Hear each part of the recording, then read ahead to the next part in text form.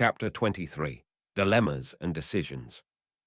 Chapter text. Hermione walked into the kitchen, where her mother sat drinking a cup of tea and reading the morning paper. The young witch held two letters and the morning edition of the Daily Prophet in her hands, biting her lower lip. She needed to talk to someone. Ron would not understand. Harry was not reachable without hassle, and her father was at work, so only her mother was available. Not that she would hesitate to speak to her mother about her problems, at least not everyday normal girl problems, but what to make of her recently discovered magical ancestry in light of the current political climate in the wizarding part of Britain was different.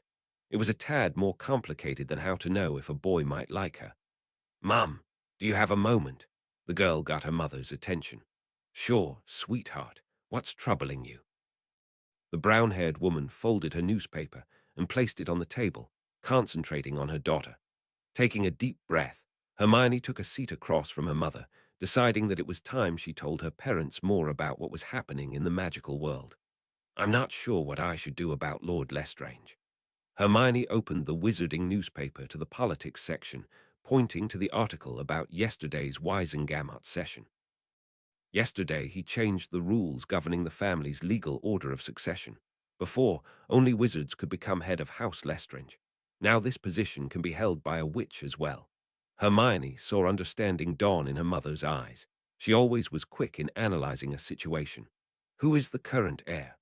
The Muggle woman wanted to know, tucking a strand of curly brown hair behind her ear, out of her face. "No one," answered Hermione, getting a questioning gaze from her mother. "Both his sons are currently residing in Azkaban, the wizarding prison, and their sentence was for life. So you think he might make you the heiress?" The older woman concentrated on the important part, her intense eyes focused on the still worried Hermione. For this sort of practicality, Hermione loved her mother. Her father was more like her in wanting to know every detail, obsessing over the small parts. Her mother disregarded large parts that were not of immediate importance, like why the sons of Lord Lestrange were in prison. It did not pertain to Hermione's worries about what she should do about the situation, or so it seemed at least, so she concentrated on the more central points of the question.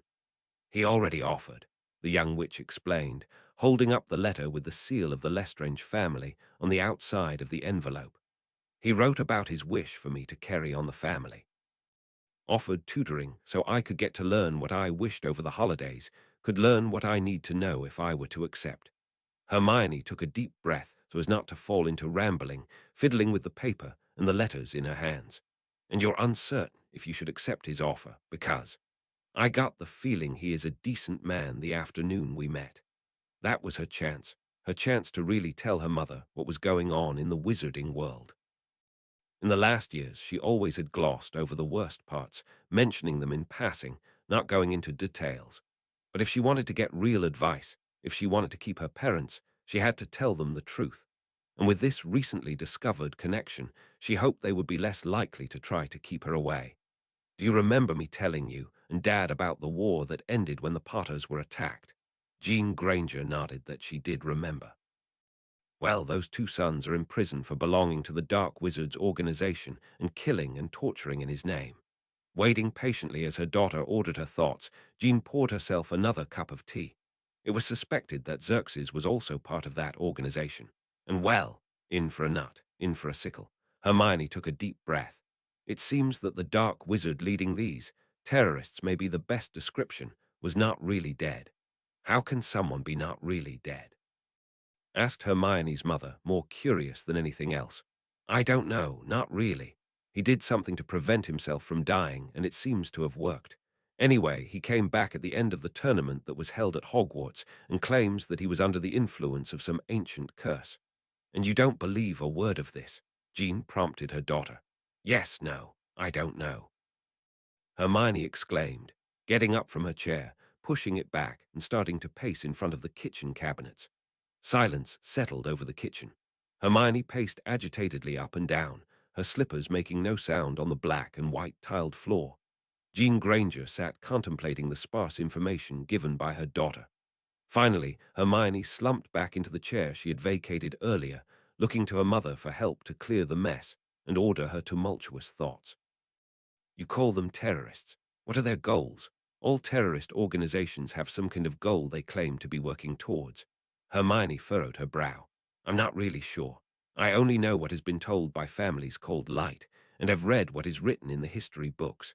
But as all history is written by the winner, and the light side one, I would speculate that I only have a biased view. As her mother stayed silent, Hermione continued to voice her thoughts on the topic, listing the few facts she had. They supposedly want to get rid of the so-called Muggle-born, preserving the old traditions, practicing what is called dark magic. Some of the older families, like the Lestranges, are claimed to be dark, whatever that term even means. A quirked eyebrow urged her to continue. I tried to look up the definition, but all I could find looked like it is just a label attached to anything that the ministry or some other influential party does not want to be used anymore. I couldn't even find a comprehensive list of supposedly dark magic. This feels a lot like censorship, and I do not like this at all. Hermione saw the fond smile of her mother, clearly remembering that one time when one overeager mother had tried to ban several classics from the school library because she thought them to be inappropriate for children to read. Hermione had gathered what support she could and organized a collection of signatures, banners, and posters to hang around the school, even a small rally in front of the school library to halt what she had called censorship. And well, loss of tradition is a problem all around the world, I guess, so I could understand that, and I detest censorship. She chewed on her lower lip. Harry was adopted by Lord Slytherin. I told you about that, right? Hermione glanced at her mother, who nodded, before looking down to the letters again. That's the man who was the one leading the Death Eaters, the terrorist organization, but he was declared not responsible for all the crimes that were committed before Harry defeated him in 81. I'm just so confused, Mum. Hermione let her head drop into her hands, her bushy locks falling haphazardly around her head and onto the table. Harry didn't know a thing about his responsibilities as the last Potter, about his seat in the Wisengamot. Mr. Black had no trial, even if Albus Dumbledore as Chief Warlock would have had to make sure he would get one. Why would those that are supposed to be the good ones do such a thing? And Harry wrote to me that Lord Slytherin is working against the nasty laws regarding werewolves that are in effect right now. Why would he do that? Why would he offer to introduce me to Lord Lestrange if he truly was evil? Desperation in her voice, Hermione looked up to her mother, who had her thinking face firmly in place. Xerxes knows about your view on the world, Hermione nodded. So he offered you the chance to become the next head of house despite you having grown up in the Muggle world. The girl nodded again, her curls bouncing around her. And as a head of house you would get to sit on this, Wisengamot, decide on the laws. Hermione nodded again and started to see where her mother was going. And act as a judge in court. You think I should accept this chance and then make change happen from within? I propose that you try to get more information from another source. You admit that your information is most likely biased, and I know that you are a capable researcher. So I guess you need to find another source of information. Xerxes can be that, and I think your dad would be only too happy to get to know his uncle better. Don't you think? Nodding happily, jumping up from her chair, bending over the table to give her mother a peck on her cheek, Hermione grabbed her letters and the paper, dashing from the kitchen into her room. Now she knew what she would do. She would write Xerxes. He had insisted on being called Uncle Xerxes by them all to state her wish to get to know him better and to learn more so she could decide if she felt up to the responsibility of being heiress. She thought it a clever way to get more information without committing to something she might not want in the end, and she would write a long letter to Harry. He had complained about dancing lessons in one of his last letters. Maybe he would tolerate them better if she would be taking part in them. She had gone to a summer course on dancing before fourth year, but dancing in the wizarding world probably was a little different. Also, she needed to see more of how Harry was with his new guardian, needed to see if he was being treated right. Getting out a new piece of parchment, she started to make drafts for her 2 letters. Ooh-oh, in the kitchen, Jean Granger drained her cup of tea. She remembered the long discussions she and her husband had had after Hermione had gone off to a school somewhere to learn about magic. Smiling at the thought that Hermione still did not know how much information her parents had been given by the deputy headmistress, She reiterated the conclusion they had reached after the incident with the petrification in her second year. She was a witch, and nothing would change this. She had found friends, a first for their daughter. Keeping her from her world, however dangerous it might be, would do no good, because those dangers were likely to follow her. After all, those dangers surrounded them all. Not being able to see them did not change that. They had learned about the prejudice of the wizarding world, the dangerous things that happened at the school, but they had decided to support their daughter and accept her wish to keep them ignorant about the dangers they could do nothing about. It seemed they had been right. The dangers would follow their daughter, but it seemed that she might be able to come into a position to create real change. That thought made her smile. Hermione was such a determined girl if a topic caught her interest, and there was nothing she was more interested in than fairness, equal rights, and opportunities for all. The wizarding world would not know what was happening if she should decide to take up the mantle of heiress. Uwu standing awkwardly in the reception room of Knot House, 3 teenagers waited for their potions instructor. Draco had to try hard not to fidget or tug at the hems of the sleeves of his sturdy robes. His mother had insisted he wear something sturdy enough to wander through the woods, and not his favorite summer robes of linen and silk. So now he was wearing robes of cotton twill in a nondescript brown color. He was not really happy with that, but after he had stepped out of the flue, finding the other 2 already waiting with robes of much the same material, he had felt better. But now Potter, no, Slytherin, ignored him in favor of talking with Theo about Aiden and his new tutor. It was infuriating. How could he manage to become a friend to the Dark Lord's heir if he was not even speaking with him? Taking a few steps, so he was standing next to Potter, no, Slytherin. In his moss-green robes and Theo in his dark blue ones, Draco tried to integrate himself into the conversation. He had just opened his mouth to add a comment about being homeschooled for the basics like reading and writing, as the boy with his messy black hair turned so his back was to Draco and didn't even try to let it look accidental. The blonde teen was getting frustrated. His father had told him to get closer to the Potter boy, to become his friend and guide.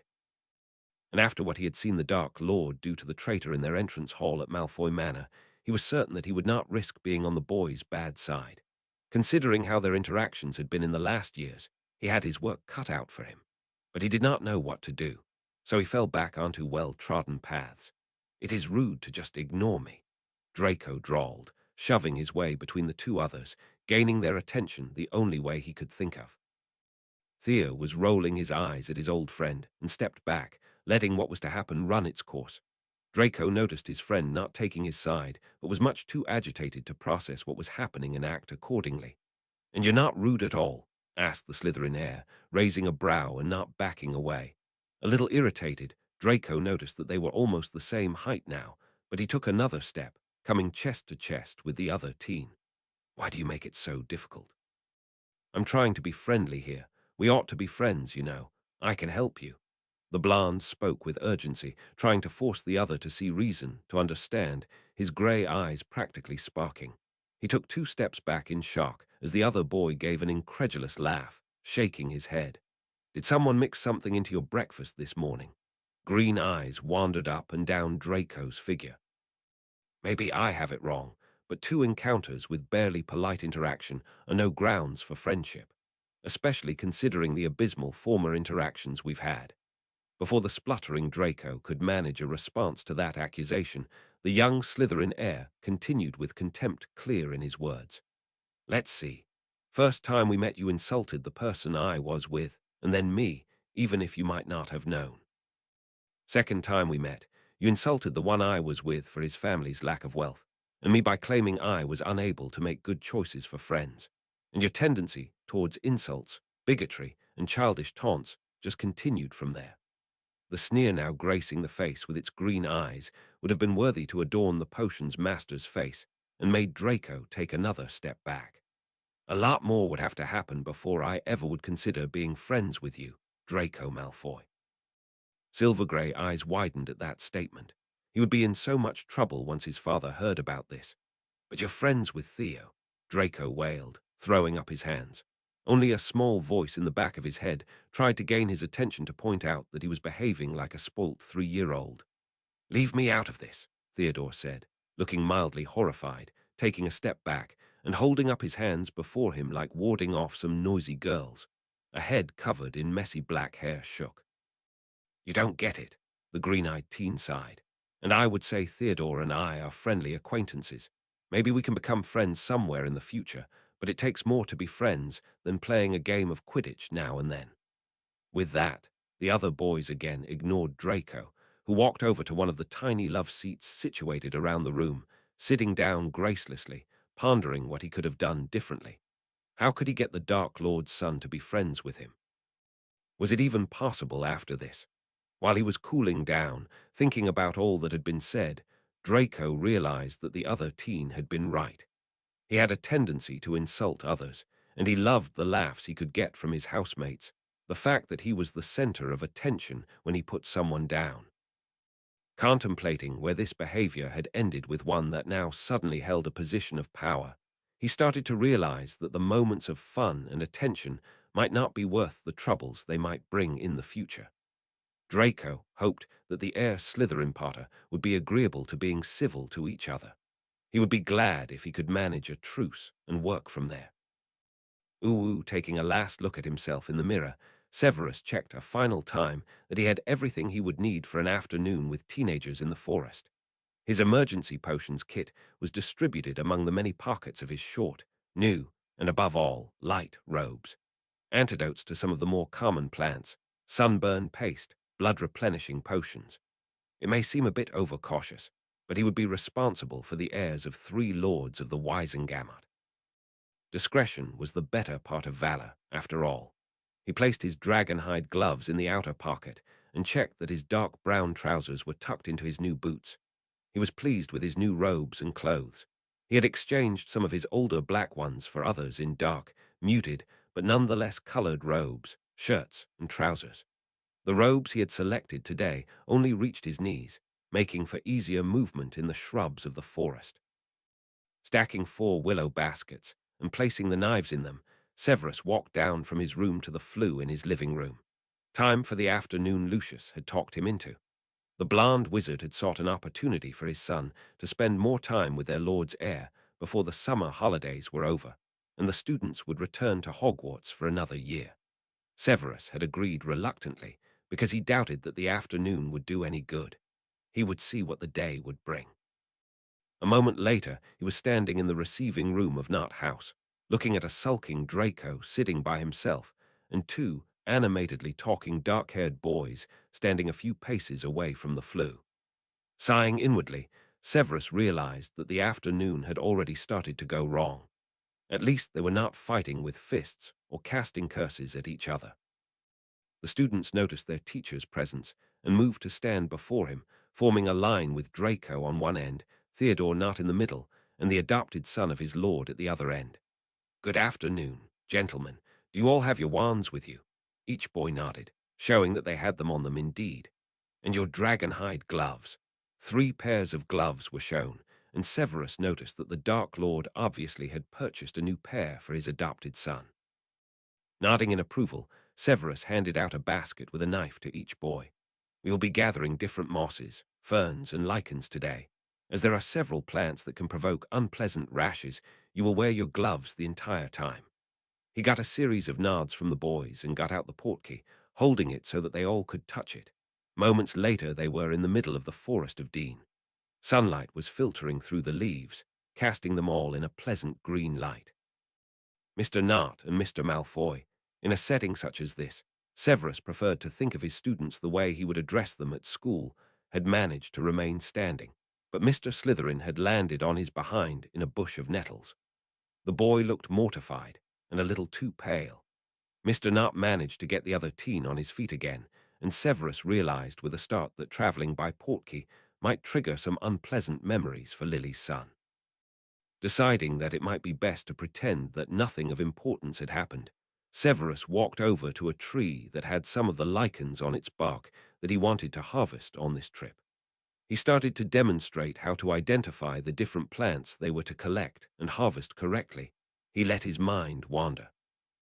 Henry Slytherin Potter.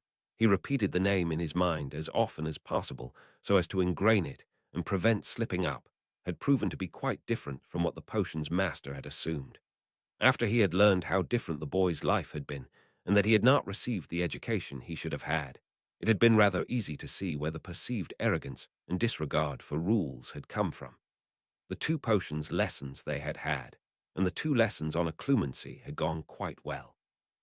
The teenager paid attention, asked intelligent questions, considering his lack of knowledge through no fault of his own, and worked well with adequate instruction. Yesterday, they had had their second occlumency lesson, putting into practice what they had studied in the first lesson. Severus had guided his student in a meditation, a variant concentrating on filling the boy's mind with the images of a repetitive task, combined with a calming breathing pattern. It had surprised the dour man that the young wizard had selected the weeding of a garden and the tending of plants as the images. Despite his surprise, he had to concede that the selected method was suitable for the active mind of a Gryffindor who tended to wear his heart on his sleeve. All boys had now demonstrated that they had understood how they were supposed to collect the ingredients, and Severus returned his full concentration to his students once more. We will split into two groups. Catching a pleading look from Draco, Severus reconsidered the pairing he'd had in mind. Mr. Nut, you and Mr. Slytherin will go together, stay in viewing distance of each other, and be back here before it goes completely dark. Mr. Malfoy will come with me. Dark eyes looked between the students before him. Any more questions? No, sir, was the reply in 3 different voices. Good, nodded the professor. Before you go off, let me cast an insect-repelling charm on all of us. I do not wish for you to pick up ticks or get pestered by gnats. He cast the handy charm he had learned after Lily had found it one summer over each of them, and with this they parted ways. Severus and the blonde teen walked in silence over the leaf-covered ground, listening to the fading voices of the 2 other teens speaking to each other, trying to agree on a direction to walk in. They now had been gathering for almost an hour, and Draco had kept throwing glances at him whenever he thought that the teacher was not looking. Severus was quietly amused by this, but kept his mouth shut. Whenever Draco was ready, he would speak his mind, and until that time, Severus would enjoy the quiet and tranquil atmosphere, the little insects flying through sunbeams, and the birds singing from somewhere up in the trees. Sir, might I ask you a question? An embarrassed teen asked of his teacher, fiddling with his knife, cutting some fern close to the ground. I'm here to teach you, Mr. Malfoy. This includes answering all questions you might have about the subject you are here to learn. Judging by the tone and the time it had taken the youth to come out with it, Severus doubted that the question had anything to do with the gathering of potion ingredients, but he was not inclined to make it any easier on Draco. The question I need your help with, sir, is more one I would ask of my head of house. Succeeding in getting the fern cut, Draco stored it in the basket, already filled with several other fern stems, before he got up from the ground and looked at the head of House Slytherin at Hogwarts.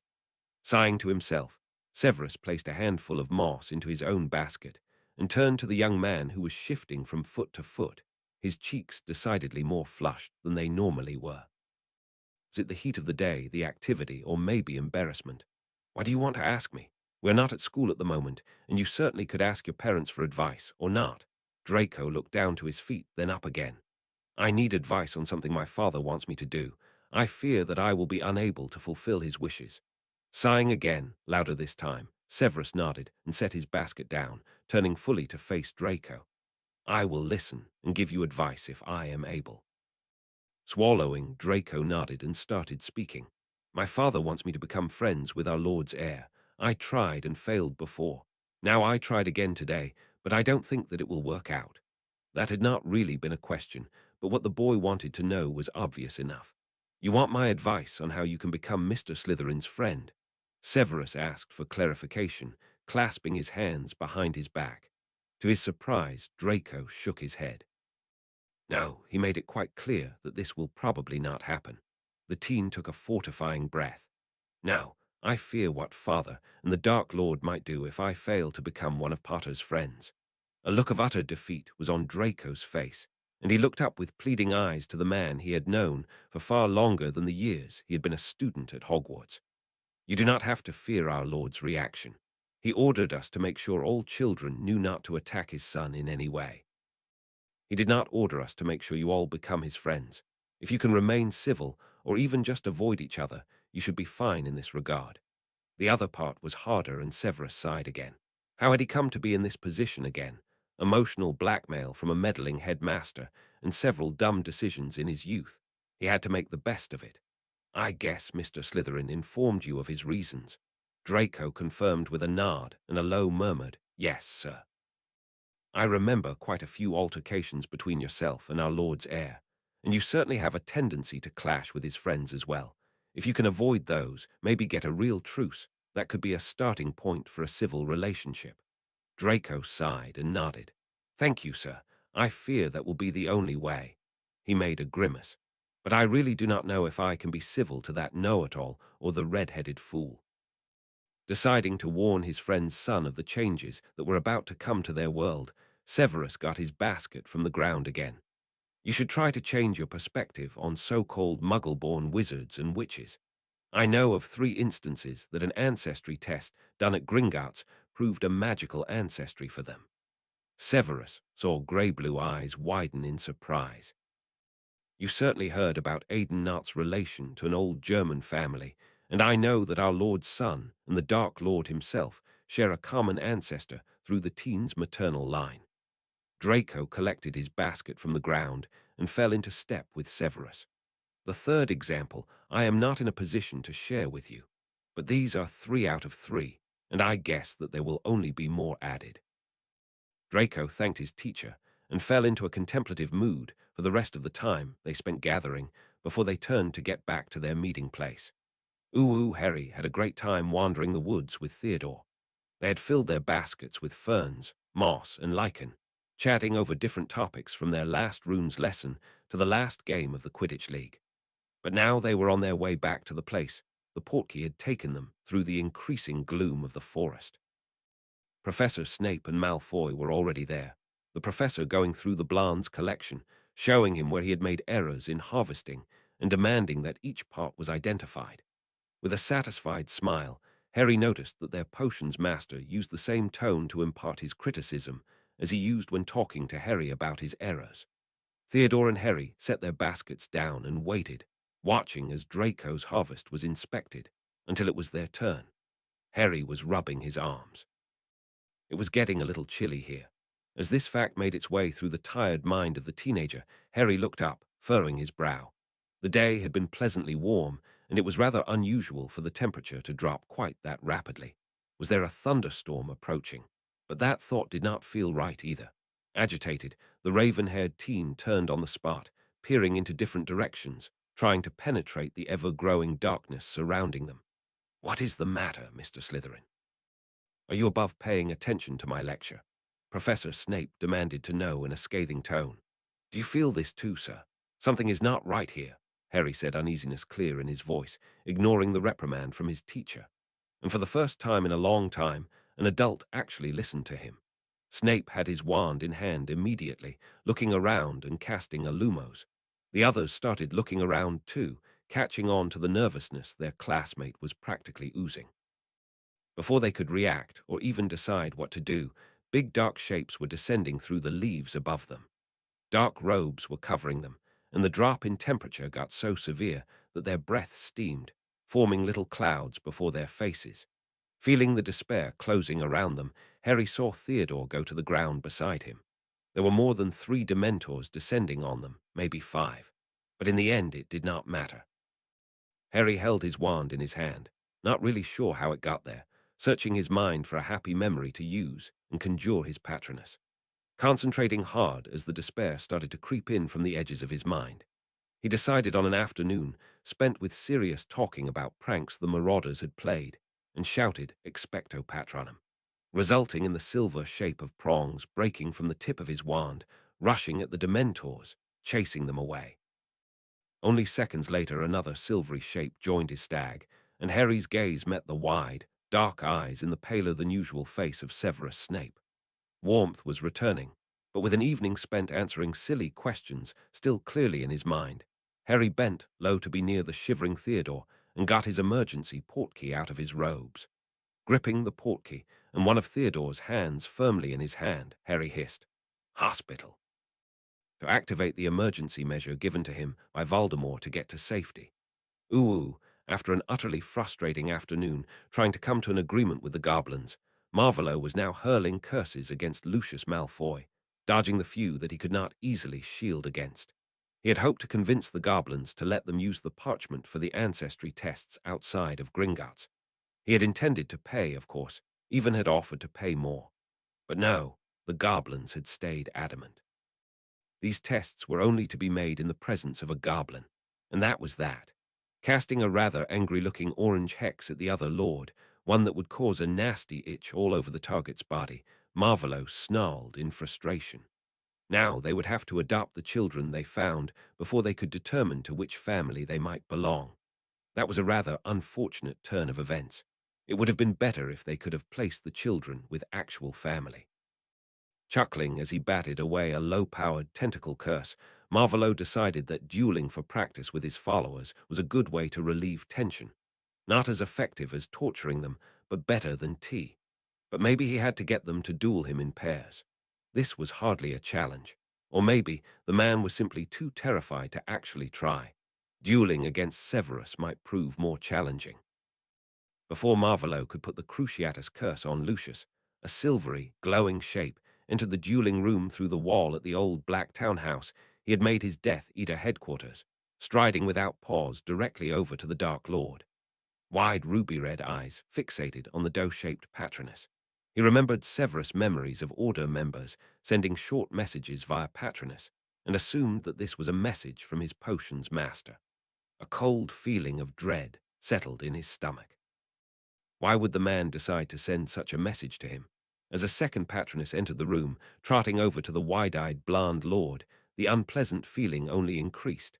We were attacked by dementors. All boys are mostly unharmed. We are at St. Mungo's. Severus' impassive voice told him before the patroness vanished after it had finished its mission. Red and blue eyes met across the room. Go home, change, and fetch your wife. We will see us at the hospital. Not waiting for a reaction from the other man, Marvolo spun on the spot, apparating through his own wards to the reception room of Griffin House, calling for his elf. Henbane. The elf popped into the room, bowed, and waited for his orders. Get me a fresh set of robes. Marvolo already started getting out of his tight-fitting dueling robes that were scorched in some places, covered with some slime, and stained with sweat. He cast a freshening charm on himself, getting rid of the evidence of the past 2 hours. He had just finished as Henbane popped back in, placing a set of green linen robes on a love seat and vanishing again, taking the dirty robes with him. Not wanting to lose more time, since his heir was maybe injured and in danger, why would Dementors be in the Forest of Dean? Marvolo apparated directly into the entrance hall of the best wizarding hospital Britain had to offer. Healer in training Augustus Pye had been up since the early hours of the day and quite happy that the end of his shift was drawing near. He hoped for a quiet end to the shift so he could drink another cup of the awful coffee in the staff room and read the latest issue of Healing Today. As the alarm started in the staff room, Augustus knew it was not to happen. Sighing, he got up and abandoned his cup to get cold as he rushed to the reception area. Someone had arrived by emergency portkey. Those usually were hard cases. Potions masters working in research and regularly having accidents. Those working with the dangerous plants or animals. Those were his favorites. Always something new to learn, and chronically ill patients that had a portkey for when their condition became worse. As he reached the arrival zone only seconds later, he spotted 2 bodies hunched on the floor, teenagers probably, and added rich and paranoid lords and their heirs to the list. Judging by the green flashing light over the 2, at least one private healer had been informed. Splendid, he hated working with those entitled bastards. He was just crouching down beside the pale boys with dark hair as a crack of apparition sounded beside him, and another 2 bodies made their appearance. An adult and a child this time. He started to work at assessing the reason they had come here in this fashion. Severus sat on a padded exam table eating his last piece of chocolate, watching over his 3 charges sitting on hospital beds, eating their own chocolate bars, looking a little less pale than when they had arrived here. Greengrass was standing off to the side, with the healers from St. Mungo's speaking about the documentation of the after-effects of the run-in, with the Dementors. It had been 10 minutes since Severus had cast the Patronus charm 3 times to inform the fathers of the 3 boys. He had done so in full view of the hospital staff to make sure that there was no doubt over how the parents had been informed. No need to stir rumors about the continued existence of the Death Eaters. It had not been common knowledge, but enough Aurors had known that the Dark Mark could be used to call the Dark Lord. Now there was no doubt he had used one of the few truly light spells to deliver the message. The Dark Lord was the first of the fathers to arrive. The man stormed into the small, curtained space, only stopping briefly to orientate himself before hurrying to his son's side. Severus watched as the boy raised his head and looked at the worried face of Lord Slytherin, watched as surprise briefly flashed in those green eyes. Knowing that a report from him was required, Severus got up from his resting place and walked over past the other 2 beds. "Are you well?" Severus heard his lord ask of his heir. He quickly repressed his urge to raise a surprised brow. There was true worry in that voice. Even with all that he had seen since the Dark Lord's return to sanity, he would never have thought that the man was capable of true worry for another being. But maybe it was the worry over the prospect of losing his heir, and therefore his claim to the lordship, and not true concern for Lily's son. Either way, it was more concern and caring than the boy had experienced up till now. "I am. But I wonder what they were doing there. Eat your chocolate while I speak with your teacher." Meeting the blue eyes, the glamour the Dark Lord wore when he was in public, Severus felt the probe against his shields. The probe was light, almost gentle, not at all like he had learned to expect before his lord's fall. He lowered his defenses and projected a picture of him bowing low, his robes pooling on the floor for his lord to see. "What happened, Master Snape?" So now he had to play the role of private tutor and potion supplier of the Slytherin family. What was another role to add to his mix? As we gathered again to assess the harvest, it was getting dark. The temperature suddenly plummeted. It was getting darker, but there was nothing to see until Dementors dropped through the canopy. "Your son cast a Patronus charm moments before me, and then we came here." His report was short and to the point. He managed to keep the horror at being near the happiness-sucking monsters out of his voice, but only barely. The memory of kneeling on the floor of his room at Spinner's End, rocking back and forth, clutching the newspaper to his chest, grieving for Lily, was still too raw for his comfort.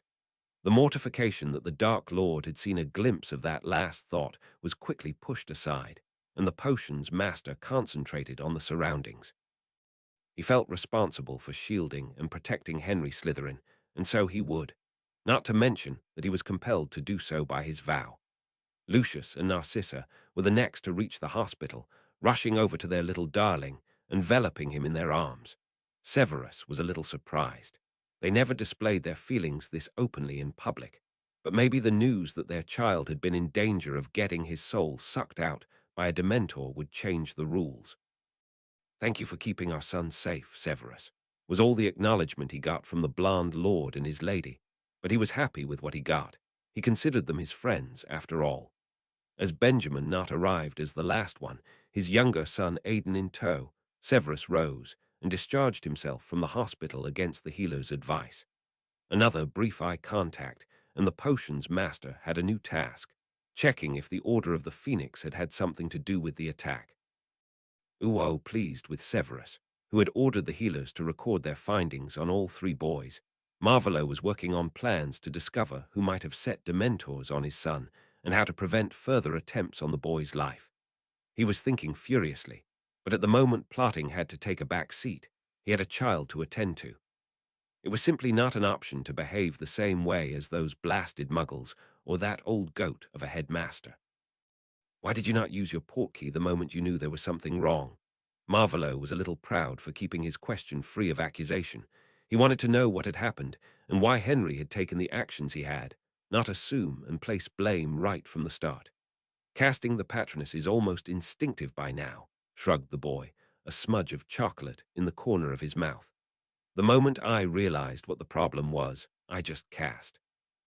Once the despair was gone, I remembered the portkey and used it to bring myself and Theodore here." Henry spoke quietly, looking down at his hands, which were twisting in the boy's lap, tugging at the hems of his sleeves.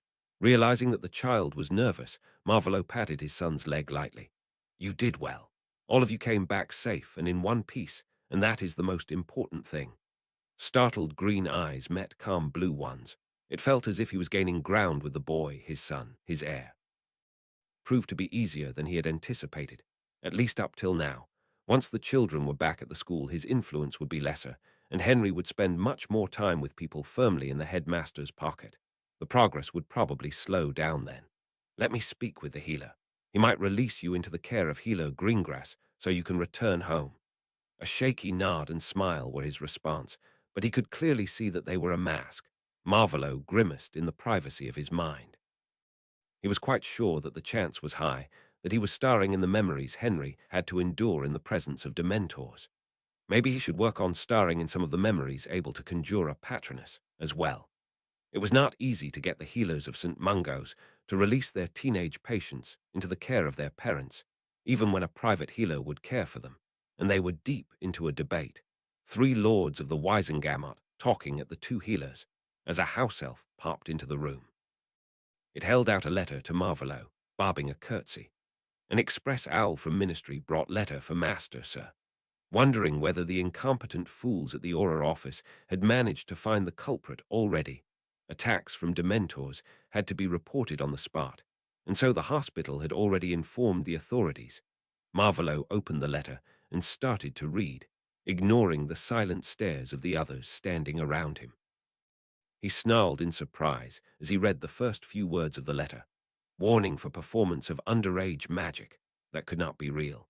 Why had he had such problems overtaking the ministry the last time he tried? The incompetence was appalling, and the resulting inconveniences were annoying. Later the same day, Harry sat at his desk in his room. A cup of hot chocolate standing by his side, he filled out a kind of form the house elves had given to him. They insisted that he decide what would be served at his birthday party. Another similar one from Sirius sat, already finished, at the side of the desk. He would have two parties this year, a thought that felt alien to him. On his birthday there would be a party at the manor, or more precisely, in the gardens around it. The invitations had gone out a few days before. All allies, and those that could maybe become allies, were invited. Well, not all. Only those that had children around Harry's own age. So he would be surrounded by mostly Slytherins, a few Ravenclaws, one or two Hufflepuffs, and Neville. As the ward of his regent, it was obligatory that he and his grandmother be invited. Harry dreaded the whole thing, even if he felt a little flattered and excited and ashamed at the prospect of getting a real big birthday party. He didn't really know what he should feel. Someone other than the Weasleys was throwing him a party, two someones in fact, as Sirius was throwing him a party as well. On the day after his birthday, but he got to invite all the people he wanted to invite. This day had started so nice, and the trip to the forest had been nice as well. Talking with Theodore, wandering through the green all around, and gathering ingredients. Draco's entitlement had only been a small blemish on the day, his relief at getting some of the frustration off his chest by telling the little prat what he thought of him. Really, the nerve of the blonde. Harry was starting to wonder if the Slytherin had any real friends at all. If he had not been so angry, he might have felt pity for the other. But the attacks by the Dementors had been the worst. Who could, send Dementors after him? Who had known that they would be there? And then the cold dread had brought his worst memory back to the surface. He had cast the Patronus before he had to experience it again. But as he got to see Voldemort at the hospital, with that odd look on his face, it had brought everything back. That was the man who had tried to kill him, who had killed his parents. And today he had stood at his bedside, worried over his well-being, patting his knee, trying to comfort him. His confusion only got worse. He had hoped that it would get easier, but now he guessed it never would. He needed to find another way to deal with it all. Ignoring the elephant in the room was not going to work much longer. Marking vanilla ice cream with strawberries and chocolate muffins as the choices for dessert, Harry finished the list for the elves, setting it to the side. Sighing, he got up and gathered the list and letter for Sirius. He would walk up to the owlery to send the letter tonight. The time until he could get back to Hogwarts could not pass fast enough. Why was it always him? In the dark, crickets making the only sound in the warm air, a white-haired man in dark blue robes covered with tiny fluttering hummingbirds stood on a path looking at a shack that was starting to crumble. It was an unassuming place, utterly unremarkable, but only for those that were not sensitive to magic. For him, the area was saturated with spells and wards, mostly to prevent muggles from coming near, but also some geared to prevent magicals from entering the property. There were some nastier wards farther in. All in all, it would cost Albus quite some time to get through it all if he wanted to prevent the intrusion from being noticed, and he wanted to stay unnoticed. Allowing himself a small, victorious smile, Albus apparated back to Hogwarts. He had found the old shack that had been the place Tom's mother had grown up and met Tom Riddle Sr. Albus had suspected that one of the Horcruxes was hidden there, and now he was happy to have discovered that he had been right. All these wards were not placed there for nothing. Thinking about when he would find the time to break those wards and get to the sole piece in its container, the headmaster walked leisurely over the grounds up to the school. And if he could find a new teacher for the post of defense professor, this day would be perfect. Chapter 24, Birthday. Chapter text. Thanks to the dreamless sleep healer Greengrass had made him take the evening before, Harry had slept long and deep. The sun had awoken him, and after a long hot shower, he now was on the way down to the kitchen and breakfast. Just as he reached the end of the stairs, he heard the voices of two men coming from the study and altered his course to see what that was about. "This is ridiculous, Cornelius," Harry heard Voldemort say, clearly irritated. "But you can't dispute that the trace activated. The boy did cast a Patronus charm in the middle of a forest frequented by muggles," the whiny voice of Minister Fudge answered. Harry silently crept closer, keeping to the wall. This was about the attack yesterday, and he needed to know what was going on. "I do not dispute this, but I have proof from the healers at St. Mungo's that Henry and the others were exposed to Dementors." A heavy silence filled the next moments, and Harry tried to move even more silently while he found a place in the hall not easily seen from the study, but with a good view of the hall. It is outrageous to claim such a thing. Harry felt rage grow inside him at the spluttering denial of the Minister of Magic. There had been Dementors. They had been attacked. How could the minister claim that he was lying, that they all were lying? Even if he had not said it in that many words, he had implied that it was impossible for Dementors to have been there. Even if 3 teenagers and 1 potions, Master had erred and imagined the presence of Dementors in the Forest of Dean. And I maintain the claim that there indeed were Dementors present. The decree for the reasonable restriction of underage sorcery clearly states some conditions under which it is perfectly acceptable for an underage wizard to perform magic. Harry wished he could see the faces of the 2 wizards speaking with each other. With all his confusion over Voldemort and his motives, it would be really helpful to know what the man thought about the happenings of yesterday afternoon. "Well," Fudge sounded really unhappy with the whole situation, "there are those that think the boy is only doing such things to get attention." "I'm not one of them," the minister suddenly added in a frantic tone, and Harry thought that Voldemort must have sent one of his glares at the man. "But I have to work with them. It is not so easy. Oh, don't look at me this way." Harry heard steps on wooden floor, like someone was pacing. Voldemort sighed. "I'm pretty sure that the Dementors are still under ministry control. Am I right?"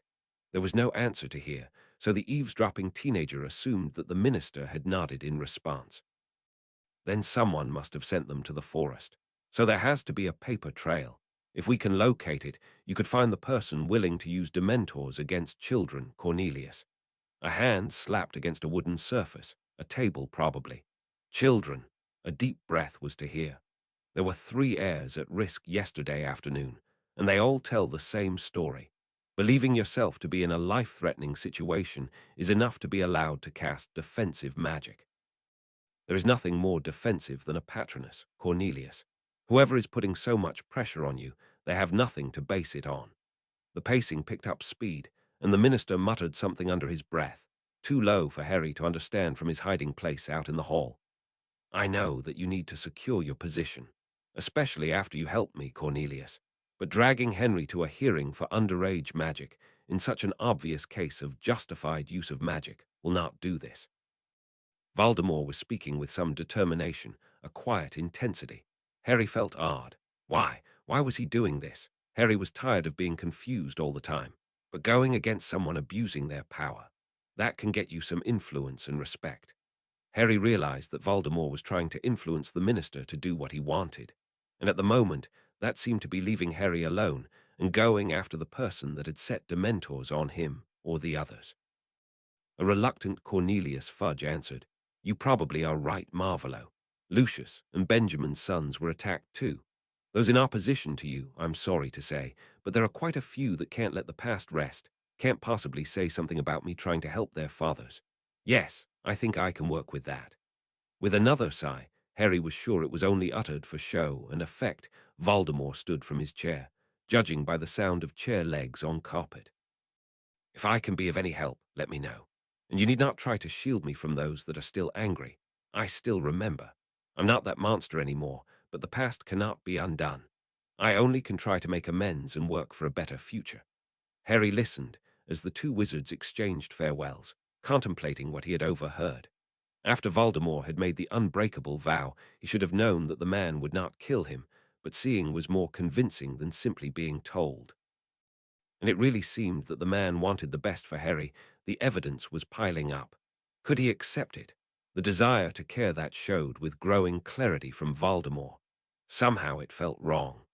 Uwu Marvolo felt Henry come close enough to the study to listen to his meeting with the minister. He had added proximity wards to the study a few days ago, as the attractive young wizard was of the opinion that his son had the right to know what the ministry had tried to do with the warning for underage magic, and was sure that Fudge would transform into a clam and disappear if he should learn of Henry's presence. He kept silent. A few moments later, he escorted the minister back to the flue and watched him vanish in the green flames. The man's tendency to bowler hats in eye-watering colors was something he probably would never understand. Meeting Henry in the hall on the way to the kitchen, he smiled at the teen wearing a light blue robe over black trousers and a dark blue shirt. It seemed as if the sleeves and the trouser legs were getting a little short. "We will need to get you some more clothes. Those are getting too short." They fell into step, walking to the kitchen, Henry obviously trying to decide if he wanted to comment on what he had heard. "If I did not want you to hear, I could have met the minister at his office, or I could have put up a silencing ward." Marvolo allowed a small smile to curl his lips at the small gasp from the teen beside him. "Do you have questions, Henry?" "No, sir, or maybe." "Ask, Henry. As I have said before, you can ask. I'm not promising that I will answer all your questions, but I will not lie. Why were we attacked? And am I in trouble?" "You are not in trouble, Henry. You were totally right to cast the Patronus charm. There were no muggles present, and everyone has the right to protect himself from Dementors." Marvolo started to reassure his son about the whole underage magic situation. The boy needed the assurance that someone was on his side. He had been left to deal with such problems alone much too often. The other question was just as pressing, but not as easily answered. "And I have many enemies. Many of them are in the ministry or have connections there. Any of them could have sent Dementors after one of my known followers and the heirs of 3 known conservative or dark families. You remember what I told you at that first day?" Henry nodded, and they entered the kitchen. "There are many that would wish you, or Theodore, or Draco harm. Carry your wand and the portkey everywhere, and do not hesitate to cast whatever comes to mind to buy the time you need to use the portkey to get away. Do you understand me?" "Yes, sir," was the quiet answer from his son. They settled down at the table, each with his favorite breakfast being placed before them. Fried eggs, toast, bacon, and an apple for Henry, porridge with cream, raisins, and honey for himself. They split the newspaper and Henry started to look at his letters. The boy still got a large number of letters every day. From the different Weasley children, the young witch from Xerxes' family, and a few others. Today one of them looked much like an invitation. But Marvolo restrained his curiosity. Snooping about in his son's mail was not a move that would be conducive to his goal of gaining the child's trust. The wards he had in place around the house, in addition to those that had been here in the first place, made sure nothing dangerous could get in. "Sir." Marvolo looked up from the article reporting about a small theatre starting near Diagon Alley to look over to his son. "Neville, Herr Longbottom has sent me an invitation to his birthday. May I go?" There was hope and a little resentment at being forced to ask for permission in the deep green eyes. Marvolo vividly remembered those eyes full of defiance on several occasions. In the face of Lily Potter the night she died, in the face of an 11-year-old Henry fighting back over the Philosopher's Stone, and again in the graveyard only a few weeks prior. "Do you want to go?" He did not really have any objections, and encouraging connections and interactions with known light families would throw the old meddler a little off the trail, keeping him distracted. Granting a wish to Henry had the added benefit of casting a positive light on himself, something he really could use now and then. "Yes, I do, sir." "Then you will go. What do you want to give him as a gift? As we are speaking of this, what do you want for your birthday?" And moments later, they were deep in birthday celebration preparations. Henry was a little flustered by the idea that all of Marvolo's people, the man avoided calling them that outright, or using the correct term of followers, or Death Eaters, in front of his son, even though both of them knew that this was what they were, would want to get him some kind of gift. And as the teenager did not know what to wish for, they delayed that decision for another day. Severus walked up to the Order's headquarters, late and not caring one bit. Yesterday, after he had informed the headmaster of the attack on his students, a meeting of the Order had been scheduled for the next morning. He had been glad, as it had given him the time for a long hot bath and several cups of hot chocolate. Now the horror of encountering the Dementors and all the bad memories they had stirred up from the depths of his mind had receded, and he was calm again. The potion's master reflected about what the goal of this day was and wondered again at how much everything had changed. He stepped through the door and heard the muffled voices of the others from down the corridor. Seemed he was the last to arrive. But that was what he had expected, as he had decided to make a short detour and stop at the graves of Lily and James Potter. Severus had hoped going there, for the first time, would help him come to a decision regarding the memory the Dark Lord had given him. It had not. He still did not know if he would be better off viewing it or not viewing it. Locking these thoughts away behind his shields, Severus reached for the doorknob and twisted it to gain entry into the meeting room they had used the last few times. Upon his entering the room, all quiet conversations died quickly, and all eyes locked on him. There were a few new faces in the crowd around the table, and all the old faces were there as well. "Severus, my boy, I feared that you might not be able to come." "How are you?" An overly concerned-looking Albus asked from his place at the head of the table, gesturing for him to take the last open seat between Miss Tonks and someone Severus assumed was another Aura. So Severus walked around the table, getting a good look at all the people present. Augusta Longbottom was there, the older Weasley's mad eye, with his eyes, both of them, following the potion's master on his way, Mundungus, and even the werewolf was there. Thankfully, though, the mutt was missing. "I am well enough, headmaster. I just took the time I needed to counter the effects of close proximity to 5 Dementors."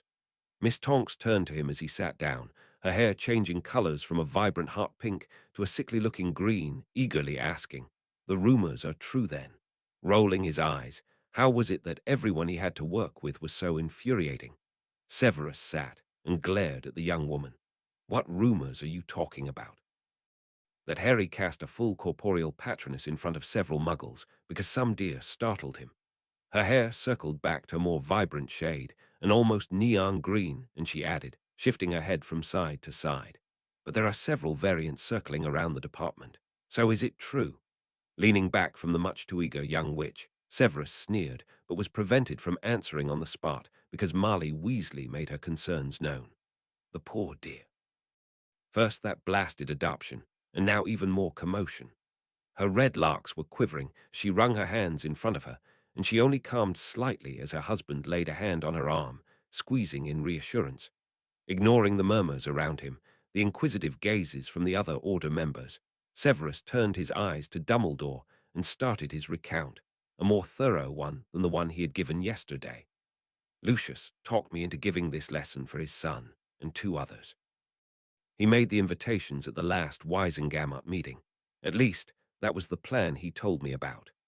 A glass with water was placed before him by Marley in her usual mothering way that no one was safe from. Whoever sent those Dementors probably got our location from the portkey office. As I did not want to apparate with more than 2 passengers, I insisted that Lucius would get one. Should be easy enough asking who wanted to see those forms. Moody drawled, and those working in one of the various ministry departments nodded in agreement. And they intended to kill all of us. They could not have known that Potter is capable of casting a full corporeal patronus, and the superstition that dark wizards are unable to produce one is widely believed. The potions master sneered over calling himself a dark wizard and dared the others to protest that they did not think of him as such, but no one took the bait. It was not easy this far away from the headmaster, but Severus was reasonably sure the man was trying to ascertain if he could use this in some way to gain something. The potions master felt disbelief spreading in his guts, the worry he saw in the faces around him. Most were not really worried about the children that had been in danger yesterday. They worried over other things. Many were contemplating other concerns. Who kept it from the paper? Kingsley wanted to know, and a small side discussion started that was quickly squashed by the headmaster. How did Tom react to the attack? Asked the headmaster and leader of the order before the meeting could take off on another tangent. He came to the hospital as soon as I informed him. He showed concern and care, as I would expect from any parent. Severus relayed his observation. Unbelieving faces and a few snorts answered, and the dark-eyed man could not resist rolling his eyes.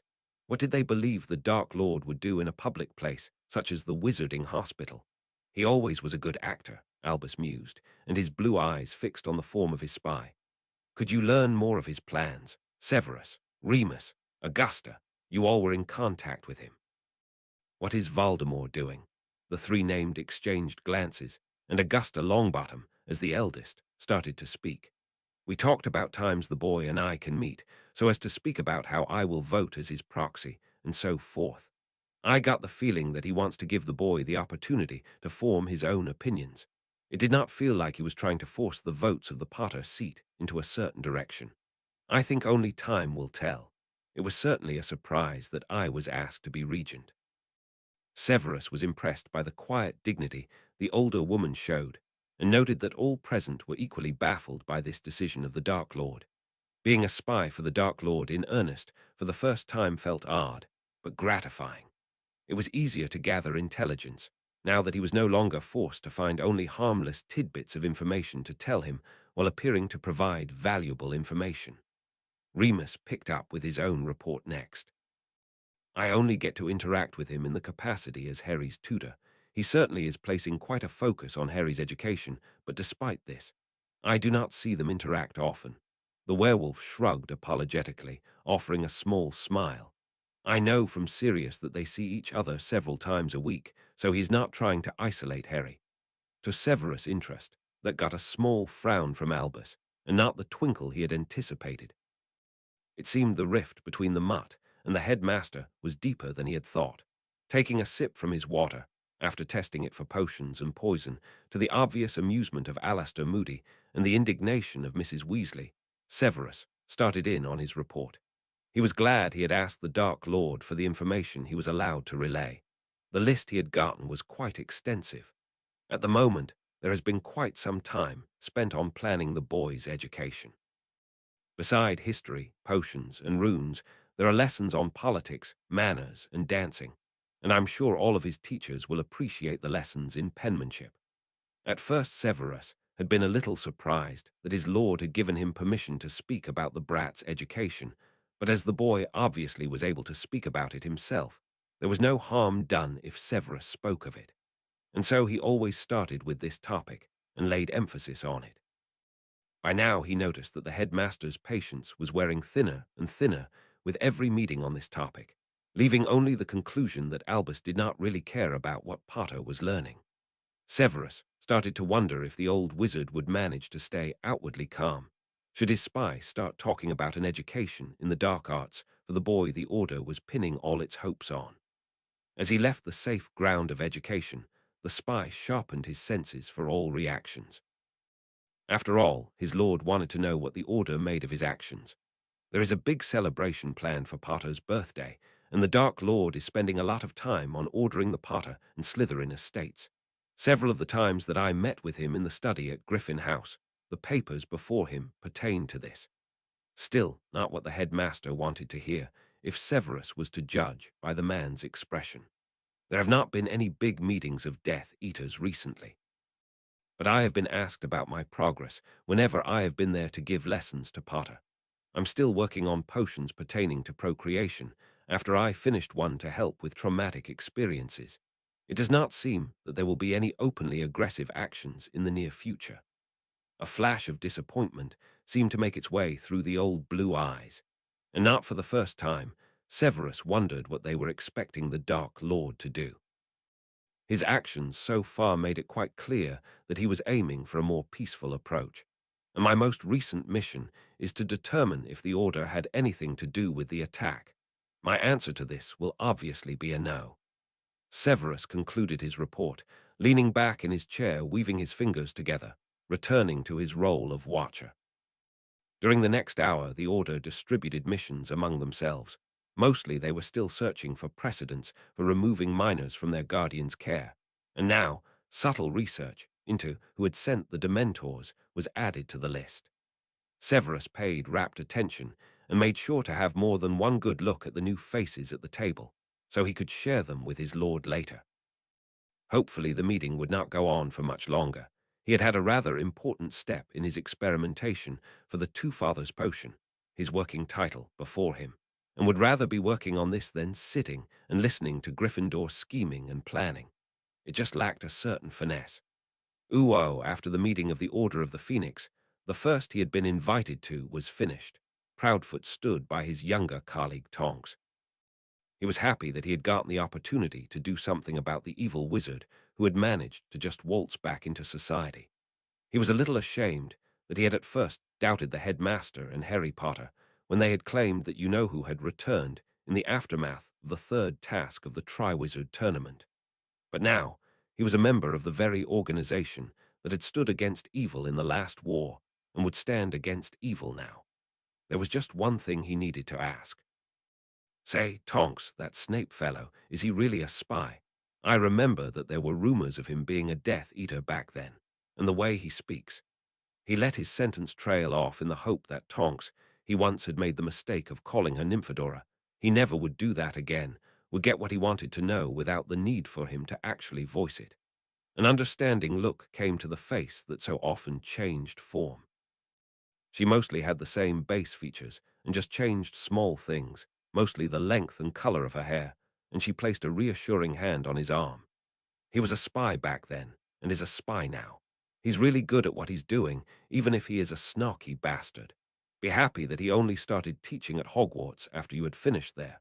I needed to take my Newt for potions at the ministry because I couldn't learn what I needed in his classes. He is not a good teacher. I heard that he only returned to the Death Eaters this time because Dumbledore asked him to. That last bit was added in a conspiratorial whisper, and the older Aura felt better. He knew a dark wizard when he saw one, but it probably was impossible for a light wizard to be a spy in the Death Eaters. They left together, speaking about the newest office gossip, leaving the uncomfortable questions of who had tried to murder 3 teenagers behind. In his most Muggle clothes, Harry was standing in a nice room somewhere in Muggle London.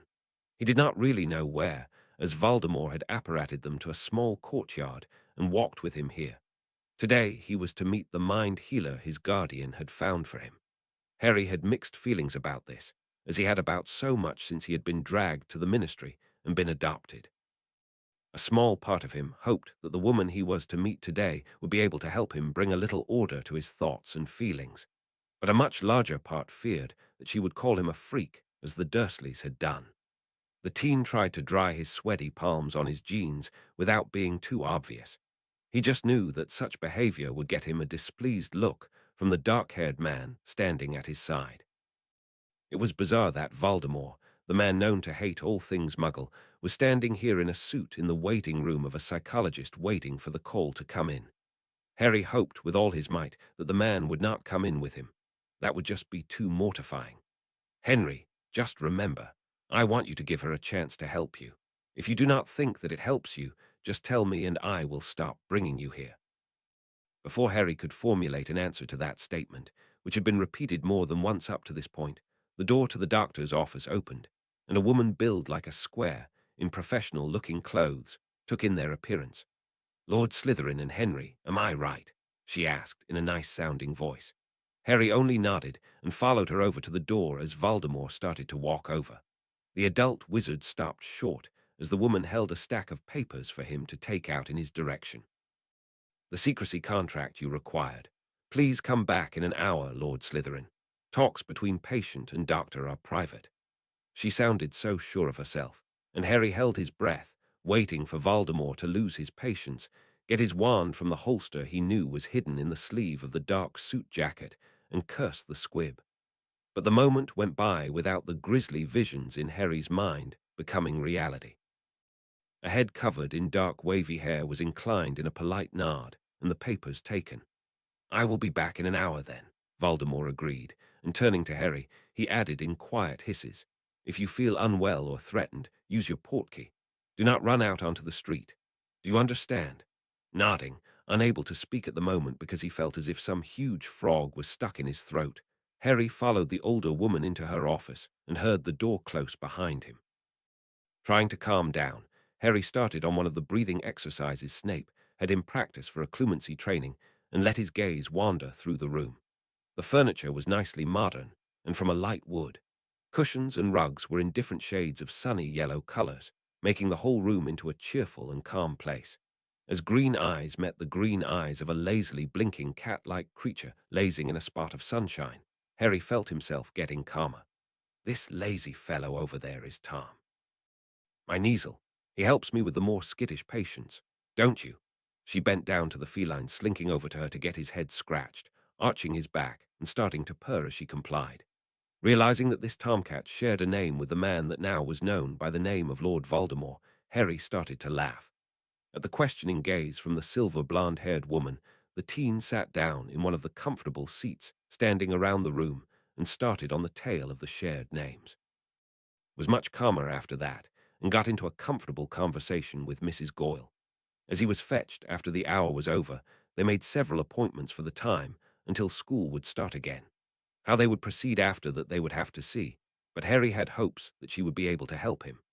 Uo Charisma started a new file after her newest patient had left with the man her nephew was bound to. She was most curious if she would manage to get the man to agree to start therapy of his own. She just knew that he needed help, but equally certain was that you could not force anyone to start therapy who did not want to. And in some cases, such as this one, trying to do so could get the trouble really started. So for the moment she concentrated on the young boy the Dark Lord had brought to her for help. Harry was a nice boy, cheerful and polite on the surface, with carefully hidden depths and wounds under the mask he was wearing. She only got glimpses during the 1 hour they had sat in her office, chatting and petting Tom, who kept changing between sitting with one or the other, almost as if he were sampling their abilities and trying to decide who made the better place to sleep. At the moment, Harry, as he insisted she call him, needed help to cope with his current circumstances, living with the man that had killed his parents, but who had promised not to kill him. She quickly had realized that the images Harry had of the man, both from before he had been adopted and after he had started living with the man, did not match in any way. After some careful questions, she learned that he did not even look the same. So she suggested that the teenager find two different names for the seemingly different persons, so he could keep what he knew better separated and could compare easier. Because, she reasoned, it was entirely possible that the man had changed as much as it did appear. Harry had thought about this idea and agreed that it might help him. After all, neither of them could disprove the claim that he had been affected by a curse that had been lifted, as his previous body had been destroyed. Charisma was happy that she had kept in contact with the wizarding world, even after she had left to find her calling in the Muggle world. If she had not, she might not have been able even to try to help this remarkable young man. Shortly before they expected Lord Slytherin to be back, Harry had told her that he wasn't sure that he would be able to talk about the things that were causing him problems, and she had promised to offer him different ways to express his feelings. She was thinking about getting him to express what was troubling him with art. She was going to get some clay and paint, unsure if he would prefer painting or sculpting. All in all, it had been a promising start. There were years of work before them, but she was confident that she could help him work on his problems. Uwu clutching the book wrapped in fine silk to his chest, Harry stopped spinning and stepped out of the flue in Longbottom manner. It was the afternoon of Neville's birthday, and Harry had just made his way here to celebrate it. A beaming Neville, in nice robes in earthen tones, stood in front of the flue in the reception room and stepped forward to greet his friend. Stumbling a little through the still unfamiliar words of the formal greeting, Harry bowed and offered the present he had brought to the other boy. "I hope you like it. We went yesterday to find it," Harry added by way of explanation. And in fact, he and Marvolo, the name he had decided to use in his mind for the after version of his guardian, had been to Diagon Alley yesterday, or more accurately, Nocturne Alley. The older wizard had placed strong charms on them to change their appearances, and they had strolled from shop to shop. Harry had not known how many little shops selling second-hand goods there were in the dingy street. Marvolo had cautioned Harry not to touch anything before he had checked it for curses and similar dangers, and the teenager had complied. Harry was almost sure that some of the shop owners had recognized the man by the way they had acted once they were inside. But Marvolo had ignored them, only asking for books about plants, as that was what Harry wanted to get for Neville. Originally, he had wanted to go to Flourish and Blart's, but Marvolo had suggested getting a one-of-a-kind book, like a personal research journal or something of that kind, and so they had ended up in the street the Weasley children were forbidden ever to enter. Seeing the beaming smile getting ever bigger on Neville's face, Harry was glad he had accepted the idea. "Oh, that is wonderful, Harry," exclaimed the portly Gryffindor. "This is a journal on experimental breeding of magical plants. Where did you find this?" Smiling at his eager friend, Harry shrugged. "We went through some second-hand shops. I thought something like this was more interesting, and I didn't really know what books you already own." After that, the afternoon went as Harry had thought it would. They had tea and cake with Neville's gran and some old distant relatives. The infamous Uncle Algy was one of them. It was rather stuffy, and neither boy felt entirely comfortable sitting at the table, listening to talk about aching joints and the best charms to clean shoes. Thankfully, soon enough they were allowed to excuse themselves, and Neville led Harry out to the greenhouses to show him his plants. Wandering from one patch of bright flowering plants to the other, Harry watched his friend gathering the courage to ask him something. "You really did not know that you were the heir to the Potter family?" he finally asked, continuing the conversation they had started at the Malfoys' summer party. "I didn't even know that magic is real, or how my parents died. I knew nothing before I got my Hogwarts letter, and even then I wasn't told that I would have to learn so much to become Lord Potter once I was of age." Harry had to snort in the face of the astonished and wide-eyed stare from the other boy. "But why?" was the dumbfounded question Neville got out after several tries. Walking the few steps over to a bench and sitting down, Harry thought about what he wanted to tell the other. He was in a similar position as Harry's, without parents to care for him, heir to a family. Out of all those in his year, Neville was the one closest to him in the things he had experienced. "I'm not sure." "Most of this is guesswork," Harry started, and got a little nod from Neville, who sat beside him on the bench, waving away a vein away that tried to wind around his shoulder. "Before I turned 11, I think Dumbledore had promised my aunt and uncle minimal contact with wizards, and he claimed he wanted to give me a childhood out of the limelight." Picking at some flaking paint, Harry added slowly, "I kind of understand that." "Yeah, being hounded by reporters can't be fun," Neville agreed. "But why I got no lessons after I started Hogwarts, on weekends or something like that, maybe in all the holidays I stayed in the castle. I have no idea what the headmaster was thinking, and I'm not sure if he even would tell me if I asked." "And now?" Neville asked cautiously, clearly curious, but not wanting to set his friend off. Now, I have lessons around the clock, or at least that's the way it feels." He was really surprised there hadn't been any lessons before. "Not even dueling. I think that made him pause the most. After all, he thought the headmaster would think me the best bet to defeat him for good." Harry shrugged and shifted the topic from him over to Neville's own lessons. The rest of the afternoon they were sitting in the greenhouse, talking about some of the more embarrassing lessons in dancing and manners Neville had had. Harry talking about his penmanship lessons from Theodore, and the one disastrous lesson from the elderly witch, and the way Marvolo had chastened her before he made her leave. In the evening, Harry left by Floo, happy in the knowledge that he would not lose this friendship, even with the Lord of Slytherin as his adoptive father. He felt lighter. But in the back of his mind, there was the question wandering around whether Dumbledore knew or suspected that he was a Horcrux and had planned to kill him at some point, and therefore had not seen any use in educating him. It was not a comfortable thought, not at all. Uwu the next morning was Harry's own birthday. After waking when the sun had wandered around enough to shine into his eyes, Harry lay on his back looking up to the ceiling, contemplating what had changed in the few weeks he was now staying with Marvolo.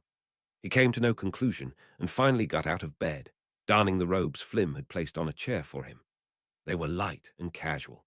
Harry still felt all dressed up if he wore clothes that were called casual by the elves and Marvolo, but he had nothing different, so he just did as he was told. Taking a deep breath, Harry exited his room and walked down to the kitchen, where they took their breakfast in the mornings. As he entered, Marvolo placed the newspaper down and stood, smiling in a way he obviously thought to be friendly. Harry was not sure if it actually was. It had a slightly puzzled quality. "Good morning and happy birthday, Henry. I hope you slept well." "I did, thank you, sir," nodded the teenager, his eyes almost magically drawn to a table piled with wrapped boxes and objects, waiting to one side of the room. It appeared to be bigger than the pile Dudley had gotten for the last birthday Harry had had to stay with the Dursleys. "Yes, these are all for you. Some people will bring your presents to the party in the afternoon, and I think those that are invited to the party your godfather is planning have not sent their presents here.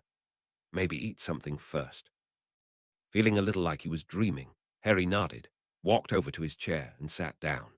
The green-eyed teen spoke not a word while they were eating, and only a quick levitation charm from Marvolo kept the pitcher with orange juice from falling over and spilling its contents all over the table as Harry tipped it over. After a few more near accidents, the red-eyed man, he never glamoured his eyes when they were at home and alone, finally asked, "Is everything all right, Henry? Are you not feeling well?" Hearing a concerned question from the man still was such a conundrum that it snapped Harry out of his stupor. "I never got this many presents. It feels like I'm dreaming," the teenager confessed, and started a little at the flash of fury in the red eyes. "Maybe you should start with opening them then, so you can see that it is real," Marvolo said, summoning one of the smaller parcels over to him and handing it to Harry. "From me. I think you might find it useful." Accepting the book-shaped gift, Harry murmured a quiet "thank you" and opened the deep green silken ribbon wrapped around it. Inside was indeed a book, a handwritten one, quite old by the looks of it, with the title The Magic of Intent printed in silver on the cover. Something was odd about the script, but Harry could not pinpoint what it was until his guardian added an explanation, and he spotted the name of the author. It was written by Salazar Slytherin in something that seems to be a written form of Parseltongue. "I can teach it to you, if you are interested.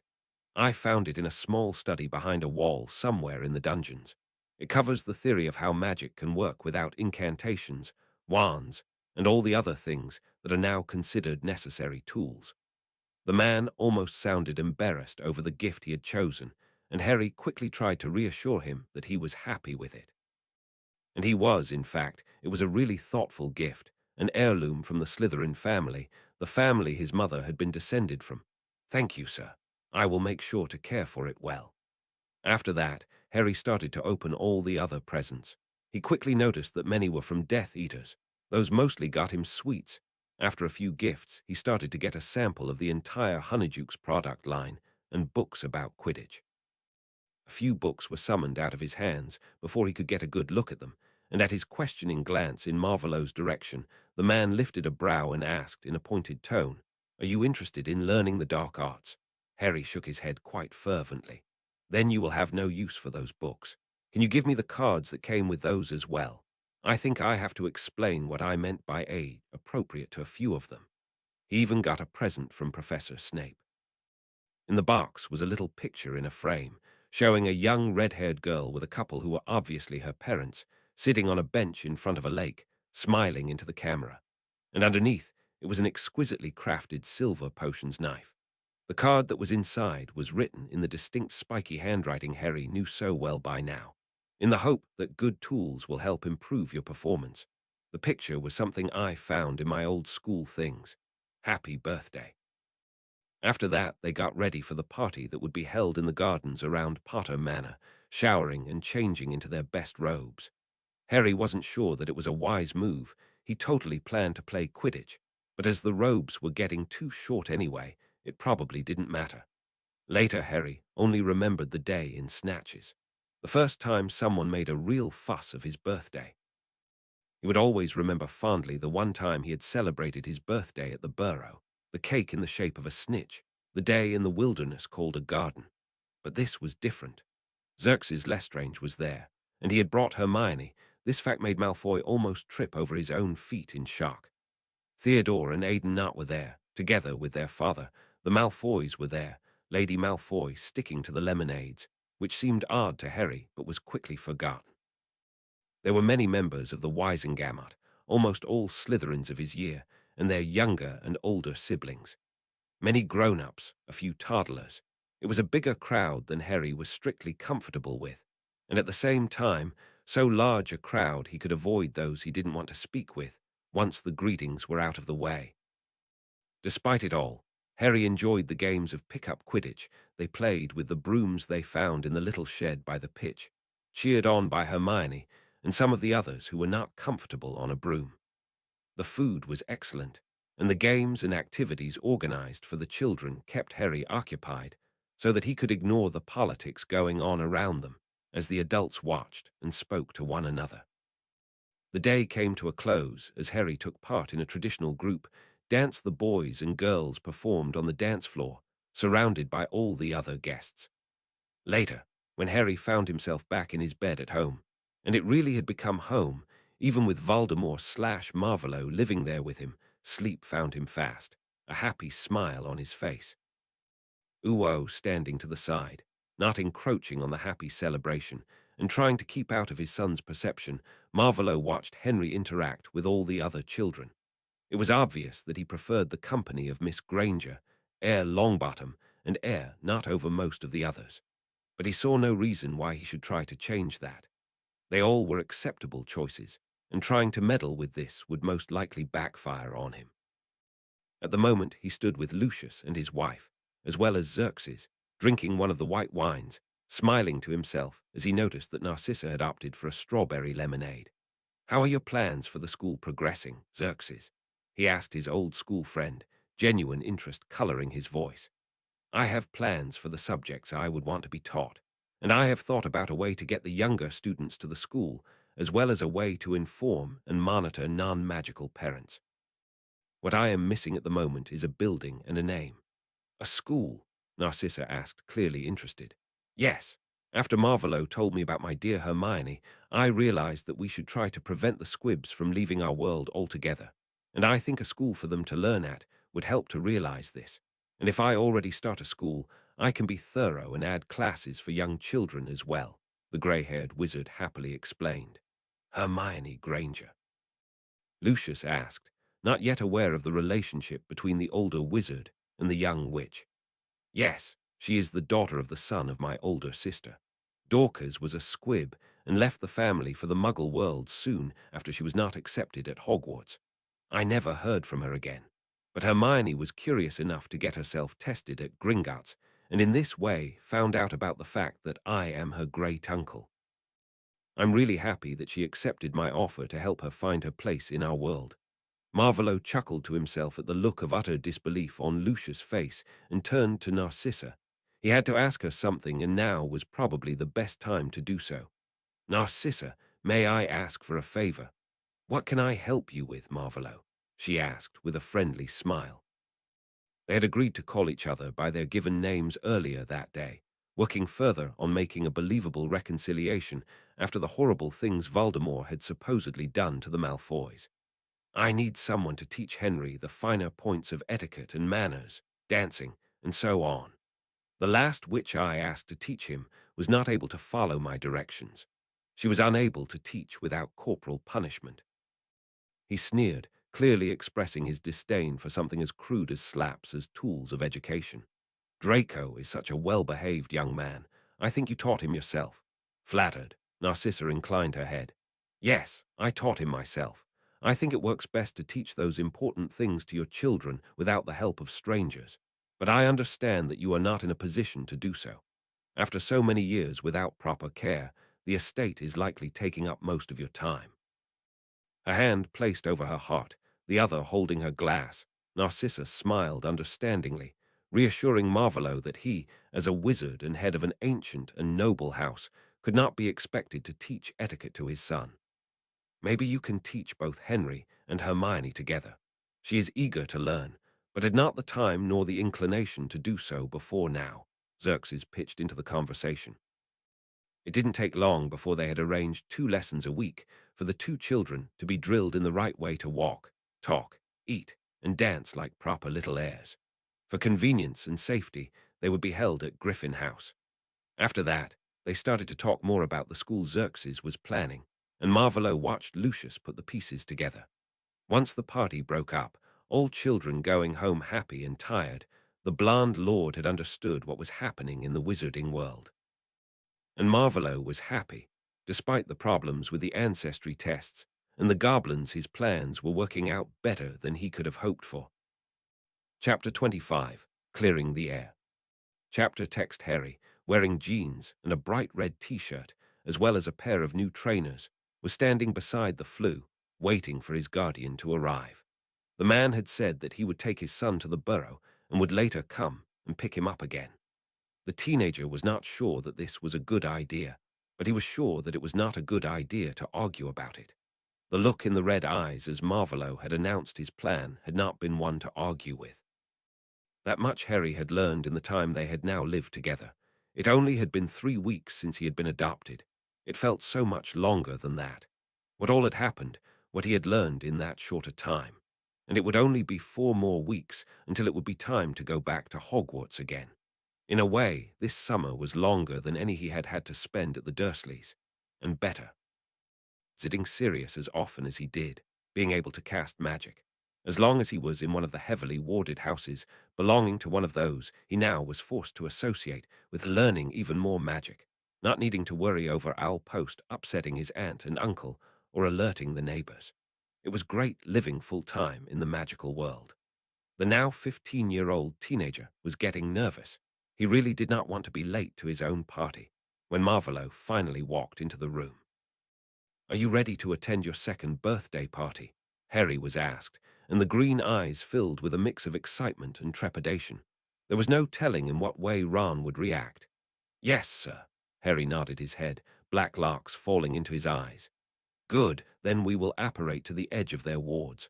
I'm not sure if it would be wise trying to use the flue directly inside." This was said absolutely casually, and Harry realized that the Dark Lord Voldemort knew where the Weasleys lived if he was able to apparate to the edge of the wards around the burrow. Not a comforting thought. Harry took hold of the offered arm, stepping closer, so that the apparition hopefully would not be so hard on his system. With a faint crack, they vanished from the reception room to reappear almost instantly just outside the building known as the burrow. Uo Sirius sat outside the burrow watching as the older kids of Arthur and Marley set the table out for Harry's birthday party.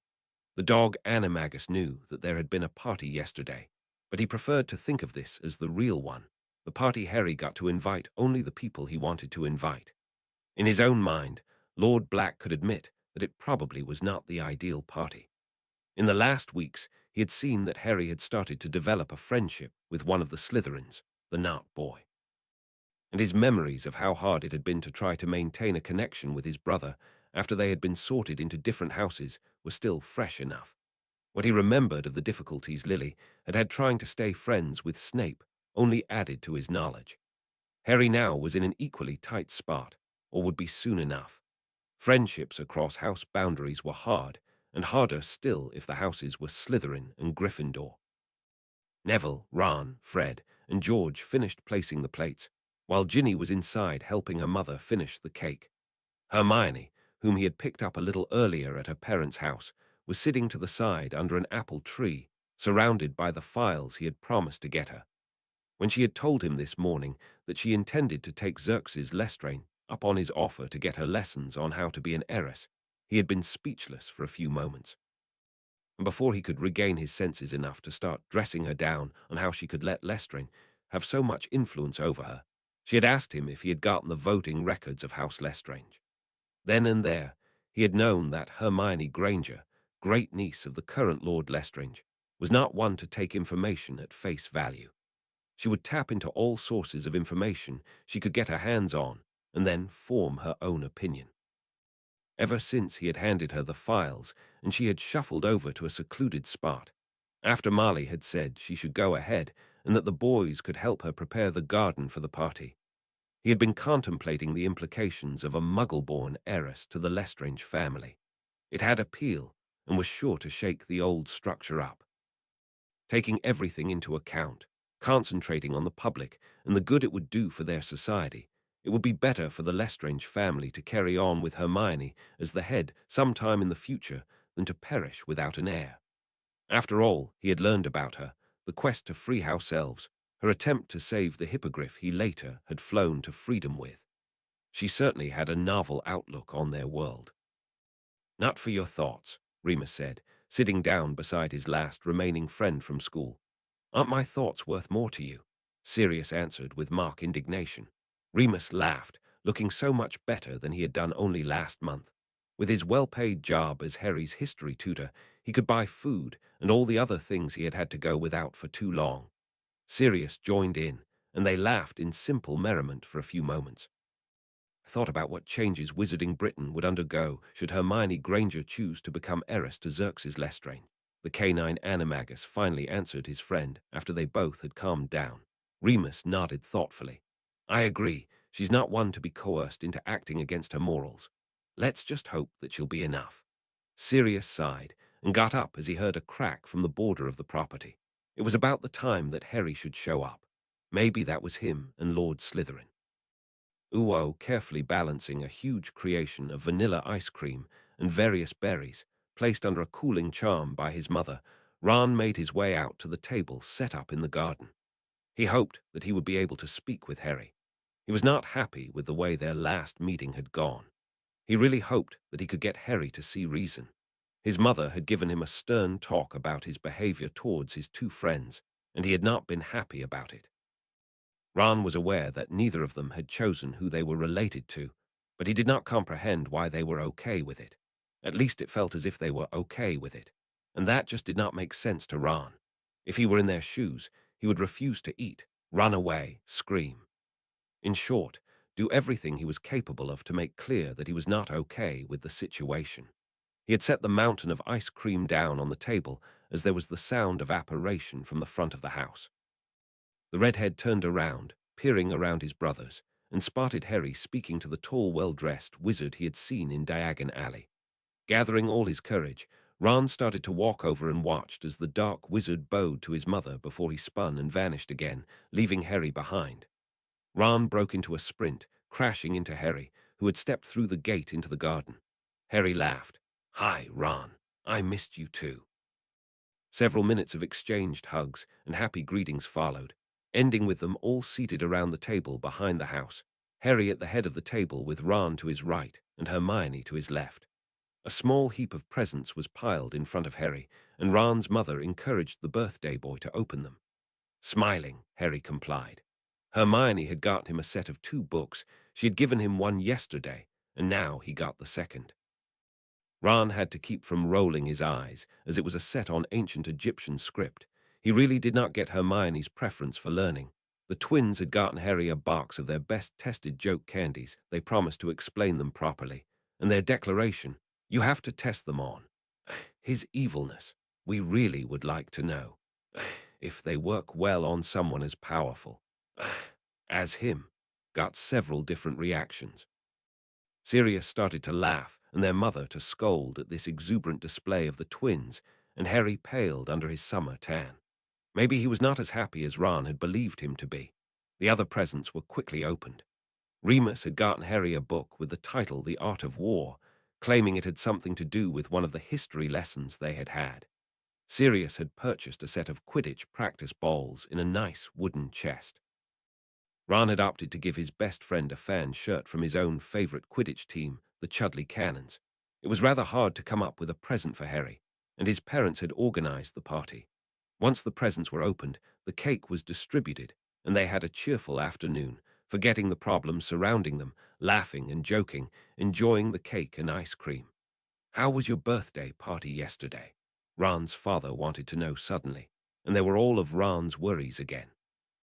You had a party yesterday and didn't invite me. The youngest Weasley son demanded to know in a dangerous tone. Looking sheepishly for help from Hermione or his godfather, Harry shrugged a little helplessly. I didn't think you would have had fun. It sounded somewhat like a question, even though it truly was none. Not letting Ron start on the rant he so wanted to let loose on his friend, Hermione prevented any of the others from speaking by starting to explain in that bossy way she sometimes got about her. Lord Slytherin made the guest list. He only invited political associates. I was only there because Lord Lestrange took me with him. And Neville didn't look too happy either, among all those Slytherins and Ravenclaws. It was mostly politics, and a boring adult party. No, Ron shouted, cutting her off. You didn't even ask. Ron screamed into his friend's face. Maybe I would have liked to come. You couldn't have known. You're becoming one of the snakes. You, traitor. Ron jumped up from his chair, knocking it over in his haste to get away. Not reacting to the others calling for him to stop. Come back, Ron ran over to the orchard, vanishing under the trees. Ooh, Harry was stumped. He had feared something like this would happen, and now he realized that not asking his friend to come to his party had not been his best idea. It just seemed so pointless and potentially dangerous to invite Ron to a party that Draco Malfoy and many more Slytherins would be attending, a disaster in the making. As the teenager stood from his own chair, he realized that this was a surprisingly Slytherin way of looking at the situation. Dismissing the thought, now was not the right time to contemplate his less rash actions in the last weeks. Harry started to walk after his first human friend his own age. He had to make this distinction. Hagrid and Hedwig had been his first friends, after all. He simply had to find a way to mend this disagreement. If he only knew what had Ron's knickers in a twist.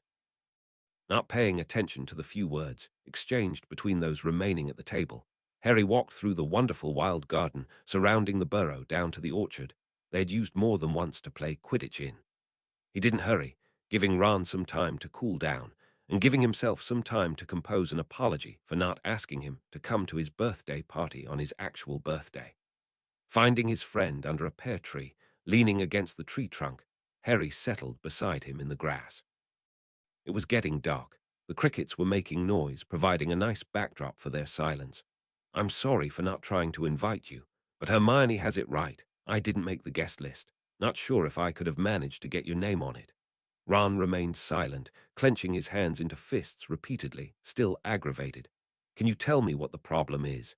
Harry asked quietly. He was no Legilimens, and even if he could have read his friend's thoughts, he would not do so.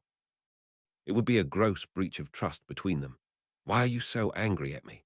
You're transforming into a pureblood git, Ron answered, yelling, desperation evident in his voice. The clothes, the way you talk, walk right. You'll be another Malfoy. I'll loose my friend. At first, Harry was stumped again. Why would he become an idiot like Malfoy, just because he was being made to learn some things? But as he thought a few moments in the growing darkness under the trees, he realized that from outside it would look different.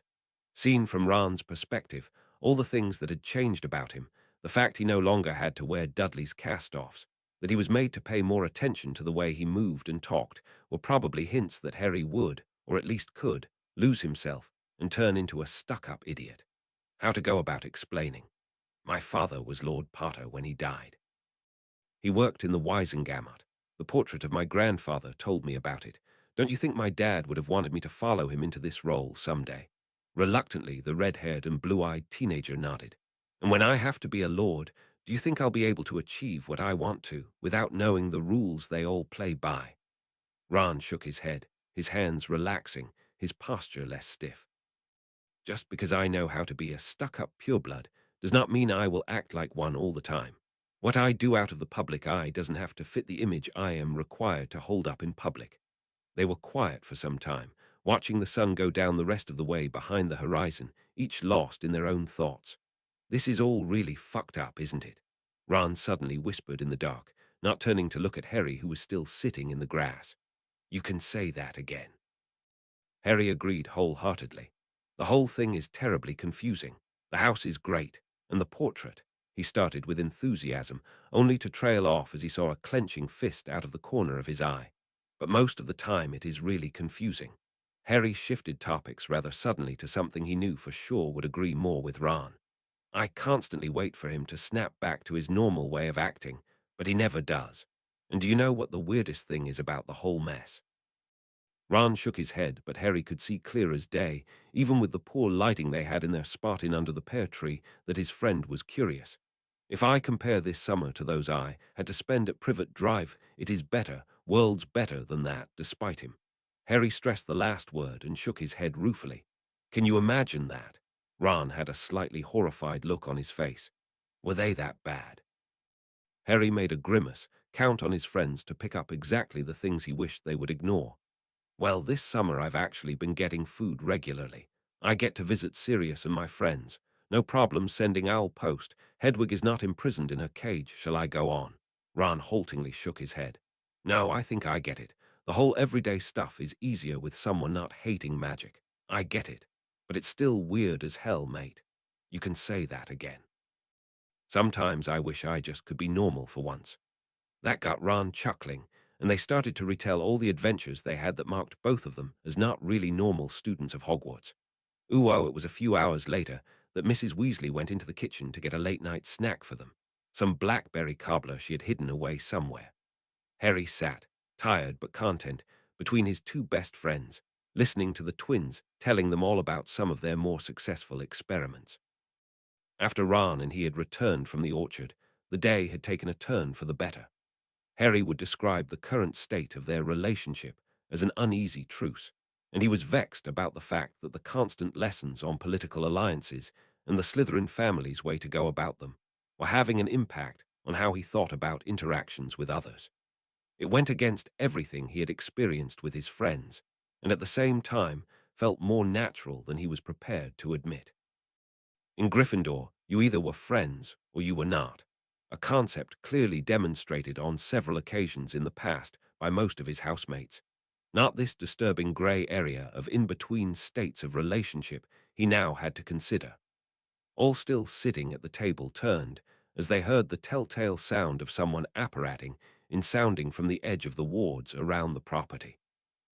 It was dark in the garden, only the occasional lampion floating in the air, casting some multicolored lights, so they could see only that someone was at the fence, but not who it was. Mr. Weasley got up, and Harry started to get up as well, because he had a fairly good idea who it might be. It was late, after all, and Marvolo had said he would be back to pick him up. So far the man had done exactly as he said he would, with everything. It felt a little unnatural. Who on earth was able to fulfill all the promises they made, follow through with all plans? Just before he could stand, both adult Weasleys came back. Mrs. Weasley was levitating a big casserole emitting mouth-watering scents, and Mr. Weasley was leading a casually clothed Lord Slytherin to the table. Before the awkwardness could settle in, Harry assumed that people who had engaged in actual combat against each other would be awkward around each other in a peaceful setting they did not really trust. Mrs. Weasley addressed the man that had come to pick up his ward. We just wanted to eat some blackberry cobbler from the first blackberries this year, to conclude the day. Do you have you to leave now, or is it possible to stay a bit longer? Several startled gasps sounded around the table as Molly Weasley invited the man called only-you-know-who by the family to sit at their table and share their food. Said wizard inclined his head politely, smiling, and after a quick glance at Harry, answered with the best manners possible. I never would decline the opportunity to sample the famous cooking I have heard about in the past weeks. Thank you for inviting me. And to the astonishment of all present, Lord Slytherin walked around the table and sat down in the chair next to Harry, smiling politely and accepting a plate from the resolute matriarch of the family. Either he is the best actor ever, or he had a personality transplant when he got a new body, Sirius griped next to him as they watched Harry leave with Lord Slytherin. Remus turned to his friend and smiled a little sadly. Albus always assures us that he was able to lie like butter wouldn't melt in his mouth, even as a student, so I would guess that he just is that good an actor. He never slips, Sirius wanted to know, staring off to the distant stars in this warm summer night. I've never seen it. And judging by the relaxed atmosphere in the house, I guess he doesn't slip there either, even if I'm not around. You think he just goes elsewhere to be a dark lord? Remus furrowed his brow. Why did Sirius sound so hopeful? If I were him, I would make sure to keep everything not strictly legal away from the place. Everyone knows I live at Padfoot. What are you on about? Still hoping to find a way to get Harry back home, Sirius sighed. But I guess it is rather unlikely by now. Do you know why Dumbledore did not try to get Harry's story about what happened in the graveyard into the process of freeing him from his past? Remus shook his head. He never told me. But maybe he was reluctant to bring Harry there, or it wouldn't have been possible to bring him there in time. They both remained silent for a moment until Sirius finally added another idea. Or maybe he thought, after the smear campaign by that Skeeter woman, everything he might have said would have been discounted. Remus nodded thoughtfully, and they both stayed silent until it was time to go home. Uwu Marvolo was pacing in his office at Griffin House. He had tried to work, revising for the OWL exams he had registered for that were to be held in the last week of August, and had abandoned the task after a few moments, unable to focus. Originally, he had hoped to be sitting by Henry's side while Malcolm Greengrass was tending his son's badly healed bones. But the boy had declined his offer to stay, almost demanded Marvolo to leave. And so he had nodded to the healer, said he would be waiting downstairs, and went to do just that. Marvolo knew that Malcolm was a master of the bone-breaking curse, had worked long to be able to break a bone exactly in the place he wanted to. Never had a prisoner died from unintentionally inflicted damage when the younger Greengrass had been in charge of interrogation. Henry would be fine, but strangely, this knowledge did nothing to ease Marvolo's mind.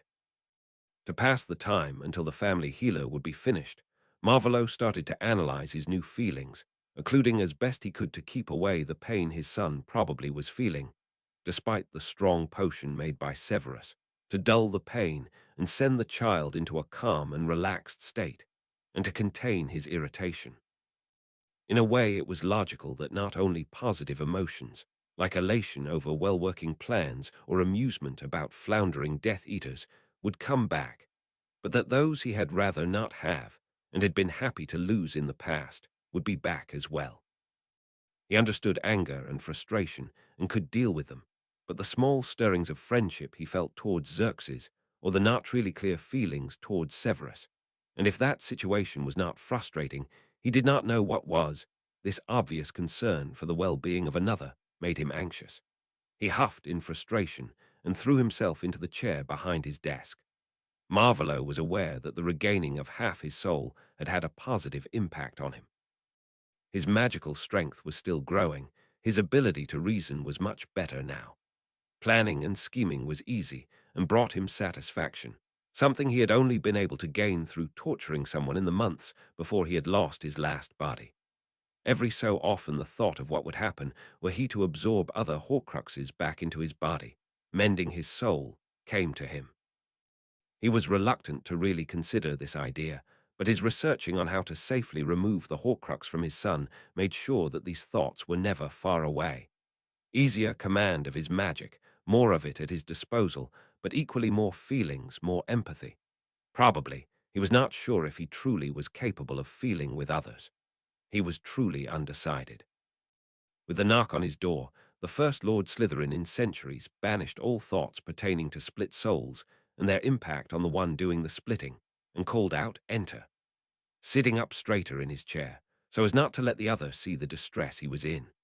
Healer Greengrass, wearing a light-colored robe, entered upon the call, walked a few steps into the room, and sank gracefully onto one knee, his robes pooling around him on the ground. "My lord," he said in a calm voice, only a hint of strain to be heard. "Report," was Marvolo's curt order. He had no patience left at the moment, and he felt not a morsel of remorse as he saw the healer flinch. The man raised his head, looking up to his lord, and started to report, as ordered. "The potion from Master Snape worked wonders. Your son, my lord," stayed calm through the entire procedure. Taking a deep breath as if to brace himself, Malcolm continued. "I had to break 10 different bones. I healed each one only an instant later. Your son has a remarkable pain tolerance and made my task easier by remaining still during my work. I'm not sure what to think of this. the young man added with troubled blue eyes. Marvolo only nodded. He had noticed this high tolerance to pain himself the night he had regained a body, and he had a clear idea where this came from. Marvolo had to restrain his temper. How he would like to take out his rage on those blasted muggles. Now he is sleeping, and will probably not wake till morning. I advise for him to rest the whole day and to take this dose of Skeel Grow. The healer got a small vial filled with the potion from a pocket of his robes, which Marvolo floated over to himself, setting it down on the desk. After that, he should be fine. Eyeing his follower, Marvolo noticed that the strain he had heard in the man's voice was not entirely caused by heavy use of intricate magic within a short time frame, but from something else as well. "What is you so tense, Malcolm?" "As per your orders, my lord, I explained what I would be doing before your son took the potion."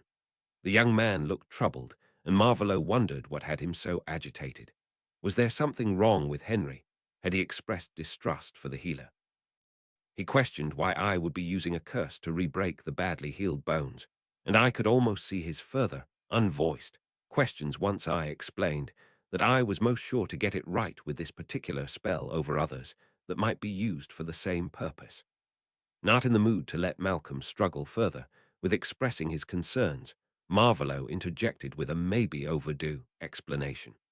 "Henry is aware of the fact that you are one of my sworn followers.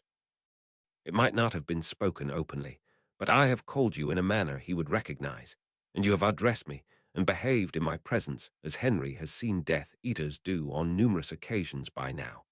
He is not so oblivious as not to realize that you are old enough to have been in my service before my fall, nor that your duties were not only in healing your fellows. It seems he will not judge you based on assumptions, so do not fret overly much. If questions come up about whether something you want or need to use is to be considered dark, send him to me for answers." After that, the man was quickly sent on his way, and Marvolo moved up the stairs, followed by Nagini, to check on his son.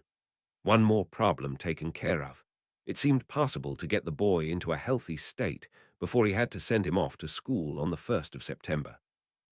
The day after having several bones broken by a curse, just so they could be set and healed correctly right afterwards, Harry lay resting on his big, comfortable bed in his room at Griffin House. The teenager was glad that his healer had commanded him to take this day lightly, resting for the most part, as it simply was too hot and humid to move much. A thunderstorm in the evening was likely. Surrounded by all the books he had been given for his birthday, currently reading the one he had been given by Marvolo, Harry enjoyed the silence. Nagini was resting in a patch of sunlight, lazily flicking her tongue out to check the scent in the room from time to time, keeping him company, as she had proclaimed after she had let herself in. Harry had not known that a snake could operate door handles. It made him think about using a locking charm on his door before going to sleep. Even if the big snake was nice to talk to most of the time, he did not fancy to wake to her being draped over his legs. Taking another deep red bean from the case of Bertie Bart's every flavor beans he had gotten for his birthday, he had had luck most of the time today. Harry flipped the page over and continued reading as a knock on the door got his attention. Who might that be? It was not really a question, as only one other person was in the house, but there was a small chance it could be Professor Snape or maybe Lupin for a theory lesson. He had still so much to learn that it felt a little like wasting time just to be resting. "Come in," Harry called around the surprisingly hot bean, maybe some kind of chili, and set the book aside as Valno, Marvolo walked in carrying several books and rolls of parchment. "How do you feel, Henry?" The man wanted to know, taking the scene before him in with his red eyes. "Okay, I think. Tired and hot." The adult wizard chuckled a little. "It is rather hot today. May I ask you something?" Intrigued by the unusual fidgety manner of the man called a Dark Lord, Harry only nodded, not bothering with offering the other a seat. If he wanted to sit, he probably just would do so. "I'm in need of some help revising the theory for my transfiguration owl. Would you mind?" The man held the material he had brought out to Harry, his wavy hair now reaching his shoulders and brushing the emerald robes he wore over a simple ensemble of shirt and trousers. "You want me to help you revise for owls?" Harry could not help but feel confused at this request, and this confusion sounded strong in his voice. "Yes, I want you to help me study." I'd rather ask my son for help, who is still attending school and used to taking exams, than ask one of those that have been out of school for a long time too. Books and scrolls were floated in the air, and a chair conjured. I'm sure that I will have no problem with any of the practical parts of the exams, but transfiguration is not something I studied to any great extent once I had finished school, so my theory is a little rusty. Harry was still staring dumbfounded as Marvolo sat down in the comfortable leather armchair now, standing in the middle of the room between the bed and the bookcase beside the door. Why do you even need to take owls again? Harry wanted to know, too confused to bother with the normally added polite, sir, he tacked on when speaking with the wizard. Have I not told you? Marvolo asked, furrowing his brow in thought. Maybe not. Well, when I was freed of responsibility for all crimes that might have been laid at my feet, Dumbledore made sure that all former academic achievements of mine were no longer mine to claim. I have to repeat the owls as well as newts. I intend to take the owls this summer, so I have to freshen up my knowledge now. Still a little bemused, and amused over the pettiness of the headmaster, Harry nodded and accepted the books that were now floating through the air towards him. You know that I do not yet know all the stuff taught in 5th year, sir. He got a nod from Marvolo, as well as an impatient hand wave to just go on with it. So Harry unfurled one of the scrolls, uncovering methodically made notes in a neat cursive, and started asking questions. And so the rest of the afternoon was spent studying. First, Harry asked his guardian questions on transfiguration, which were answered quite accurate most of the time. Marvolo only stumbled once or twice over some definition, which he grumpily decreed narrow-minded and not really lining up with his experience. Later, they changed to talking about the essay Harry had to write for Charms.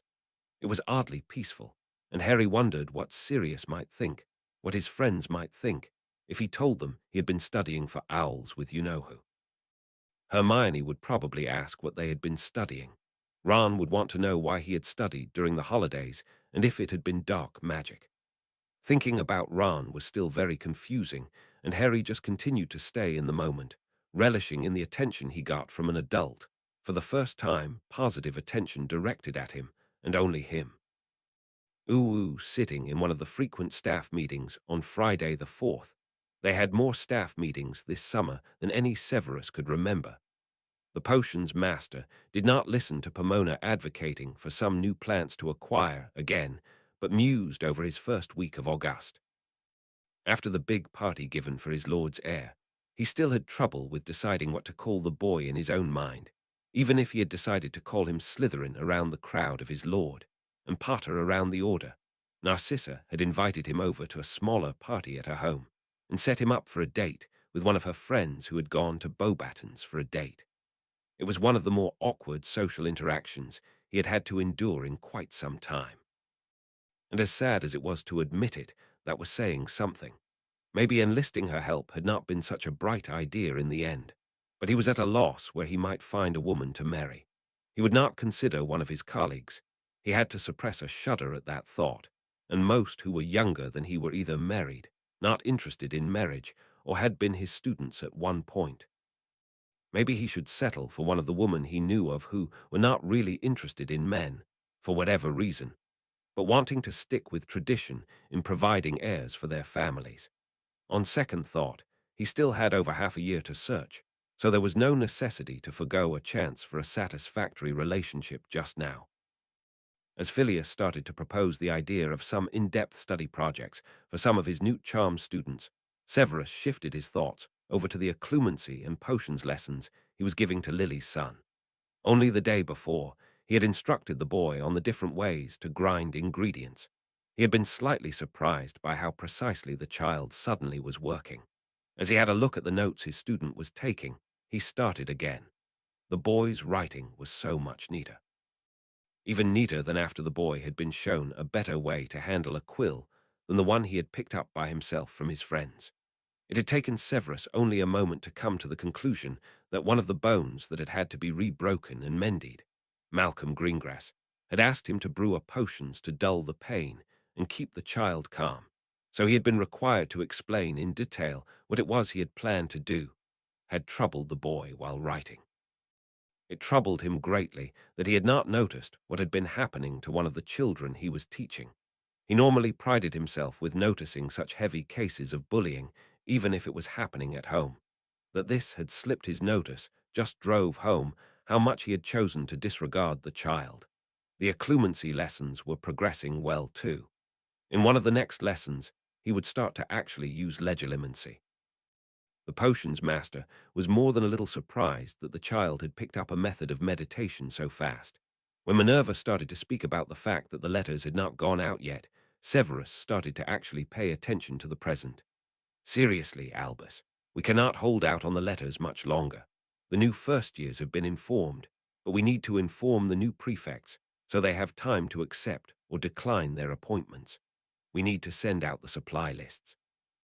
Albus made as if to speak, but closed his mouth again as Minerva simply kept talking, her green eyes looking furious from behind her square spectacles. I know we still have no new defense professor, and you hope to avoid letting the ministry appoint one, but we simply need to inform our students of what they need to buy for their next year. Albus sighed, giving a weary look to his deputy. You are, of course, right, my dear. Do you think we can delay another week? I hope to visit a few possible candidates before then. Minerva gave the headmaster a short and unhappy nod, and the topic of conversation shifted again. Now the attack of Dementors on a group of teenagers and their tutor was the topic of discussion. Severus listened only with half an ear as the others voiced their concern if the ministry would lose the control of the Dementors soon, and what to do if this should happen. To his great relief, the meeting came to an end shortly after. And as he swept out of the room before any of the others, he took a deep breath.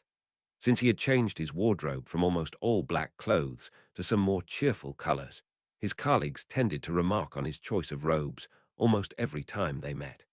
In some way he understood that the change from only wearing black and the odd white shirt to dark blues, greens, and even reds was a big step. But why the others had to comment on it more than once, that he did not understand. Taking a deep breath, Severus marched down to his potions lab. He had the stock for the infirmary to replenish, and only a few weeks left until term would start. Not knowing what Albus or his lord might come up with in the interim, he was resolved to use the time he had. Kingsley was sitting at his desk with Tonks, both of them going over a roughly sketched plan on how they planned to investigate that Dementor attack from the end of July. We need to find the order that sent the Dementors there, Kingsley reconfirmed with a resolute nod. Tonks' bubblegum pink hair flopped with a not as enthusiastic nod. That is going to be a nightmare. Have you seen the filing room? Some nutjob has cast some experimental sorting charm in there. Everything is in a mess on the floor. A sigh from the bald, older Aura was the only confirmation. The filing room was a mess. A little too convenient for whomever sent Dementors to attack kids.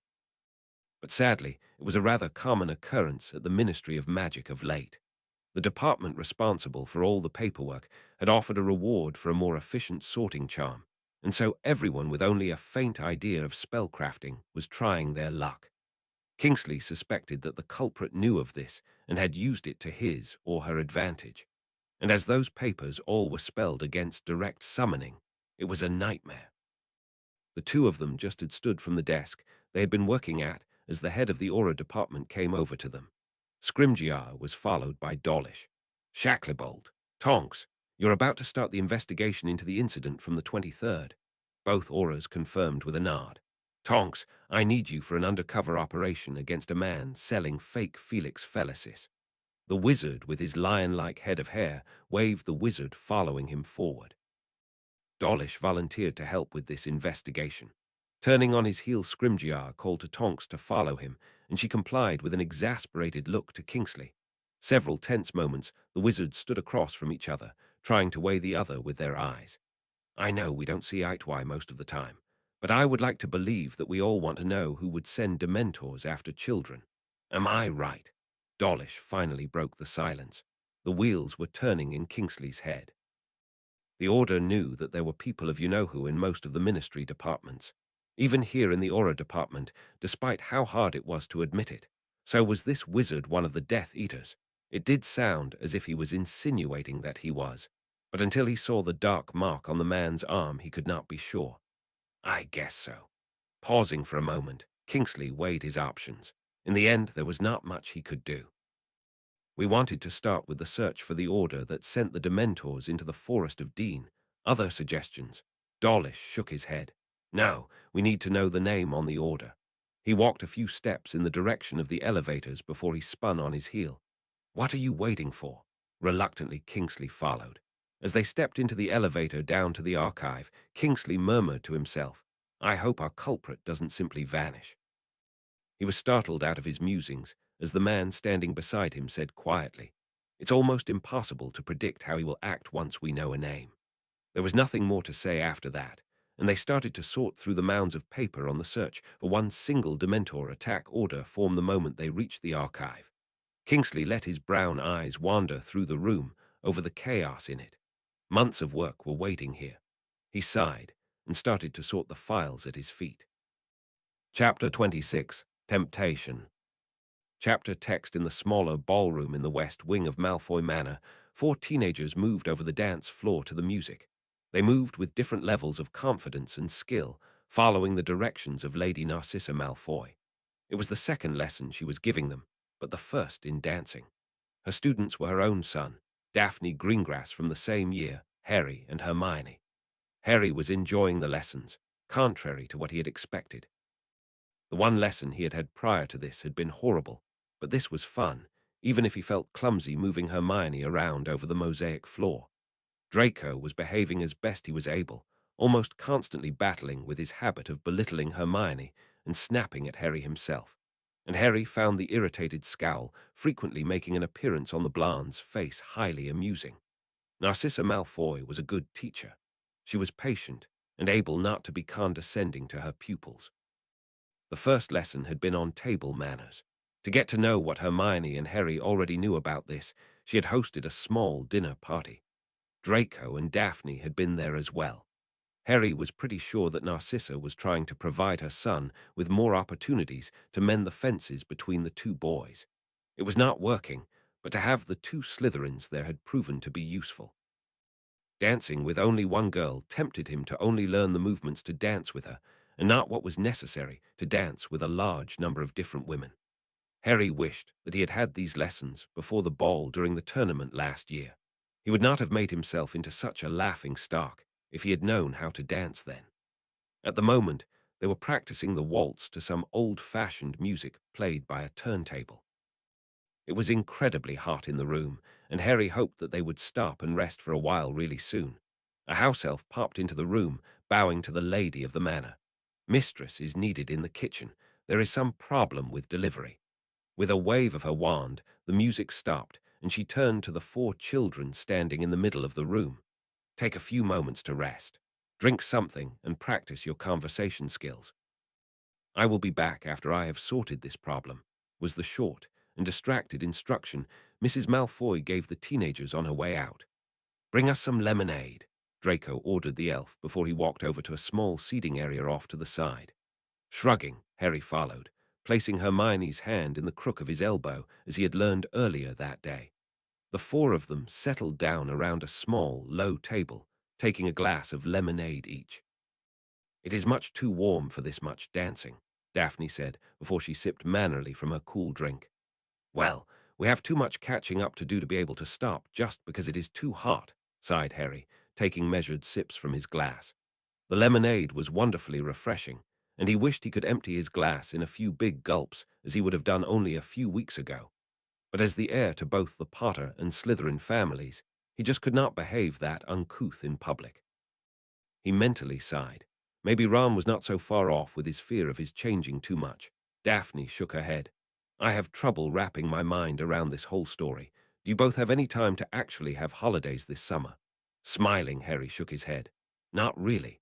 Beside these lessons here, I have lessons in ancient runes, history, politics, all the stuff associated with the families, both of them, he shrugged. I think you both should know what that entails. Both Draco and Daphne nodded and did not bother to hide their grimaces. They did know. And you, Hermione, probably will learn that in the next few days. You've decided to become heiress, haven't you? Hermione nodded, her bushy hair bobbing with the small motion. All that in one summer? Draco asked, eyes wide with doubt. Not possible. We start learning much earlier. Hermione threw him an amused glare. Just because you had more time, she snorted. Uncle Xerxes is determined to streamline the information for me, and I'm determined to seize this opportunity. You lot know that you are not really forthcoming with the finer points of tradition, culture, and society. And as sad as I am to admit it, this is something that one can't learn from books. Silence settled over their little group while they all drank some more cold lemonade, resting their feet. Draco forced himself to stay calm and polite, looking all the while as if he was chewing on lemons. Daphne looked pensive and like she was trying to decide if she wanted to ask what was obviously on the tip of her tongue. Amused, Hermione and Harry watched their Slytherin classmates. It was funny that those two seemed so easy to read, almost suspiciously so. Or were they just not as closed off as they were at school? Daphne fixed Harry with her cold blue eyes, curiosity bright in them. Does Lord Slytherin contemplate a marriage contract for you? Harry blinked a few moments in shock. Marriage contract. No, he answered hesitantly. Before he could formulate a more eloquent answer, Hermione had started to speak. Uncle Xerxes told me about this custom. He said that it is not easy to find a suitable partner for an heir or heiress. To secure someone, contracts between families were, or rather, are quite common for the old families. Harry fixed his gaze on his very good friend. But he told me that the new discoveries of the last weeks will probably change much of this, because there are suddenly more possible partners. Thoughtfully, Daphne nodded. Astoria and Draco have a preliminary contract. At Harry's questioning look, she explained, a contract that can be easily dissolved if both parties wish for it. Harry nodded to signal that he had understood. It is harder to find someone for me. I'm heiress, so I hardly can marry an heir. And many of the families my parents would approve of only have one child if they have a son at all. She huffed, taking the last swallow of her lemonade, setting the glass down on the little coaster placed before her on the light wooden table. The likelihood of finding someone not too young or too old is small, and I do not dare hope that I actually have a chance to find someone I could fall in love with. With a dismayed grimace, Harry started to play nervously with his robe sleeves. Until now, he has not mentioned anything about this to me. Maybe I should ask, not that he makes some decisions without ever asking me. If more, or even all, of our fellow students are related to some of the old families, the pool of candidates he would approve of, she scoffed at the implied preference for a specific ancestry, should grow quite a lot, Hermione said reasonably. Your mother was a descendant of Slytherin, after all. I do not see him forcing you together with someone you cannot stand, Harry. Daphne sighed a little forlornly. I have asked father if he would think Aidan Knott was a possibility. He is a younger son and descended from an old German family. That is quite good, actually. Not so closely related to the British wizarding families. Being forced to look at marriage from this point of view was slightly horrifying. Selecting a partner based on if he or she was a younger or the oldest child and how closely related they were to you. It simply felt wrong. Harry rubbed his arms, but kept silent, going over the implications in his mind, while he listened to Hermione lecturing about contracts between married people in the Muggle world. The young purebloods were slightly mystified by the acknowledged need to secure fortunes, and how a marriage would be broken if certain things were to happen. Neither Draco nor Daphne had thought it possible to find something so similar to one of their upheld traditions in the Muggle world. Harry knew from history lessons from before Hogwarts that noble families all over Europe had made a point of finding politically advantageous partners for their children. The way the old, traditionally oriented, wizarding families were going about it was close to that, only a little more restricted. They insisted on old magical families, and thus had a smaller pool to choose from. Harry was of the opinion that there was nothing wrong with falling in love with a Muggle and marrying one, but taking into account that it was not allowed to talk about magic to Muggles, and the possibly perceived betrayal of keeping such a big secret for so long, that would complicate an already complicated affair. He more often than not felt mystified by girls, to a degree many might simply just avoid. Going for a witch or wizard was so much simpler, less prone to misunderstandings, with less opportunity to get hurt. Thinking of the way the Dursleys were acting around magic, Harry had to admit that it was too likely that a Muggle, learning that their spouse was a witch or wizard after they had married, would react badly. When were they even allowed to tell their partners? Knowing the ministry, it was probably really only after they were already married. He would have to ask to be sure. Maybe that was something that had to be changed. Their discussion was cut short as Draco's mother returned, muttering something about substandard strawberries under her breath, and they returned to their dancing. Uwu sitting in a nicely padded leather chair, Marvolo sipped on his tea and leafed through the notes Xerxes had given him after showing him to the meeting room. He was waiting for the others to arrive, curious how a meeting led by another would go while he was in attendance. Voices were drawing near. It seemed one of the others had arrived. "I still am not sure why I'm here, Lord Lestrin," a silky male voice drawled. "That had to be Severus." "None of that, Severus. It is Xerxes," their host answered, scolding the younger wizard. "And as I'm planning a school, and you are the only one of us with years of teaching experience, I think it is wise to have you here." Marvolo assumed that Severus nodded to that, because there was nothing said, and a moment later both men stepped into the small dining room they would be using for this meeting. Xerxes nodded his head to Marvolo, and Severus sank down onto one of his knees. "I will check on the elves and greet the others," the lord of the house explained as he was leaving the room again. "Please rise, Severus. Take a seat," Marvolo said, and indicated a chair across from his own place at the table for Severus to take. The potion's master complied and watched his lord with attentive dark eyes. "Tell me, Severus, what is the current Hogwarts policy regarding the education of the students in matters of interactions between them?" Marvolo grimaced in the privacy of his mind. That was a rather awkward way to put it, but despite the fact that he looked like a young man in his early 20s, he was last a teenager in the early 40s, and the Muggles had been rather prudish. And the wizards had not been much more open. Thankfully, Severus was a quick thinker and knew almost immediately what he wanted to know. With a slightly annoyed look, the Hogwarts professor started his explanation. "I would guess that the policy has not changed much since your days at the school, my lord. There is no lecture from the school nurse or the heads of house. Generally, it is assumed that a child's parents will take care of informing their offspring."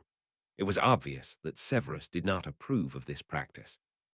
"When I notice one of my Slytherins becoming interested in things like that, I make sure they know how to prevent unintentional pregnancy, but I'm pretty sure that I'm the only one of the heads doing so." "Thank you, Severus. It seems that I will have to take care of this myself then." And he was bemused by the feelings elicited by this prospect. He was maybe the darkest wizard ever to live, had done countless things others would shy away from. And now here he sat, terrified by the prospect of having to speak with his adopted son about courting, sex, and all it entailed. The irony was not lost on him, but now was not the time to think how he would go about this task. He would contemplate this when he was home again and alone. And so he waited for the others to arrive, to help his friend plan his school. Another thing he had never done before and never expected he would get to do. Thankfully, this was a task he was looking forward to. Uo, after his lord had stated that it would fall to him to inform the former Potter brat on the facts of life he would need to know, Severus stayed still in his chair. He was looking at his folded hands so as to not risk eye contact with the Dark Lord. He could not take the chance that the man would pick up on his current thoughts, and with the situation as it was, Severus was not sure if he would be able to keep them hidden. The mental images his imagination was conjuring for him were just too ridiculous to ignore. How he wished he could be a fly on the wall to witness this conversation. Imagining the Dark Lord in the role of a father was still hard. Even if the day of the Dementor attack and the wizard's reaction, the concern Severus could see clearly in the blue eyes, had made it somewhat easier. Seeing the man now, sitting not at the head of the table, but in one of the chairs along the side, clearly thinking on how to go about this dreaded talk, was something entirely new. Severus actually was glad that he had made the decision to keep on living, to turn on Dumbledore and return to the Dark Lord's side. This was the way the other attendants of this meeting found the two wizards, sitting across from each other at the table, silent, both lost in their thoughts. Lucius sat next to his friend, Benjamin taking the place to the left of their lord, the others, like Lord Greengrass, sitting down and reaching for the snacks and drinks provided by the house elves in the middle of the table. "Thank you all for finding time this evening to help me with a pet project of mine." They were greeted by the owner of the house, as Xerxes Lestrange took his place at the head of the table. Severus barely refrained from rolling his eyes as some of the others tensed as someone other than their lord sat down at the head of the table. Many thanks especially to you, Marvolo. I know that you have much to do. The Dark Lord smiled, a truly eerie sight as none of them were accustomed to any other smile than cruel ones on their master's face, and waved his hand as if to dismiss the thanks. Your idea complements my plans most usefully. I'm glad if I can help you realize it. Severus marveled over the obvious changes in the man's behavior. The story that had been told about some curse affecting his behavior before his old body was destroyed started to sound more plausible by the day. Before I start with the reason I asked you to come, let me provide you with a little background information. The smile on the older Lestrange's face was a little strained now as he took a sip from his tea and started to explain. I'm sure most of you do not know that I had an older sister. She never received a letter from Hogwarts and left for the Muggle world shortly after that. The looks exchanged around the table made it obvious that beside the Dark Lord and Severus, no one really had known. After Marvolo had adopted Henry and the ancestry test revealed an existing familial connection, one of the boy's friends got curious and went to get herself tested as well. Interrupting his friend, Lord Nott leaned forward, turning to look at the already grey-haired wizard, astonishment clear on his face. The Granger girl, that is the reason you finally changed the inheritance rules, Xerxes nodded. That is right, Benjamin. My sister married and had a son, who is the father of Hermione. Murmurs went around the table, and Xerxes waited a moment for silence to return before he continued. I'm of the opinion that a school for squibs to attend so they do not feel pressured to leave our world is the best measure to keep them with us, and make sure there are no magicals born stranded among muggles. Hermione was lucky that her parents are not afraid of magic, but we know that this is not the norm, the older wizard stated with a slight frown on his face. Remembering his own youth with a muggle father who had not known that the woman he had married was a witch until his son had his first bout of accidental magic, Severus had to agree. Life for more than one magical child living with muggles had been hard, and it would continue to be. At the moment, I plan a two-part school. Classes for younger kids, those born into magical families, and those stranded in the muggle world, and one for those children that have not enough magic of their own to attend Hogwarts. He now had the undivided attention of all present. Each of them knew of at least one child that had not been invited to Hogwarts. Most were adults now, living somewhere in the muggle world or on the edges of their society. Severus even remembered that he once had found a text speaking of the practice of killing squib children. It seemed that these days were over for good. Let's start with the elementary classes. Severus, the potions master, was addressed. You get to see all children once they come to Hogwarts. What can you tell us about the state of education they are in then? Any advice on what we should consider for those classes? Happy that he actually was here for his experience, Severus started to rant his complaints he had had for years now. Get them some decent language lessons. The number of spelling and grammatical errors is horrendous. The fact that almost none of the little dunderheads know how to structure an S properly is just a minor inconvenience in comparison. The level of knowledge greatly varies between those that had tutors. Here Severus inclined his head in the direction of Nott and Malfoy, those that were homeschooled, and those that were sent to a muggle school for the young. In what way do they differ? Lucius wanted to know, his blonde hair falling into his face as he leaned forward to get a better look at his friend. Those coming from muggle schools and tutors mostly are competent enough. It greatly depends on whether they are dedicated enough to keep up with their studies. But those that have been homeschooled have a disadvantage if the parent teaching them is not knowledgeable enough. Lucius nodded, and Severus could see in the faces of the others that they had no problem in following his reasoning. So English and mathematics are a given. I would propose a cultural class to help the children from muggle homes get acclimated to our culture easier and earlier than they can now. A lot of nodding around the table signaled that they were in agreement over this. I thought some basics in other fields of magic, mostly those things that do not require any magic to learn and physical activities could be other lessons to incorporate. What would you propose? And so Xerxes opened the floor for the discussion. Pretty soon, they were engaged in a passionate discussion. What should be taught? Who could be hired as teachers for single subjects? What a building would need to be acceptable as a place for the school, when schooling should start, and many details more. Severus was actually surprised that they managed to agree on Xerxes' suggestion to use a vehicle similar to the night bus to collect the children from their homes in the morning and return them in the evening. It was a rather novel experience to be discussing something productive, something that would create, and not the next raid or attack to kill, torture, and destroy.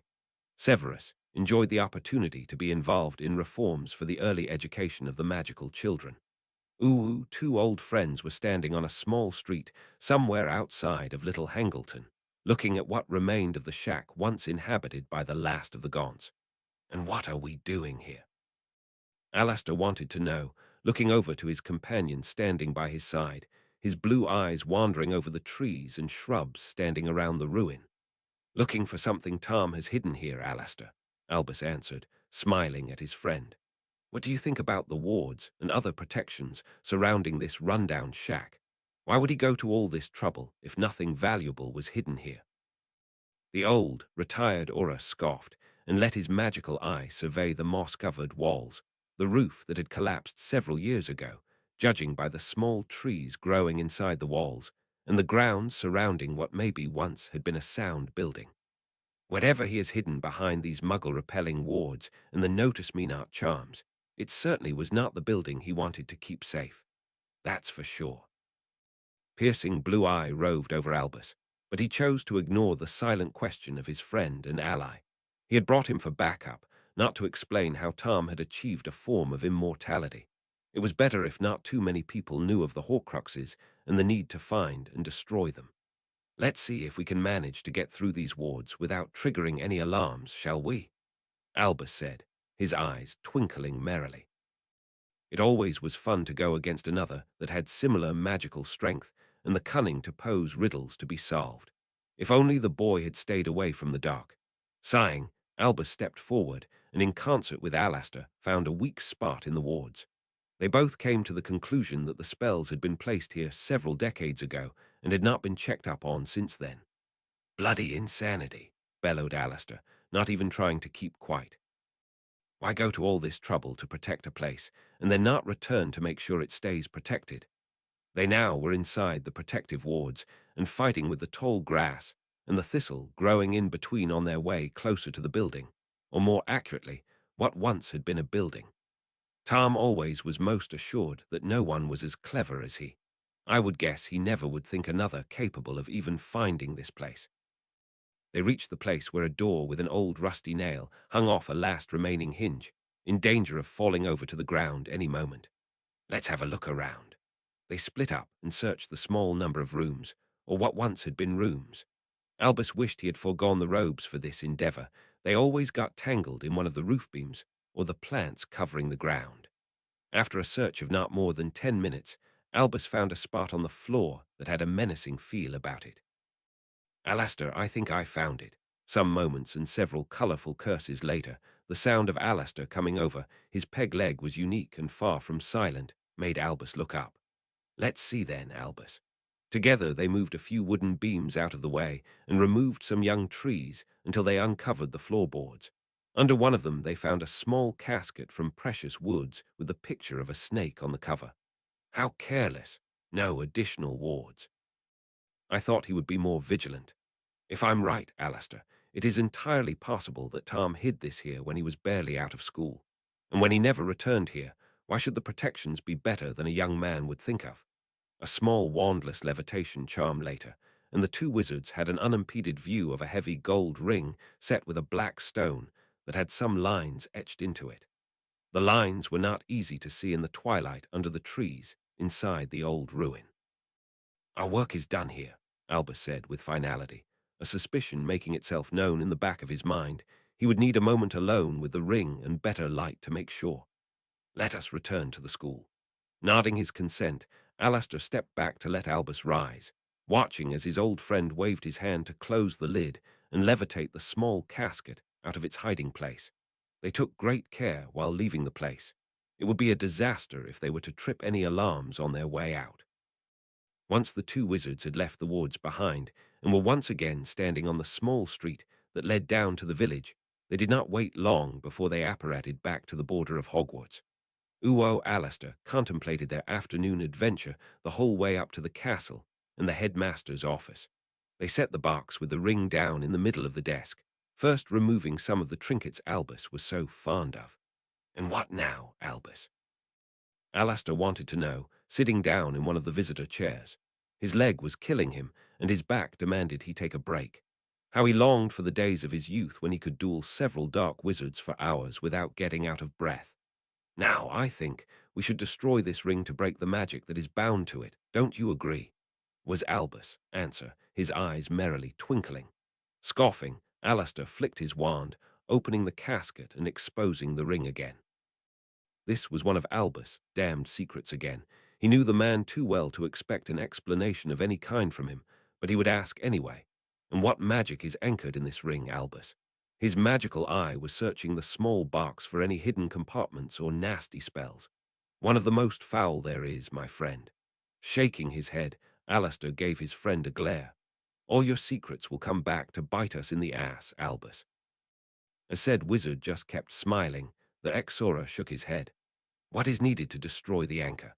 If you could get the sword of Gryffindor from its place in the trophy room, I will prepare what needs to be done here." Highly skeptical, Alistair got up and made his way down to the room in which all awards, trophies, and other remarkable and flashy objects from Hogwarts' long history were stored and displayed. He was sure that Albus' tendency to keep secrets and only tell those around him the bare minimum of information once he was forced to do so would get them all into big trouble. He himself was torn as to which was better, to keep essential information between as few people as possible, so as not to risk it getting into the wrong hands, or to share the information with all who were trustworthy, so it would not be lost. Both ways had something he thought necessary, and both had risks. He huffed, descending the last flight of stairs, his wooden leg making clunking noises with each second step. The sword was easy to spot, and even easier to get down from its display. Hogwarts had lacked security measures. No wonder there had been so many dangerous situations in the last few years. Any first year could have wandered into the room and gotten the sword. Snorting, and with the ruby-encrusted weapon held securely in his hand, he started his way back up. Minutes later, it was a rather long trek from the trophy room back to the headmaster's office. Alistair walked in on a gruesome scene.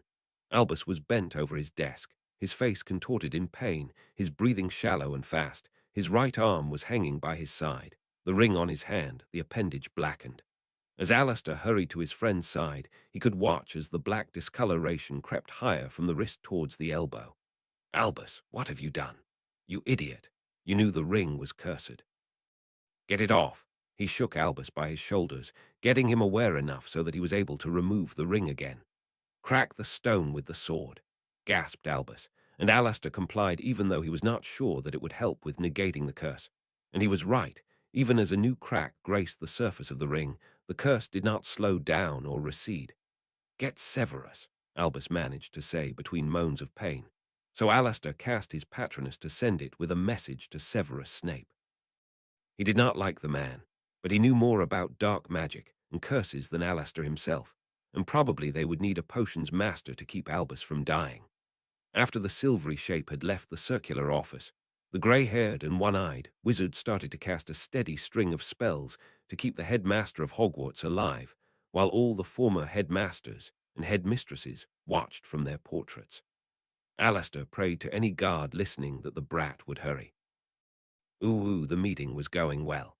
They had compiled an extensive list of possible teachers for all the subjects they thought should be offered at the new school, with second and third options for most of the positions. Severus was surprised that most of the persons named were squibs.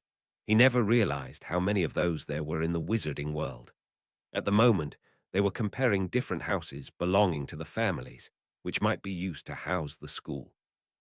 Dark Lord already had offered to help improve wards around the school, and Lucius had offered his help in purchasing a suitable house if neither of them had one they could part with. I have another aspect to consider, their lord said, and got all attention on the spot. I tried to get the goblins to agree for us to use the ancestry test, provided by them, of course, outside of Gringotts, but they insist that they are to be performed in the bank, and for children only with a legal guardian with them. They let Hermione take the test without her parents being present, Xerxes remarked, filling his cup with fresh tea. I'm aware. They most likely want to pressure me into accepting some outlandish conditions.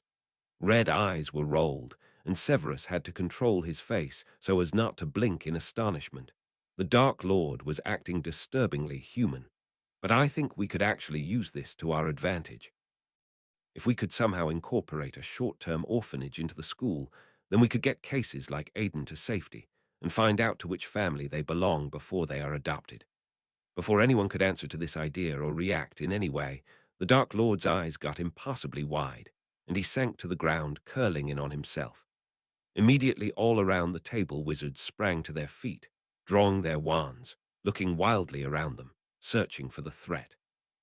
Severus took the shortest way possible to his lord's side, directly over the table, crushing some of the remaining pastries, casting a quick diagnostic over him. My lord, can you tell me what's wrong? Waiting for an answer, Severus went over the list of potions he had on him in his head. Backlash was the whispered answer as the most powerful dark wizard started to shake with tremors and pressed his jaw together like he was trying to prevent cries of pain. Severus had gotten a pain reliever potion out of his pocket and had managed to get the cork out of the vial as the silvery shape of a genet ran through the wall over to Severus and spoke in the voice of Alastair Moody. Get your sorry ass back to Hogwarts. Albus needs your help. And hurry, boy. Ignoring the irritating aura and his demands, what the hell went wrong this time, and why was it always him that needed to save the day? Severus turned to his lord again, trying to get the man to drink the pain potion. But instead of drinking the potion, the Dark Lord fixed pain-filled, red eyes on his potion's master. Go, keep your cover, help. Him, and he added a hoarse go, as he realized that Severus was about to ignore his order to stay by his side. But this was an obvious order Severus better not ignore. The Dark Lord had been somewhat more reasonable of late, but was sure to be irritated after this, and to keep his cover and place in the order, he could not ignore this call for help. So he stood, bowed to his lord, who was still suffering enormous amounts of pain by the look of it, and turned to leave the room. Get his healer here. Severus snapped at Lord Greengrass as he passed the man on his run out of the room and the wards. He had the feeling that the state his lord was in, and the call for help from Moody, were somehow connected. Ooh-oh, while Severus hurried to get to Hogwarts and the headmaster's side, where he would spend several hours stabilizing the man by giving him potions, some of them freshly brewed, and casting wards on his hand to contain the curse from spreading further. Lestrange Manor was filled with slightly panicking Death Eaters. Lord Greengrass had called his brother by flu after Severus' order had shaken him from his stupor. And now, the younger wizard was administering potions and casting a huge number of different healing spells in the small sitting room next to the dining room they had used as their meeting place, while the rest of them were standing fretfully in the hall, shifting from foot to foot, unsure of what they should do. It had been 20 minutes when finally Malcolm Greengrass stepped out of the room, closing the door quietly behind him. Our lord is now sleeping and will be fine again by morning, Malcolm announced, as instructed by his lord. And by the easing of the tension that went through the room in that very moment, it was clear why he had been instructed to tell them. Can you inform us of the cause? Lord Malfoy wanted to know, his expensive robes crumpled and his hair in disarray. Malcolm nodded, catching a questioning gaze from his brother and trying to reassure him with a small smile. He thinks that someone triggered a really old protection he had placed somewhere several decades ago. It was not quite compatible with his new body, and there was an odd reaction because of this. As I said, he will be fine by morning. There is no reason to worry. It seemed that they all felt better to know this, and Xerxes took charge of the situation, sending the others home, asking them to remember the things they wanted to research. While the group broke up into several smaller groups of quietly speaking wizards, the healer walked over to Lords Nott and Malfoy. Our lord instructed me to tell you that his son Henry shall stay with either of you for the night. The blonde and the brunette looked at each other. "Our lord's heir is certainly more comfortable in your home, Benjamin," Lucius said, casting a charm to straighten his robes out. "You are right, Lucius. But is he not at the moment at your house, getting instruction on dancing from your wife?" Benjamin answered, taking the customary steps in the dance, trying to get the advantage of housing their lord's heir in a situation of distress. An opportunity to prove loyalty and competence, as well as establish some sort of accord with the boy. But as it would have seemed uncouth to just grab the boy and keep him, figuratively speaking, they had to make it seem as if they felt not worthy of the honor, encouraging the other to take on the task, even if they wanted to have the honor. Malcolm scoffed in the privacy of his mind. He was so happy that he was not the oldest son, having to work this way all the time because he was head of his house and sitting in the Wisengamot. No, he much preferred his work as a healer. "I think a known environment, like his old guest room in your house, Lord Nart, would be best. I can provide a calming draught that works well with his other potions," Malcolm intervened. "If he did nothing of the sort, this delicate maneuvering could take hours."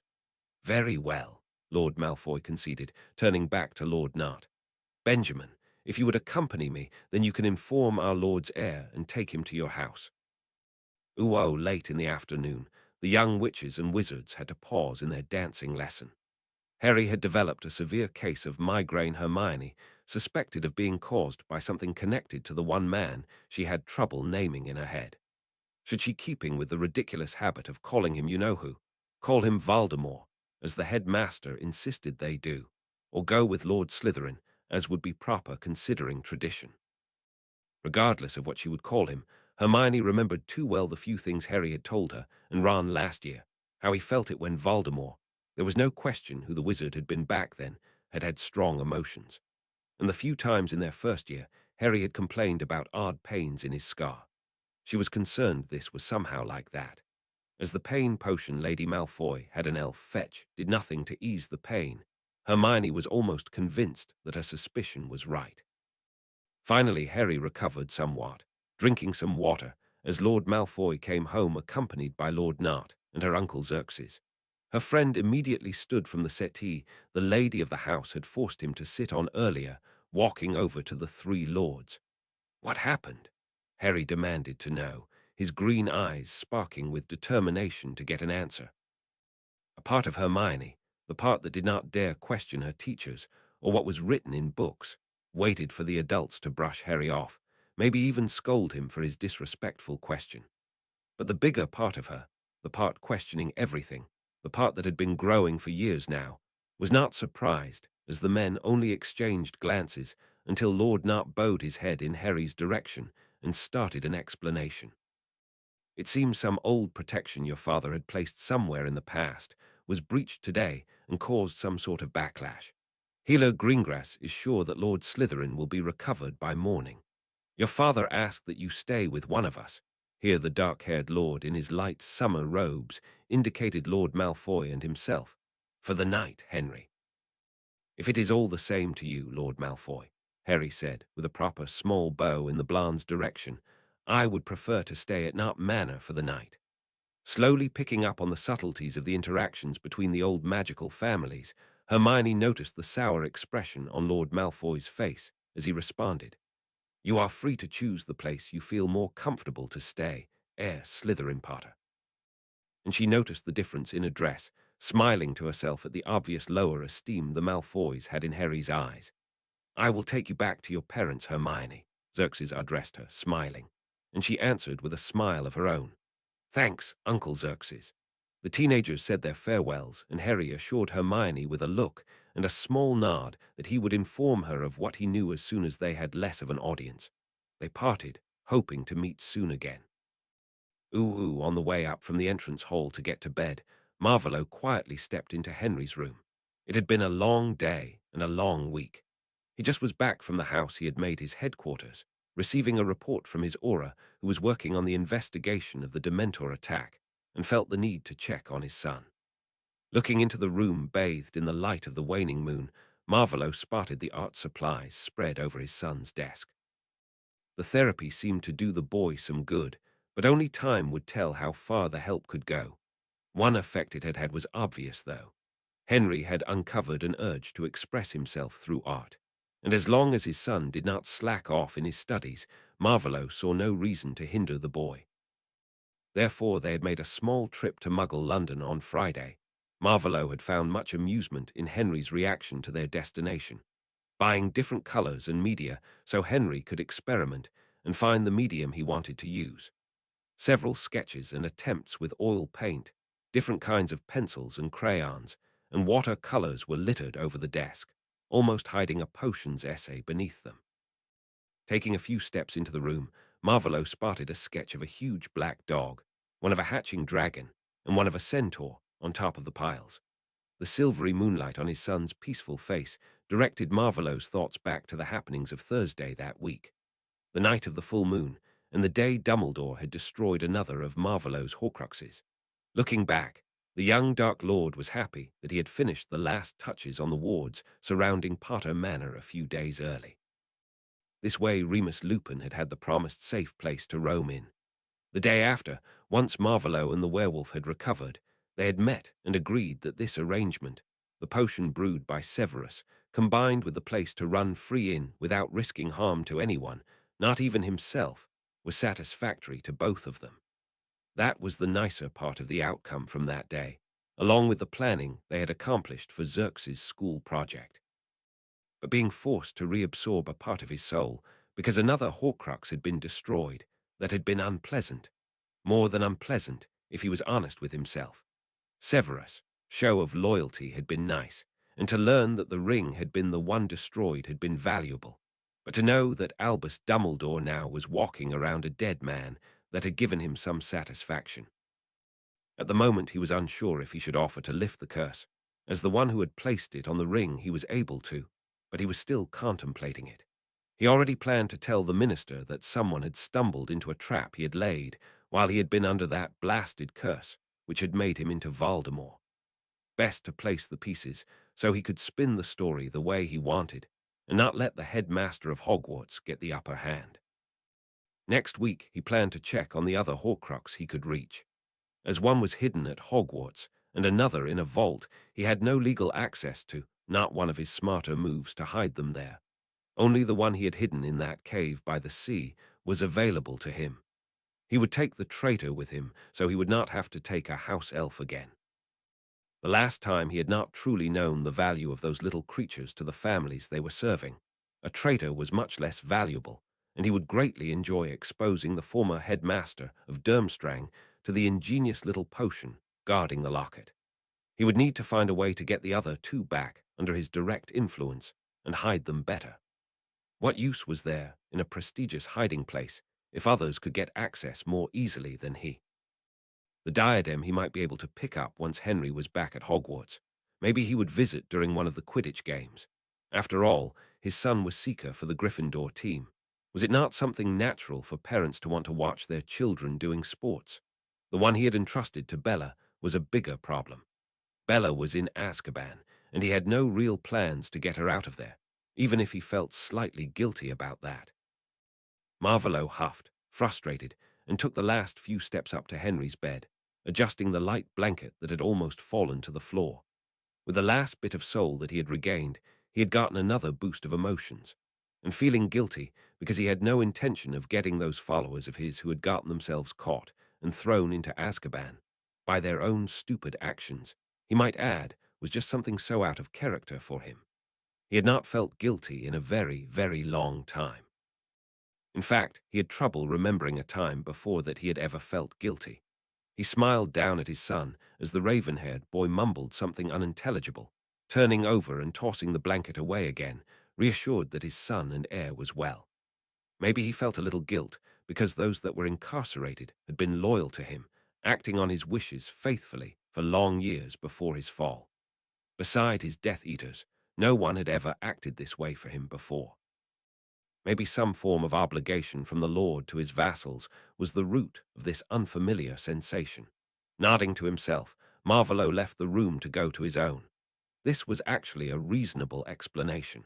Now he only needed to find a way to quench this feeling of guilt. Maybe he could get the cases re-examined. He had to think about it. The state of the investigation into who had tried to kill his son made Marvolo angry and frustrated. Dawlish had been trembling in his boots as he was reporting on what he and Kingsley, who belonged to the order as Severus had informed him, had accomplished. Shaking his head in exasperation on how anyone could think sorting charms would work on files that were spelled against direct summoning, Marvolo closed the door to his rooms behind him. He got out of his robe and stepped into his bathroom to start on his nightly ablutions. It was beyond his understanding how a head of a department could be this ignorant about charms theory and spellcrafting. Of course, the state of the file room and archives made the work for the auras that much harder, and they had not managed to find the order yet. They had taken to spending a few hours each day helping those ministry workers trying to sort through the mess, and the rest of the day going after witnesses and checking possible motives. Sadly, there were a lot of people that would like to harm him, any of the other lords whose heirs were targeted, or Henry himself.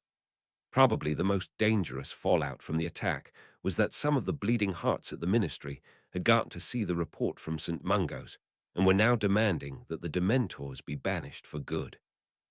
On the few short trips to the ministry to speak with the minister and give his statement to the auras on who he thought capable of wanting to harm his son, Marvolo had heard rumors that some people thought it was safer to remove the Dementors from Azkaban in the event he, that is, Lord Slytherin, would try to break his followers out.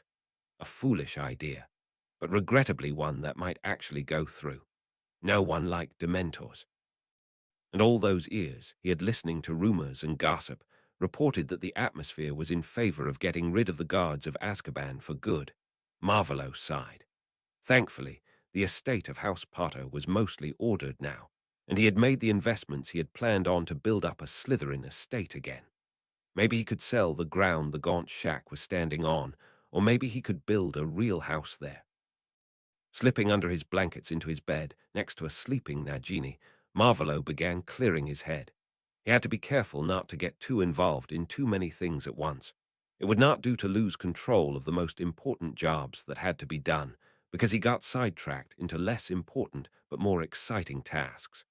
Only minutes later, the Dark Lord was asleep. It had been an emotionally exhausting week. Uwo back in Harry's room, the teenager lay awake staring at the ceiling over his bed. He had woken because it was too warm all of a sudden, and as he realized that someone had tucked him in and was now leaving the room, he had been stunned. Marvolo, also known by the name of Lord Voldemort, had come into his room, checked on him, and tucked him in. Why would the man do so? Was he concerned that Harry would try to run away, that he would strangle himself with his blankets? Harry snorted, and green eyes were closed again. He was glad that Marvolo was well again. As the man's pain had hit the teenager that awful day, he had started to panic. Only after the meeting with his mind healer the day after did he understand why it had happened. Not because of the pain or fear for himself, but because he somehow had managed to get attached to Marvolo. He was pretty sure he would not tell anyone any time soon that he had begun to like the man who had adopted him without asking for his opinion first, or that he had started to separate this man with the wavy brown hair and his dark red eyes from the man with the pale skin and missing nose that had killed his parents. The latter had been a monster, but Marvolo seemed like a human being. With all his tumultuous thoughts, Harry was glad that Severus had cancelled the occlumency lesson in favor of another potion brewing session, because of the mental strain the teenager had had to endure. Clearing his mind, as Snape demanded he do every night before going to sleep, Harry folded the blanket down to prevent getting too warm again and slipped into a restful sleep soon after. Chapter 27, Outing. Chapter text, sidestepping the other patrons in Diagon Alley, Severus made his way from the Leaky Cauldron to Slug and Jigger's apothecary, as he did every year at about this time. While Pomona grew quite a bit of the ingredients needed in the students' potions, most of the animal parts, and many of the more fickle plants, and those ingredients that needed to be pre-processed, like essences and dried plant parts, Severus had delivered to the school. And in his opinion, Slug and Jiggers were the best. The quality and freshness, as well as the reliability of their delivery, were better than those of any apothecary he had tried in the past. Today he needed some things for his own experimental potions, and those he was brewing for the Dark Lord too. After he had cancelled the occlumency lesson for his lord's son on his orders, Severus had found the time to make good progress on the Two Fathers potion. At the end of the last week, it was Monday the 14th today, Severus had informed his master of his progress, and the man had promised to select a couple matching the requirements the potion's master had requested for the first trial. In fact, 3 persons would be needed for this first real test of the potion: the 2 prospective fathers, and a woman who would carry the child. Considering that Severus had determined that the best time to administer the potion would be the time the woman was in the middle of her cycle, it would take some planning, and the when was yet to be determined. He was rather excited over the prospect of finishing the creation of such a unique and powerful potion. Reaching his destination, Severus stepped into the fragrant air of the apothecary, looking around for Mr. Jiggers, the lone owner of the shop since Mr. Slug had died in an accident some years ago, without children or other family to inherit his part of the business. As he could not spot the stout man, Severus went over to the counter, addressing a woman a few years younger than he, who was working there on some books. "Excuse me, miss. May I speak to Mr. Jiggers?" "My father is not in the shop today, mister," the young woman answered, lifting her brown eyes from the neat columns of numbers she had written in the ledger lying on the counter before her. "Professor Severus Snape, potions master at Hogwarts. I am here to arrange for the delivery of ingredients for the next term. Are you authorized to make such arrangements, or do I have to come back another day?" Curiosity overpowered the small threat of resentment over the possibility that he would have to come back again. Who was this woman? Her hair was a dark honey color, her eyes brown and sparkling. She was wearing some sturdy orange robes over a dark green skirt and a cream-colored tunic. Sensible and nice-looking clothes, a combination Severus did not get to see often. As father wants me to take over the business in the near future, I have the full authority to make decisions and sign contracts. She closed the book and ink well before standing from the chair. "Will you come back into the office with me, Professor Snape?" "That sounds like a reasonable idea, Miss Jiggers," Severus agreed, inclining his head and following her billowing robes into the office. "Martin, please mind the shop while I speak to Professor Snape," the young co-owner instructed one of the helpers restocking one of the shelves as they walked past him. "Will do, miss." The office looked the same as it had always done. Dusty old ledgers standing on a big shelf on one wall, a desk covered in paperwork next to the door, a few worn-out leather chairs grouped around the small table that was used for meetings like the one they were about to have. "Take a seat, Professor. Do you want a cup of tea? Or water, maybe?"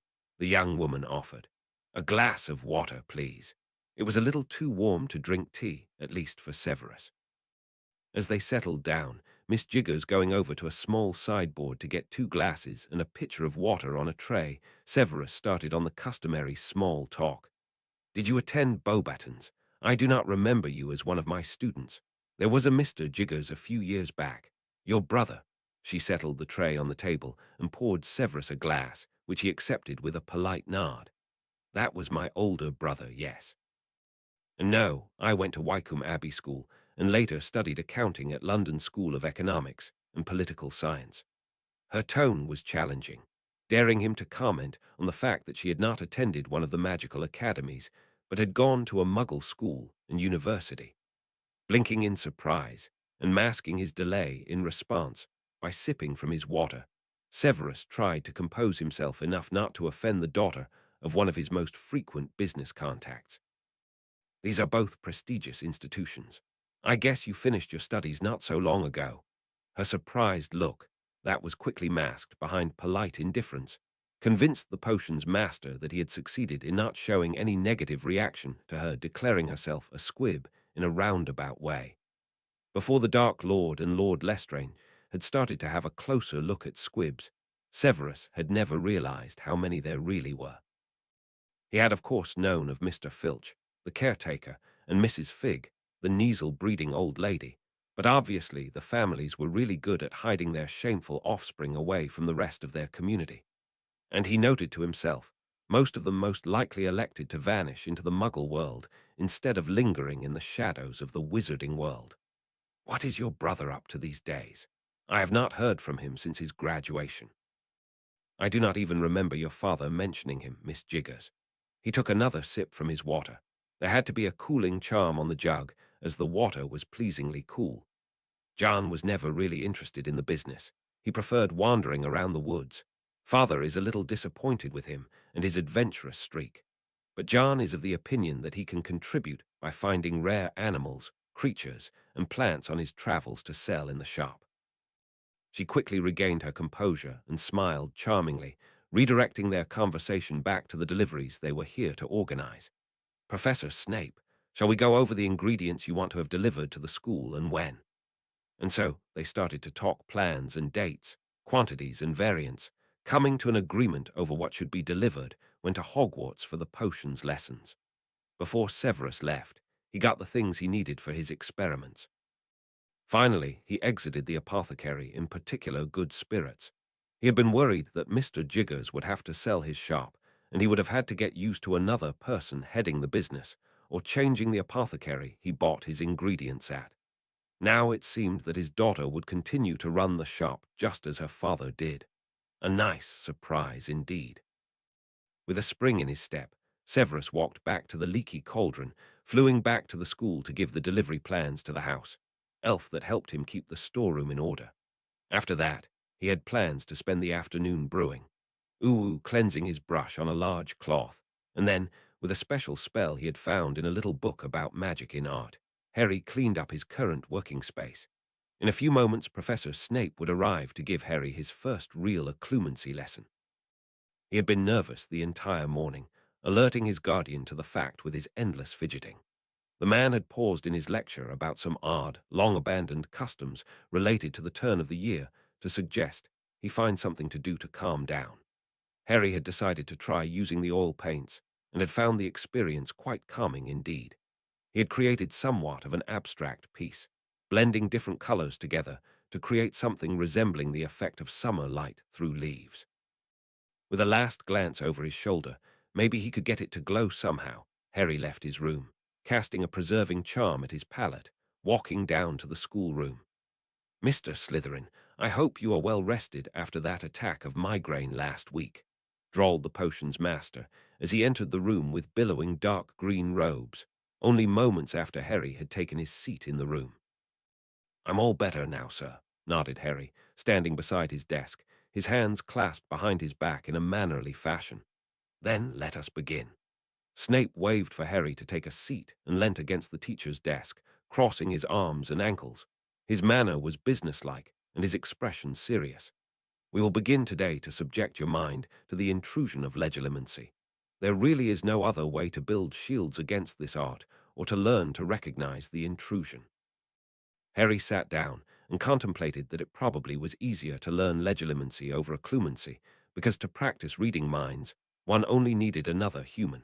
Developing skill in defending against a legilimens required one to actually attack. I must reiterate that I will most likely come to see your thoughts and memories, especially those you want me to see the least. Snape threw him a pointed look. Swallowing nervously, Harry nodded that he understood. Pushing away from the desk, picking up a chair on his way over to where Harry was sitting, the potion's master walked calmly over. He sat on his chair opposite from Harry, giving the teen a long, calculating look. Do you know why your adoptive father wants me to teach you occlumency? I feel it is not only to protect you from the headmaster's attempts to fish for information from your mind. Harry had wondered what Marvolo had told the professor about why Harry had to learn to protect his mind. And it seemed that Snape had been told next to nothing. A hint that Marvolo was using the Death Eaters, as he always had, despite his seemingly changed behavior. Remembering stories that had been told to him about what Death Eaters had done in the past. Mostly, it had been rumors exchanged between the students at the end of the last school year, and stories the Weasley twins had told the short time Harry had stayed at Grimmauld Place. Harry guessed that some of them maybe needed someone to control them. Dismissing this train of thought, jumping to conclusions from only biased information that was spotty at best, was not a habit he should keep up. Harry focused back on his teacher. Green eyes looked thoughtful. I know why I have to learn, but if you were not told, sir, he likely does not want you to know. There was an awkward pause. I'm sorry, sir. Taking a deep breath, dark limp hair swung forward with a short nod as the professor got out his wand from the holster hidden in his right sleeve. For the moment, I want you to try and hold a meditative state while I will enter your mind and have a look at the surface. Try to keep calm and recognize my presence. You should learn to see the influence a Legilimens exerts over the mind, pulling forward what he is searching for. Countering those attempts will be the next step, followed by blocking access completely. Harry only nodded, his mouth dry with nervousness. Falling into the now familiar pattern of the breathing exercises, Harry cleared away all the stray thoughts, concentrating on his image of pulling up weeds in the front garden of his aunt's house. Green eyes met dark ones, and the potion's master spoke, Legilimens, in his silky, smooth voice. At first, Harry felt nothing different until suddenly he lost control over the image he was seeing. First, he began to feel the ache from working in the garden for hours, then suddenly memories of him pruning the roses, mowing the lawn, being taunted by Dudley while working under the blistering sun started to rush past his mind's eye. But as fast and unexpected as it had started, it stopped again. Slumping back in his chair, Harry pinched his eyes closed and rubbed at his temples. He was starting to get a headache. Not bad for a first attempt, Snape stated rather neutrally from his place, only an arm's reach from Harry. You will need to work on detaching all emotions you have to your chosen image. It was rather easy to find strong enough emotions to follow them to memories. Once that is managed, other areas of the mind will be easier to access. Nodding again, it did sound not too outlandish. Harry sat up straighter, meeting the eyes of his teacher with determination. Take a few moments to regain a calm mind again, Mr. Slytherin, Snape said, waving his wand to get a glass of water to float over from the teacher's desk. Harry emptied the glass with thirsty gulps, only belatedly remembering to thank the professor for getting him something to drink. They repeated the same exercise a few more times, until the professor decided that it was enough for their first lesson of this kind. A little disappointed that he had not managed to feel the intrusion or stop the popping up of memories somehow connected to the garden at Privet Drive and all the work he had done there, Harry was glad, nonetheless, that they had stopped, as he had started to have a rather nasty headache. He was sent to rest for an hour, receiving a pain relief potion from the potion's master, and went to do just that after thanking his teacher with a little bow. They were to meet again next week to continue. It was really bad luck that Harry would not have much of a holiday this year.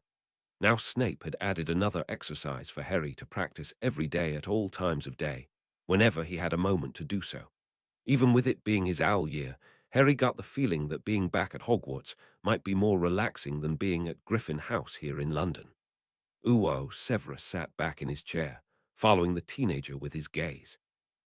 It was a rather promising start for one so young, beginning to learn to occlude his mind.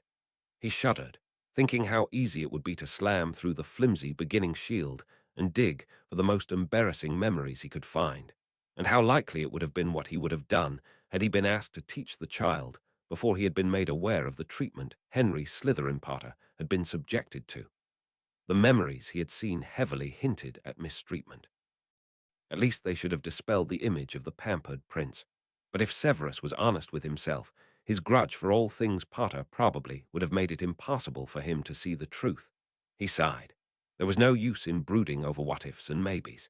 Severus stood and made his way over to the study his lord was wading in. He had a report to give and intended to do so in a timely manner.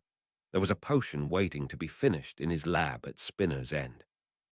After knocking and being called in, Severus opened the door, taking a step into the room and sinking down on one knee, the door closing behind him directed by magic. Severus listened to a quill scratching over parchment, his eyes trained to the floor. He did not have to wait long until he heard an inkwell being closed and parchment shuffled around. "Please get up and take a seat, Severus," the Dark Lord said, sounding a little distracted. Not waiting for the order to be repeated, even with his sanity restored, it was not a good idea to annoy the Dark Lord. Severus rose from his position on the floor, one knee protesting the treatment, and walked the last steps over to one of the visitor chairs. "Do you want something to drink? Lemonade or tea, maybe?" Red eyes rose from sorting the desk to watch the potion's master. "A lemonade would be most appreciated, my lord," Severus answered the question, inclining his head respectfully. Normally he would prefer tea, but it had been a rather hot summer so far, and it did not look as if it would get cooler any time soon. A few minutes later, they sat in two wingback chairs near the cold fireplace, facing each other, each with a glass of ice-cold lemonade in hand. How did the first lesson go?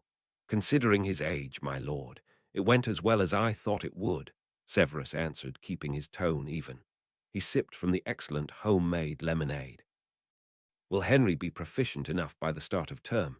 The Dark Lord wanted to know. Severus sighed again. What would proficient stand for in this context? Will he need to be able to lie to an expert legilimens, in addition to blocking the link between you, my lord? Startled, the Dark Lord fixed Severus with wide, crimson eyes. No, I do not think it will be necessary for him to lie. It will be enough for him to recognize invasion.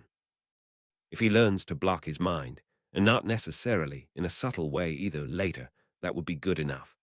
Raising a brow, Severus nodded and contemplated his suspicions for the reasons. There was something more going on, that much was obvious, and that the Dark Lord was not inclined to share what was happening was obvious as well. Severus never had heard of this kind of link forged between two minds. I have another topic to discuss.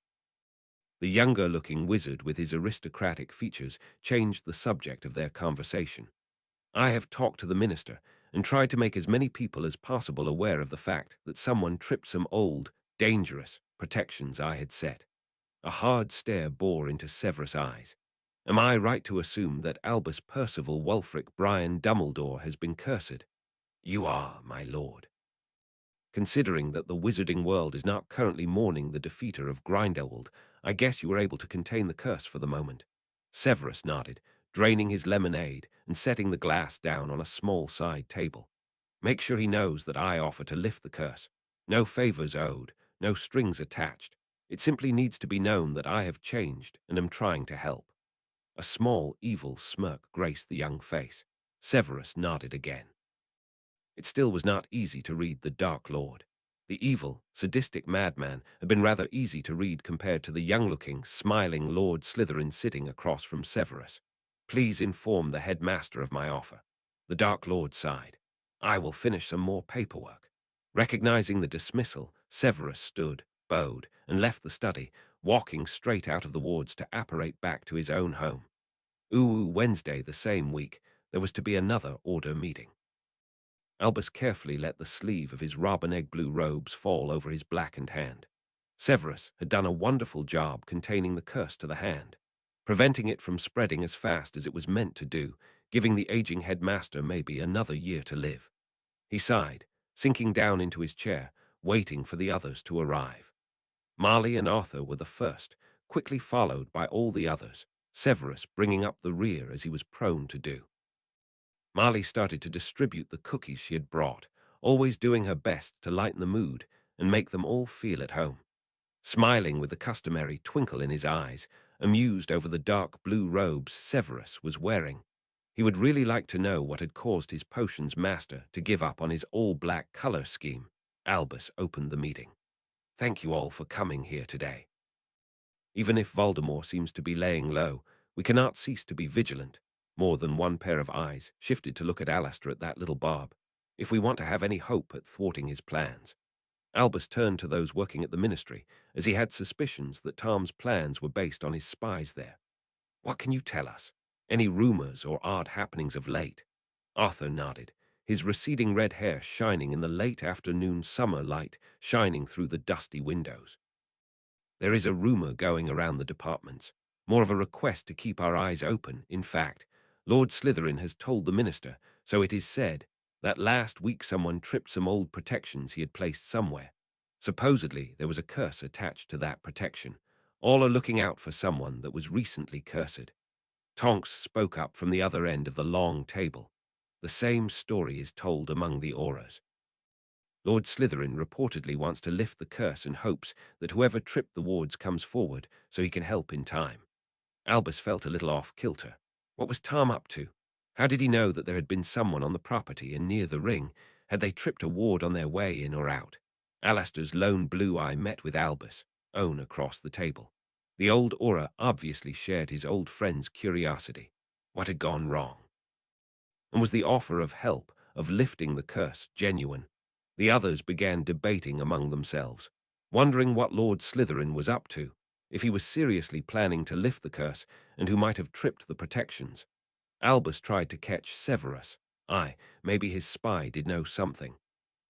After several moments of futile efforts, the headmaster finally made eye contact with the potions master, and he just knew that Severus was aware that it had been him tripping the protection and getting cursed. With a slight widening of his eyes, Albus realized that Tom had probably felt something as they had destroyed the Horcrux, that was why he knew that someone had been there. Only, how he had known that the curse placed on the ring had affected him was still not clear. "Severus, my boy, do you know something new?" The debate instantly ended. They all wanted to hear from their only spy, so they turned to look at him. "Mr. Potter is still fine, almost constantly in lessons as far as I can tell." Severus started with the part of his report he always told them first. "Last week, there was a meeting to plan a school. It was organized by Lord Lestrange, and I was invited because of my teaching experience." The Dark Lord experienced some pain and claimed it to be backlash from some protection spells he had put up somewhere. As far as that goes, the story seems plausible. A school, Daedalus Diggle wanted to know. A school for dark wizards. Severus shook his head and looked like he wanted to roll his eyes, but could just refrain from doing so. A school for young children and for those that have not enough magic to attend Hogwarts. The Dark Lord wants Squibs to stay, and Lord Lestrange wishes for the same. After that, the meeting got lost in details and technicalities. Severus was pestered to explain why there suddenly was interest in keeping Squibs from leaving. More than once, Albus had to steer the conversation away from dangerous topics. He felt his grip on the members of the Order of the Phoenix slip. Tom and his odd behavior brought only confusion to the ranks.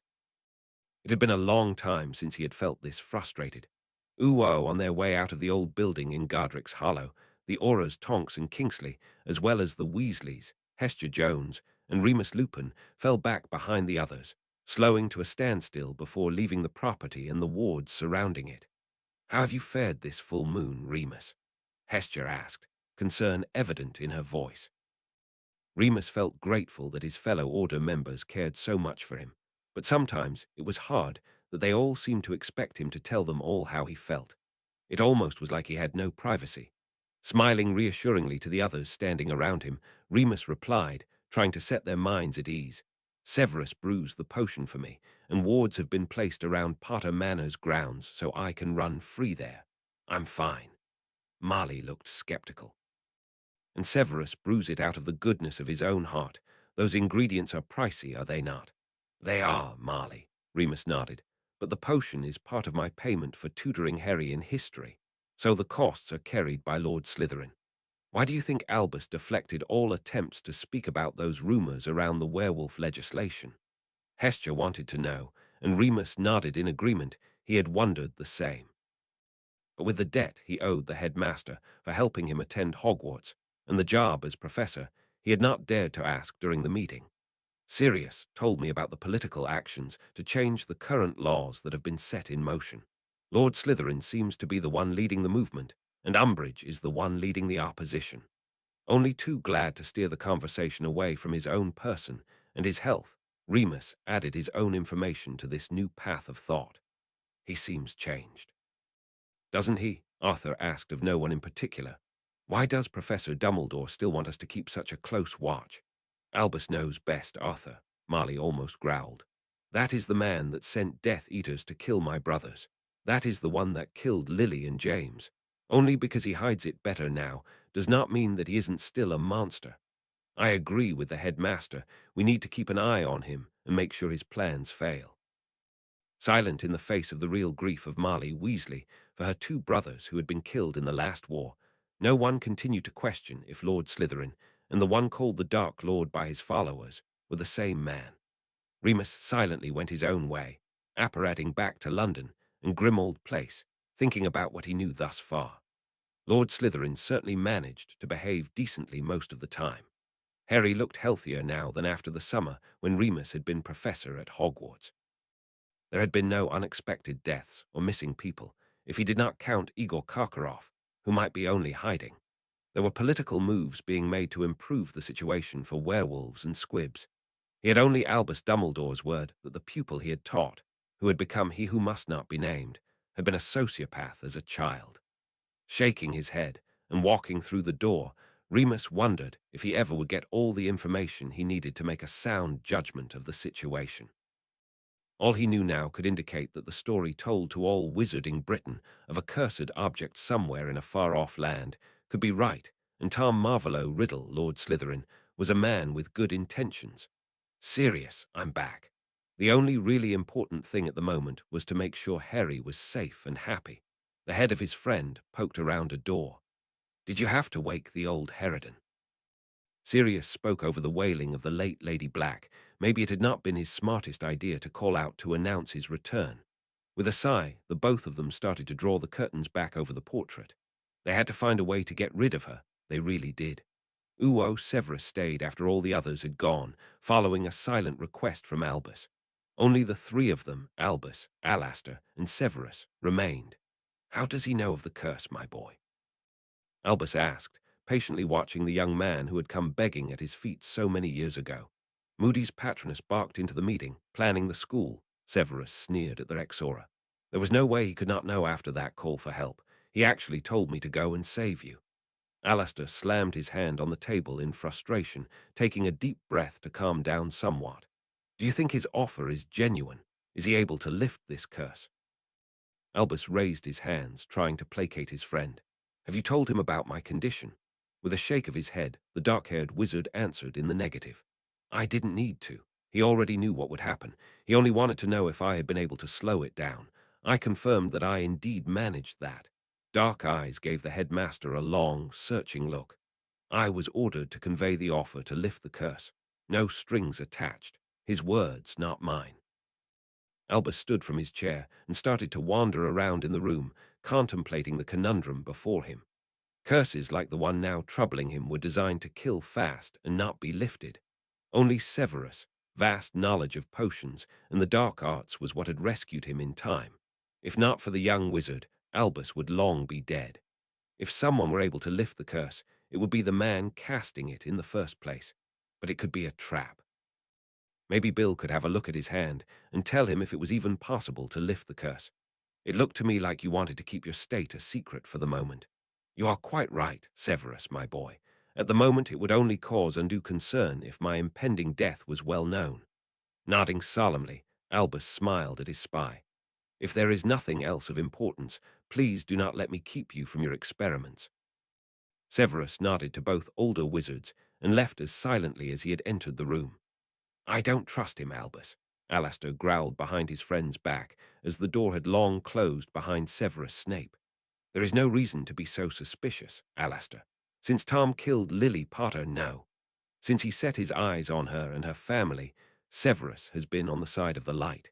And there is nothing in this world that could make this man waver in his resolve. Albus could see clearly that his old friend was not convinced, but maybe that was for the best. One of them should have a close watch on Severus, just in case. The man was a Slytherin after all, even if Albus long since had felt that they might be sorting the children too early. Wearing robes heavily charmed to be repellent to water and everything else, as well as stand up to wear and tear, Marvolo walked through the halls of his headquarters down to the old cellars that had been refashioned into cells. He finally had found an afternoon to go check up on the locket. While Henry was in his lessons, ancient runes at Nut House with Theodore and Miss Granger, followed by dancing and proper manners at Malfoy Manor, he would have time to fetch his traitor, check on the locket, and afterwards rid himself of some of his stress. Reaching the old wine cellar Igor was currently contained in, Marvolo gave the man a once-over. Malcolm had worked well, even if he was weakened greatly, a shell of his former self. He was healthy enough to live several years further. Igor, get up, traitor. You will accompany me on an outing today, Marvolo said in a cruel, cheerful tone. Flinching, Igor obeyed, getting to his feet. His robes were filthy and tattered. He showed all the signs of having been tortured several times. The former High Master did not raise his eyes from the floor and stumbled after the Dark Lord up from the cellars to the ground floor, where the wards allowed for apparating. At least if one was the Dark Lord. Moments later they reappeared on a nice small ledge only a few feet above the water. Conjuring a small rowing boat, He did not intend to swim through the passageway. Marvolo let his eyes rove over the open sea. Not spotting any fishermen, he pushed Igor into the boat. Row. He could cast an imperious on the man, but seeing him tremble in fear was much more enjoyable. It was easy to overcome the protections he had placed here. They were still in place. But as he had set them to be reset, if someone managed to get through them, he had thought it would be nice to add to the army resting in the lake. That was no indicator that no one had been here. In hindsight, it was not one of his better ideas. He had obviously had quite a few of those not quite brilliant ideas in the last years before his fall, or maybe more like since he had created that first Horcrux. Healing the small cut he had made on one of Igor's hands, the man had pleaded with a broken voice to be spared. They walked along the bank of the dark lake to the place the little magical boat was hidden. Red eyes stared out over the water infested with sleeping inferi, intent on the small island and the green glow. He should have placed some sort of indicator so he would have known if someone had been here. He huffed in frustration, waving his hand over the boat as it rose from the waters. He had brought someone with more magic than he had planned when he had set everything up, so he needed to adjust. Marvolo did not pay much attention to the prisoner he had dragged along, nor to the smell of wet sand, rotting fish, and seaweed. All his senses were focused on trying to feel if someone had been here. Had Dumbledore managed to come here, get the locket, and leave? He had thought that no one could leave who drank the potion of despair. But as he had learned over the last weeks, it was entirely possible that he had erred. He was loath to admit it, but it was an unfortunate truth. With a slight bump, they reached the island. Marvolo gripped Igor by his arm and pulled the man up to the basin. You will now feel all that will let you despair. Drink. Marvolo lowered the goblet provided into the potion and made Igor drink it. Soon the man was sobbing, begging not to continue, to be allowed to stop. But Marvolo ignored him, his eyes glued to the basin and the slowly falling level of potion. Finally the potion was gone, and Marvolo cast a body bind on Igor. No need to let him crawl to the lake, drink the water, and be dragged under by the inferi, his eyes never leaving the locket at the bottom of the basin. Something was off. Slowly the Dark Lord returned to sanity, reached for the chain, and lifted the locket out of the stone basin. That was not the one he had placed here the last time he had visited. His hand started to tremble. Someone had swapped them. Someone had been here. Not setting some sort of alert had been monumentally idiotic.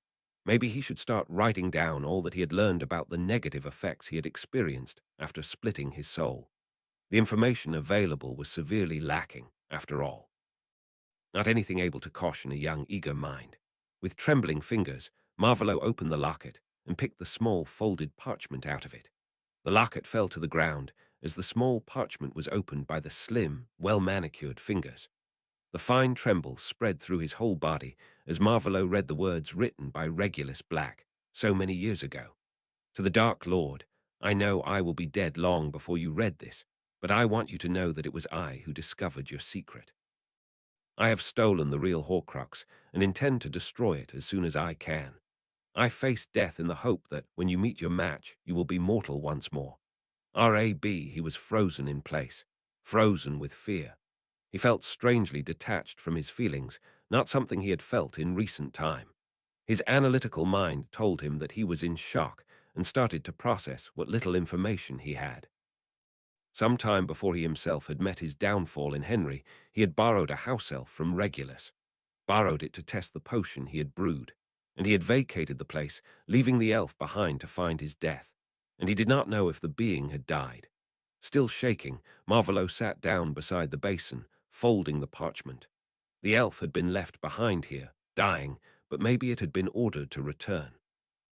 With more than a little annoyance, Marvolo acknowledged that he always had dismissed the power of elves. He had warded this place against wizards and witches in all the ways he knew of, but he never had bothered to ward against anything else. So the elf returned, told everything to his owner and brought him here. It was the most likely explanation. And Regulus never planned to return, expected to die, judging by the words of the letter. Another Horcrux was in danger, a third one. Marvolo did not feel particularly good. It had been a long time since he had felt fear, but now he feared again. Pushing the fear aside and strengthening his occlumency shields, no need to let Henry feel the same way he was feeling at the moment. Marvolo closed his eyes and took a few breaths to calm down. The locket was missing, and he did not feel it near, so that had to imply that the wizard had drunk the potion and the elf had returned to its home with the locket. Falling back into comfortable patterns, Marvolo pushed the fear down with anger. The locket was pushed into one of the robe pockets. The petrified wizard grabbed by his arm, flung into the air and levitated. The dark wizard that had created the army of Inferi sleeping under the water of this lake strode to his little boat and returned as fast as he was capable of to the entrance to the cave, apparating back to the old black property once given to Doria Black as a wedding present. He was seething with rage. If he had been able to think clearly in this moment, he would have pitied whoever would meet him first. Uo Thorfinn held a long list of young wizards and witches living in less than ideal conditions to his chest. He had come here to headquarters to give his report, as requested, only to find the house empty. So he had found the room they had named the waiting room and sat down in one of the chairs, waiting. He had been there an hour when he felt his lord enter the wards of the house. He was angry, very angry, and trembling in his fear of being the target of that rage. Thorfinn stood from his chair to sink to the ground in a prostrating pose, knees bent, eyes to the ground, his forehead touching the carpet. The Dark Lord did not acknowledge him, and that was all well by Thorfinn's point of view, because the man was so mad about something that the magic almost visibly crackled around him. A stiff as a board Karkaroff was floating behind his lord, falling with a muffled thud to the ground as the levitation spell was cancelled. Grey eyes grew ever wider and wider, as Thorfinn could no longer keep from peeking and got to watch an irate Dark Lord conjuring pottery, furniture, and glasses, just to blast them to smithereens that exploded in all directions. Thorfinn cowered as close to the ground as he could manage, praying to every god that was listening to grant him mercy. After what felt like an eternity, all the splinters were vanished, and the Dark Lord spoke. "Elf, take the traitor to his cell, make sure he survives." A small elf popped into the room and took the wizard in tattered robes away with a pop. "Thorfinn, get yourself cleaned up and come to my study." With his robes flaring out behind him, the Dark Lord left the room and his trembling Death Eater behind. It took him a few moments before he could cast the required spells on himself. One to clean himself after he had lost control in his fear, and one to get rid of the cold sweat he was drenched in. A few more flicks of his wand and murmured incantations later, his robes were clean again, all dust and wood splinters gone, and his short-cropped hair straightened out. The blond wizard was a little bemused over his lord's behavior, but as it was not his place to question his liege, he just walked over to the door to the Dark Lord's study and knocked. After the calm-sounding order to enter, he opened the door, stepped in, and bowed low. He only could hope that he would return home unscathed today. Once Thorfinn had left, Marvolo thought about his possible courses of action. He did not know if the locket Horcrux had been destroyed, but he doubted that it was. Extrapolating from his change in state of mind now, and before the ring had been destroyed, his emotional responses should be more pronounced if the locket shard of his soul had returned to him. He had to assume that his Horcrux was lying about somewhere around the Black Estates, like the cup he had entrusted to Bellatrix. Luckily, it was not easy to destroy one of his soul containers. Maybe he could offer something to Black, Sirius. That was in exchange for something he had cursed under the pretext that he was planning to remove the curse. That could work. Maybe. Severus had told him that Black was not happy with Dumbledore, and considering that the old headmaster tended to keep his cards close to the chest, it was unlikely that Black knew about the Horcruxes and their significance. Getting his favorite quill and a piece of simple parchment, Marvolo started a draft for a polite letter to Lord Sirius Black. He could offer to retrieve, or try to, the body of Regulus Black so that the younger brother of Black could be properly buried, in exchange for a dangerous object he wanted to neutralize. It was a delicate dance and a risky move, but trying to steal it, or sending Henry to do it, was a much bigger risk. No, establishing a working relationship between himself and his son's godfather was the better plan. This might prove to be an opportunity. He only needed to find the right approach to use it. Cornelius sat in his chair behind the desk in the minister's office, contemplating a problem he had hoped would solve itself with enough time. It had not. He sighed. It was rather unfortunate that no teacher had managed to keep the position as professor for defense against the dark arts longer than a year. He had watched as Albus had struggled to find a new teacher each year, and now it seemed that Albus would not find a teacher in time. It was the middle of August, and the position was still open. Due to a law Lucius had pushed for a few years back, the ministry was authorized and obligated to appoint a teacher when the current headmaster was unable to find someone for a position a month before the start of a new school year. He now had pondered the problem more than a week. They could not spare one of the auras, even if they were the most logical and best-suited candidates, and it had to be someone he could rely on to act in accordance with ministry guidelines. The short wizard got out of his chair and started to pace over the expensive carpet that had been a present from a Persian diplomat visiting a few years back. Marvolo was concerned over the fact that his adopted son would return to Hogwarts and under the influence of Albus Dumbledore, and Cornelius would be too if he was in his shoes. After all, Marvolo had once been you-know-who, and Albus had always fought against him with all he had at his disposal. Furthermore, the past weeks had proven that Albus did not believe the story about the ancient curse influencing Marvolo to commit all those horrible acts. Cornelius himself was not too sure that the story was true, but he recognized the desire to act on the political stage in the so much younger-seeming wizard by the name of Tom Marvolo Riddle, or more accurately, Lord Marvolo Slytherin. If he managed to keep him on the political stage, it might be possible to keep him from becoming Lord. You know who, again? Cornelius scoffed. It was a little pathetic that he could not even think his name. Maybe Dolores would be a good candidate for the job. She was driving him ragged with her agenda regarding werewolves, and getting her away from politics for a while might help sort that tangled mess out. He knew that Dolores had her own agenda, but she always held with his directives, so he might be able to keep an eye on the happenings at the school. Giving information to Lord Slytherin, keeping on his good side, keeping him on the good side.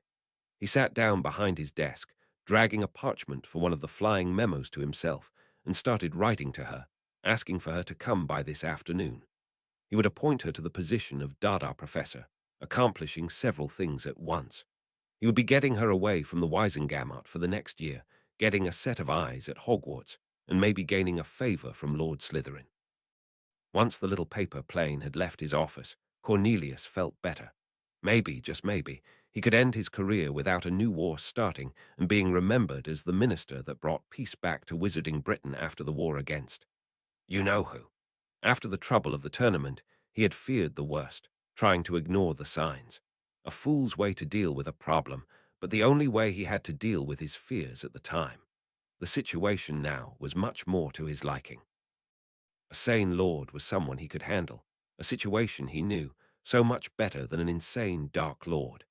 Smiling, Cornelius Fudge waited for Dolores Umbridge to come to his office, and maybe Amelia had news for him regarding that nasty business with the Dementors later. If they could find the culprit, they might be able to keep their guards at the prison. Problems tended to act like the heads of the Hydra. If you severed one from the body, two new ones grew almost in the same moment. There was no way to deal with this other than to tackle one problem at a time. So first, getting Dolores Umbridge out of his way.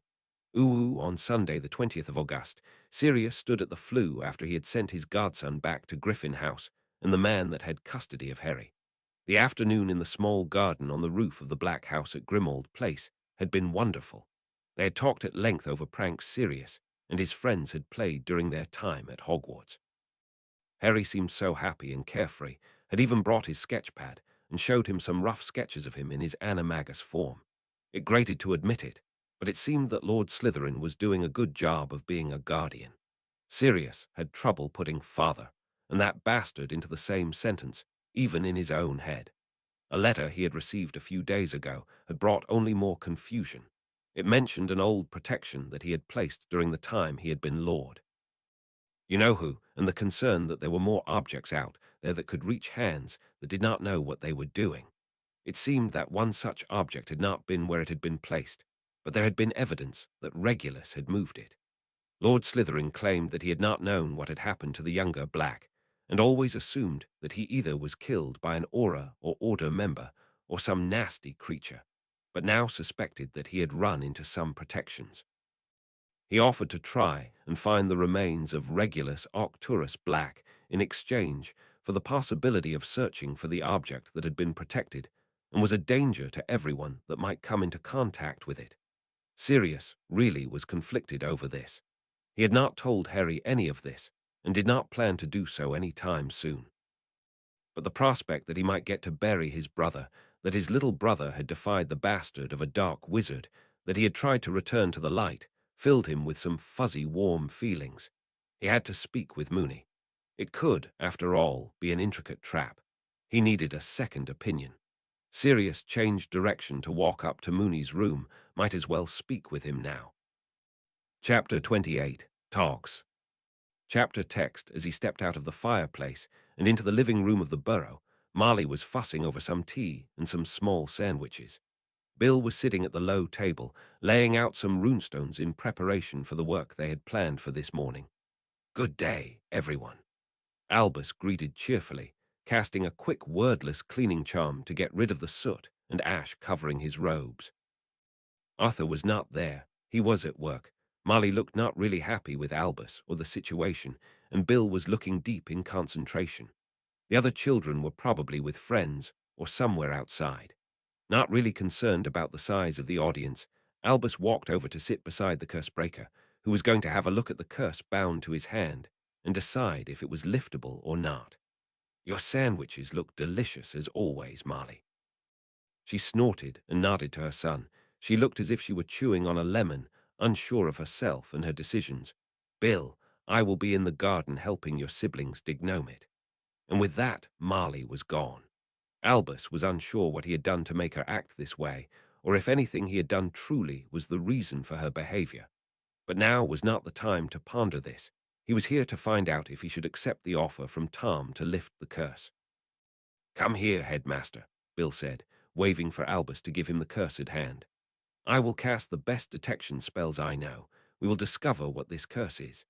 Without another word, Albus shrugged out of his bright yellow robes, sitting on the old sagging sofa only in his tunic and trousers, pushing the tunic sleeve up to his elbow. Waving his wand over the shriveled, blackened hand and murmuring under his breath, Bill started his work. The chants and spells got longer and more complicated as he resorted to more languages than Latin, such as the older versions of English or French. Different colored auras flared around the hand and lower arm, not something Albus could have interpreted, but Bill seemed to learn something from it. The red-haired wizard laid out a pattern with the runestones, placing the headmaster's hand in the middle of it. A parchment and a quill were prepared, and the chanting started anew. During Bill's chanting, rearranging the pattern of runestones, and the quill recording, Albus contemplated what he would do if the curse proved to be liftable, because he had already decided what he would do if it was unliftable. He knew that if he did nothing, he would not live to see another summer. But he also knew that Tom was not offering to lift the curse out of the goodness of his heart. Albus had known from the moment he had met the child back then that he was rotten to the core. He had hoped, of course, that he might be able to help the child back onto the right path, but as with his good friend back when he was still dreaming, all hope had been futile. Once he had not recognized a dark wizard for what he was, but he had promised himself never to repeat that error.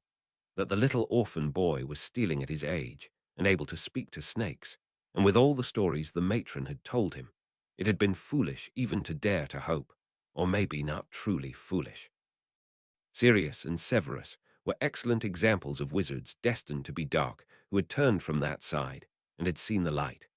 No, there was always the possibility of love and friendship turning a dark wizard back to the light. Most likely the move Tom was making with this unexpected offer was a political one. If his former student wanted to confine himself to political maneuvering, Albus was not someone to stand in his way. Cutting down on the violence was not the thing Albus had wanted to work towards. It would be that much harder to convince the other magical people in Britain that Tom Riddle, now called Lord Slytherin, was a danger if he was keeping to the political arena. But now that it seemed it was going to be a mostly political struggle, he would find a way to work with it. It would take some time to find out what the other Horcruxes were and where they were hidden. Only 2 had been identified so far. Albus still remembered vividly the day Harry had brought him the diary, pierced by a basilisk fang, and the epiphany it had been. But besides confirming his suspicions of just how Tom had managed not to die that night, it also provided more evidence that Harry was another of the anchors tying Tom Riddle to this world. Considering that at some point Harry had to die, and he did not know anyone who could take over the important task of finding and destroying all of Voldemort's Horcruxes, Albus had to stay alive to do all of that himself. Now he only had to hope that this curse was actually one that could be removed.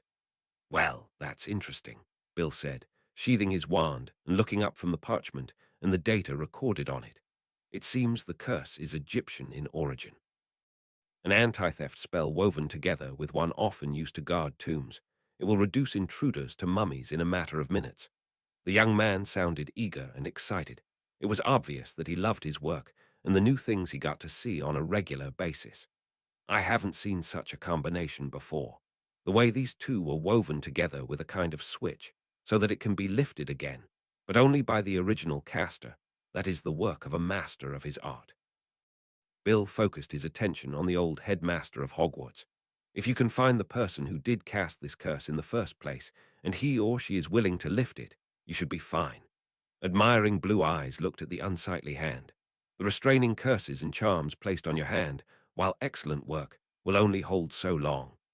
Albus could see that the young wizard was almost bursting at the seams with questions, and quite eager to ask them all, pestering Albus until he would answer.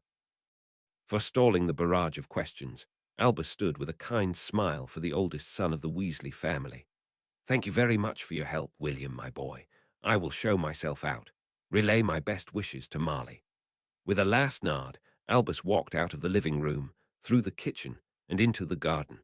With a cheery wave at the Weasleys working in the overgrown garden, Albus left the wards and apparated back to Hogwarts. He had a letter to write and a meeting to arrange. The prospect of meeting Tom again and allowing the man to point a wand at him made Albus feel a little uneasy. Uwu Marvolo was sitting in a cafe in Muggle London that catered to the eccentric and the artists. He was waiting for Lord Black to join him, inspecting the odd paintings the walls next to the table he had chosen were lined with. In fact, he had not thought that much would come of his tentative offer to meet and speak about the trade he had in mind. But now here he was, sipping his sweet tea and waiting for the other to arrive. The young girl with bright blue hair working here had just brought him his second cup of tea as Sirius Black made his way into the room. Marvolo had opted for avoiding the heat in the open, searching with wandering eyes, and finding the one he had come to meet with his wandering eyes. "Nice you could make it," Marvolo greeted the other, aware of the muggles surrounding them and listening in on their conversation. They would have to wait a bit before they could come to the topic for which they were meeting. Black nodded. "This is something I'm really curious about, so I just couldn't not come." The other Lord of the Wisengamot took a seat and picked up the menu to see what he would order. They sat in silence till the young waitress came back, taking their order, black coffee for Black, and a big slice of chocolate cake with whipped cream for Marvolo, only to fall back into silence the moment she left. They stayed in this uncomfortable and strained silence until Marvolo could cast a privacy spell Severus had invented after their order had been brought to their table. Spooning 3 small heaps of sugar into his cup, Marvolo finally broke the silence. "After I became aware that someone broke some old enchantments of mine and got cursed in the process, I realized that there are more dangerous things still laying around that I probably should take care of." Black could not refrain from snorting at this, blowing at his coffee to cool it down a little. Marvolo rolled his eyes, but let it slide. After all, Black was right. He should have thought about this earlier, for several reasons Black was not aware of. As you probably know, I still remember what I did while in the grip of the ancient curse. A flicker of resentment in Black's eyes told Marvolo that the other did not truly believe the official story, but had no evidence to disprove the claim. "I checked on one place I used to ward a dangerous object and did not find the object, but instead found a letter from your brother." The older Black brother tensed in his seat, his knuckles turning white with tension as he gripped his cup harder. "He said he intended to move it and did not expect to live. I have not dismantled the protections yet, but plan to do so soon. I might be able to recover the remains of your brother, Lord Black, but I will not take the risk needlessly." A spark of resentment flickered to life in grey eyes, but was quickly squashed. Marvolo knew he was goading the other man, but he enjoyed it too much to simply stop. You Slytherins never do anything without looking out for yourselves first, Black spat in distaste, but with much less venom than Marvolo had expected. It seemed that Black truly wished for the opportunity to reclaim his brother's body. What do you want? Your letter was not really forthcoming about that. I had borrowed the help of a black house elf to finalize the security around the object. I think that this is the answer to the question of how Regulus came to know about the place. I need to recover the object your brother moved. No one but me can disable the dangerous spells layered into and around the object. Most likely it is somewhere in one of the black properties, or it would have caused havoc long ago. Marvolo took a bite out of his cake, smiling at the rich chocolate taste. He loved a well-made sweet. I want your permission to speak with the elf, if it is still alive, and search the black properties for the object your brother moved from its protected location. The dark look in the stormy grey eyes did suggest that Black was not happy with what he wanted out of this deal. In exchange, I will do my best to retrieve the body of your brother to return him to you. Black snorted. That hardly is a sound deal. Retrieving a body and not promising to even return him, only to try, that is a joke. Tiredly rubbing his temples, Marvolo quickly thought about what to tell. It was rather risky to try to retrieve a body from among the inferi. Well, maybe the truth was the best option in this situation. I will have to risk much if I try. He sighed. Life could be so simple, had been so simple. I used a rather sizable number of inferi to guard the place, Black. So as easy as it may sound, it is anything but. Pausing with his cup raised halfway up to drink from it, Black stared at the wizard sitting opposite from him. He blinked a few times really slowly, and Marvolo started to worry that he might have broken the other man. Inferi, mumbled Lord Black rather weakly. Marvolo only nodded, taking another bite from his cake. No use in wasting a perfectly fine dessert. Tapping on the table with the fingers of his left hand, Black watched Marvolo with thoughts whirling behind his eyes. Marvolo concentrated on his cake. It often was tempting to take a dip into the mind of someone to get answers a little faster, but it always was risky to give in to the temptation. Slowly speaking, Black laid out the plan he had cooked up in the last few silent minutes. Is it possible that some others among those protections could be people missing still? Wizards and witches missed by their families, who do not know what has become of their loved ones. I will not allow you to search my properties for only the chance to get the body of my brother back. Now it was Marvolo's turn to think. Was he willing to search for other wizards and witches among the inferi? He was not even sure that he had used the bodies of magical folk to create the inferi in the cave, and he certainly did not remember every insignificant person who died in the war. He would need names and pictures to have even a snowflake's chance in hell to recognize anyone. He had just not cared, so now he did not remember. Maybe he could use that to build up the credibility of his story. So, young wizard recovering from an ancient curse of paranoia. He could pretend that to get one Horcrux back under his control. He spoke, hesitant, eyes downcast, hands clasped as if to stop them from shaking. You must know that not everyone that died in my presence or by my hand. He took a deep breath as if to calm down, fighting painful memories.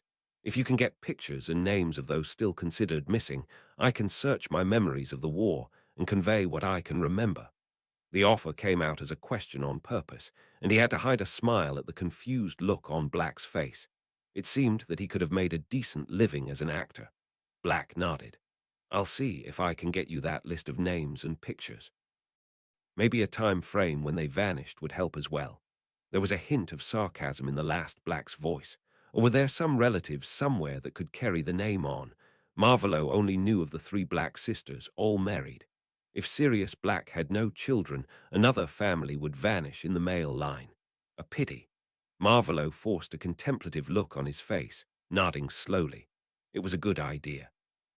And this all could work in his favor to establish him as some young wizard working to right past wrongs, separating him farther from Voldemort. Dates when someone was last seen, and where can help. And now on to the other topic he had planned to speak about, not that he had told the other so in the letter he had sent. Before we part, there is another topic I want to talk about with you. He had no need to pretend to be nervous now. and he still was infuriated that he felt uncomfortable with this topic. Seeing what information has been withheld from Henry, I do not dare to rely on his previous guardians to have explained certain things to him. Marvolo could clearly see that Black was not following. He sighed.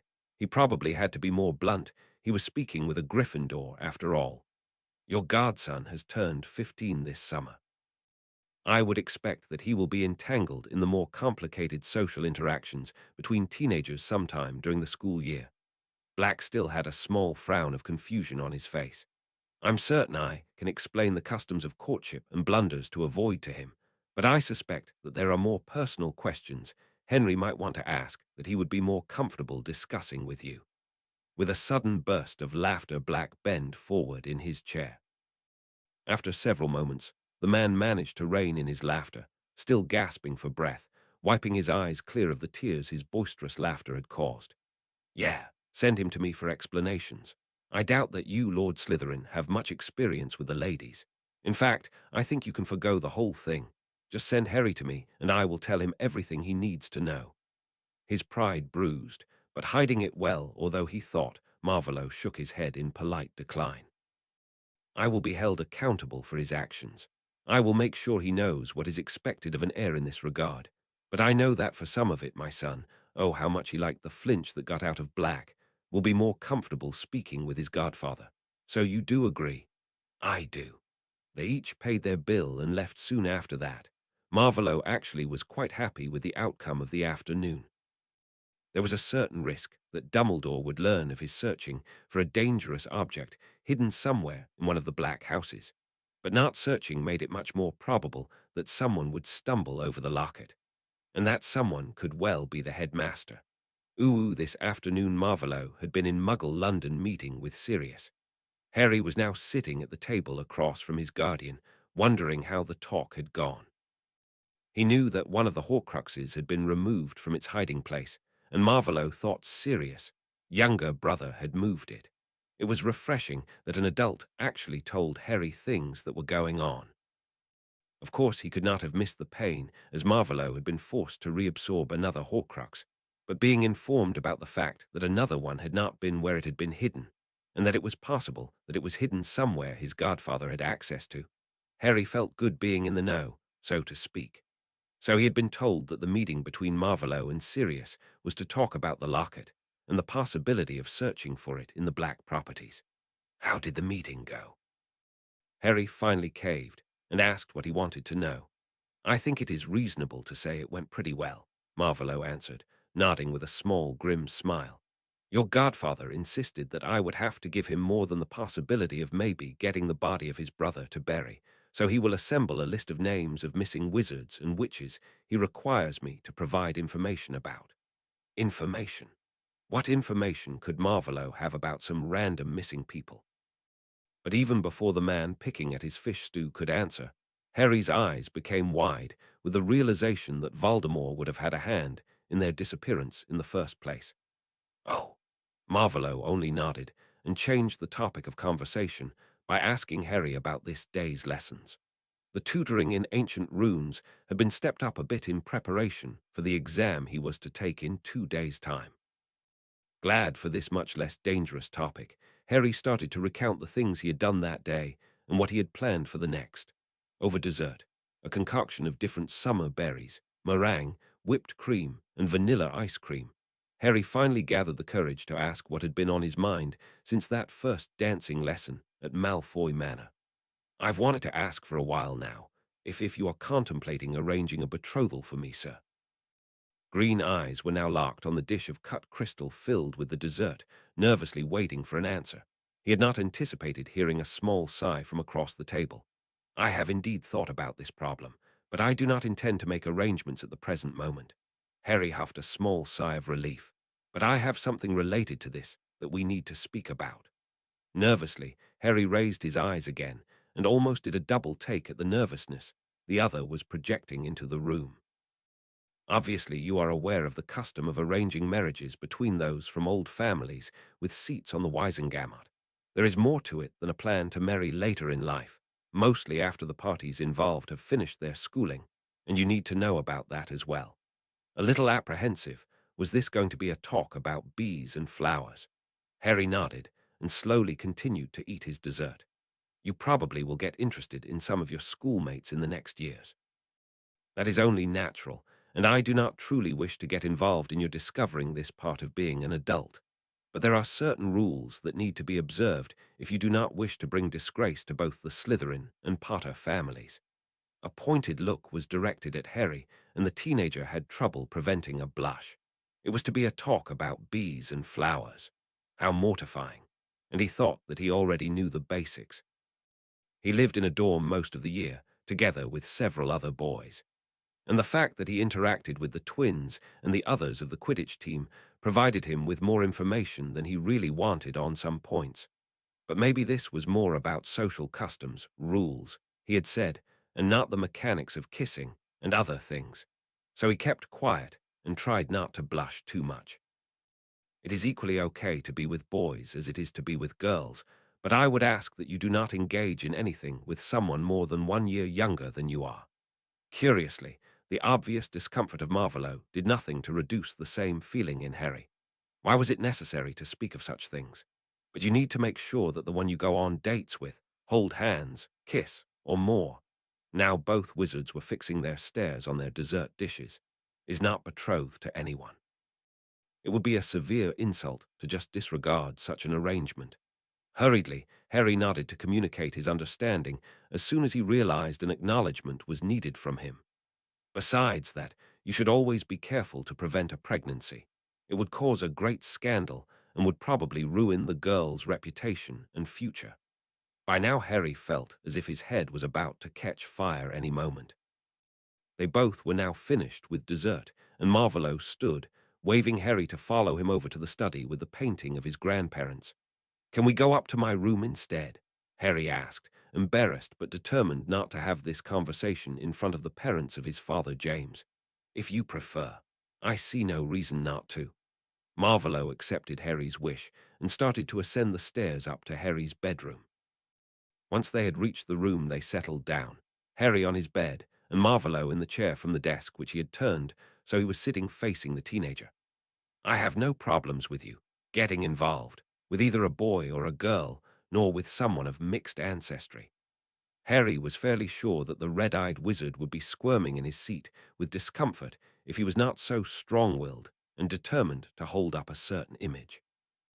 And he was on the verge of laughing out loud over the man who once had been Lord Voldemort, bent on killing off muggles as well as wizards and witches born to non-magicals, telling him that it was perfectly fine to go on dates with a muggle-born witch or wizard.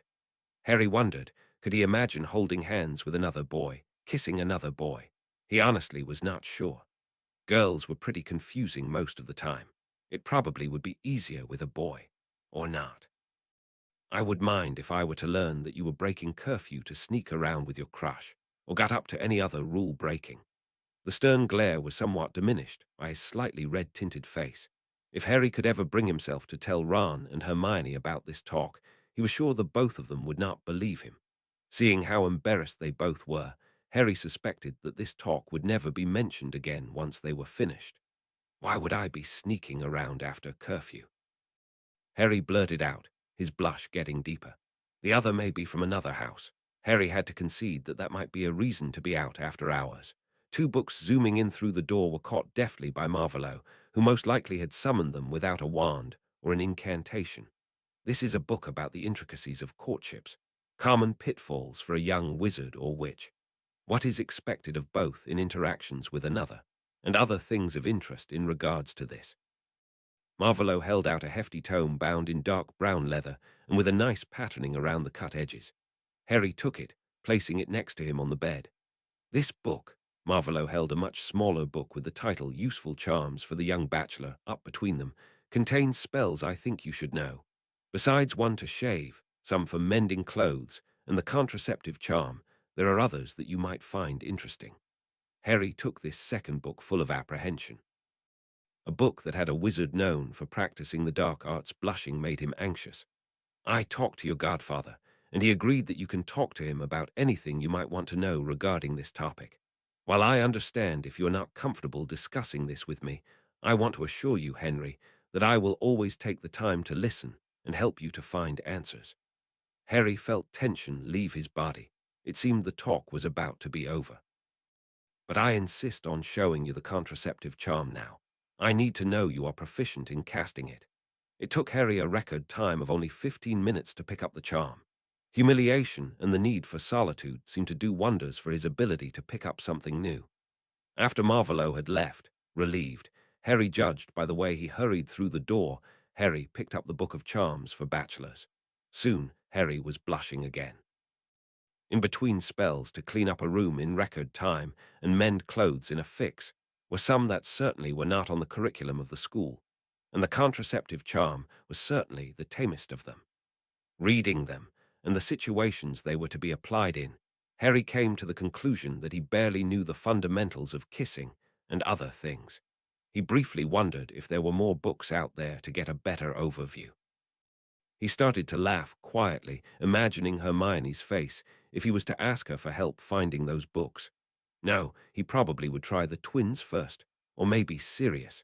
He suspected that talking to him would be embarrassing as well, but he should have some first-hand experience. Hopefully. Uo Marvolo was glad that this particular task was now behind him. With some luck, all further questions would be asked of Black, and he only had to concern himself with this in regards to the social demands that a young lord should be married. He tiredly rubbed his eyes once he sat in his chair behind the desk. The last parties he had attended, he had been stalked by some not yet married witches, and some that were widows.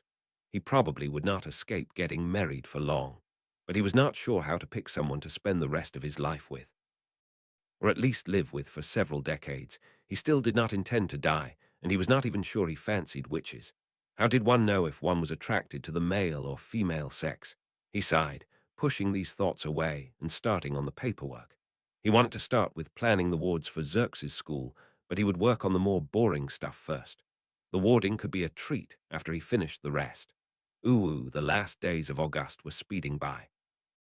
Finally, in the last week before the start of term, the Hogwarts letters arrived. Harry was glad. He had gotten worried that he would not get to buy his things himself. Marvolo had set the rule down that he needed at least 2 days of warning before he would take his son. Harry started to lose the resentment every time the man said this into the public. So now here they were, in some of their best robes. Harry's lengthened with a spell as all of his clothes were getting short, waiting for the rest to arrive.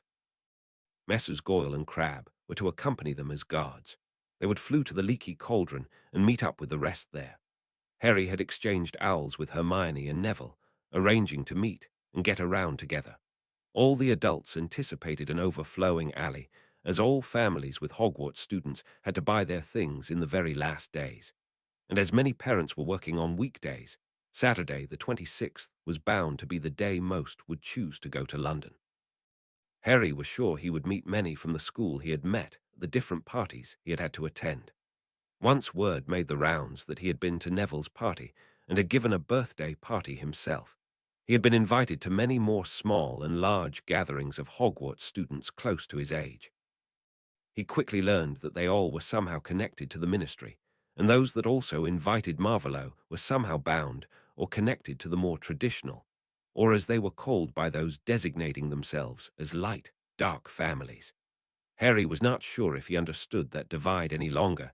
It seemed pretty pointless. He had met people he liked in both groups, as well as those he could not stand. The truly dark arts were horrible, that much Harry regarded as truth, but he still was amazed that Marvolo never even allowed him to get one of those books down from the shelves. After 10 minutes of waiting, the two burly wizards they had been waiting for came in and got down on one knee after they had thrown uncertain gazes at Harry. The green-eyed teenager simply ignored them. He already knew they were Death Eaters. They had been at the graveyard, after all, but as always he was resolved to ignore their behavior towards Voldemort, because to him the man always acted as Marvolo, and that was the important part as far as Harry was concerned. "Do you have your portkey, Henry?" Marvolo said, waving his wand over his eyes, turning them from their startling red to a blue just as bright. Rolling his eyes, that was the third time this question was asked, Harry answered with as much resignation and respect he could muster. "I have, sir." The quiet chuckling quickly turned into a cough from one of the guards waiting near the door, indicated that he had not been quite successful. Then let's go. Marvolo led the small group into the flue room, and Goyle, or Crab, Harry had not managed to identify who was who once, went through the flue first, followed by Marvolo, and then Harry. The other guard brought up the rear. Uo petting the smooth surface of her new silken gown, Hermione wondered at the drastic changes that had taken place in her life in the past few weeks. Since she had accepted the position as the heiress to House Lestrain, new responsibilities and lessons had crowded her schedule. Her parents had been eager to help her Uncle Xerxes plan the curriculum of the school he was founding in remembrance of his sister. Hermione had eagerly followed the process and even visited the places being evaluated for their usefulness as a school building. They were down to 2 places, both big manors surrounded by smaller buildings, and Xerxes planned to make a decision before September the 1st. Slipping on the gown over her undies, Hermione gathered her hair together into a style better suited to the heat and slipped on her shoes and a light summer robe. She needed to hurry so she would not be late to meet Harry. Bounding down the stairs, she came upon her parents talking amiably with Lord Xerxes Lestrange. The old wizard spotted the young woman on the stairs and smiled at her. "Hermione, I'm happy to see you. Are you ready to brave the masses in Diagon Alley?" Smiling to the twinkling in his eyes, Hermione nodded. "I am, Uncle." She gave brief hugs to her parents and went outside to the garden with her uncle. They would apparate to their destination. "Ready." She nodded in answer and braced for the odd and uncomfortable sensation of side-along apparition. Only seconds later, she was catching her breath, clinging to the arm of Xerxes so she would not topple to the ground and embarrass herself and her family. How quickly she had picked up this stupid thought pattern, Hermione thought irritably. But what others thought of you still had much weight in the wizarding part of Britain. Scanning their surroundings, Hermione conceded that celebrities in the Muggle world were held to impossible standards of conduct as well. So maybe it was not so old-fashioned and backwards as she would like to believe. The moment the two of them stepped into the tavern, Hermione spotted Harry standing beside the 3 imposing wizards. Finding her path through the crowded place, the curly-haired witch managed to stop herself from embracing Harry the moment she came near enough, nodding at him in greeting instead, before turning to Lord Slytherin. "Nice to meet you, Lord Slytherin. I hope you have a good day." The man that had adopted her friend without asking first smiled charmingly. "Nice to meet you too, Heiress Lestrain. I'm thankful you have agreed to keep my son company on this shopping outing." Fighting off a shiver, knowing who the man was or had been still creeped her out, Hermione nodded back politely. "It is my pleasure," before she turned to Harry, who grinned at her with sparkling eyes. "Marvolo," Lord Lestrange greeted his old school friend who now looked so much younger and was greeted with a happy Xerxes in return. "Shall we start with getting new school robes?" Lord Slytherin proposed and gave Hermione a small smirk as he added, "I think we should keep the bookstores for last, or we will not finish everything we have to do today." They shared a laugh about this joke at Hermione's expense and started to walk out into the backyard and through the portal opened by Mr. Goyle, who acted as guard. Hermione was unhappy that such measures were necessary, but because they were she did not say anything, falling in step beside Harry, eager to relate her newest news to him. "I was made prefect." She was almost bouncing beside her friend. "Are you the male prefect?" she had to ask, even if she had started to doubt that Professor McGonagall would even suggest him or that the headmaster would approve it. Harry's slight shake of his head confirmed her thoughts. "Have you any idea who it might be?" Dean and Seamus, Ron or Neville. She had trouble deciding who of those boys in her year was suited for the job. "I have no idea. What are the requirements for the job?" Harry said, and ignored all the stares and occasional jibes directed at him. Hermione admired his ability to let all this not affect him, or at least appear as if it did not affect him. Soon they stepped into the shop of Madame Malkin, walking by some glowering and some cheering patrons of the alley, ordering new Hogwarts robes and a new set of clothes for Harry as well. Spending time with her friend, even if they were followed everywhere by guards, was wonderful, and Hermione tried to keep to the positive parts for the afternoon. She stepped up on one of the small stages to get her measurements taken. Draco Malfoy was stepping into the robe shop of Madame Malkin as a party of several people were leaving.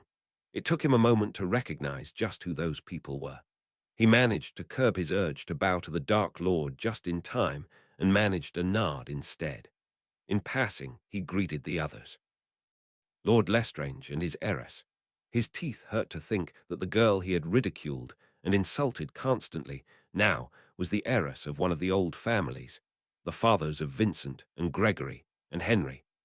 After several lessons by his mother, the other boy had finally conceded to allow Draco to call him by his given name, as it became cumbersome to keep to the more formal address. They were not carrying any bags or boxes, probably sent them home with a house elf, and were soon lost to Draco in the sea of people. It was exceptionally busy in the alley today. Why did we not come earlier for those things we knew I would be needing? The blonde teenager asked of his mother, who was following him, because I wanted to keep it all as short as possible. So finishing all in one day seemed like a good idea. The lady just shrugged, herding her son inside and out of the way of those wanting to enter or exit the shop. Resigned, Draco did as he was told, submitting to the fussing of the shop assistant. He had had a growth spurt over the summer and was in desperate need of new school clothes. Strolling through the overly crowded apothecary, Severus looked at the newly arrived exotic ingredients and the neatly stacked first-year kits near one of the windows to Diagon Alley. It had not escaped his notice that he now was here the third time since he had first met the daughter of the owner. An evening spent pacing in front of his flue, taking sips from an excellent red wine, a present for one of his birthdays from Lucius, had been enough for him to examine his feelings over the whole meeting. He had come to the conclusion that he liked the young squib, even found her attractive. Trying to distract himself with work only had culminated in a rather swiftly executed experiment of the Two Fathers potion. Now they were awaiting the result. It was a sad fact that it took at least a few days before a charm could detect a pregnancy, but they did not want to risk the magic of the charm affecting the result in any way and were waiting for nature to run its course. And that he had only gotten the ingredients he needed immediately, creating an excuse to come back soon. The order he had received to find a partner, marry, and start a family was not something he could forget. He felt a little guilt for looking at Sonia Jiggers with the thoughts of fulfilling his orders, and he was not even sure she was the one he could live with for the rest of his life. They certainly had enough common interests, as proven in many heated and animated debates about the quality of plants grown on the British Isles, and with the way they tended to banter, maybe it could even be called flirting. The attraction seemed to be mutual. Avoiding another gaggle of little students, Severus spotted the Dark Lord and his heir walking down the street outside of the apothecary. There were others following them, but Severus was not paying attention. His eyes were trained on the beautiful woman standing behind the counter, filling small jars and bottles with ingredients for the customers. She noticed that she was being watched and smiled in his direction as she spotted him. An almost invisible smile curled Severus' lips as he nodded in acknowledgement. She was a squib, and Severus did not mind a bit, but he wondered if the Dark Lord would have reservations about a match with a person unable to wield magic. There probably was no other way than to ask, and better to do it soon before he got involved further.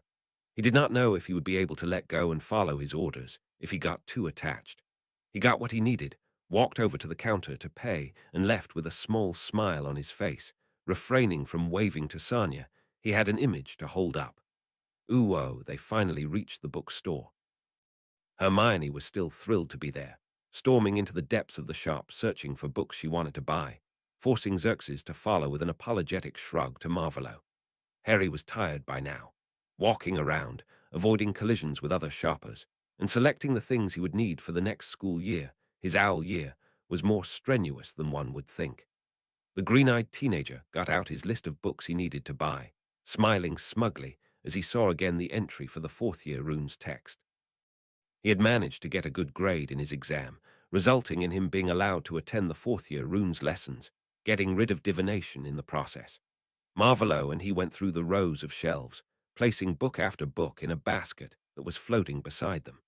They had trouble getting through the shop. The last time Harry had seen the shop this filled with people was the year Gilderoy Lockhart had held his book signing there.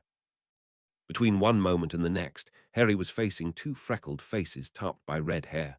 "Look what we have here, Fred, a young heir of Slytherin," one of the twins exclaimed, clapping Harry on the shoulder. "Fred, George, how are you?" A happy Harry beamed at them, all his weariness forgot. "We're fine, Harrikins, looking forward to our last year at Hogwarts.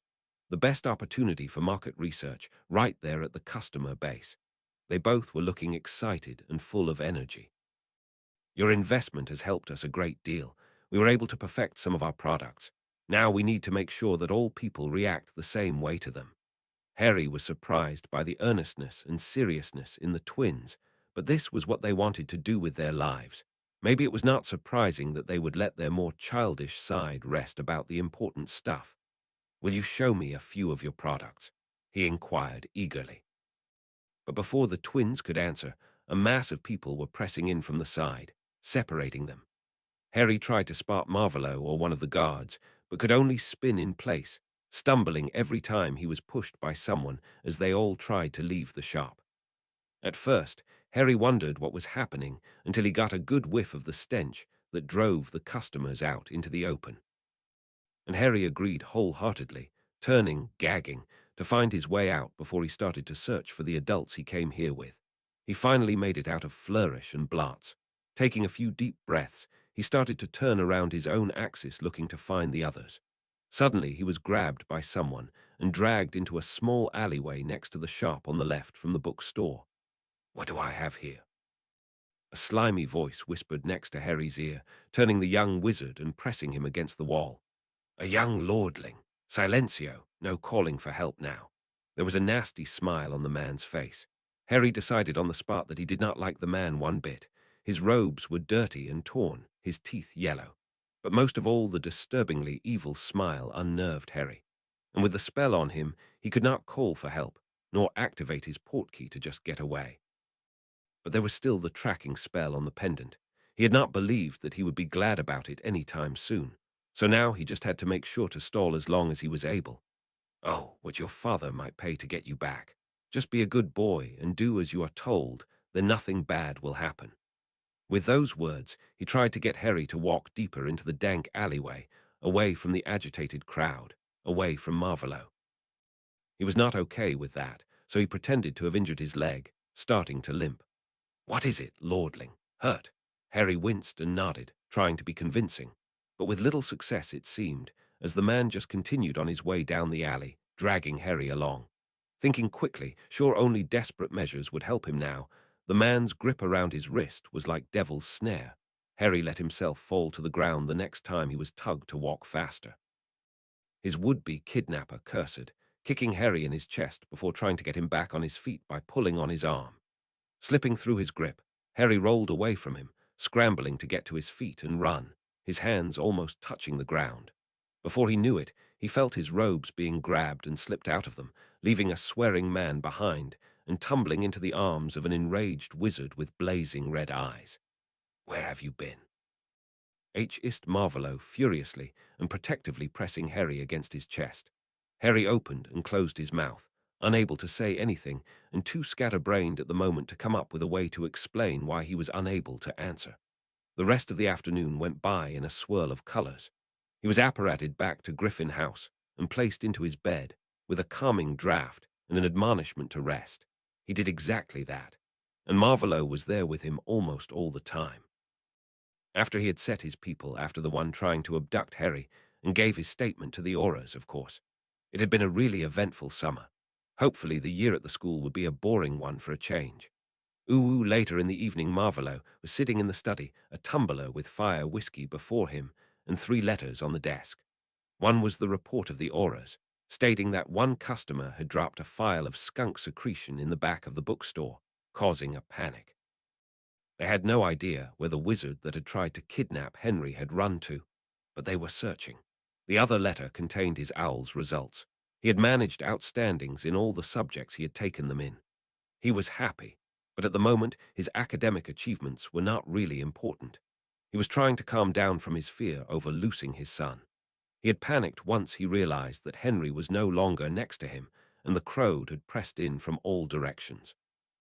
Marvolo was still shocked that he had felt so strongly, but at the moment he tried to decide what to think about the last letter. It was one in a long line of letters he had exchanged with the headmaster since the day he had made sure his offer to lift the curse was circulating in the rumour mills. They still were tap-dancing around one another, Dumbledore demanding information and promises as well as oaths from him, like he was the one holding something that Marvolo wanted to have and not the other way around. Maybe Marvolo simply should ask someone else for help. Tonight was not the time to find the answer. He sighed, got up, and went to bed. Chapter 29, September 1st. Chapter text on the morning of the 1st of September, a Friday this year. The teaching staff of Hogwarts met for their annual meeting to discuss the last things needing to be sorted out before the students would be back. Severus accepted a cup of strong coffee, sweetened with honey, from Pomona with a polite nod before he turned his attention to Minerva, who was waving a few letters around. As the headmaster was currently at the ministry, probably trying to gain some information before the belated August meeting was to take place, his deputy was conducting the meeting in his absence. First of all, I want to discuss things related to one of the students in my house. As all of you already know, the son of James and Lily has been adopted by Lord Slytherin. Severus noted the dismayed expressions of most of the teachers around him. It had been obvious in the last days leading up to this term that most of them were conflicted about what to think of all that had happened since the last days of June, and the potion's master could not blame them one bit. Remembering back how he had felt and what he had thought, he could understand their being uneasy and questioning the intentions of Lord Slytherin. Maybe it was up to him, as one of Mr. Slytherin's tutors, to reassure them of the boy's safety. I received another letter from him, Minerva went on. He demands that his heir be addressed as Mr. Slytherin by us teachers. He refers to one of the older bylaws stating that the guardian of a student belonging to more than one house decides on which name is to be used when addressing the student. Severus had to suppress a smile at the Transfiguration professor's annoyed tone of voice. Pomona looked like she wanted to add a comment about that but was stopped by an upheld hand from Minerva. I thoroughly researched this claim with the help of Irma. The witch with her stern bun nodded to the librarian, who nodded in return, looking grim. It seems that there once was a student who was heir to 3 houses, and addressing him with all the names was cumbersome and impractical in class. The rule was added to make it legal for the professors of that time to leave out all but one name. I'm afraid we will have to adhere to Lord Slytherin's wishes in this. The murmuring in the staff room quickly settled down again as Minerva got another letter out of the stack of parchment in front of her. Poppy, Lord Slytherin also sent this letter for you. A little surprised, the Mediwitch accepted the sealed envelope from her old friend. Judging by what was written in the letter to me, the one you have contains details of Mr. Slytherin's health and details about the healers he is seeing. Poppy mouthed healers and quickly opened the letter to read it then and there. Severus was quite informed about the state of Mr. Slytherin's health. He was the one brewing the potions the boy was still taking, and he had been in a position to see him shoot up like a weed over the summer. Once again, guilt made his stomach churn over the fact that his willful blindness had let him miss such an obvious case of neglect. Lord Slytherin also requested that we make it possible for a squib healer to visit with his heir at least every other week. Any suggestions? The way she spoke the Dark Lord's official title amused Severus greatly. He almost was tempted to wager with someone how long the deputy headmistress would be able to keep this level of animosity alive. Sadly, there was no one there that would appreciate such a wager. Maybe he could get Lucius to agree to a bet. With his position on the board of governors, he was in a position to observe.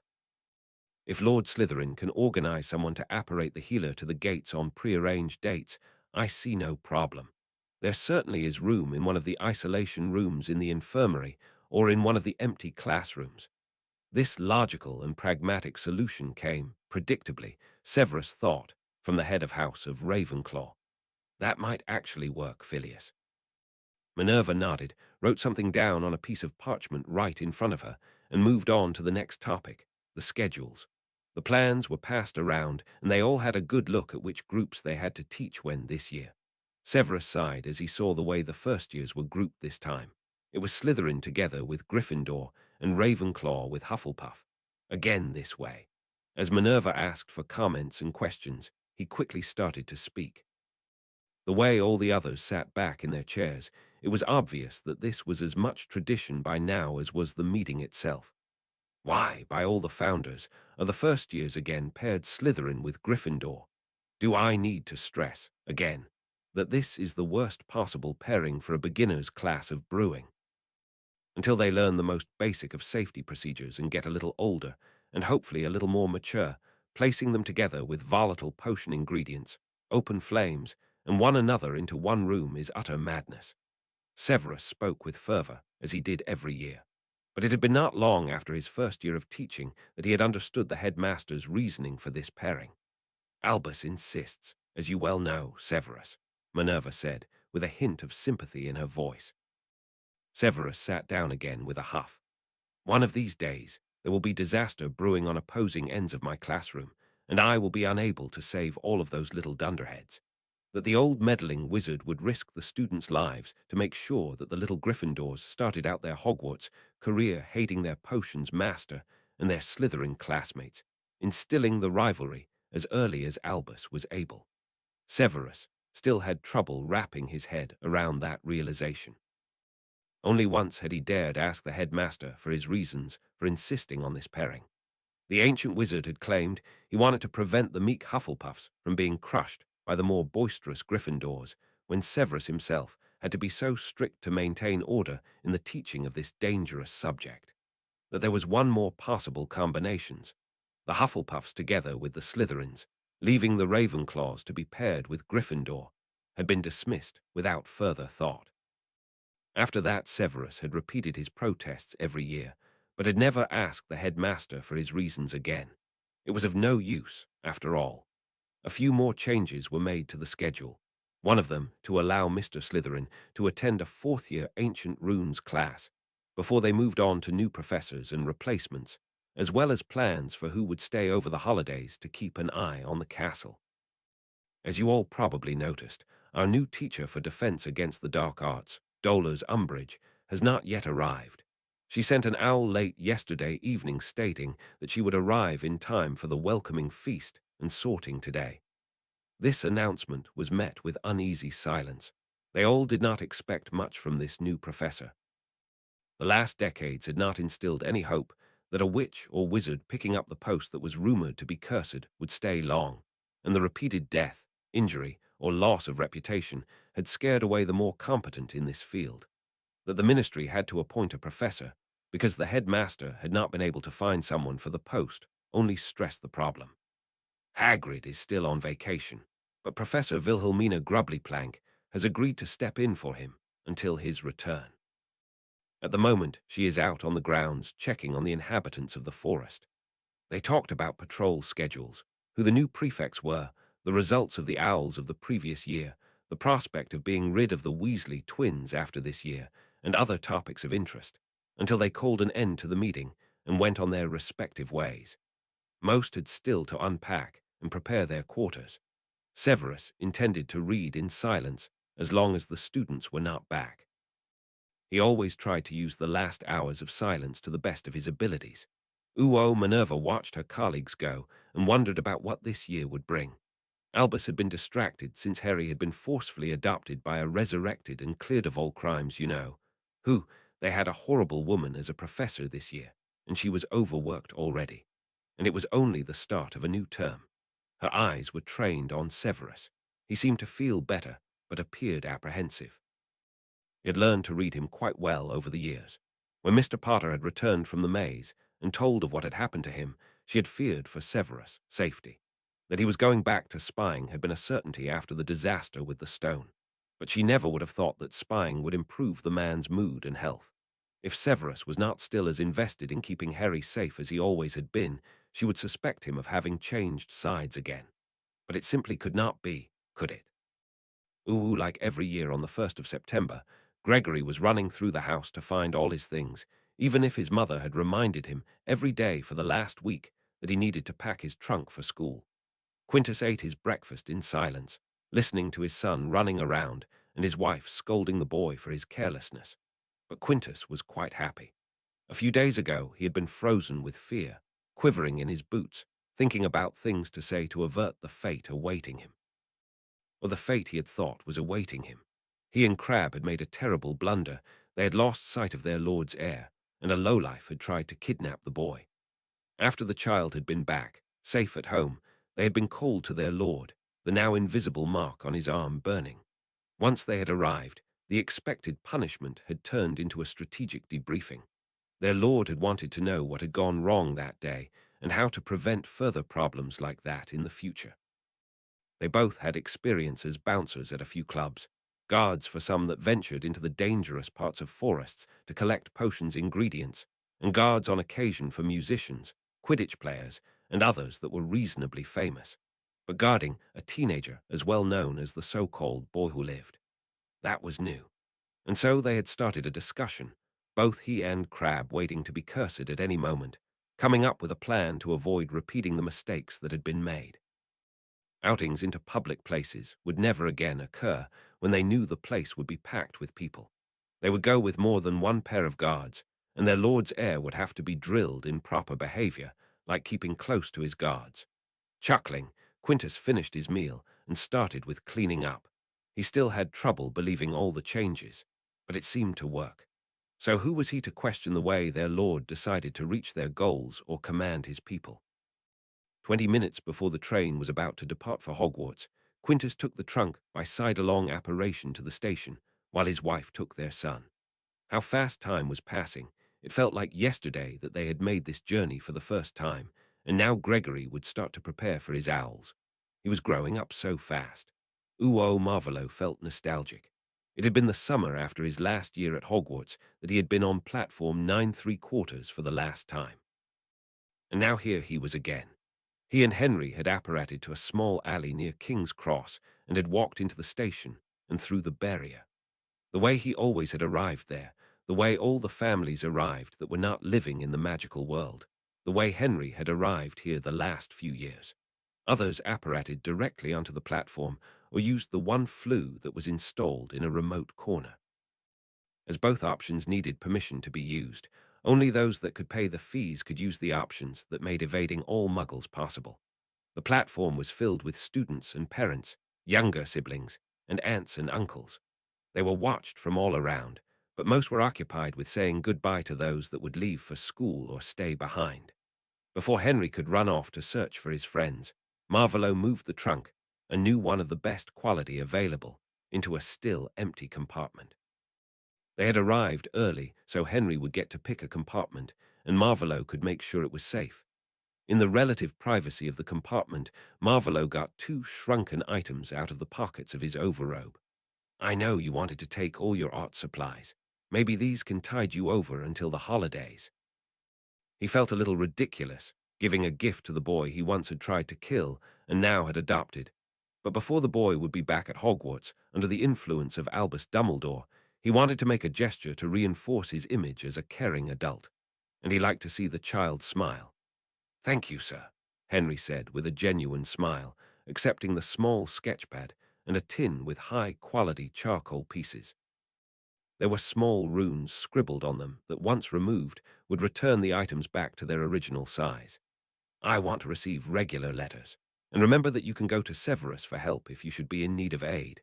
Do not get involved in any mad schemes. Am I clear? With a small cheeky smirk and green eyes sparkling, his son answered, "As you will not be plotting something to get rid of me, I hope I can stay out of trouble. If you feel someone is trying to get you into trouble, tell me. Immediately. It is a possibility that someone may be trying to get to me, using you." The teenager rolled his eyes, but nodded. "I remember the lecture, sir, and I really will try to stay out of trouble." Marvolo knew that his son was sincere, but he also knew that trouble had a tendency to find the boy. He was really glad that Severus was loyal to him and working at Hogwarts. Otherwise, he would have had trouble letting his son, heir and Horcrux, leave for the school. So many things had changed since he had his body back. Sometimes it felt longer than merely 2 months. Now he had to hurry if he wanted to be finished with his paperwork before the august Wisengamot meeting was to start. Uo Harry watched as Marvolo left the train and nodded before quickly leaving the station. He clutched his new sketchpad with his left hand in his robe pocket. It felt surreal to be returning to Hogwarts. Not so long ago, he had been on his way to the ministry, getting adopted, fearing to be killed within minutes of leaving the place with the man he knew as Lord Voldemort. And now here he was, about to leave for school, the one thing he had wished for more than anything to get away from his aunt and uncle, and already missing the place that now was home. Hermione would be here soon, as would be Theodore, Draco, Daphne, Neville, and probably all the Weasleys. It promised to be a challenge to get all those he would like to spend time with organized without starting a shouting match.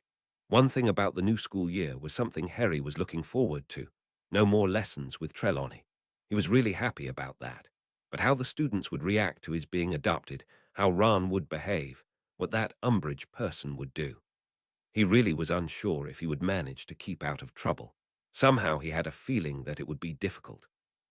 A woman ousted from her position at the ministry, demoted to being a teacher at a school, and therefore in a position of power over him, the son and heir of the one lord working against her laws and goals. That was not a comfortable position for him. Harry sighed and pushed his newfound politically analytical mind aside. He was here to spend time with his friends, being part of the traditional train ride up to Hogwarts. For a moment he wondered. Trains were a comparatively new invention. How had the students reached Hogwarts before the train had been installed? He snorted and retreated into the compartment. If he really wanted to know, he just had to ask Hermione. The story about the express probably was written down somewhere in the enormous Hogwarts, a history, and Hermione had read the book more than once. The wait for his friends did not take long. Neville was the first to arrive, and soon they were talking like the good friends they had become over the summer. One step into the hall of Griffin House, Marvolo felt the call from one of his men. Sighing, Marvolo changed direction to his bedroom to change into some dark robes, a more intimidating Dark Lord type of robes, and not the casual ones he had selected to drop his son off at the Hogwarts Express. This day promised to get a bit hectic. As he finally reached the audience chamber, the big parlor he had changed to be used for big meetings, and where they had tortured the traitor, he saw Amicus standing over a bundle on the floor. So there was a really good reason for the man to call for him. He had been thinking what he would do if he had been called needlessly. He needed to find a way to punish errors that did not involve dangerous torture. There was not really enough time to recruit replacements if he accidentally killed one of his Death Eaters. "What do you have there, Amicus?" Marvolo asked, walking casually up to his follower. Whirling around to face his lord, Amicus almost instantly fell to his knees, bowing low to the ground. As fast as he had dropped, the redhead was standing again. Clearing his throat, the male part of the Carrow twins pointed his hand at the bundle of rags on the floor. "One of my contacts reached out yesterday night, told me he met a man bragging about a failed attempt to kidnap a lordling. Said the man matched the description I had given him. I picked him." He stabbed a finger in direction of the bundle, moving with shallow breaths, "up from a hiding place and brought him here. I think that it could be him, my lord." Using a push of wandless magic, Marvolo turned the bundle on its back, exposing the face of the man. He matched Henry's description. A weak stinging hex made the excuse for a wizard startle awake and yelp. Marvolo used the moment the wizard had his eyes wide in fear to slip effortlessly into the man's mind. It did not take him long to find memories of his son in the weak wizard's mind. It had not been a planned assault, but a spur-of-the-moment decision. Amicus had found the right one. Marvolo quickly checked the man's mind for other memories that might prove useful. What the man himself thought of as important was uninteresting. Small thieveries, selling illegal potions to desperate people, bad forgery. Marvolo backed out of the mess of a mind, sneering. He held his hand, palm up, demandingly out to Amicus, who dropped back to one knee, giving over his arm, the wrist exposed. Concentrating on the Death Eaters currently searching for the man that had dared lay a hand on his son, Marvolo touched his finger to the tiny dark mark that appeared at his touch. He called for them to come as fast as possible. To use the time they would be waiting for the others to arrive, Marvolo turned to Amicus, ignoring the man shivering on the floor. "Can his disappearance be linked to you? One of the most important rules of Slytherin House, at Hogwarts, and for the actual family, was, do not get caught. He planned to follow this rule to the letter." "No, my lord," Amicus said with certainty in his voice. My contact is a vampire known to prey on those that prey on children or hurt them. He was in the shady excuse of a bar this idiot was bragging in about his attempt. My vampire friend saw him, made the connection, and shadowed him to a small side alley. If someone misses him, they will think he ended up as a snack. Nodding approvingly, Marvolo walked the short distance to stand over the one who had tried to harm his son. A foul stench was rising from the man, and he was shivering, blue eyes looking fearfully up at Marvolo. There had been many situations like this in the past. He had missed it at least a little bit, but it did not really match the image of the upstanding member of society. He just had to make the best of the few opportunities he would get. It was not smart of you to try and harm my heir. His tone was calm, detached, uninterested. The man on the floor, a nice one with inlaid floral patterns, got even paler. You can't do a thing, have done nothing wrong. Stick to the laws. A lord on the Wisengamot, mumbled the wizard, trembling and with fear in his eyes. Marvolo snorted. Did that Filcher really think that just because he had a place on the Wisengamot, he had to keep to the laws?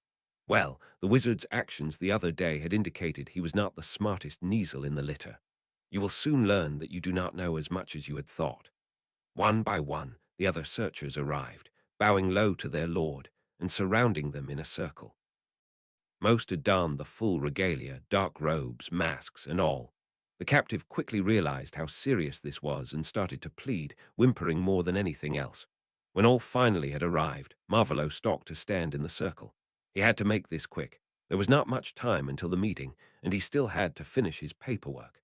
The joys of handling an estate and trying to rebuild one from nothing.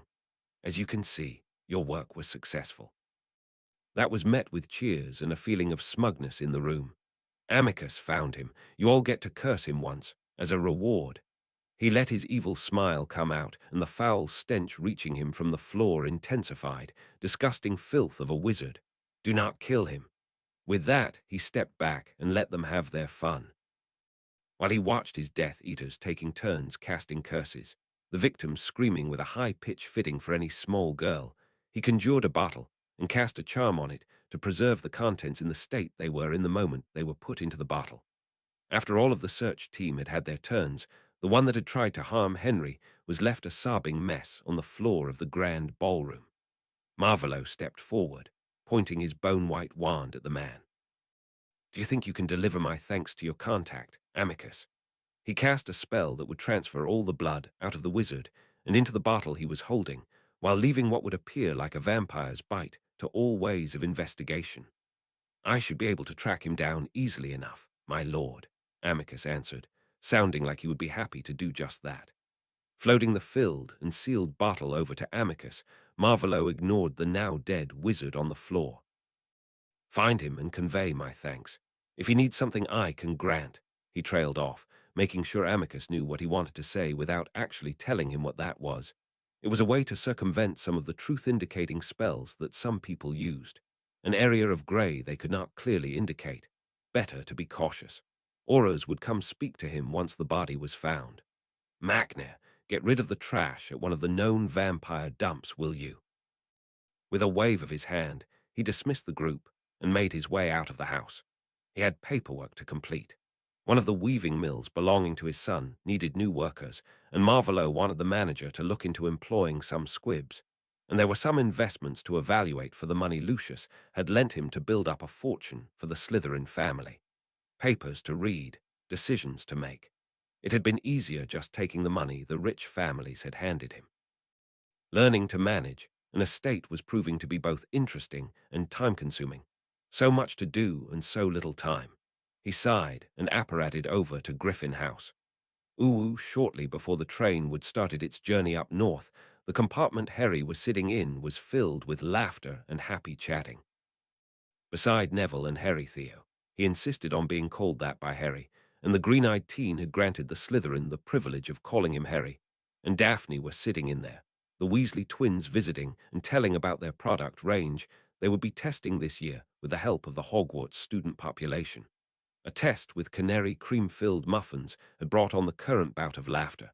Neville's befuddled expression was just too funny not to laugh. Harry. A well-known female voice asked from the door. Hermione, Harry happily exclaimed. That badge suits you. He was happy for his friend and sure she would be good at her job as one of the prefects. Hermione blushed, obviously happy with her new role as well. I'll make my way over to the prefect's carriage soon. We will get our orientation on the rules there, what we have to do, and all that. He looked around the compartment, greeting the Slytherins with a nod and a murmur of their names, to get the same in return from them both. Their relationship was still on shaky ground, her change in status just too sudden for the others to adapt to. I'm happy to know that you won't be sitting by yourself. Have Fred and George told you that Ron was made prefect as well? Eyes wide as saucers, Harry shook his head. Before he could say anything, the twins started to talk. Didn't see what's so important about that. Mom was over the moon. Of course, all her boys prefects now. They rolled their eyes, startling a few chuckles out of the others, because they never were even close to getting that position. Well, that was unexpected, Harry said, and smiled at Hermione. Greet Draco. That got him a light glare from Hermione before she strode away to meet with the other prefects as well as the head boy and girl. The train started to roll, jostling all the occupants of the compartment. The twins stood, making exaggerated bows.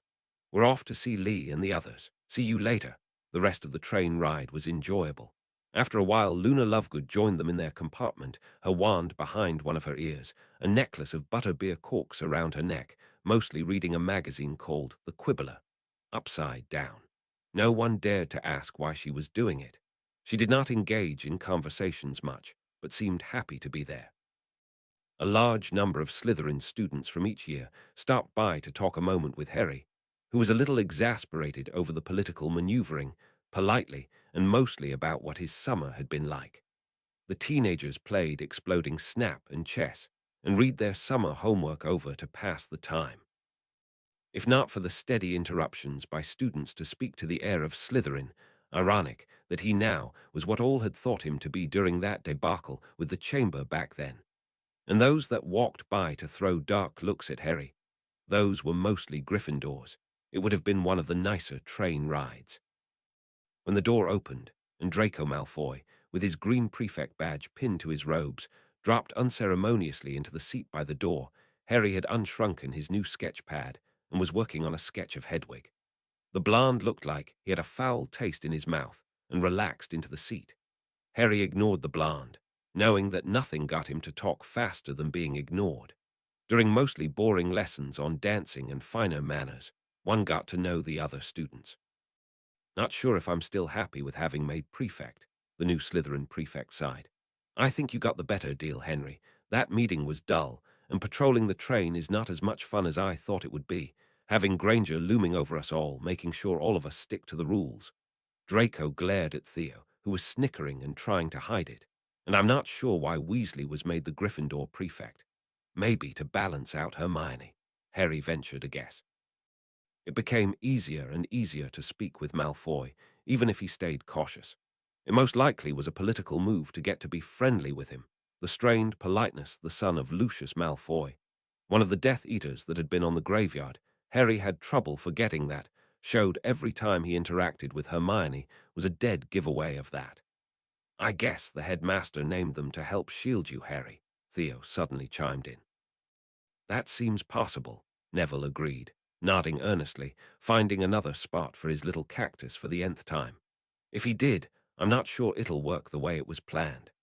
Harry waved that away. He had no intention of messing with it now, or thinking about the reactions he would have to bear as soon as they reached the school. Even trying to ignore them, he had noticed the many students giving him angry, dark, or confused looks. Those only looking curious, like Cho Chang the Ravenclaw Seeker, were a nice change in the long line of students. But that isn't even the worst, Draco whined, getting their attention back to him. And Harry was glad about it. He did not want the attention, so let Draco have it. They made Pansy a prefect too. I'll have to spend more time with her. That brought on a round of friendly ribbing from both Theo and Daphne. It seemed that Pansy Parkinson had a crush on Draco and was trying to get the boy interested enough so he would ask his parents to set up a contract with her. It was obvious that this was not something Draco would do, and he did not seem to enjoy the girl's attempts to change his mind. Harry returned to his sketch, quite happy with the current situation and trying to distract himself so he would not think about all the things that could go wrong once the train arrived. This was a first. Normally, he only wished for the train ride not to end on the way back to the Dursleys at the start of summer. But now he wished for the ride to last, so he would not return to school, and all the problems he felt were waiting for him there. Having more knowledge about politics and what others might do to get power had never felt like something he would wish not to have. But now he wished he could be ignorant still. It promised to be a difficult year. Thinking about the book hidden among his robes, the one with charms for the young bachelor, he blushed and concentrated on sketching. It would be an interesting year, of that he was sure. Ooh, Madame Bones, so glad I'm meeting you here. And he was. Marvolo turned to walk beside the formidable witch in the unfortunately colored ministry Wisengamot robes and fell into step with her. Lord Slytherin. The head of the Department of Law Enforcement nodded her head. What is so urgent that you are so happy to see me? She seemed distracted and fiddled with the folders she held under her arm. I have a problem I need a second opinion on, and had hoped you would be so kind as to give yours. Marvolo answered her inquiry with a polite nod of his head. They walked slowly through the bustling corridors of the ministry on their way to the chamber the Wisengamot was meeting in. And what is this problem? She seemed not really interested, but Marvolo was sure that once he had started to explain, that would change quickly. You might have heard the rumor that I'm searching for someone who tripped some old spells I had set up somewhere. He gave her a questioning look, and she nodded in confirmation. I have learned that Albus Dumbledore is the one that tripped the protections on that place, and it seems that he found someone to help him as he is still alive. The look she gave him at that seemed to ask, "T-hat nasty a protection?" And he looked down in a show of guilt, taking a deep breath as if he had to force himself to continue despite his feelings about what had happened in the past. I offered to lift the curse. He will die from it if he does not let me help. He sighed in irritation that he would feel frustrated over someone rejecting his help. He never would have thought that something like this would happen.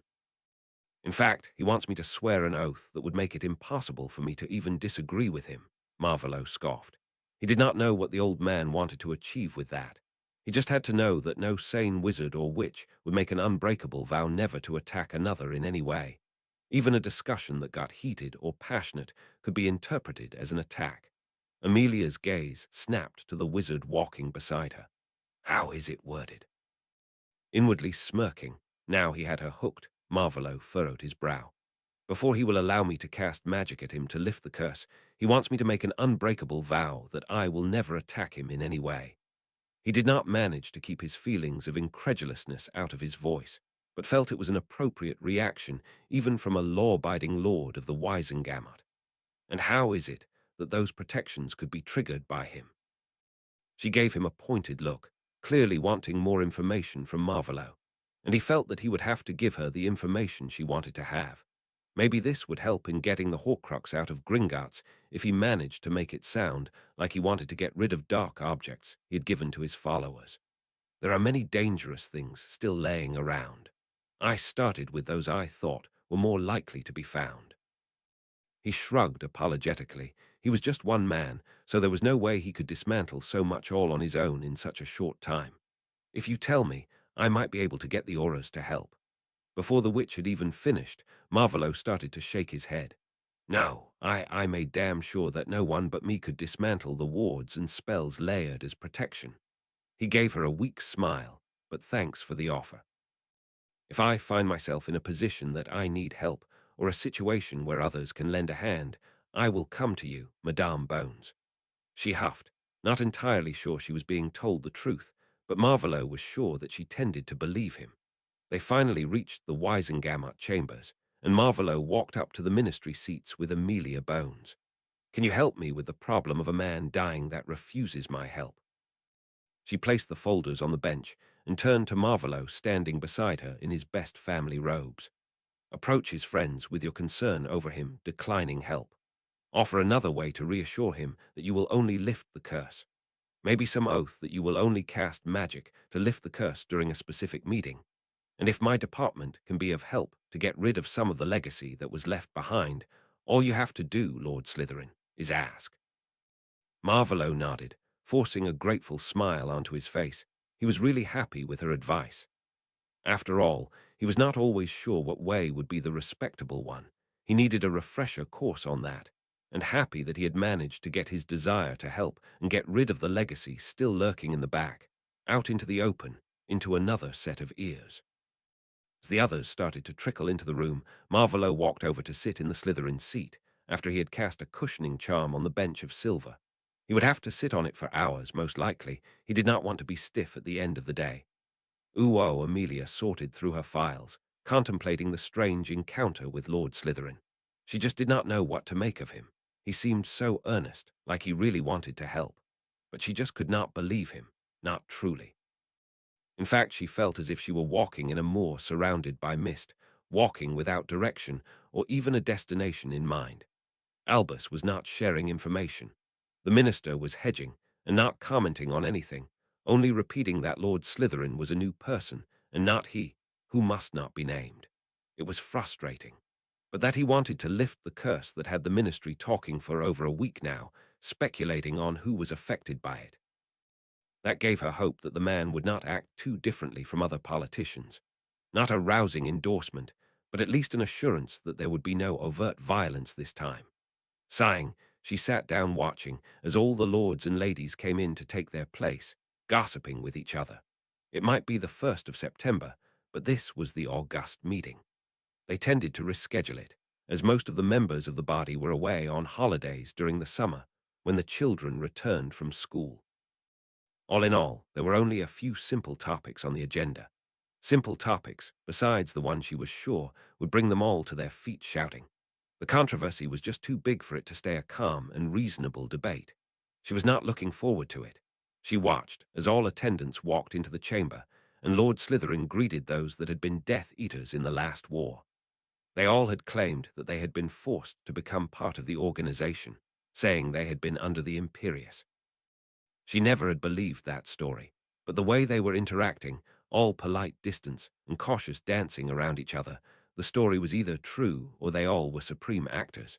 Considering they all were lords and politicians brought up to be exactly that, she still was sure they were actors, and the story was just that. A story. They all settled down when Chief Warlock Abbot called the chamber to order. They started with the easy points. So Amelia stood and started to talk about the trials they had to schedule. There had been a case of a brawl in a bar with destroyed furniture and one of attempted thievery. The accused claimed that the experimental anti-theft charm used was too sensitive, and of course the owner of the shop disagreed. Each trial was overseen by 3 members of the Wisengamot, and those were assigned by random selection, one of them being rejected only if he or she was related or in any way connected to one of the parties involved. Lord Slytherin was not one of those selected and did not seem upset about it, as no one liked to be forced to sit in on the more boring trials, and those new to the Wisengamot seldom were selected. It was to be expected, and nothing suspicious. After that she sat down, full of dread over the next topic on the agenda. Lady Marchbanks has brought forward a petition to examine the appointment of Dementors as guards of Azkaban. The chief warlock moved on to the next topic, getting louder towards the end as the level of noise rose significantly. Lady Marchbanks, if you would. The floor was given to the elderly witch to speak about her petition. Thank you, Chief Warlock, the witch with white hair artfully styled, wearing her family robes, nodded to the man presiding over the assembly before turning to speak to all of the people attending. Considering the fact that Dementors have tried to kill several heirs and a renowned potions master, whether under orders from someone in the ministry or acting on their own, I think it is utter madness to keep them in charge of our prison. They could be ordered to kill any of the prisoners they are to guard, or just decide to do it because they want to. She was talking with passion, strong gestures underlining her points, eyes filled with determination. Amelia noticed that many of those traditionally thought of as light and neutral were nodding almost unconsciously. I propose to move them to the empty part of the island until it is clear why those Dementors did what they did, to prevent them from doing further harm. There were murmurs of agreement and a few of doubt. Quickly the floor was given over to Lord Malfoy. As one of the fathers of the heirs attacked, it was only natural that he would speak. Giving the immaculate image of a pureblood lord, Malfoy stood straight in his powder-blue robes, his long blonde hair tamed with a silver beret. He waited a few moments to capture the audience's attention. I understand the urge to do something, anything, not only waiting for a result. My son was attacked. I can hardly stand feeling like I am doing nothing. He got a few nods all around.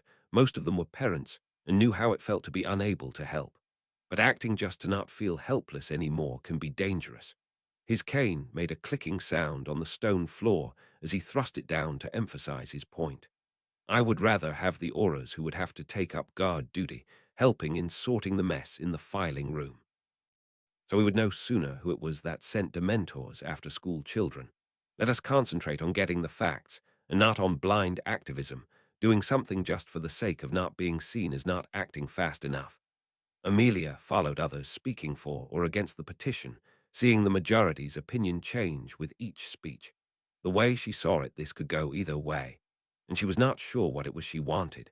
It was not a comfortable thought that someone might have ordered the attack. But the thought that the Dementors had acted of their own free will, against explicit orders, was even worse. From her position as head of the DMLE, she would rather see nothing changed until they knew for sure what the cause of the attack was.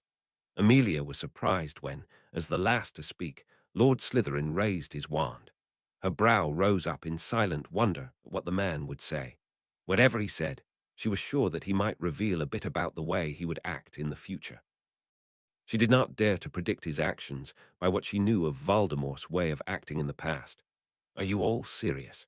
The young-looking wizard with wavy brown hair brushing his shoulders asked of all present.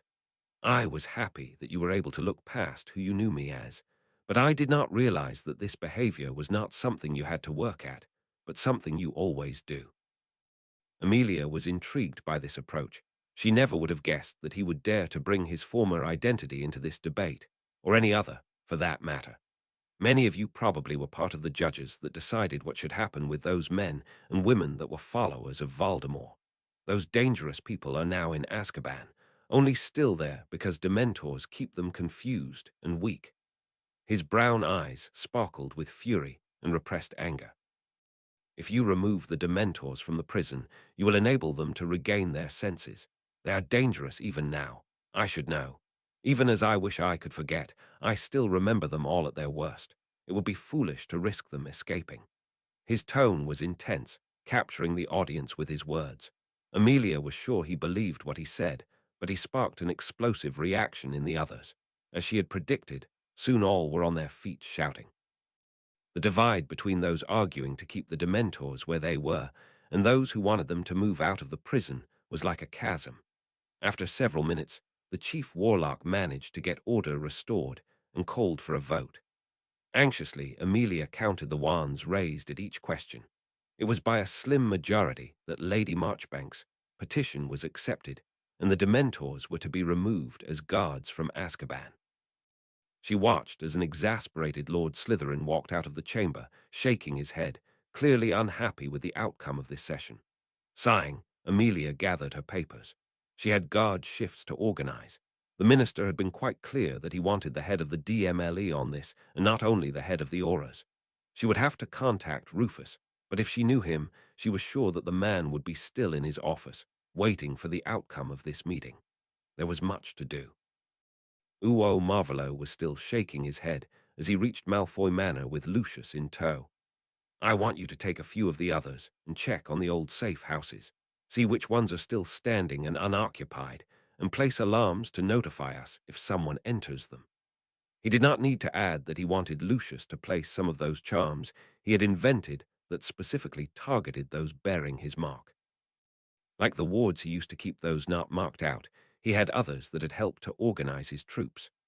They all know that I am back, but they do not know about our change and how we want to reach our goal. Should they manage to escape the prison, we must make sure that we find them before they can cause harm. He still could not believe that they really had voted to remove the Dementors from Azkaban. Even if it was a temporary measure, until the investigation into the attack was finished, it was a foolish move. He couldn't decide if it was a dastardly plot to derail his plans for a more or less peaceful overturning of the ministry, or the misled attempt of a Gryffindor to do the right thing. and he was not even sure which one would be the worse. Rubbing at his brow, he turned to find a house elf offering him a glass of fire whiskey. He accepted the glass and sat down on one of the chairs in Lucius' study. What a nightmare! Hesitantly sitting down himself, Lucius cautiously started to speak. "Are you sure, my lord, that an escape of those imprisoned is to be expected?" Marvolo smirked at the obvious reluctance of the blonde lord to question something his lord had said and sipped from his glass. Then he sighed. "Sadly, yes, Lucius. Black managed to escape, with Dementors around. Sure, he was aided by his animagus form in keeping his sanity. But your sister-in-law had left sanity behind a few years before my fall. I do think, once the haze of constant Dementor exposure recedes, she will recover enough to attempt flight." Before Marvolo could vent more of his frustration over the idiots and their actions, the others arrived, and they started to discuss ways to act should those of them imprisoned manage to escape. Marvolo was still unsure if he should attempt to help them flee, get them out of the country, get them a new identity, or if he should try to get them back into prison should they manage to leave without help. It was late at night before Marvolo made it back to Griffin House, which felt empty now, even with all the elves still there. Attributing his uneasy feeling to the fact he had last been alone as a spirit floating around, powerless and desperate after over a decade without a body, Marvolo went to bed, taking a light sleeping draught to be sure that he would get enough rest. He tended to keep thinking and not finding sleep after a day like this. Ooh, finally they reached Hogwarts, and the students started to leave the train. Harry trailed after his new acquaintances over the platform and through the station to the square where the carriages were waiting. Harry mustered the leathery-looking winged horses, the Strals. If Marvolo had not spoken about them in one of their discussions of what the next year at Hogwarts would bring, he would have been surprised by them, wondering why the horseless carriages suddenly were pulled by the eerie-looking animals. Another thing no one had thought about telling him. Most of the adults had seen someone die. They all knew about the Lestrals, but not one of them thought about speaking about them to Harry. "They are beautiful, aren't they?" The dreamy voice of Luna Lovegood spoke next to him. Harry turned to the blonde girl, her hair hanging around her unkempt and untamed, and smiled. "They are." He was sad. To see them now was only possible because he had seen Cedric die. As interesting as they were to look at, he would have gladly foregone seeing them for Cedric to be still alive. "Thanks for one of the more peaceful rides on the train." The girl smiled serenely and clambered into the carriage, closely followed by a bemused Harry. She was odd, but he liked being around her nonetheless. Now he had to face the music. He sighed. Somehow, he was sure it was going to be bad. Chapter 30. Back at Hogwarts. Chapter text on the way from the entrance to the Great Hall to their preferred seats at the Gryffindor table. Harry and Hermione scanned the teacher's table. "Hagrid is missing," Harry murmured, as he could not spot the half-giant among the other teachers. Hermione let her gaze drift over the head table and frowned at the one witch with her curly grey hair, clad all in pink, sitting next to the headmaster. "Isn't that the witch we met in the entry hall on the day of Sirius' trial?" The young bushy-haired witch asked, sitting down on the bench in front of one of the still-empty golden plates. "Umbridge. The ministry appointed her for the position of defense professor." Harry shook his head and sat down, looking incredulous as a third year gave him a dark look and slid along the bench further away from them. "What's the toad doing here?" one of the twins asked, falling gracelessly onto the bench on the other side of the table. "Defense teacher," Harry repeated, and ignored a sixth year who shoved his way more roughly than necessary past the place Harry was sitting. "Seriously?" The twins looked at the head table and seemed disappointed. "Our last year, and we get a lousy toad as a teacher." Harry snorted and settled down for the sorting. The door opened again, and Professor McGonagall entered the hall, followed by a line of small first-years, who looked terribly nervous. Concentrating on the hat sitting on the stool the new students would sit on while they were being sorted by the hat, Harry ignored the whispering and the odd looks as well as his grumbling stomach. He could not wait for the feast to start. Ron sat next to his brothers, and Ginny was smiling at the green-eyed fifth year, who was slightly puzzled by her behavior. He had hoped her crush would have vanished by now. As the hat began its song, Harry let his eyes wander over the little kids standing, waiting to be sorted. How many of them were living in the Muggle world? Was one of them the heir or heiress of one of the other founders? Marvolo had speculated that there might be others, since there was still a bench for Hufflepuff and Gryffindor empty in the Wisengamot chambers. There was family left able to claim the title. Uo Severus sat at the head table, watching as the new students shuffled in after Minerva in a neat line. As he did every year, he inspected the students and sorted them in his head, grouping them after what he guessed would be their houses. His record was quite good and had only improved over the years. He did not really listen to the Hat's song. He never did. After all, the content of the song was essentially the same each year, describing the characteristics of the four houses and how he, the Hat, had come to be. This year the Hat hopped about unity between the houses in a way he had last heard in his own years as a student. Severus, focused tonight, was not on the Slytherin table. As usual after the summer, he knew those were not the people likely to cause trouble, but on the Gryffindors. He had a feeling that the housemates of his lord's heir would be causing troubles for the boy. The other unknown factor this year was Dolar's umbrage. The Dark Lord's orders concerning the current defense against the Dark Arts professor were specific, as the woman's agenda concerning werewolves was diametrically opposite to the one the Dark Lord tried to push through. It was likely that the woman would target the only one under her power, Henry. It was Severus' job to make sure the boy would not come to harm. His orders concerning the headmaster had been a lot more vague. The potions master had gathered that the old wizard was a threat to the young Slytherin heir, but why the boy was in danger of coming to harm through the actions or inactions of the headmaster had not been explained. Looking back over the years, since Lily's son had started school and what had happened, Severus was not sure if so much had changed. The gauntlet the old meddler had assembled to protect the stone was, in hindsight, nothing more than an obstacle course designed to be overcome by students. Or more specifically, one particular student. Considering the prophecy, of which Severus was not sure he wanted to know the full content, there was the distinct possibility that the headmaster believed that the boy who lived was to play a deciding role in thwarting the Dark Lord's plans. If the man did, then it was reasonable to believe that he would get desperate now that he had lost control over the child. The Hat had finished his song, and Severus clapped slowly along with the others. While one after the other students were called and took their turns under the old Hat, Severus continued to think about all he had to keep in mind, only clapping when a student was sorted into Slytherin. Finally, the line of students was distributed among the four houses, and the headmaster declared that this was not the time to make speeches, sending them all to eat their fill. While Severus filled his plate with excellent steak, green beans, and others of his favorites, his colleagues started to chat about inconsequential things. Severus ate, in silence, plotting ways to protect his lord's heir from the other Gryffindors from his position as the head of Slytherin. Maybe he would have to enlist Minerva to help him, or get the boy resorted.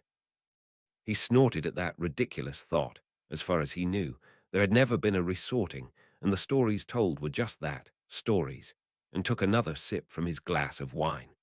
He promised himself a nice glass of red wine once he was in his chambers after this traditional exuberance. Uo Minerva watched with trepidation the tension among her lions. Hermione and Harry. In her head, she indulged herself in calling her favorite students by their given names, were at the receiving ends of quite a few stares. Their being related to traditionally Slytherin families, or in Harry's case, even heir to Slytherin himself, was not sitting well with the Gryffindors. But sadly, she had no real idea how to ease the tension. Maybe she could get Severus to help her out with that problem. After a small serving of her favorite dessert, a junket with blueberries, she shifted her attention to the headmaster as Albus stood to give the usual announcements. To all the new students, welcome. To all the others, welcome back. Before you head back to your dormitories, let me make a few announcements. Minerva smiled over the big gestures, only to wince at the blackened hand that was revealed as one of his overlong sleeves fell back from his fingertips to the elbow. He quickly lowered the arm so the hand was covered again, but she could see the concerned glances exchanged between a few Ravenclaws and those students sitting closer to the head table. Why Albus was waiting this long before accepting the help of Lord Slytherin to get rid of the curse, she did not understand. Each attempt from her to speak about it only ended with Albus bringing up an important topic related to the school. You all should take note that the Forbidden Forest is named so because it is forbidden to enter it, and for good reason. A few of the older students would do well to remember this as well. Mr. Filch has asked me, for the 462 ND time, he said, to remind you that performing magic in the corridors in between classes is not allowed, and that there is a list of banned items that can be reviewed in Mr. Filch's office during the regular office hours. As was almost traditional, Argus grumbled into his non-existent beard at Albus' way of phrasing this. It was only too clear that the headmaster put no stock in this list and did not intend to enforce it. An ongoing sour spot for the caretaker, but a topic that arguing about was futile. Minerva had tried long enough. Furthermore, there are two changes to our staff. Professor Grubblyplank will take over the classes in care of magical creatures. The witch stood, bowed to the politely clapping students, and sat down again.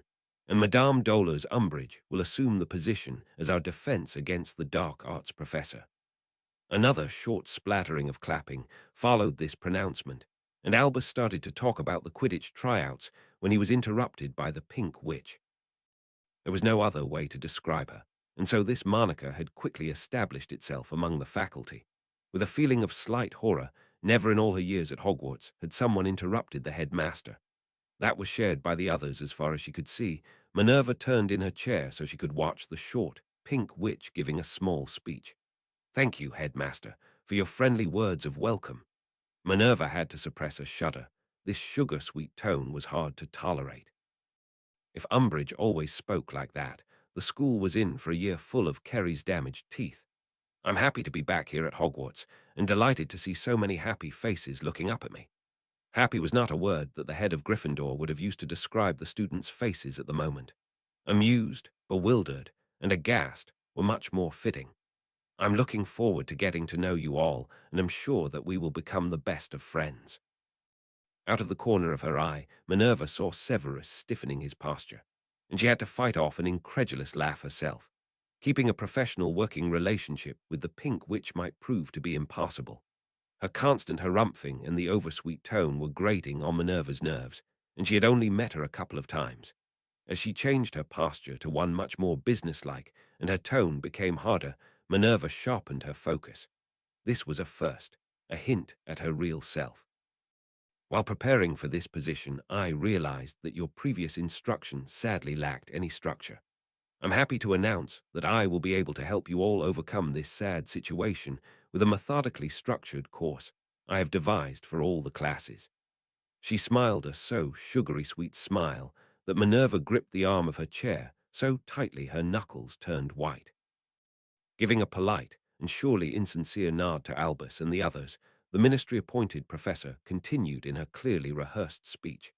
We will no longer follow fleeting fashions with the lesson plans or disregard traditions for merely the sake of advancement. Minerva let her gaze wander over the students, who were beginning to stop paying attention. The eyes of the heads of House of Gryffindor and Slytherin met, and Minerva rolled her eyes. She had never hoped for the rumored curse on the defense position to be true, but she was tempted to wish ill on Dolar's Umbridge. She managed to keep a professional mien, but only barely. Hopefully, the Pink Witch would be finished soon, and Minerva could get back to her rooms and enjoy a tumbler of her favorite whiskey.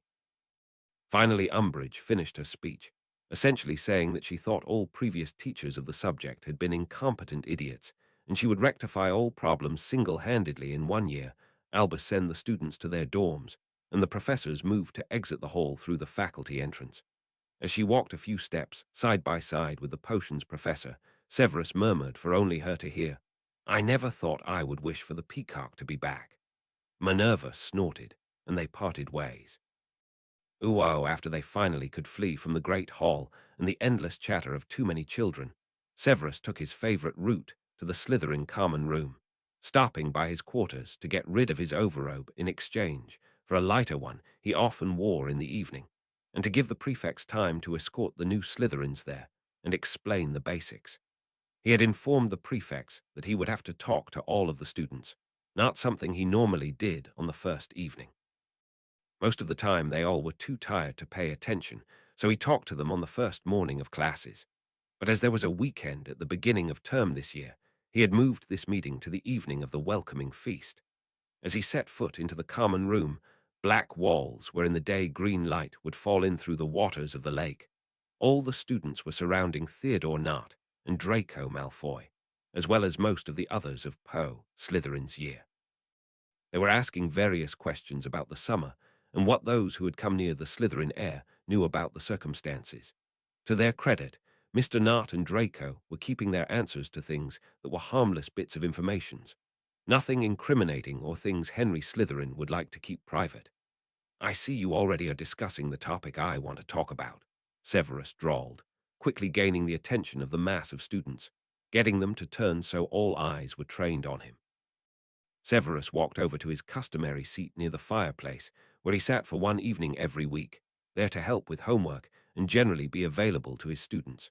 He was their head of house and stood in for their parents as long as they stayed at the school, a responsibility he took seriously.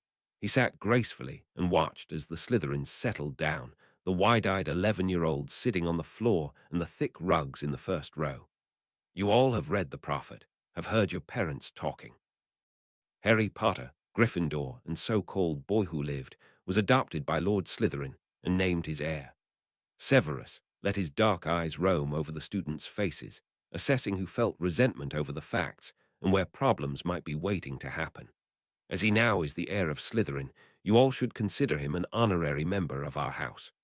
He held up his hand to forestall the protests on the tips of the tongues of many of his students. He is a Gryffindor, but of the ancient and noble house of Slytherin. He belongs to our house. You do not need to include him or tell him everything, or forget what has happened in the past, feigning friendship. He smiled over to the members of the Quidditch team, or go easy on him on the pitch. That got chuckles. The rivalry on the Quidditch pitch and in academics was the only one encouraged by the potions master. All others he ignored as long as the students were subtle enough, and they did know it. Just refrain from antagonizing or attacking him. He gave his students a pointed look. Lord Slytherin will not tolerate attacks aimed to harm his son and heir, and can cause serious problems for any daring such a move. His reference to the wording the Dark Lord had used when he warned his Death Eaters to warn their children against harming his heir did what it was meant to do. It reminded those children who had parents who followed the Dark Lord, who the man was and what he was capable of doing and willing to do. Seeing that his warning had been understood, at least by most of the students, Severus started with his normal lecture about the unity the Slytherins had to demonstrate outside of the common room and his expectations regarding homework and behavior in class. When he finally exited the common room, he left behind a group of young magicals assessing the situation anew. The room was abuzz with speculations before the door had properly closed. Severus smiled. He was reasonably sure that there was no problem to come from this direction for quite some time. Hopefully, the Gryffindors would not pose much of a problem either. Harry walked with Neville up to the tower, while Hermione and Ron took care of the new Gryffindors. Trying to distract his friend from the building tension, Harry had a much too active imagination, supplying several scenarios of what could and would go wrong. Neville chatted brightly about several new plants he had acquired and was planning to get next summer. With glee, as he finally was able to remember the password, Neville said, Mimbulus Mimbletonia, giving the portrait of the fat lady the answer to her question after the password. Both boys clambered through the portrait hole, only to stop 2 steps into the common room. Harry barely registered the comfortable circular room with its warm colors, the mismatched, slightly rigidity tables, the sagging couches and armchairs. His eyes were focusing on the boys in Gryffindor robes standing in front of the stairs leading up to the dorm rooms. 6th-year McLaggen stood there, arms crossed over his chest, a dark scowl aimed at Harry, flanked by a 7th-year Toller or something, and a boy Harry had seen but could not name. Others were gathering around them, the tension in the air almost thick enough to walk on. As the portrait closed after the last first year had stepped through, Hermione walked right into the middle between her friend and the aggressive-looking trio blocking the stairs. Now, look here. There is no reason for this. Move out of the way. The bushy-haired, newly minted prefect tried to sound confident, authority in her voice, but she failed miserably. She was much too nervous to conceal it, and McLagan spoke over her attempt to mitigate the confrontation before it could start.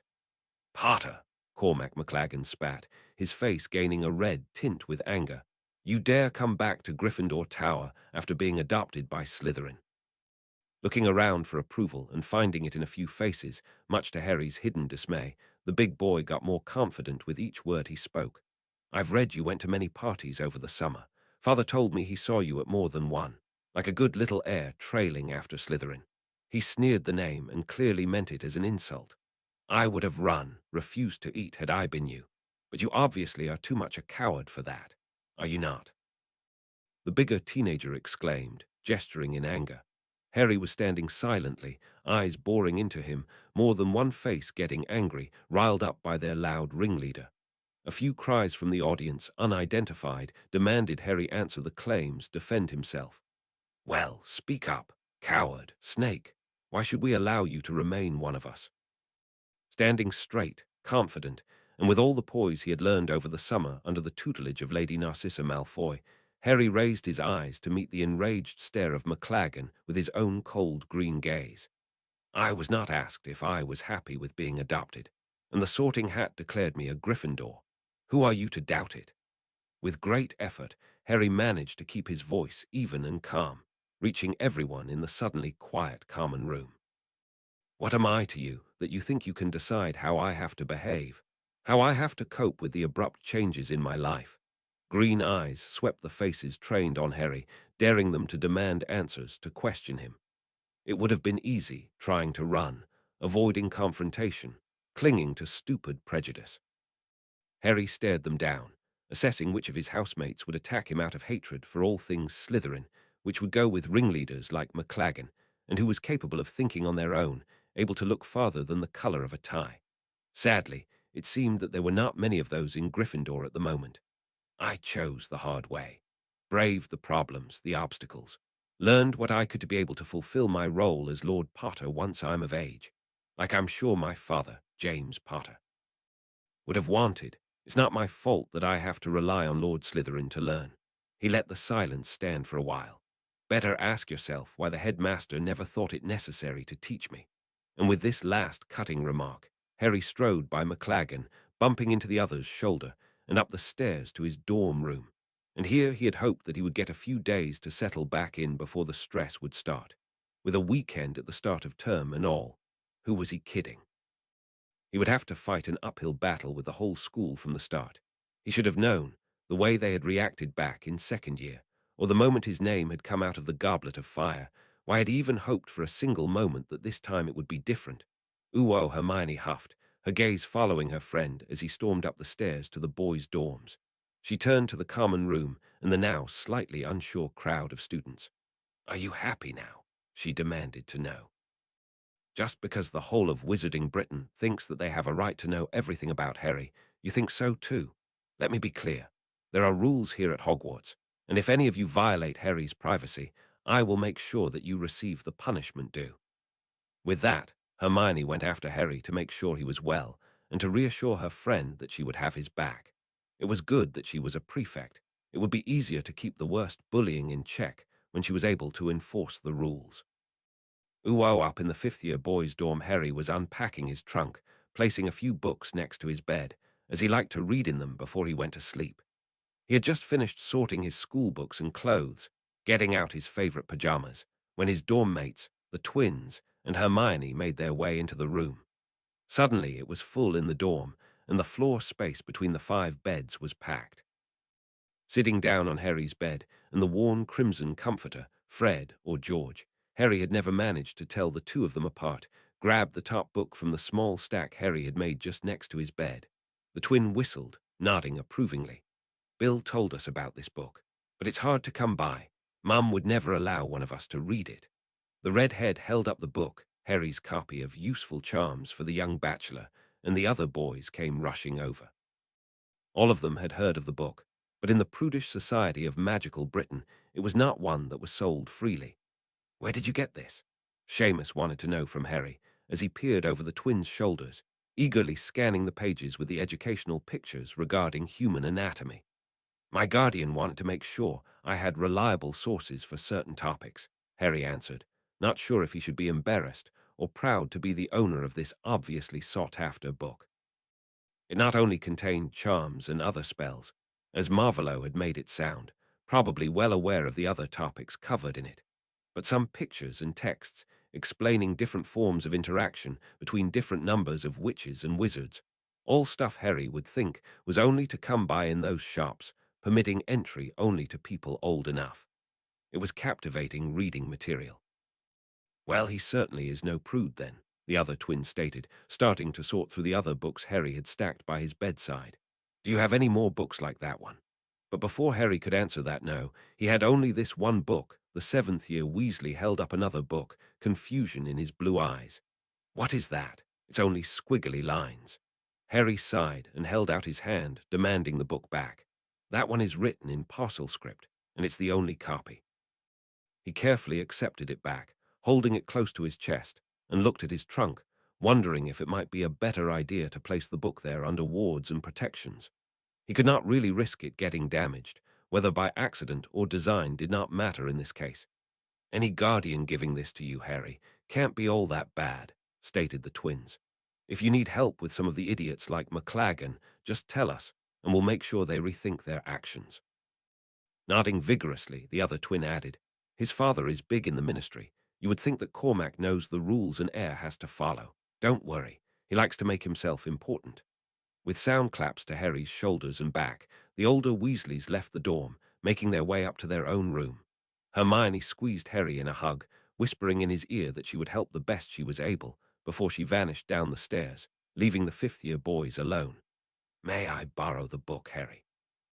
Dean asked, and settled into his bed, drawing the curtains, after Harry had agreed with a nod. Not many more words were exchanged that night. They all were tired after the long train journey, and Harry was glad to curl up under his blankets, the curtains drawn closed, and a sound-muffling charm applied to them. Some of the others were rather heavy snorers, and he was sure not to find any sleep if he left the charms off. While he drifted off to sleep, Harry wondered what this year would bring. Voldemort was no longer trying to kill him, had made an unbreakable vow to make it absolutely impossible for him to do so, and his former enemies at school, the Slytherin students and the potions professor, were now forced to be polite. The normal causes for excitement were gone. Somehow it did not feel reassuring in any way. Soon the room was quiet, and all the boys were sleeping soundly. They were back at Hogwarts, a new school year about to begin. On the morning of Saturday, the 2nd of September, Marvolo was preparing to meet with Lord Sirius Black at Griffin House. This was to be the meeting at which Black would hand over the list, and they would set up a contract to define the terms of their agreement. While he sorted through the papers on his desk, he could not risk having anything lying about that would point in the direction of Dark Lord activities, even if he had left all of that at the old Black House Henry had inherited from his grandmother Doria. Marvolo could not prevent his thoughts from wandering to his son. Henry was now at Hogwarts, starting the new term with a weekend. The boy had strict orders to write a letter each week, at least one letter. And not only to his father, but to his godfather too. It would not do to be lax in his duties.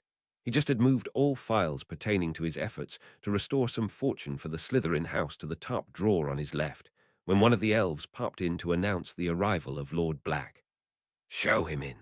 Marvolo stood behind his desk and nodded in greeting as Black stepped through the door, following the elf.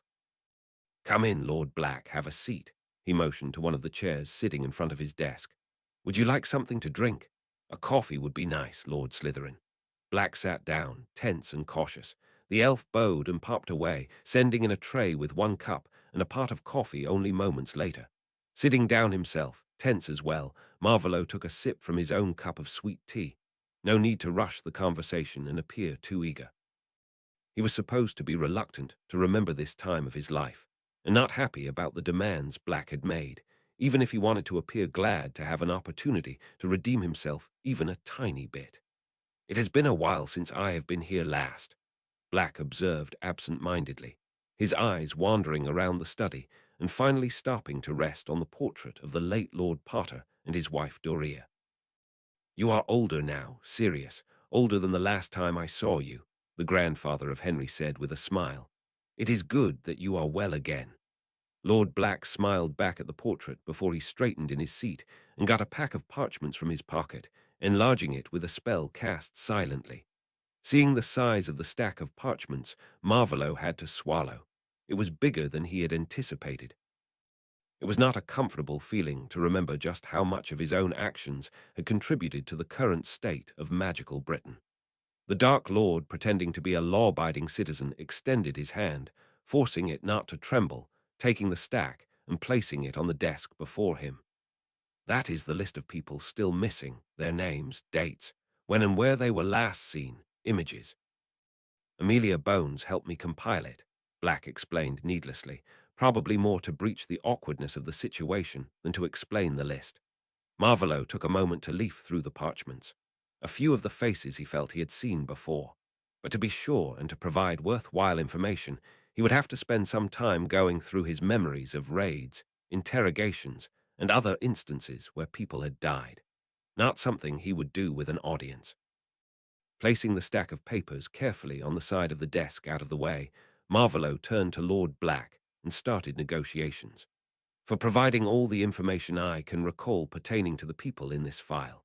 He placed his hand on the parchment stack, and trying to retrieve the body of Regulus Arcturus Black, you will grant me permission to search for an object your brother stole from me in the houses owned by you and your family.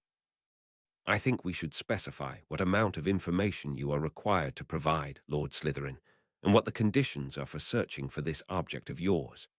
The man's voice was full of venom, and his grey eyes were looking dark.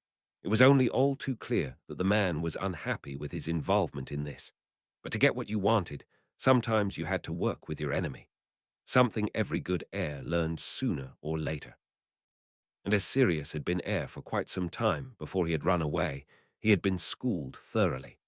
They started to make notes of what they both wanted to make sure was included and started arguing about the finer details. Marvolo enjoyed the process, and the fact that Black obviously knew what he was doing, but at the same time hated the fact that he was using the lessons beaten into him by his parents. Marvolo mused that Henry probably would have found humor in getting what he wanted out of what he had learned from someone he could not stand. Sad for Black that he only found bitterness in the situation. It was late afternoon when they finally had a first draft they would give to both their solicitors to check and finalize into a binding magical contract. After all, neither trusted the other as far as he could throw him. Before Black could leave, the elf was back. Master Marvolo, there is a wizard at the door. He has a letter. Marvolo stood. He had been waiting for the man to arrive. Bring him in. Black stood as well, probably thinking it was better to leave when someone else was arriving. But before the man with his new clothes and carefully styled hair, it looked too perfectly unruly for it to be a coincidence, could say his goodbye, another wizard was shown into the room. Marvolo had to admit that the healer in Russia had done a splendid job. If he had not known that the wizard standing in the door to his study, clutching a letter, was Bartemius Crouch, he never would have guessed. There still was something of a family resemblance, but this was a different man. The scars marring his face, as if he had been exposed to fire, only added to the differences. You are Mr. Wilson? Marvolo asked, using the name that had been chosen for Bartemius to live under from now on. I am. Lord Slytherin, I want to thank you for offering me this opportunity, the man rushed to say, flicking nervous glances between the Dark Lord and his guest. Opportunity? Black asked with a wide-eyed stare, and incredulousness clear in his voice. You know this is you-know-who. A hand was waved in a wide gesture towards Marvolo standing near his desk. Even if he was declared a new person, Black amended, after receiving a hard look from the blue eyes of their host.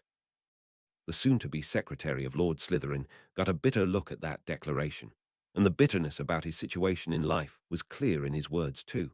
My parents took me and ran in the 60s. They died in a forest fire. I barely survived. And because of the family connections back here in good old England, I was shunned by everyone back on the continent. Family connection. Marvolo could almost see the gears turning behind Black's grey eyes. He tried to remember something about a Wilson family and why being part of it would cause one to be an outcast. Better to inform him now. He was a good source to have the information leaking, as it would get out anyway. His mother was the younger sister of Bartemius Crouch Sr. She married a Muggle-born wizard. They left as things started to get heated, Marvolo explained, briefly searching for the right way to reference his own way to power back in the day, before he had lost his first body. It seemed that he had chosen the right tone. The dawning realization was quickly replaced with confusion on the last Black's face. Why would everyone shun you for being related to Bartemius Crouch? Raising a disbelieving brow, the young wizard, well seen from Marvolo's perspective, they both were still quite young, started to ramble on. Marvolo was glad it did not sound too rehearsed. For an uncle relentlessly hunting dark wizards, one big part of the community wants nothing to do with me. The other half doesn't want anything to do with me because of a Death Eater cousin I never even truly knew, and those still remaining hate to get in contact with someone from a family that does not know how to treat family. So, yes, I'm happy to get a decent job for decent money. Well, that had been a convincing rant. Of course, Marvolo had read all this in the file with a thought-out background for Bartemius Wilson. Bartemius Sr., the one that had made a career in the ministry by hunting those that held tradition dear and wanted to use magic declared as dark, had had a younger sister. She had married a wizard named Wilson, and they had had a son. They were all dead now, died in a forest fire many years ago. It had been easy to change the records and pretend the son had not died. And now the story of who the wizard was, and why he was here now and had not been in the past, would be spread by one of the wizards that would be doubted less than almost anyone else. Because of his wrongful imprisonment, not many would doubt him publicly at the moment. Clearly uncomfortable, Sirius Black turned to Marvolo. I will get this to my solicitors as fast as possible. Have a nice day. Henry's godfather gave a nod and started to turn so he could leave when Marvolo stopped him. A moment, please. Black turned his eyes back to the wizard speaking to him. Henry is still required to write to you regularly. Please let me know if he slips in his duty. That came out much more stilted than he had intended it to, but it was more important that it was said than how it was said. All right, was the last Black said, but Marvolo thought he saw a glint of mischief in the man's eyes. He was sure Black would not tell on Henry, probably seeing an act like that as a betrayal. And in fact, Marvolo thought that Henry would sooner stop writing to him than stop writing to Black. Only moments later, Bartemius and Marvolo were alone in the study, and the wizard with a new identity gracefully went down on one knee, bending his head in submission. Rise and take a seat. We will have to discuss what your duties will be. They settled into the chairs and started on a discussion, drinking tea and making plans. Marvolo was happy that the changes to give Bartemius a new identity were finished. The healer's unique method of combining magical and muggle means to alter facial structures, and his talent at forgery made this remarkable situation possible. You might be able to lay claim to the Crouch fortune. As far as everyone is concerned, you are the last of the family. At least the last one relatively close to Bartemius Crouch Sr., Marvolo remarked near the end of their discussion.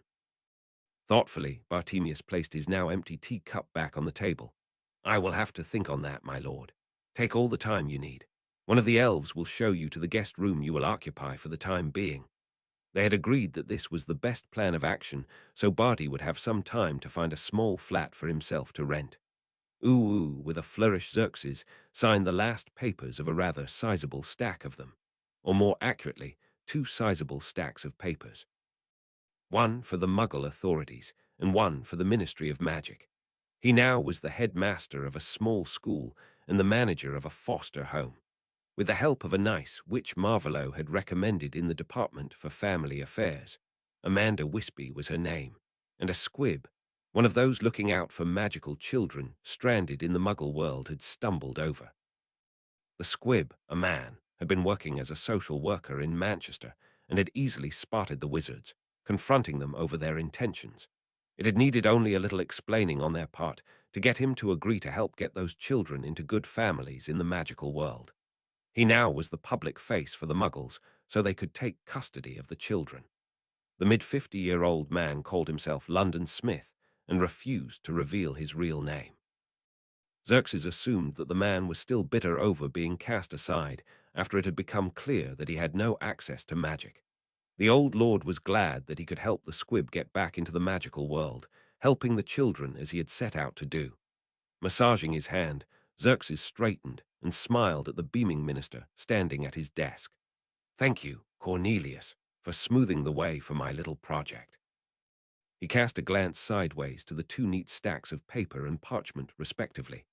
"Now I need to hasten the renovating on the buildings, casting the wards, getting the last teachers, and all the other jobs that certainly will come up, and hopefully all will be ready for October." A smile of anticipation graced Xerxes' face. He had not felt this alive for a long time, and oddly enough, that time had been when he had followed Marvolo to change the world they were living in. And now he was setting out to change the world again, but in a totally different direction. Getting children born with magic into their world, not killing those born to muggles. "Why October?" the minister inquired, walking a short way over to an artfully crafted cabinet, getting a bottle of fine fire whiskey and 2 tumblers to pour them a drink. "I want the lessons to start in October. Enough time after the Hogwarts term starts for parents to accept the reality and send their children without access to magic to my school, and not too far off the schedule other schools in Britain use for the start of a new school year." With a small nod, Xerxes took the drink from the shorter wizard in his pinstripe robes, settling down in a comfortable leather armchair across from the one the Minister of Magic was claiming for himself. "That's a strict timetable." Cornelius took a sip of the amber liquid, reclining in his chair, a look of satisfaction prominent on his face. Xerxes nodded in agreement. "I have a building, a nice estate in North England, with a big main house and several smaller ones around it. I have teachers for math, English, and history." He waved to indicate that there were more people he had already hired. "The department dealing with occurrences of accidental magic was so kind as to help me compile a list of names, and I already have a few acquaintances of mine contacting those families with children old enough for school in our world. Waiting longer will accomplish little." And he wanted this school to start. His lord had made it clear that it was not an option to leave those children living where they were, in less than ideal conditions with muggles, for much longer, and London had told them about several older children living on the streets who had never received letters to attend Hogwarts, but were clearly magical. Waiting was a luxury they had no time for, and adopting the kids right off the streets, as they had done with Aiden, was not a feasible solution either. So Xerxes had orders to hurry along the plans for his school-orphanage combination as much as was possible. "How are you going to make the school known, besides talking to families in your circles?" Questions like this one were the times Xerxes was reminded that Cornelius Fudge was not only someone pandering to the rich and influential to stay in his office, but that he had a quite good mind hidden beneath his bowler hats. Because Cornelius knew that the rich families paid tutors to teach their children, and those that would benefit from a school to send their children to did not have the money to pay fees, nor were they likely to hear about it from the people Xerxes regularly spoke to. I had wanted to post an announcement of sorts in the Prophet. Xerxes gave a long-suffering sigh. That plan had not gone as he had wanted it to go. It had been a long time since he had walked open-eyed into an ambush like this. Now it will be a big article by Miss Skeeter. Cornelius winced in sympathy. The reporter was known for her sharp tongue and tendency to exaggerate stories as much as she was able, pandering to her audience and their need for tragedy and scandal. "I have her first draft here, if you are interested," Xerxes asked, reaching into the inner pocket he had stored the parchment in before he had left the house, looking questioningly over to the minister. Eager to read the article before all others, and probably use this in some way to emphasize the appearance that he was close to Lord Lestrade, Cornelius took the folded draft and started to read. Xerxes had not intended to let Rita Skeeter write something about his school, but the moment she had heard him tell the man he had selected about his motivation to found this school, all had been lost. The sob story the witch had written about his sister was hard to stand, but it would probably help gain public interest from those families with children that had to get inventive to teach their children what they needed. He had made sure that the funds to support children from families who were not rich was mentioned, and hoped that he would have many letters with applications coming in soon. At least, he was sure that the school would have some students. The Dark Lord had ordered his followers with children under the age of 11 to send them to the new school. It was a certainty that those children would still get lessons from private tutors, but as it was a day school, there was no problem with that. Chuckling, Cornelius extended his hand to give the parchment back to Xerxes. Well, she certainly knows how to spin a story to get the attention of the gossiping crowd. The older wizard accepted the draft back and shoved it back into the pocket. Seeing Cornelius shift in his chair, as if he was nervous, Xerxes gave the minister a questioning look, and as the man did not react, prodded, "What is it, Cornelius? Are there problems coming up you have not told me about till now?" Why else would the man be nervous? Xerxes certainly had not anticipated the amount of paperwork needed to found a school, but maybe he should have. Work in the Wisengamot always involved mountains of parchment. Why should any other endeavor entangled with ministries and bureaucrats be any different? So, a form not filled incorrectly, asking the wrong person at the wrong time for a certain step in the process, or any other easily made error, could pose an unfortunate problem almost any time. No, no unexpected problems, the minister reassured his visitor. No, I'm just curious. How much your friend Lord Slytherin is involved in this project of yours? Brown eyes avoided meeting with the piercing eyes of Xerxes, who smiled a small, knowing smile. Dumbledore wants to know. Xerxes shook his head. He should have known that the old codger would not be able to keep his nose to himself. Darge asked, and tried to be subtle about it. So, most likely, yes. Cornelius answered, relaxing now that it was clear Xerxes would not react unkindly to the question. Marvolo is very invested in my project. I'm not sure if you know, only a few ever knew, of course, but his mother died shortly after he was born, and his father disowned him, never acknowledging he had a son. Xerxes smiled sadly. How long it had taken him and the other Slytherins to realize that the shy and aloof boy was not a muggle-born as they had believed he was. He grew up in an orphanage in London, in the middle of the war. He has strong opinions on what is a suitable environment for a child to grow up in, and that he had. It never had been this obvious, but the Dark Lord's determination to get children away from unsafe living conditions was not something to be overlooked now. It already had caused grumbling from some of the Death Eaters. In a way, Xerxes felt it was good his sons, and especially his daughter-in-law, were incarcerated. Hopefully the Dementors would be back in Azkaban soon. The war with Grindelwald. A confused Cornelius asked. Xerxes sighed. It was sad how little the average wizard knew about the Muggle world. Sure, he had had to research to learn what life had been like in London during the years Marvolo had lived there, but the lack of knowledge could pose a problem for them. No, the world war that was raging in the Muggle world at that time. I only read about it. Marvolo does not like to speak about his experiences, but from what I learned, the circumstances were bad. That was the understatement of the century. He never would have thought that Muggles could cause that much damage and destruction. Now he wants to make sure other children do not suffer something similar. With a reassuring smile, Xerxes held out his tumbler to get it refilled. You can tell Darge, and all others that might still doubt my friend, that Marvolo has only the best for our community in mind. After that they shared another drink, and Xerxes walked out of the office to have a look at the estate that would be Dorca's home and school. He had thought long and hard over the name. Early on he had known that his sister's name should be in there somewhere, but the exact name had been hard to decide on. One idea had been Dorca's School for Youngsters, but as the older squib children would stay there until they had graduated, it was not suitable, as was any name containing magic anywhere in the name. And so he had stuck to a simple name and hoped that it would work out. And after that, he had to go buy a birthday gift, and he already had the perfect idea. Chapter 31, Term Starts. Chapter text. Aura Simons watched in dismay as the Dementors were forced to move away from the prison, building out to an edge of the island by a shimmering crowd of Patroni. He was dismayed at the prospect of being on guard duty for an undefined stretch of time, just because some pussyfoots in the ministry had decided they could not trust the Dementors to guard the prisoners at the moment. Bloody idiots. Dementors had never been trustworthy. And he, the one Aura confined to doing duty in Azkaban just because he had made one error, was standing here in the cold, doomed to pay for their squeamishness. Maybe he had taken bribes to let off some that had bent the laws a little. but he had hardly been the only one that did so.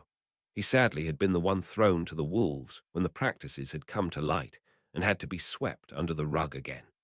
If they expected him to put more effort into his guarding, they had another thing coming.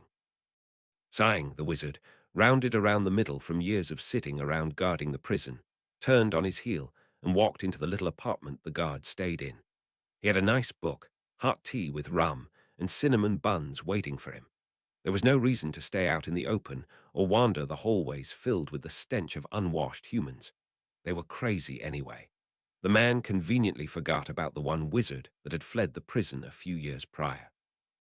He had been on holiday during that time and really was not motivated to think on his own or take steps that would require him to work earnestly.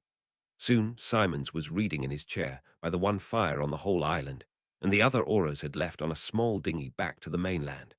The moans of the prisoners became fewer and quiet. Something was changing. Over the weekend, Harry had managed to hide the fact he still was taking healing potions with his breakfast from everyone. In particular Hermione and Ron. But now, on Monday morning, he could not get up earlier than anyone else, with the ready excuse of wanting to avoid the dark glares of many Gryffindors, as everyone had to be finished with breakfast for classes. Now he was sitting flanked by a chattering Hermione and a brooding Ron across from the twins, surrounded by the other fifth years, who were trying to shield him a little. His three usual files popped into existence right next to the plate he was sitting at.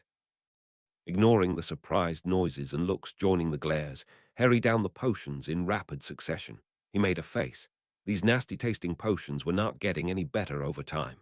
"Harry!" Hermione hissed from his side as Harry started to fill his plate with toast, bacon, and roasted mushrooms. Sighing, Harry turned his head to look at his friend.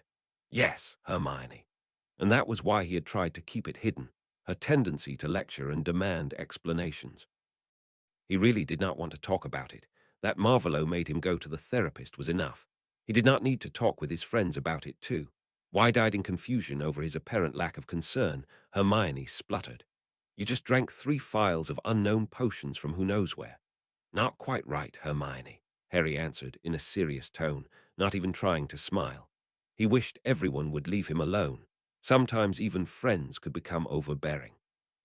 "Those were the potions I have to take every morning, and they were still sealed when I picked them up. So I know what they were and who made them. No need to fret, okay?" That left the girl speechless for all of 4 seconds. "You take 3 different potions every morning?" Hermione demanded to know, before she flushed in shame, ducked her head, and smiled sheepishly. "Sorry, Harry, you are one of my best friends. I worry." Her look was meaningful, and Harry nodded. They both had received a lecture about the possibility of getting poisoned from Marvolo and Lord Lestrange, respectively. They had talked about it more than once and had had to concede that it was not something they could just dismiss. Hermione had tried longer than she herself believed in it. Harry had had a much easier time of accepting it. The fake Moody had forced him into the tournament. He had been almost kidnapped just last month. That someone might try to slip him poison was not so far-fetched an idea. No need to worry. Professor Snape brews the potions and Madame Pomfrey knows about them. Harry started to eat, hoping that this was the end of it. And surprisingly enough, Hermione started to eat too, but Ron could not let it rest. "He makes you drink disgusting potions, mate." Ron sounded outraged on behalf of his friend, scrunching his nose up, probably imagining having to take potions himself. "What for?" The redhead wanted to know. Chewing the bite of toast he had just taken, Harry took his time answering. He was aware of the many ears surrounding them, trying to hear what they were talking about, and attached to mouths only too eager to spread what they learned as gossip around the school. "Not him, Ron. The healer insists that I take them, and his reasoning was sound." There was a glint of curiosity in Hermione's brown eyes, and Ron still looked stubborn and like he wanted to punch someone. His friend had been easy to irritate lately. Harry was sure that Ron had trouble accepting that Harry was now so obviously from a rich family. His clothes, his mannerisms, all changed to befit an heir to a noble house. Ron was prone to jealousy, and Harry tried to make the transition as easy on his friend as he could manage. Why would a healer insist that you take potions each morning for so long? Under the heavy coating of anger and disbelief, concern for his friend began shining through. "What are they, anyway?" Neville wanted to know, passing Lavender the butter dish. Seeing that his friends were not about to stop asking questions and would continue to do so, and contemplating what the other students would do to the rumors that were sure to be started right after breakfast, Harry resigned himself to answering the questions. Not that he did so with much grace. His irritation with their prying was clear as day in his voice. It is a nutritional potion and two slow-acting healing potions. And before you ask, the black-haired teenager stopped Ron from asking the next, obvious question. Aunt Petunia never had a sense of what a growing boy needed in his diet. That was the honest truth after all. The school nurse of Dudley's school had needed to make sure Petunia stuck to the diet plan, even if he left out the fact that he had had not only the wrong stuff, but also not enough of it. And when I came to Hogwarts, most of the damage was already done. The summer holidays only added to the problem. With a little luck, come January I can stop taking them. Harry was grateful for the Morning Post that was carried in by the multitude of owls at exactly this moment. He really wished that his health, or lack thereof, would not be the topic of conversation so often. It had come up before Quidditch games in the past, when both Ron and Hermione, as well as all of the Gryffindor team, tried to get him to eat more. But whatever the reason, he would prefer they talk about something else. Hedwig softly touched down next to him, managing to avoid tipping the pitcher of milk over, a roll of parchment attached to her leg. As she last had carried a letter to London to Sirius, assuring his godfather that he had reached the school in one piece, Harry assumed that this was an answering letter from his godfather. Green eyes fell onto the seal, and he started at recognizing the Slytherin crest. He broke the green seal and unfurled the parchment as all around him his classmates opened their own post. While his gaze swept over parcel script written in dark black ink, Harry tried to not think too much about how he felt. Up until now, letters from Sirius and the occasional note from Hagrid had been the only letters he received while at school. And now here he sat holding a letter from Marvolo Slytherin, Lord of Slytherin, and most likely Dark Lord, addressed to Henry. Henry, I'm not sure if you did have the time to read the prophet, but you should know that the Dementors are being withdrawn from the prison for the time of the investigation into the attack on you and the others during your excursion. I do not expect anything good to come of this. It was a close vote. I still need to work on convincing some of those that knew me before that I'm not the same any longer. Be prepared to hear distressing news. I have a request, a task you may be able to help me with. I only realized today, when Xerxes told me he had all the paperwork finished for his school, that his heiress' birthday is fast approaching. And as I'm a good friend of Lord Lestrange, social rules dictate that I send a present to his heiress for her birthday. Here I am at a loss. You know Hermione Granger, heiress Lestrange, better than I do. What would be an acceptable present? And it has to be something I can wrap into paper. For that matter, do you have a present for her? If not, I can help arrange something and send it before the day. Have a good first week at school and try to stay out of trouble. Marvolo, it was a rather awkward letter. The whole situation was surreal. Now Marvolo was asking after ideas for a present for Hermione. At the end of the last school year, he would have rather killed her on sight, and now he was contemplating possible birthday gifts. If he was not so sure he was awake, he would think he was dreaming a particularly ludicrous dream. Before he could open his bag and place the letter inside, it was snapped from his hand. The young heir of Slytherin turned on the bench and looked up to see McLaggen frowning down at the parchment in his hand. "Give me back my letter," Harry demanded in a very quiet and controlled voice. He felt anger bubbling and breathed deliberately while he rose from the bench to stand next to the other teenager. Letting his temper getting the better of him now would be stupid. "And what will you do if I don't?" McLaggen taunted, crumpling the letter in one hand. Before he could throw it onto the ground, like he clearly planned to do, Professor McGonagall stepped up to them, stack of schedules in one hand, scowl on her face. "What is going on here, Mr. McLaggen? Mr. Slytherin?" "Cormac was curious about the language my letter is written in," Harry answered, tense, and clearly not happy with the fact the letter had been taken from him, but nonetheless giving an explanation that would keep teacher intervention to a minimum. "That is no reason to simply snatch the letter out of another's hand, Mr. McLaggen. Give it back and finish your breakfast. Classes are about to start soon," admonished the deputy headmistress, handing out their timetables before she moved on down the table, stopping briefly by the other Gryffindors. Before Harry could say anything more to McLaggen, the boy had dropped the letter, and Angelina had come over. "I'm the new captain this year, and as we need a new keeper, Friday we will hold a tryout. I want the whole team to be there, all clear." Harry nodded, and Angelina gave a nod in return, briskly turning and speaking to the others from the team. Picking up his letter from the floor, Harry looked at his timetable and promptly groaned. History, potions, and defense on a Monday. Ron next to him started to lament that he had divination too, and Harry was glad that he had switched to ancient runes. "Let's get going." "Or we'll be late for history," Hermione said, closing her bag and stalking out of the hall, followed by a bemused Harry and a still grumpy Ron Uwo watching the students strolling in for their breakfast. Severus nursed his second cup of strong coffee with 2 spoonfuls of honey. His lord's son seemed well enough as he walked in with his 2 friends. The other professors were talking about their lesson plans, the new first years, their holidays. Severus was silent, bemoaning the fact that he was to teach again, watching what was happening in the hall. He had to shield Lily's son, his lord's heir, the boy he had come to know better over the summer. Dark eyes widened in surprise as a little owl parted from the bigger flock, coming in through the charmed window, and came over to him.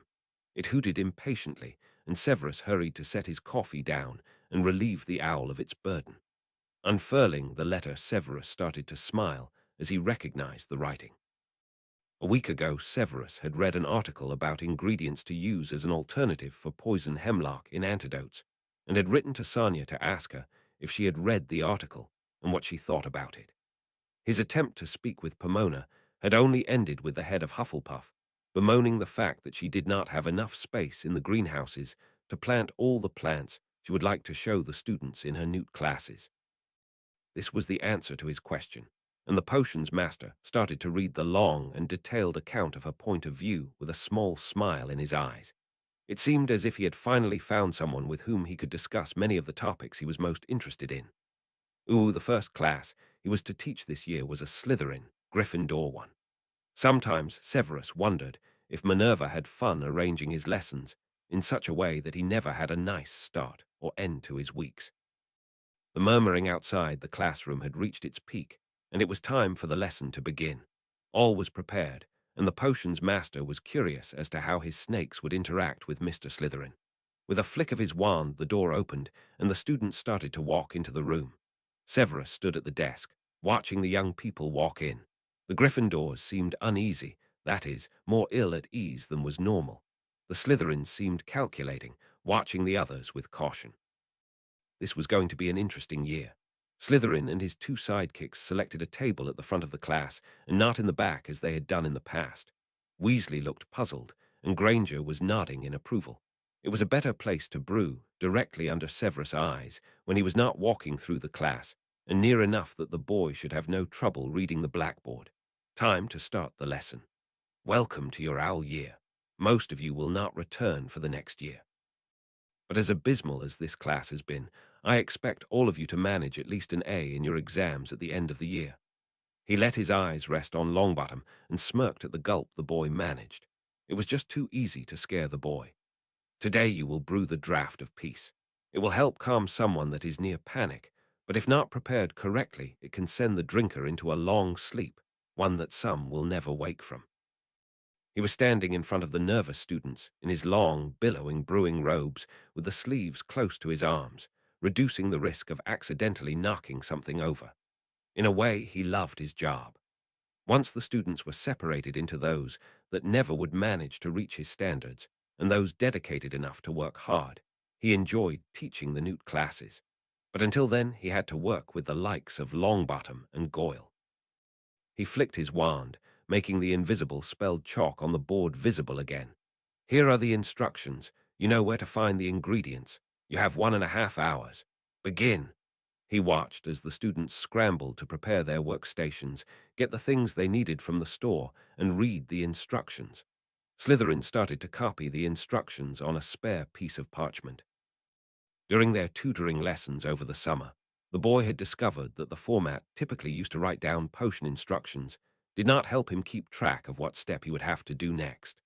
So he had invented a way to write them down for himself that helped him in his efforts. The boy had named the two distinct formats, the practical and theoretical recipes, after he had understood that the normal format grouped together the steps that were needed to complete a certain stage. Severus had been impressed. To understand the reason behind the way potion instructions were written, and then find an alternative to make brewing it easier, needed some serious understanding of the subject. He had underestimated the boy's talent. Maybe he would decide to continue the class into newts. Now that their differences had been sorted, there was no reason why the boy should still fail in potions. Once Severus was sure that all had started and collected their ingredients, he started to walk between the benches, looking into the cauldrons and giving caustic comments on the state of some of the attempts. This was by no means an easy potion, and he could see that the normal state of things would continue. Miss Granger's attempt was good, but she lacked the inspiration and creativity to deviate from the exact instructions, which were needed to make adjustments on the fly, based on the ever-changing circumstances one brewed in. Changing weather, moon phases, quality and age of the ingredients. All the parameters that needed to be compensated for to attain exceptional results. Mr. Weasley was flailing about, hopelessly tangled in his errors, his attempt a bright red, far off from all colors that occurred on the way to the desired result. Mr. Slytherin's attempt looked promising, even if he was a little behind the others due to his rewriting the instructions. As there was enough time, that would be no problem, and the boy was relaxed enough, not letting himself be discouraged by his seemingly lagging behind his classmates. Severus inspected the sludge in Longbottom's cauldron. That one he just had to save for one of the detentions. It would be really hard to clean out, as he heard a frantic professor. From Pot, Slytherin whirled to face the front of the classroom, his wand in hand, saw the boy ducking under his table, dragging the two sitting at the same bench down to the floor with him, and cast a quick shield charm over the dangerously bubbling potion. A loud bang resounded through the whole room, startling the others, before a deep resounding silence filled the room. Severus was seething. Someone had thrown something into the boy's cauldron. There was no other way for something like that to happen. But he had to play this right. If he suddenly started to just trust the boy to know what he was doing, he could add pressure to the situation in Gryffindor, making it harder on the one he had been tasked to protect. "Tell me, Mr. Slytherin, do you know what you did wrong to cause this massive disruption of my lesson?" He deliberately chose to speak slowly and with a harsh edge to his words. "It seems that somehow an alkaline ingredient managed to land in my potion, Professor Snape, reacting with the powdered moonstone, causing the explosion," the boy answered, still trembling as he rose from his crouch near the ground. Dark eyes swept the workspace of the three Gryffindor students and noted that only those ingredients that should be there were on the table, nothing alkaline in sight. "That is correct, Mr. Slytherin," Severus said with a sneer. "And as I see, there are no ingredients matching that description on your table. Did you see from where it was thrown?" Gasps sounded all around the room. This was a first, as far as this class was concerned. He never had acknowledged the possibility of someone tampering with the potion of a Gryffindor. "No, sir. I just heard the sound of something falling into the potion and saw the reaction starting." His lord's heir was standing ramrod straight by his cauldron, not looking at any of his classmates, and therefore unaware of the wide-eyed, open-mouthed stare of his red-headed friend. Severus had to use all his concentration to not quirk a small smile of amusement over this display. Instead, he turned with billowing robes, walked to the front, and stopped behind his desk, again whirling to face the class, thundering his instructions. "As it seems we will not learn who the idiot was trying to kill a fellow student, the whole class will write at least a scroll on the effects alkaline ingredients have when combined with moonstone, and why it is best to avoid mixing them, in addition to your—" He had to raise his voice to be louder than the groaning several students emitted when he assigned two essays. Essay on the uses of powdered moonstone. Dismissed. Then he turned to Mr. Slytherin, lowering his voice to a more acceptable volume when speaking to a person standing as near as the green-eyed boy was to him. "You can come by on Saturday during the Newt's brewing time to rework this assignment." With a polite nod, the child expressed his thanks and hurried to pack up his bag before he left with the rest of the class. Severus closed the door after Miss Parkinson and let his gaze rest on the vials filled with several failed attempts at brewing. What a start to the new term. With this, he was almost guaranteed the win in the most gruesome first-day betting pool that was tradition between members of staff. Sadly, he won rather often. Ooh, frantic whispers were exchanged between some of the Slytherin students on their way from potions to their next class. "Zabini, you dolt. Why did you do that?" Draco demanded to know, having seen clearly how the other boy had taken up a small object and had thrown it into the Gryffindor's cauldron. The dark-skinned boy frowned in apparent confusion. "I just felt like starting the year with a bang. Do you mind the cauldron of one of the brash blowing up?" Draco shook his head, blonde hair shifting with the motion. "Have you misplaced your brain? He is a Slytherin now. You can't just do something like that." Seeing that the other teenager was not moved, Draco just walked a bit faster to get away from the only son of the Black Widow, as the other's mother was called behind closed doors. "Just make sure to mess with the potions of other Gryffindors and do something less drastic. I don't want to die in an accident in our potions classroom." Daphne was really irritated with Zabini, and with good cause. If the professor ever learned who had caused the explosion, all hell would break loose. "Yeah, and don't earn all of us another essay again," was Vincent's complaint before they stopped speaking of this incident. "Ooh, whoa, mate. What was that?" "First you drag us into the bloody first row, directly under Snape's big, crooked nose, and then you blow up your cauldron." Ron was almost shouting on their way from the dungeons up to the great hall for lunch. "Would you please lower your voice, Ron?" Harry whispered frantically. "I can't see enough from the back, and he insists that I get good grades in all my subjects." Green eyes looked hard as he stressed the word to convey the importance of his grades. Ron snorted. "I noticed, mate." Redhead rolled his eyes, clearly thinking about the weekend spent in the library. Harry had been studying for runes, Hermione had been reading in a book about procedures in the Wisengamot, and Ron had worked frantically on his summer homework. They talked about Quidditch during lunch, earning themselves a few annoyed and amused looks from Hermione. After that, Ron went to divination, and Harry and Hermione went to the common room and started on the history of magic S. "What are you doing, Harry?" Hermione asked suspiciously as Harry cast a copy charm and duplicated his S. "Making a copy of my essay to send to Remus, of course. Ma, my guardian insists that he checks all my work. He said that Binns was a horrible teacher when he was a student here, and in a way has hired Remus to teach me history even during the year." Chocolate brown eyes began to glow. "Do you think he could give you lessons, too?" Harry asked her, a knowing smile on his face, a flush on hers. In order not to be late for defense, they left the common room early, dodging a few Gryffindors giving them dark looks as they walked past. They met with Ron in the corridor leading to Umbridge's classroom and had to grin at their grumbling friend. He was not amused over the amount of homework they already had to do. When they entered the defense classroom, they saw the new professor already sitting at the desk. She was wearing a fluffy pink cardigan, and a big black bow was sitting on her head. Harry had to suppress his sudden urge to laugh. Umbridge looked almost too ridiculous to be true. Quickly, all students settled into the benches and got the books and their wands out. After they all had found their places, the professor stood and addressed the class. "Good morning, class." Scattered, her greeting was returned. "No, that will not do. You can do better than that." Her imperious gaze roamed over the students before her, and Harry refrained from shaking his head. Why did she have to treat them like small children? "Good morning, students." "Good morning, Professor Umbridge," they chorused back.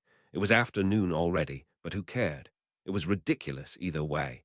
Harry paid only the bare minimum of attention to the lecture. He copied the class goals and started to read the assigned chapter. He briefly wondered if there were enough chapters to cover all classes this year, but he was resolute in his decision not to get in trouble this year. The malicious gazes the woman threw in his direction did not go by unnoticed, so he'd better try keeping his head down and his nose in his book. Harry readied a piece of parchment and started to write. He wanted to write an answer to Marvolo's letter, and as this lesson was a waste of time, this seemed to be a good idea. All around him, the others started to read. The lack of enthusiasm was almost tangible. "What are you doing there, Mr. Potter?" Umbridge asked from next to Harry's shoulder.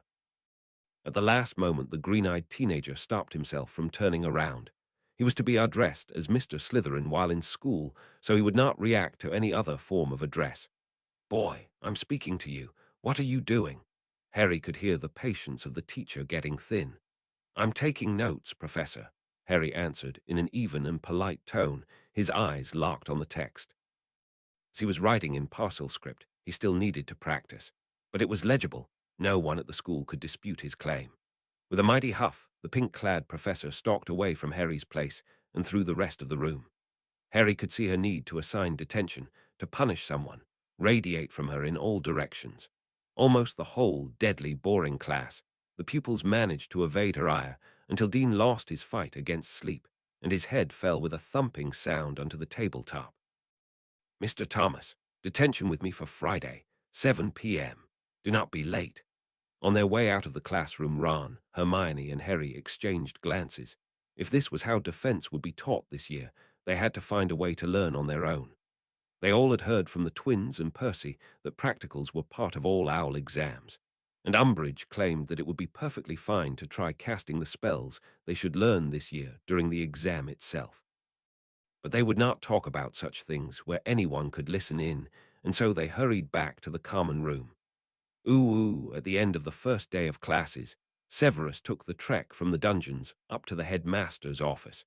Since he had started as the head of Slytherin, he had had to report to the headmaster on the students from his house. In a way, it felt as if he was betraying their confidence, and there were things he did not tell the headmaster and would never do, but it was part of their arrangement and designed to keep the children out of the service of the Dark Lord. The potions master stepped into the circular office and sat down in the chair reserved for visitors. Albus was standing behind his desk, looking out over the grounds.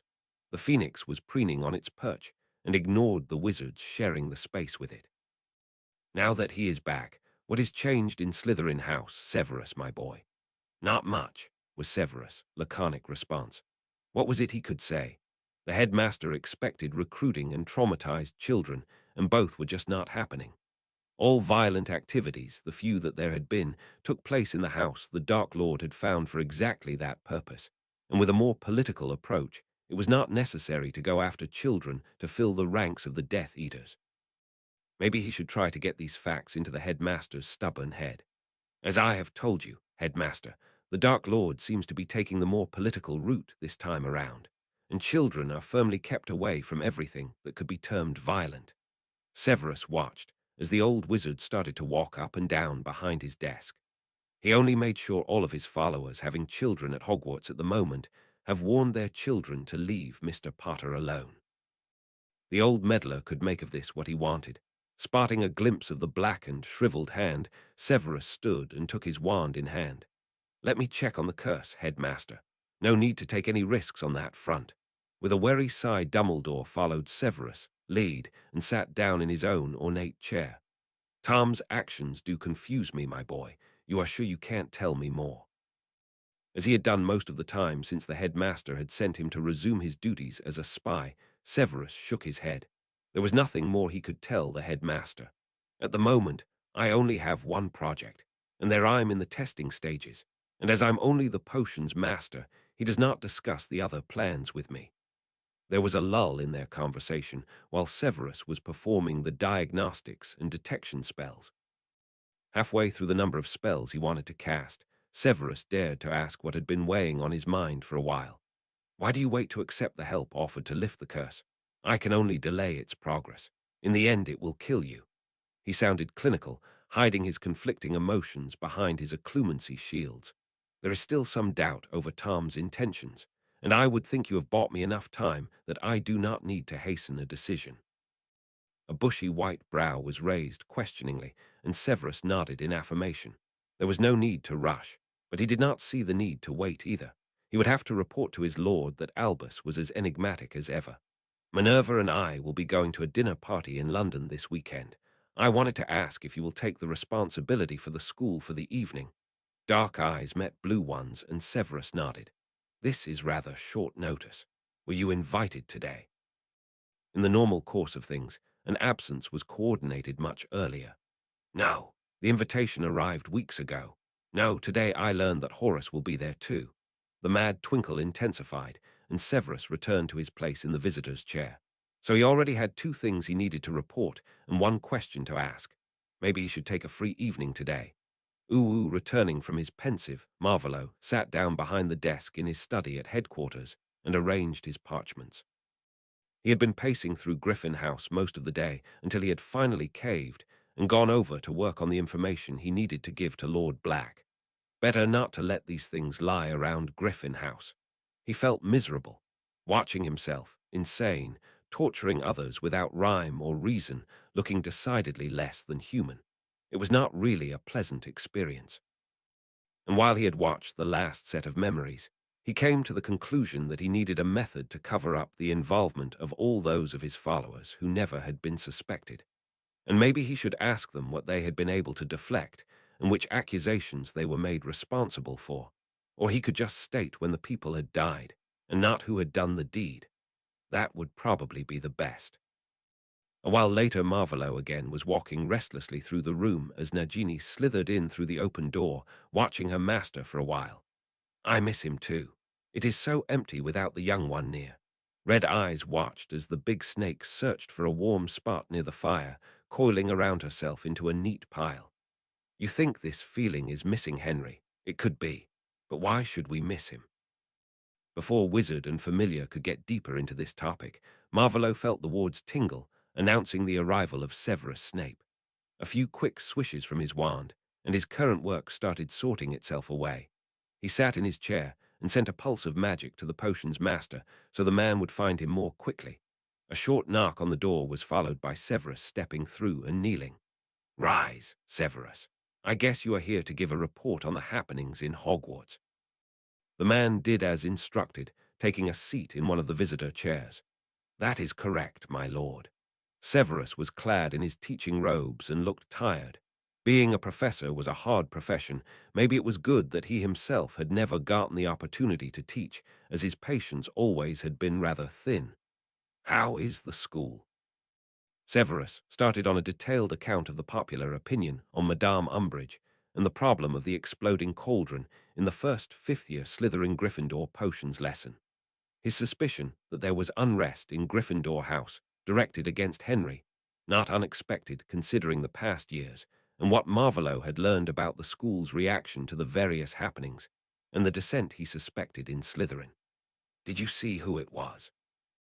Marvolo wanted to know, feeling a little nostalgic. It had been an often-used prank to ruin the potion of one of the others. Slughorn never had been one to pay enough attention to curb such shenanigans. No, my lord. I was looking in the other direction.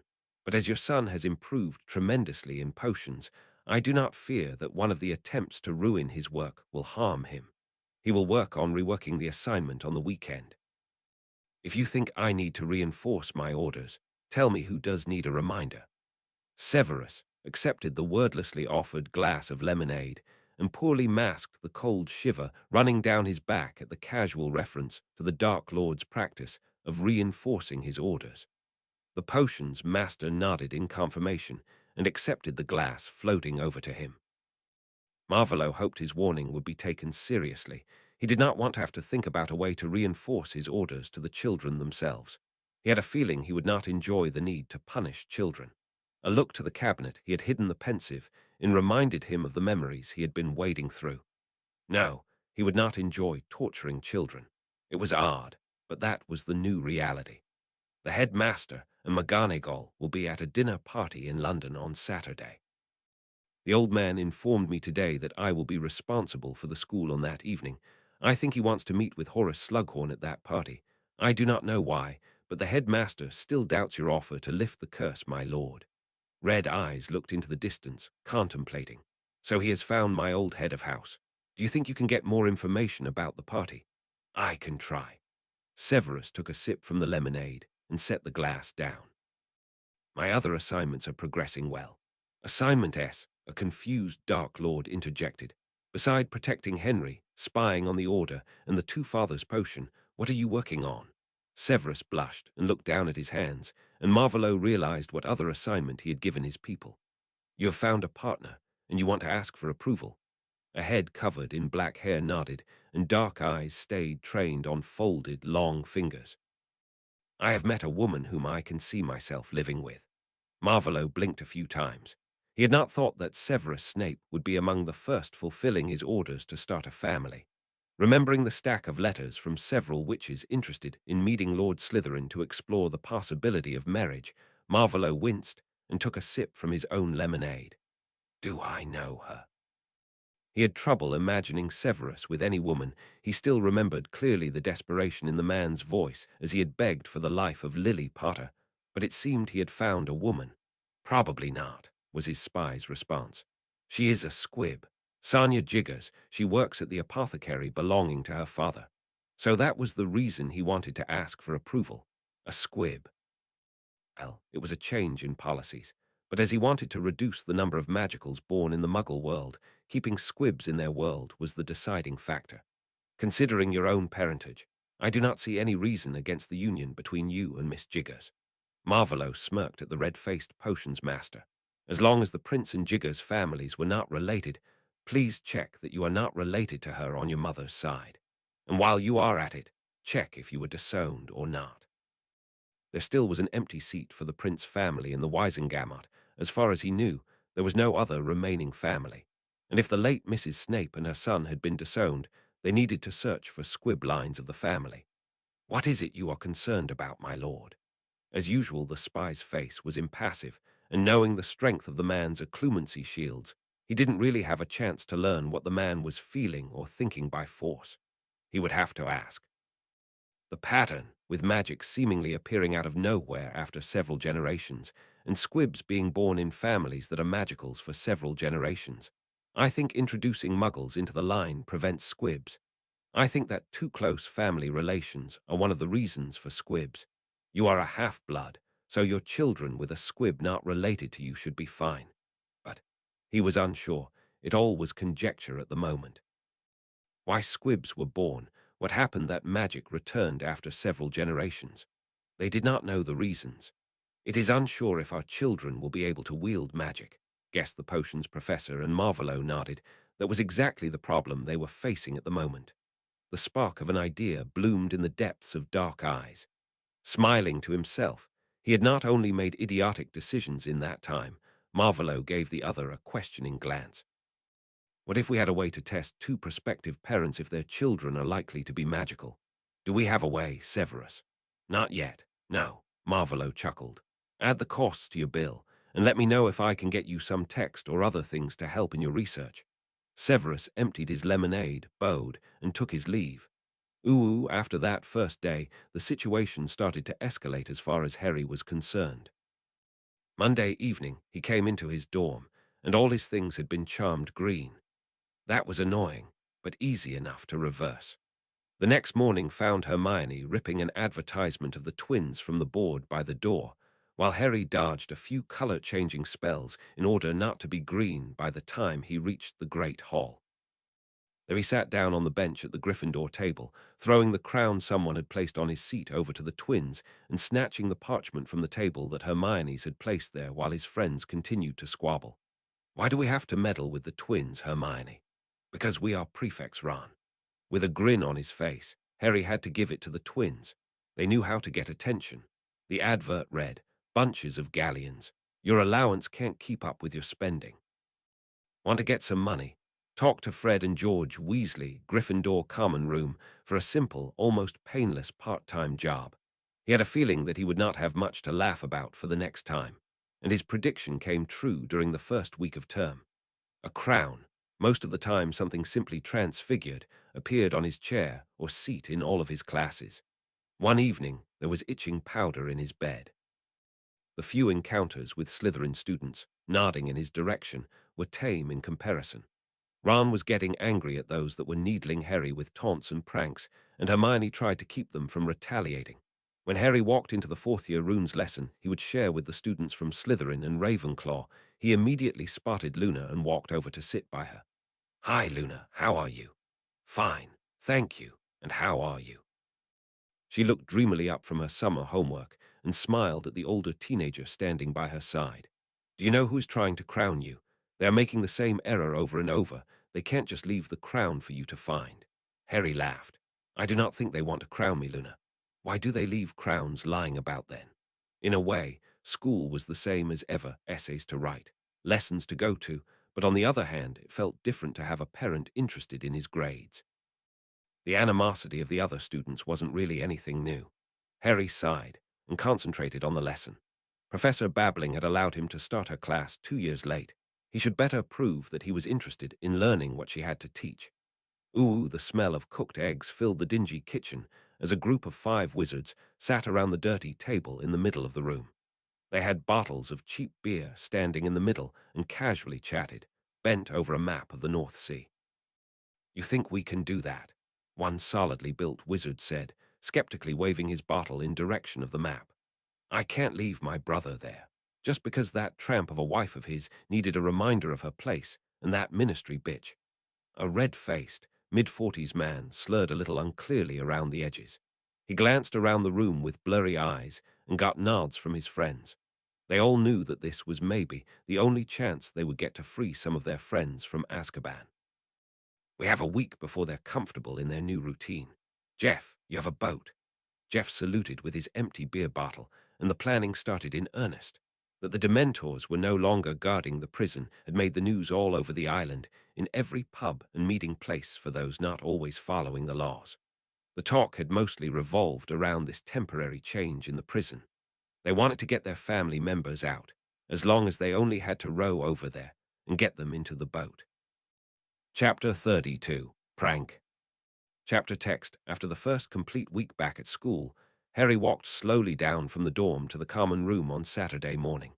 He had slept late, after he had spent the previous evening lifting charms from his bed before he could get any sleep.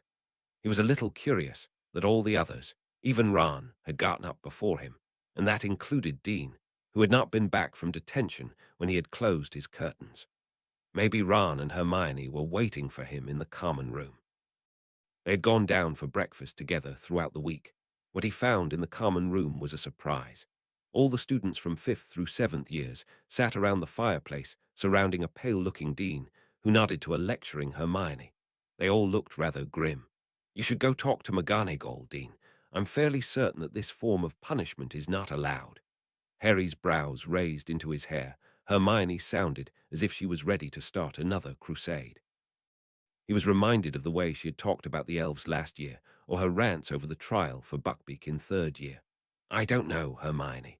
My mum and dad can't do a thing. They are muggles, after all, and I don't want to cause any trouble. I heard Umbridge works for the minister." "Even if," one of the other students exclaimed. Harry had trouble spotting who it was in the group sitting so close together. With the curse on the position, he obviously wants to get rid of her. The discussion dissolved into speculation over the alleged curse on the position of defense professor as Harry walked around the group to find a seat next to his friends, and Dean who held his hand as if he were in pain. Hermione huffed, and her complaint was heard clearly in a lull in the ongoing discussion. "She's a horrible teacher. We all know that there's a practical part to all our owl exams." Those that had taken the owls last year and the year before nodded in confirmation, some murmuring words of assent. "We'll never be ready with her for a teacher." The bushy-haired witch huffed again and quoted in her patented voice, understanding the principles of defensive magic, recognizing situations when defensive magic can be lawfully employed. "It's laughable. And the way she insists on treating us like we're small children," Lavender complained and added in a mocking voice, acting like a prim little student, "Good morning, Professor Umbridge." Angelina nodded fervently. "I had hoped that I would get lucky and have a better teacher for my new year, or even a better book." This complaint found agreement from all others. Just considering that all years, from 1st up through 7th, had the same textbook for the class, felt like a joke. "If we could use the time for self-study, it would only be half as bad," Hermione said. They all had learned that the professor would not tolerate other books or notes on the desks during her lessons. The number of points she had taken from all the houses for offenses like that was unusual high for just 1 week. "Yeah," Dean said glumly, "I wouldn't recommend getting detention from her. The quill she made me use to write lines is a vicious thing." Harry frowned. "What do you mean, Dean?" But the other boy did not answer, waving the question aside and leaving rather quickly, and Hermione was quarreling with Ron, who asked her how she could quote this horrible book this easily. "I have read it, Ron." Harry saw the way Fred and George were looking at each other. The two always appeared to be able to communicate without words, and it looked like they were coming to a decision then and there. Hey, everyone. May we ask for a moment of your precious time?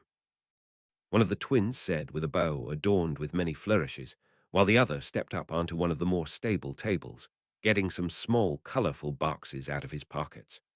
We want to offer all students wanting to use the defense class time to study something worthwhile a discount on our skiving snack boxes. Eat one half and become ill, so you can leave the lesson.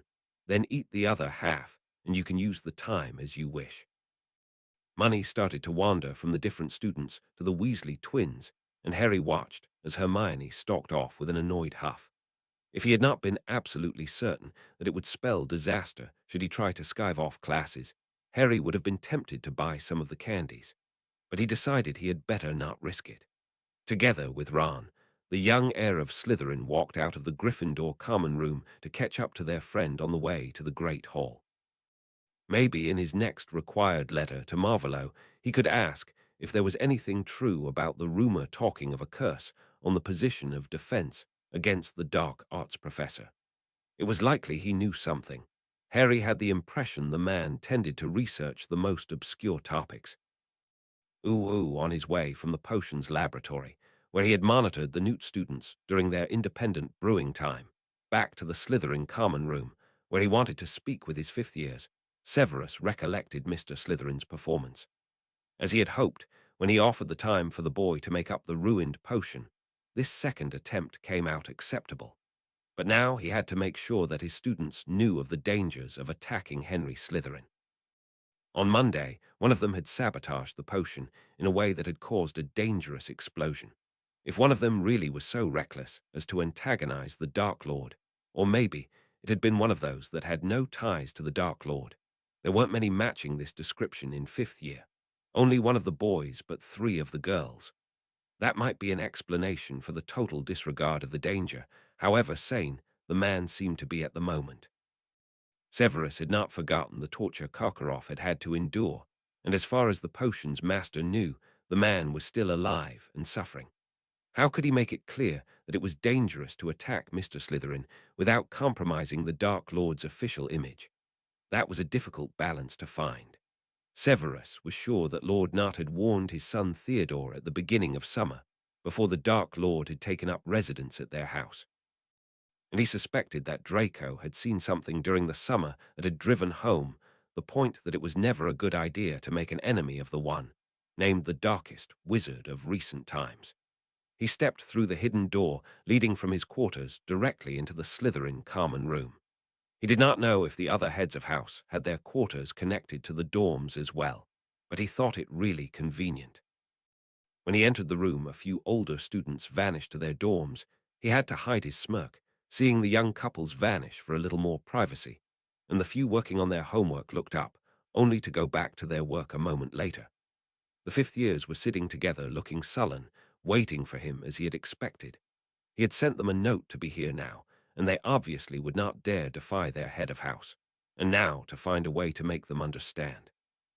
"Do you know why I am here?" He spoke quietly and with a dangerous drawl, causing Messrs. Crabbe and Goyle to pale considerably.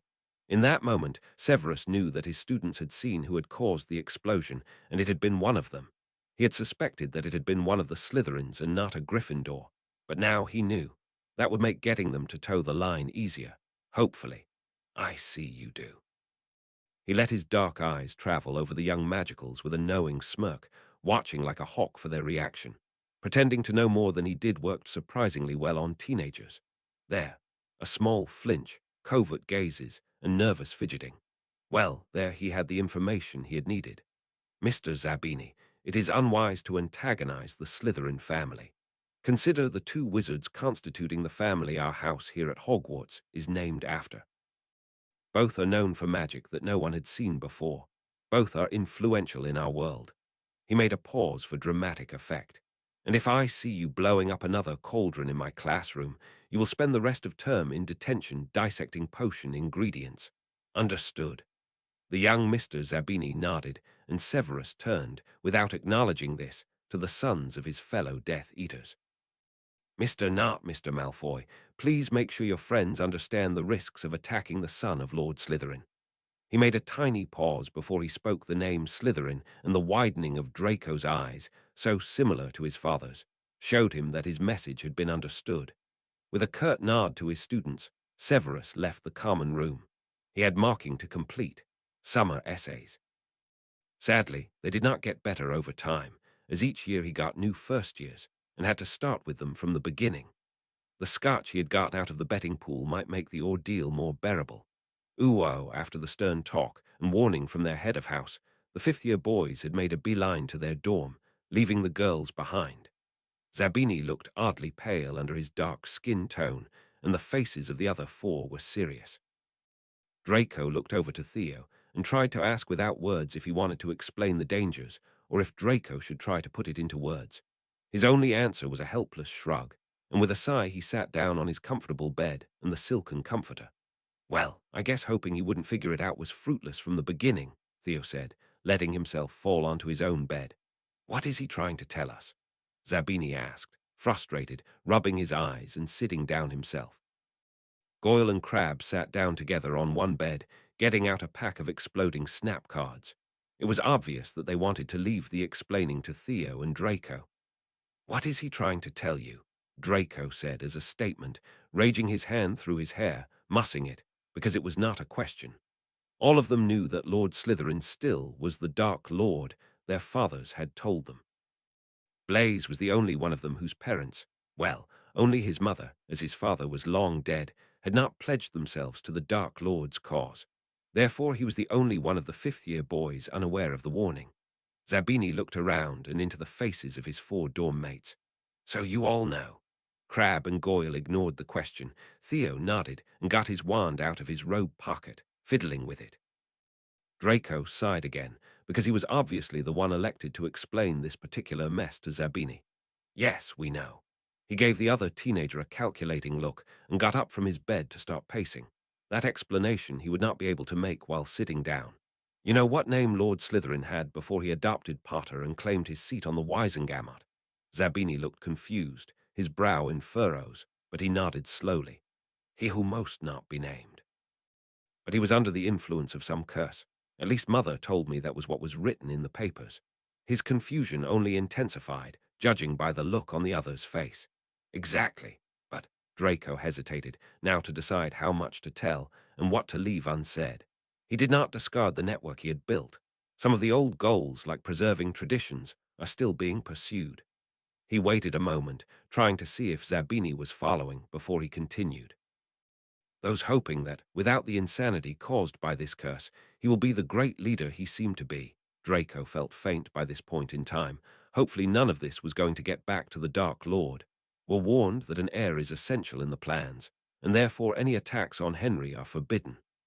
You call him by his name, exclaimed Zabini, jumping up from his bed, looking incredulous.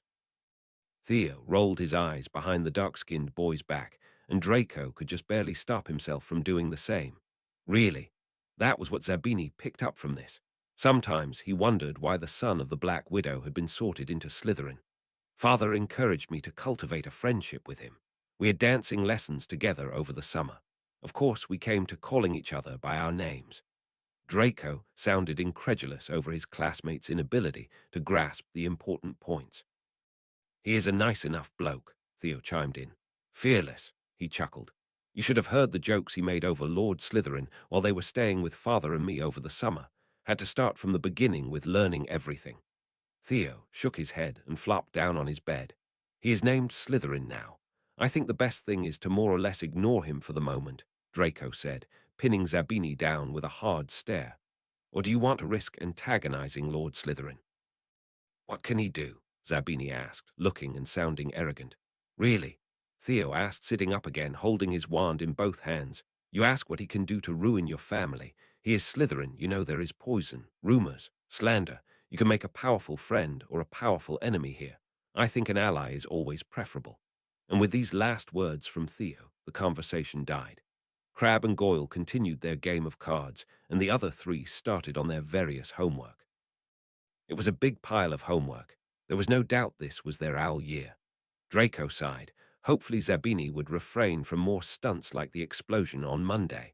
But somehow Draco did not believe it would be that easy.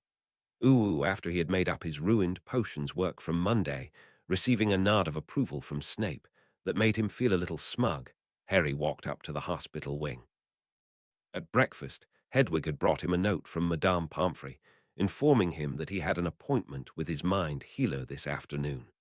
He had known that Marvolo had made arrangements for him to continue to have sessions with her, and in a way, he thought they were helping him cope with the joke that he had to call his life. But on the other hand, it was another thing that made him different from all the others, and he so wished just once to be like the other teenagers. He sighed, turning the last corner before he reached the corridor with the doors to Madame Pomfrey's domain and took the last steps. "Ah, Mr. P. Slytherin, just in time for your appointment," the Mediwitch greeted him briskly, just as the doors closed behind him. A smiling Professor Flitwick walked past them and left the hospital wing. He probably had fetched the squib psychotherapist and brought her here. Harry followed the witch clad in the white and lime green robes and clothes of the healers over to a door leading from the main part of the hospital wing into a private room. "This is the room I have prepared for your use during the mind healing sessions. Please inform me before you leave." And without waiting for a reply from the boy, she turned and walked back into her office. Harry shrugged and walked through the door to find Mrs. Goyle sitting in a nice chair, sipping on a cup of tea, surrounded by the usual arts equipment she had for him when words failed him, and he resorted to expressing his feelings through art. "Hello, Mrs. Goyle," Harry greeted his mind healer, giving her a small bow like a student or child had to give a master of any profession. Learning proper manners over summer had left its traces. "Thank you for taking the time out of your day to come here for my sessions." She waved his thanks away with a friendly smile. "Don't be ridiculous, Henry. You are my patient, and I feel obligated to keep on helping you. That this encompasses coming to see Hogwarts during term." Her smile transformed into a grin. "That only gives me the opportunity to see the school for myself. It was quite the blow once I learned that I would not be coming here as a student." Not really able to imagine how that must have felt, Harry walked to the place obviously intended for him and sat down. He had thought he would not have anything to tell, but now he felt that there were several things he needed to speak with someone about. And as his friends were part of the problems he needed to speak about, he was glad that Mrs. Goyle was here to listen. "Classes have been in session for a week now." Harry nodded in confirmation, biting on his lip, remembering the dark looks and taunts from the other students. "Can you tell me something nice that surprised you, and then something you were angry or upset about?" "I got a letter from Marvolo during breakfast on Monday. I never had a letter from family before, only from Sirius. That was nice, if confusing," he answered her usual first question quietly. She always wanted to know something that he had liked and something that had made him angry. It had let him realize how many small things there were that made him happy. "Why were you confused?" They fell in their usual routine, and Harry quickly realized that he actually was glad that Marvolo had insisted they ask the school to make these sessions possible. Having someone standing outside of all the problems to talk to would make it easier to keep his cool. And so Harry started to tell her about the dark looks he was getting, the pranks, and his conflicting thoughts. In a way, he understood that the others had trouble accepting that he was okay with living with Lord Slytherin, considering their past. But at the same time, he could not understand why they all seemed not to see his need for family, his right to be happy for once. Mrs. Goyle only listened and made suggestions as to how he could handle the pranks and dark looks, and how he could spot the moment he had to include the teachers in the situation. While he might not want to get others in trouble for their pranks, and not want break the code of honor not to snitch, he should not allow them to put him at real risk of serious injury. An hour later Harry left, feeling better after unburdening some of his niggling doubts onto the shoulders of another, walking back to the common room. He had promised to meet his friends there, as they had homework to finish and spells to practice. He had been surprised to receive an invitation to a dinner party from the Holyhead Harpies. But after which, Weekly had asked for an interview, and he had given it. Everything seemed possible. Now Marvolo had just apparated to a street near the house. The party would be hosted in, and checked a last time that his robes, linen, and silk in different shades of blue and green, complementing his glamoured eyes, lay correctly, before he started to walk up the path to the manor of the owner of the all-female Quidditch team. Others arrived after him. Some were already walking up the path a few paces in front of him. He could hear laughter and chattering from those around him. Marvolo sighed. One evening socializing with the stars and starlets of Quidditch in Britain. He needed social contacts, and could not only consort with the lords and ladies of the Wisengamot, or even only those working for the ministry. So this was an opportunity, even if it felt like a kind of torture. It took almost no time to reach the door where the guests were being greeted by the manager and the players. Smiling winningly, Marvolo bowed to the athletic women playing for the team and went into the house. Lord Slytherin, a brown-haired woman in a nice rose overrobe covering a cream-colored dress, came over, smiling and extending her hands. "Nice to meet you. I'm Gwenog Jones, beater and captain of the team. May I introduce you to the others? Please, if you would be so kind." Marvolo smiled again, while inside he sighed. This looked to be an evening he would spend being chased by women. While he followed the beater and captain around the room, smiling at the different guests, taking in their names, Marvolo spotted his old head of house. That Slughorn was still alive, and looking not too old, although he had gained some weight since he had last seen him, surprised Marvolo a little, avoiding the current headmaster of Hogwarts by vanishing into a group of happily chatting dinner guests. For a moment he catalogued what knowledge his potions professor and head of house had about him. But all in all, there was nothing of significance the man could know. He knew that he had researched Horcruxes in his youth, but as Dumbledore already knew of them, he had to employ a clumency to remain calm and composed at that thought. He had little to gain from interrogating the former head of Slytherin. It was rather amusing to watch the subtle hunt the two wizards were conducting with the other guests, providing an obstacle course, though. They all settled at a large table for dinner, Marvolo seated between Miss Jones and the wife of the team's owner. "How is life treating you, Lord Slytherin?" Miss Jones asked him, looking up through her lashes and smiling sweetly. Oh no, she was flirting with him. Smiling back and sipping on his excellent wine, Marvolo sighed inwardly. He was not certain if he knew what it felt like to be attracted to someone. He had started creating Horcruxes at a time of his development when teenagers normally started to realize that there were other things one might do together with others. So he knew how to recognize when someone was interested in him, or when others were interested in each other. He had learned to flirt, as it was an excellent manipulation technique. But he himself no longer had any feelings, and therefore never learned what he might like and what mostly was called romantic relationships. He even had read a copy of the book he had given to his son in the hope of learning of some symptoms to identify if he was interested in someone. So far, he had not felt any of the symptoms described in the book.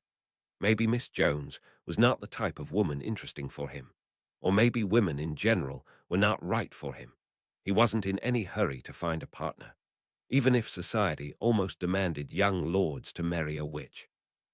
"Well, at the moment, I am mostly occupied with getting my life back into a semblance of order." He aimed for a self-marking smile that invited the others to either pity him or join in on the mocking. Better to have the joke on him and be seen as friendly than them having reason to mistrust him. From across the table, he heard Slughorn sigh and turned to watch his old head of house shaking his head sadly. "You always had so much potential. I always wondered what went wrong to lead you down such a dark path in life."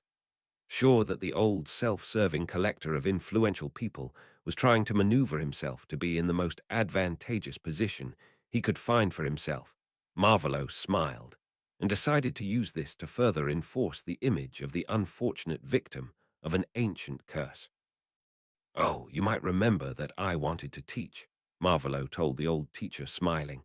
"But Headmaster Dippet was of the opinion that I should try and get a little real-world experience before he would consider hiring me as a teacher."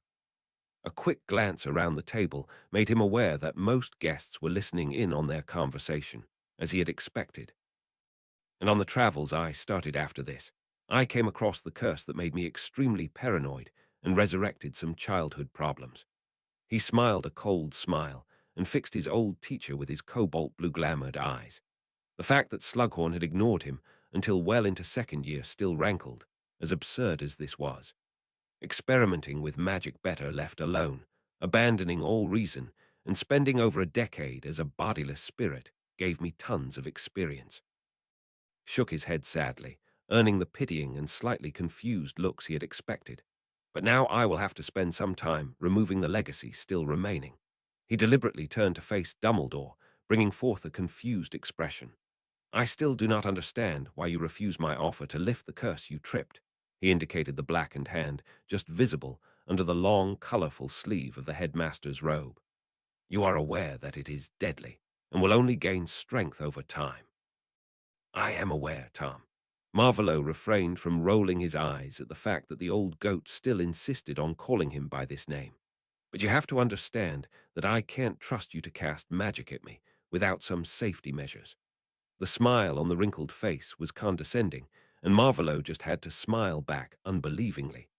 You are aware that no sane wizard would agree to the vows you want me to swear. The wording you chose is so restrictive that I could not even say it was raining though I was drenched, as long as you claimed the sun was shining. I'm not sure, though, what your objection to my alternative was. You never said, headmaster. The headmaster had no response to that and continued his conversation with his dinner partner, ignoring Marvolo. The Dark Lord asked the witnesses of this exchange with raised brows if they were as confused by the man as he, and was slightly surprised that they indeed seemed to agree with him. Do you plan to marry? Slughorn suddenly shifted the conversation away from potentially dangerous grounds over to a potentially embarrassing topic. Yes, one of the witches chimed in, eagerly leaning forward in her chair, smiling almost predatorily. A female presence in the life of young Harry certainly would benefit the boy. Nodding slowly, Marvolo smiled charmingly. He had been right. This was torture. Probably. But as I'm still adjusting to having a body again, and Henry and I are still learning how to live as a family, I do not know if it is wise to add another member to our family so soon. The rest of the evening Marvolo watched Slughorn evading the headmaster, and himself dodged several attempts from witches to get him alone and flirt with him. Not one of them was remotely appealing. He needed to meet more different women to ascertain if he was attracted to them. Or maybe he still had not enough soul back to have such reactions at all. As he was not sure he even wanted to feel sexually attracted to anyone, Marvolo decided that pursuing this kind of interaction had no priority at the moment. He was hounded by young, and not so young, single witches the whole evening, and when he had to dodge an actual attempt to kiss him, he decided to call it a night, and to leave as soon as was polite. He had been right. It had been mostly torture. Ooh, after a Sunday filled with completing homework, it was insane how much they got to do just in the first week. Catching up with runes, and what his friends had done during the summer, Harry was now on the way to breakfast. He had been more or less successful in avoiding McLaggen and his cohorts, but he still could not shake the feelings of dark looks following him everywhere. It was unnerving. Hopefully, they would be too engrossed in schoolwork soon to keep up this level of animosity for long. He snorted and shook his head at Hermione when she looked over questioningly, as if it was likely that he would be that lucky. He settled next to a happily chattering Hermione and across from an eagerly filling his plate Ron to get his bowl full of porridge and drink his 2 phials of potion. McLaggen and his friends came into the hall shoving each other, laughing and joking around.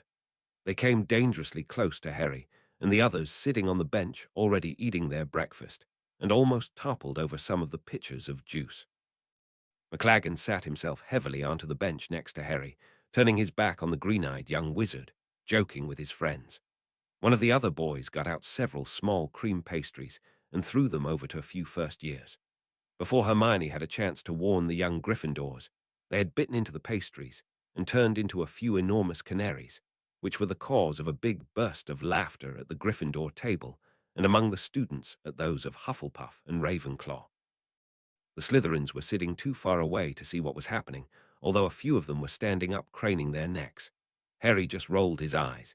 He had defense with Umbridge first thing after lunch, and was not really interested in the boisterous escapades of his fellow Gryffindors. For once, he would like a quiet breakfast. So he turned back to his bowl and continued eating his no longer warm porridge with cherries. A sip from his goblet of juice brought a grimace to his face. Somehow the taste was off. Hedwig's arrival distracted him as he took the letter addressed to him in Marvellow's neat writing, a small smile on his face. Even if it was Monday morning, the food not tasting quite right, the others making too much of a racket, he to have his favorite subject with his most hated teacher. And wasn't that an achievement, to replace Snape in that spot in only 1 week? But a letter from his adopted father brightened the day. It was really confusing, but he was starting to realize that he might not need to fight it. Henry, thank you for the information that Miss Granger has read Hogwarts, a history, several times. That is a good starting point to acquire a book for her birthday. Do you think she would be interested in a copy of one of the Founders' Chronicles? I will get the set of quills and ink that you have described. There should be no problem to get the presents to Hogwarts in time. On Saturday, I went to a dinner party with the Holyhead Harpies. The headmaster was there, as was my old potions professor. It was an entertaining evening.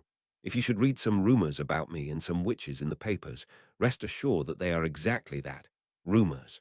Disturbingly, some of the players of the Quidditch team tried to flirt with me at that party, and I was even asked if I was looking for a wife to, and I quote, add a female presence to your son's life. It was not easy getting out of that pinch without resorting to cursing them senseless. Some things really were easier before I decided to go the legal route. If you need to deflect questions, you can say that I'm too involved in righting past wrongs, removing dangerous things left behind, and managing both our estates.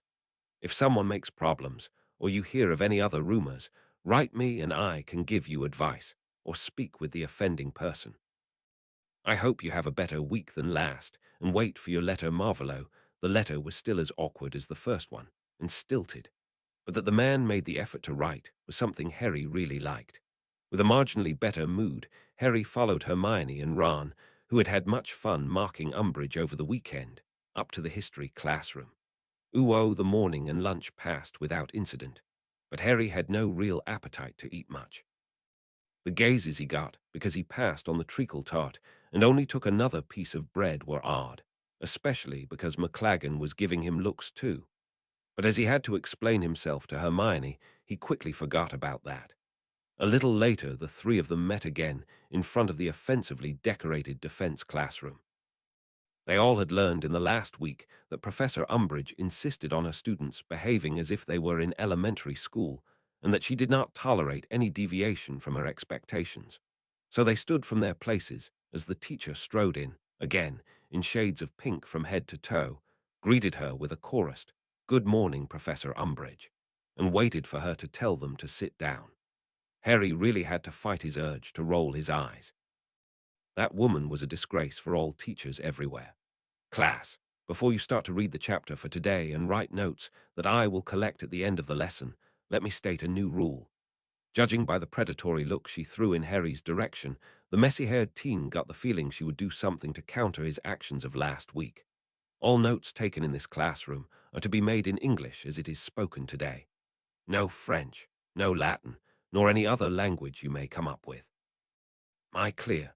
Everyone violating this rule will have to face a considerable loss of house points and at least 1 week of detentions.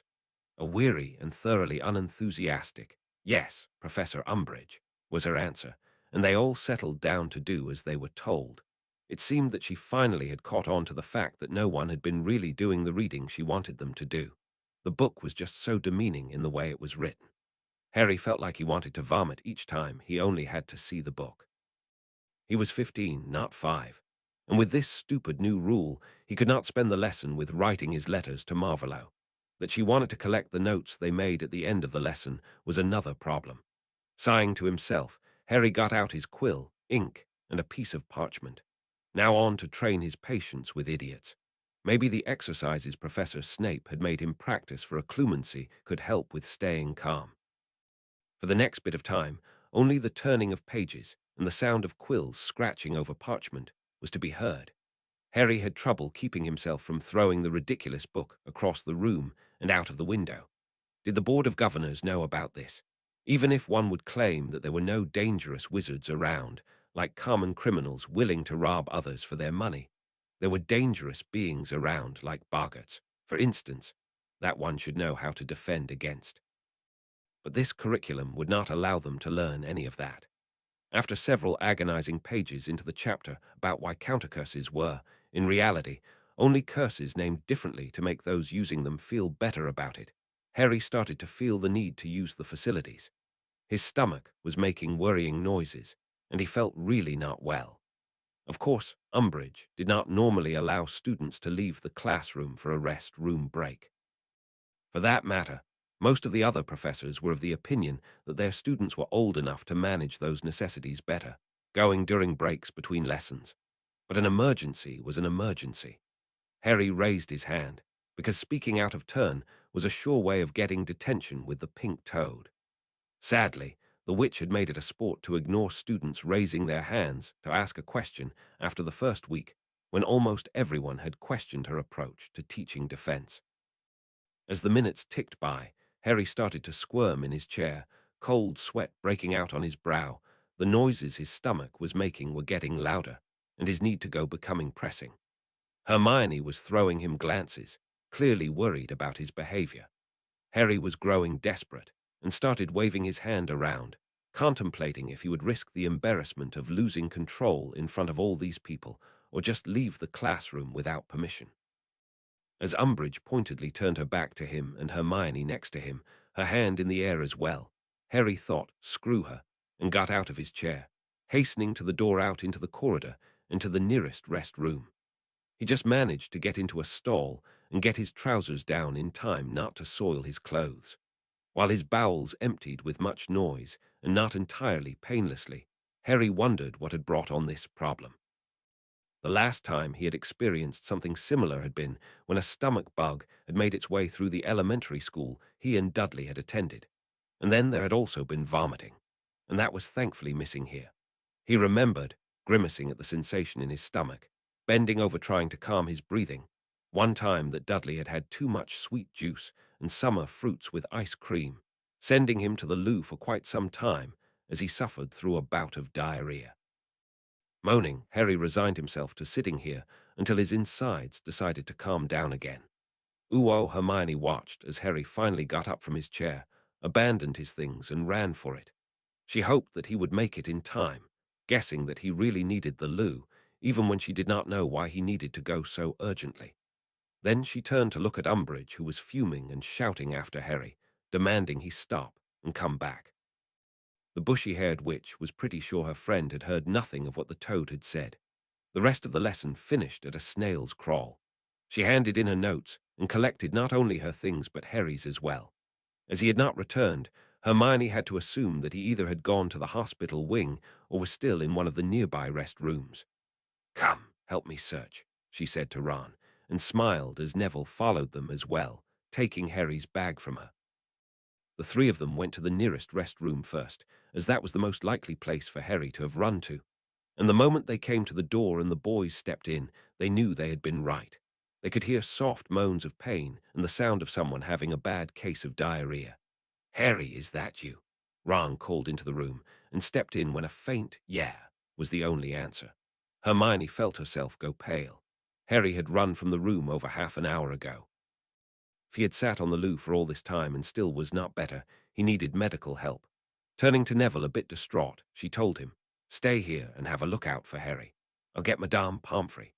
Neville, pale and with big eyes himself, nodded and took Hermione's bag from her, enabling her to run faster. And run she did, her feet in her sensible shoes making clear sounds on the stone floors. She ran as if her life was depending on it, because she truly believed that well might be the case. Severus was on his way down from the headmaster's office, where he had had a look at the curse in the old man's hand, back to the potions classroom. He sighed, still wondering why the headmaster was hesitating this long before accepting the Dark Lord's offer of help. As he turned to go down the stairs, he was almost barreled over by a student running into him. He was about to give some scolding comments and take points from whatever house the student belonged to when he recognized Miss Granger, Xerxes' heiress. The relief in her face as she looked up to him made him stop in his tracks. "So glad I found you, Professor," the girl panted, trying hard to get her breath back. "Can you inform Madame Pomfrey that she is needed in the boys' loo near the defense classroom? I fear Harry might have been poisoned." Without conscious thought, he had his wand in his hand and had cast a patronus to get the information to Poppy as fast as possible. Then his dark eyes focused on the girl in front of him. "Show me the way." And they were running. Severus knew that Lord Lestrade and the Dark Lord had told their respective heirs about the dangers of assassination through poison, and this girl would recognize the symptoms. So if she thought there was even the slightest possibility that his lord's son, Lily's child, had been poisoned, then he had better run. A few minutes later, they came to the corridor where the long-bottom boy was hindering another student from entering the rest room he was standing in the door of. As the young Ravenclaw saw the potion's master coming down the corridor, he wisely decided that he could use one of the other rest rooms just as well. The boy held the door for them, and Severus identified the stall containing the boy he had made an oath to protect, because a red head was standing at it, speaking to a person behind the door. "Miss Granger, please tell me why you suspect poison was involved.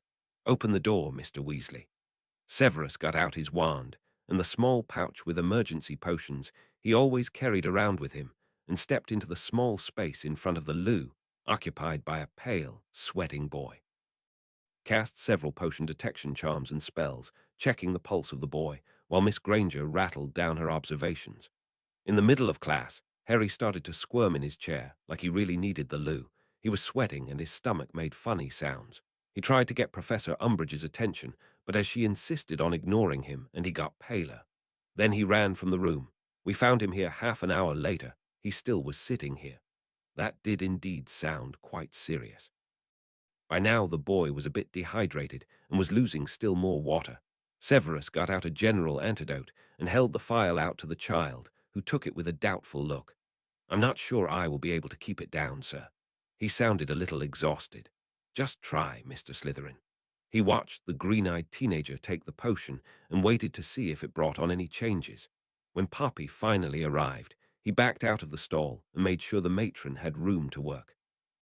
At least it sounded like the contents of the boy's stomach were now all out, but judging by the grimace on the young man's face, he had still cramps. While he waited, he sent another patronus to inform the Dark Lord that his son was currently in need of medical attention, and there was suspicion that someone had slipped him some kind of potion. He had thought a moment whether he should include the word poison in his message, and in the end decided against it. It would be better not to rile the Dark Lord up too much. We need to get the boy up to the infirmary. Once there, I will perform a few tests to see what was given to him to induce this reaction. Severus, I will need your help for that." She sounded stern as always, and Severus found himself nodding to her demand for help. "Go to your lessons, or back to your common room," the Mediwitch said to the other 3 Gryffindors. "Your friend is in good hands now. If any of you start feeling off, come up to the hospital wing immediately." The girl and the 2 boys nodded, and looking back at their friend, reluctantly made their way to their common room. Severus helped Poppy put the heir of the Dark Lord in a set of pajamas and onto a stretcher to levitate him up to the hospital wing.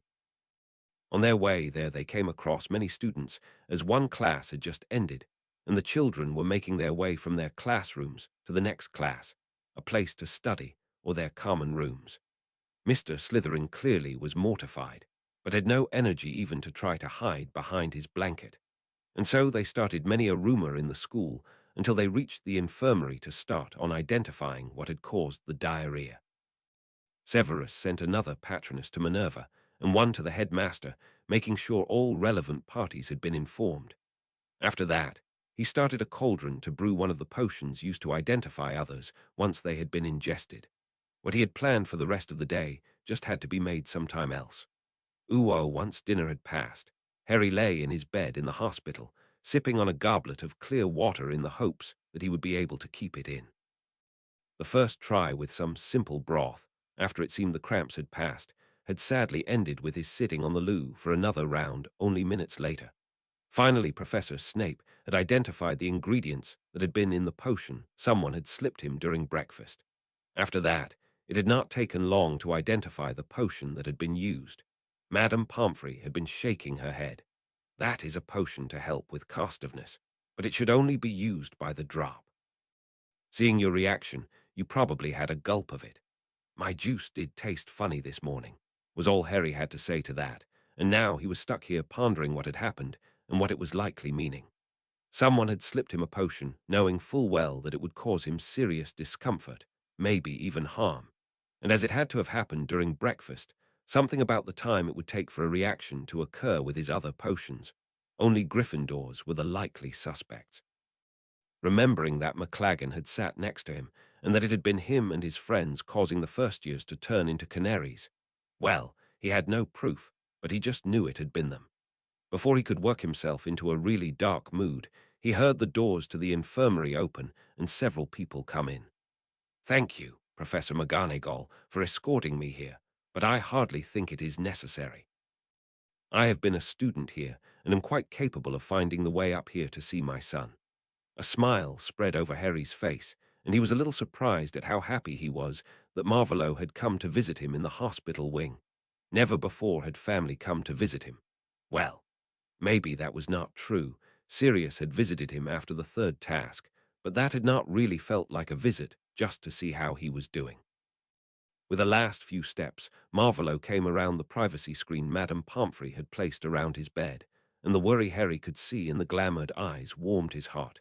Whatever the motives to adopt him might have been, it seemed the man had come to care about him at least a little bit. Harry barely registered his head of house, leaving as Marvolo walked over and sat on the edge of his bed. "How are you feeling, Henry? Are you feeling better?" "Severus informed me that someone gave you a potion in much too high a dosage, effectively poisoning you." Harry was not sure, but there was a hint of something in the hissed inquiry, and it felt good to have an adult sitting on his bed, hand placed on his knee, eyes watching him intently. It felt good to know there was someone who truly cared. "I'm feeling better, so Madame Pomfrey said tomorrow the effect should be gone, and I will be able to go back to classes." It felt not quite right to call Marvolo Sir still, but changing the form of address was not something he was quite comfortable with yet. He fiddled with the blanket spread over him, a little unsure of himself. Marvolo accepted this with a nod and asked the next question. "Do you know who did it?" Harry hesitated. This was the Dark Lord. What would the man do to someone that had harmed someone whom he had claimed as family? And he might have suspicions, but he had no proof. "I do not know, but it has to have been a Gryffindor. No one from the other houses was near our table during breakfast, as far as I have seen." He fiddled with the blanket and did not dare look up. His occlumency was not nearly good enough to lie to Marvolo. "So you have no proof, but you suspect you know anyway, don't you?" The man was just so damn perceptive. Harry nodded, dejected. He looked up as he heard a sigh from the man next to him. His surprised look was met with a sad little smile. "If you do not want to tell me, I will respect that. But if they continue to play such dangerous and cruel pranks, you have to tell someone." It had not taken long for Marvolo to pick up that this had not been the first prank played on Harry. He just was really bad at keeping his face calm. "How bad is it?" Marvolo's hissing sounded cold. "All the others so far have been pretty harmless. Changed colors on my things, a crown popping up around me. This one was the worst. So far, and all have been from Gryffindors." Marvolo wanted to know, and Harry was glad that the man did not press for more embarrassing details. Harry nodded, saying nothing. Obviously it was impossible for him to have one normal year at school. "Shall I try to find a way to somehow get you away from all those pranks? Maybe your own room or something like this?" the wizard next to him asked. Madame Pomfrey came in, bringing another bowl of broth for Harry, shuddering at their speaking Parseltongue and leaving again. It was a nice way to talk about sensitive things without being overheard. A language only the two of them understood. Did he want to get away from the bullying? Then that was what it was. Not mere pranks for fun. No, they were aiming all their pranks at him to get him to break. But for the first time, Harry felt like he had someone able to do something about it and willing to act. No one had tried to counter the article Skeeter had written last year. The Dursleys never had done anything to prevent Dudley from bullying him. No teacher had said anything against the badges the Slytherins had made last year. But this was different. "If there is a legal way, yes, please," Harry hissed quietly, almost as if speaking only to himself. A warm and big hand landed on his shoulder. Dark blue eyes smiled down at him as Marvolo stood. "Before Madame Pomfrey comes to send me away, I will leave now. I will look for a way to increase your safety in your dorm. Do not let them get to you. And as soon as you have proof, tell a teacher. Will you do that?" Harry nodded and then asked something totally unrelated. Do you know if there is a curse on the defense position? He really was curious. The other laughed. Why do you want to know? I really could do without Professor Umbridge. She did ignore me when I wanted to ask for permission to use the facilities, and I'm sure she will give me detention for leaving without permission. Harry could not help but pout about that. He really hated that woman. Well, there might be a curse. Marvolo had a little smirk on his face as he said that. I will have a word with the professors. No need to worry about detention. With a few more pats to his son's shoulder, Marvolo finally left Harry to his meager meal and walked with a wave around the privacy screen and from the infirmary. Harry eyed the broth warily. He was not really sure if he wanted to risk another round on the loo, but he was starting to get hungry. He sighed. Well, there was no other way to see if he was better. He sat up properly and reached for the bowl. Uo silently fuming, Marvolo made his way up to the headmaster's office. In front of the gargoyle, he met with Severus, who gave him a small nod, but projected a picture of himself kneeling into his lord's mind in the short time their eyes met. In the office, still filled with many seemingly useless trinkets and all the portraits of past headmasters and headmistresses, the head of Gryffindor and the headmaster himself were waiting for them. Before they could start a conversation, a witch in pink robes came into the office, flustered and out of breath. Headmaster, I want to know where Mr. Potter is. He is late for his detention. What detention? McGonagall wanted to know, looking like she could not believe what she was hearing.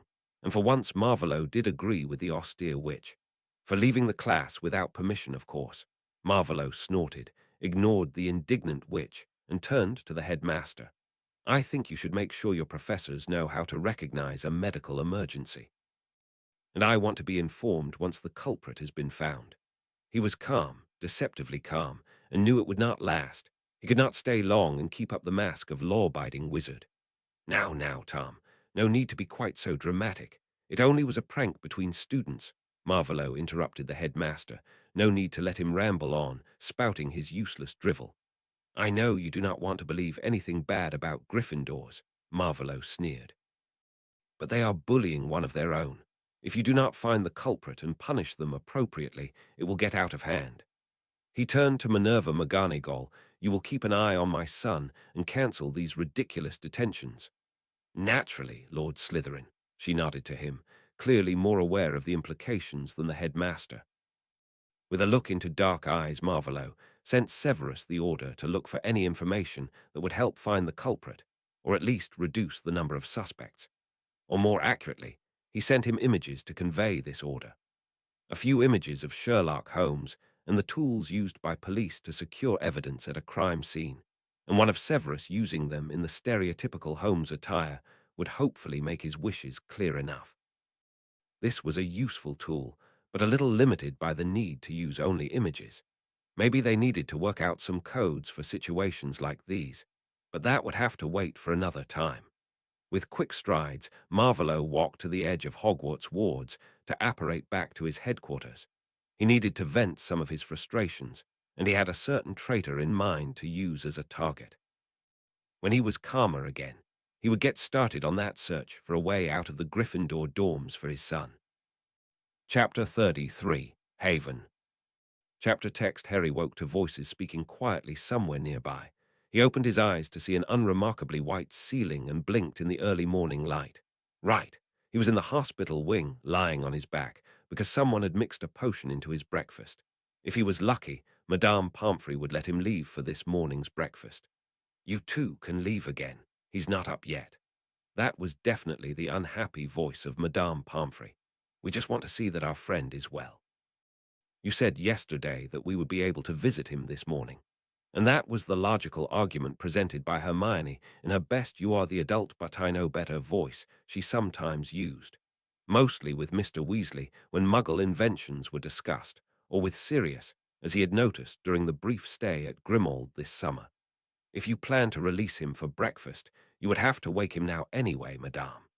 And that was Theo. Harry frowned. He had thought Ron would have come with Hermione, but then he smiled because his two friends from Gryffindor and Slytherin were here. Ron probably had not wanted to chance missing breakfast. The redhead was always hungry. Harry sat up, pushed the blanket back, and swung his legs to the side and out of the bed. I'm up, he called to gain the matron's attention. She walked briskly over to him, a scowl on her face as she spotted him sitting, ready to get up. "Mr. Slytherin, you will remain in bed until I clear you to leave." Harry refrained from rolling his eyes. He only knew too well that she tended to keep patients longer if they tried to escape her clutches early. Luckily for him, the diagnostic spell cast on him showed that he was hydrated once more, and no trace of the potion was left behind. Harry made quick work of getting dressed and met his friends, who were smiling as brightly as Harry himself, on the other side of the privacy screen. "Hermione, Theo, thanks for visiting. Come down to breakfast with me." Both of his friends nodded, and they turned to leave the infirmary behind. "Have you finished the essay for ancient runes yet, Theodore?" Hermione asked the Slytherin as they passed one of the many big portraits concealing one of the many short cuts. "No, not yet.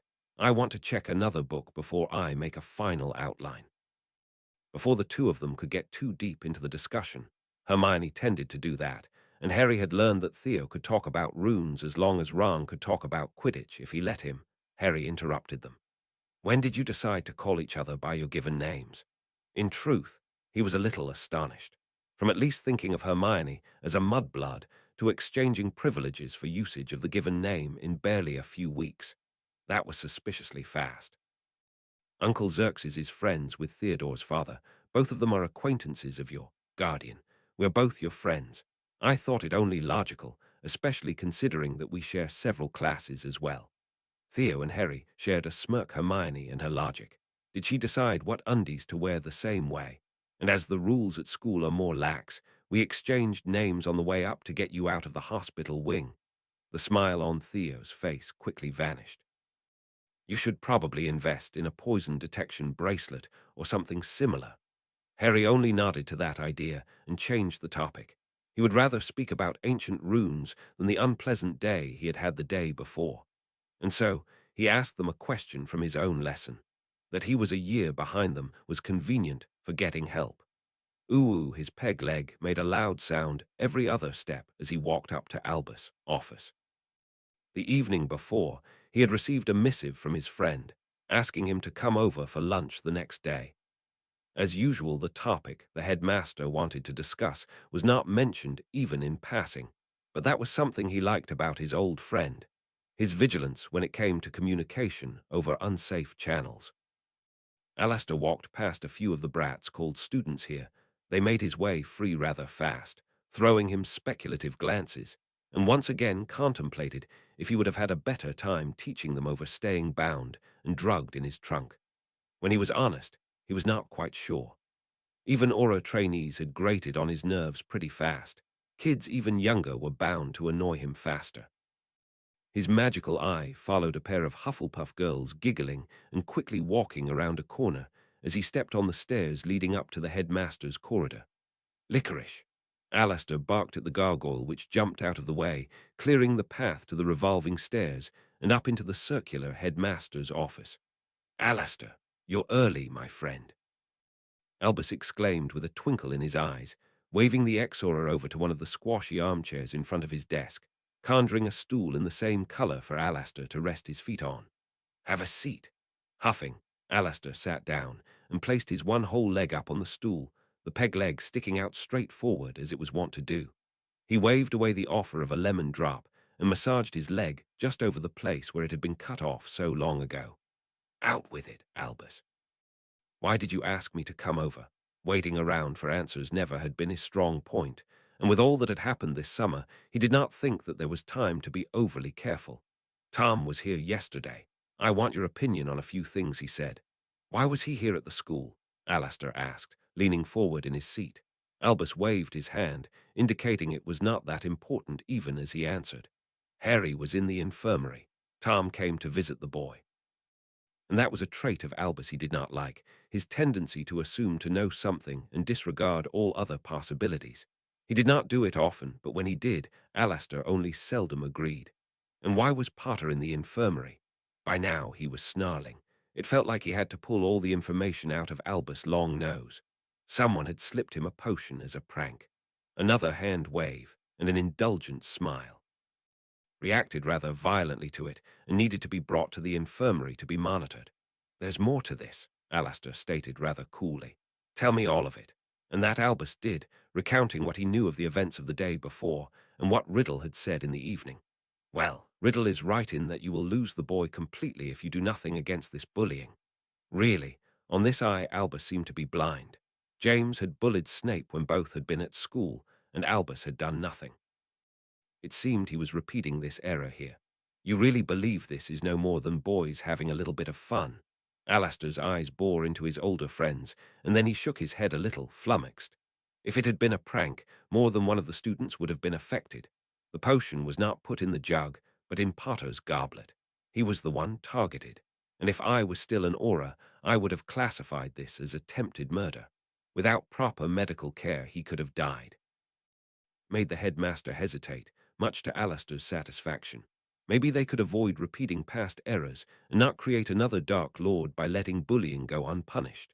Alistair let his magical eye travel to linger on the blackened hand, hidden behind a thin wall of cloth, the cloth of a brightly colored robe. You have another problem, Albus, he remarked, getting his flask out of his pocket to take a healthy swig. I have, Albus asked with twinkling blue eyes, taking another of his candies. Why are you still waiting to let Riddle lift this curse? There are rumors all around. Something about you demanding he has to take an oath or a vow, worded in a way no sane wizard would agree to, and about him making an alternative proposal. You're looking like a crackpot, as if you were missing a few of your marbles. What was his idea? This was truly a puzzle. Was Albus getting old? Was the curse on his hand affecting him? Since the day they had been at that hovel and Albus had put the ring on, Alistair had been wondering why he had done so. Why had Albus put on a ring he knew was cursed? He was worrying, and the number of rumors did not help to diffuse his worries. Tom proposed that we meet somewhere neutral, like Gringotts. Said I could bring a curse breaker of my choice, and he would make an oath not to cast any magic at me that was not intended to help get the curse removed and keep me alive. Albus sounded dismissive, stroking his beard. And you refused, spluttered Alistair. That was actually a good proposal. A safe place, reinforcements for Albus, and a reasonable oath. What do you hope to gain? He narrowed his eyes in thought. Tom wants to build his public image. He needs to help me to get positive reactions from the public. I hope to get some measure of control over him. Alistair snorted over this lack of perception of the reality of the situation. He does not need to help you to gain good standing, Albus. He already is seen as the reasonable one in this. He offered you help, publicly too, and he's asked others why you refused and what he might do to let him help you. You, Albus, are seen as unreasonable, and he as the handsome, nice guy only trying to help. He does not need to help you any more, Albus. You can't earn anything from this aside from your life. He heard a rumble, and his eye swiveled back into his head, looking out of the back of it, trying to see who was coming up the stairs. He glimpsed black, lank hair and black robes, and instantly knew it was Snape. Before he could demand an explanation from Albus, the man spoke. I asked Severus to take lunch with us.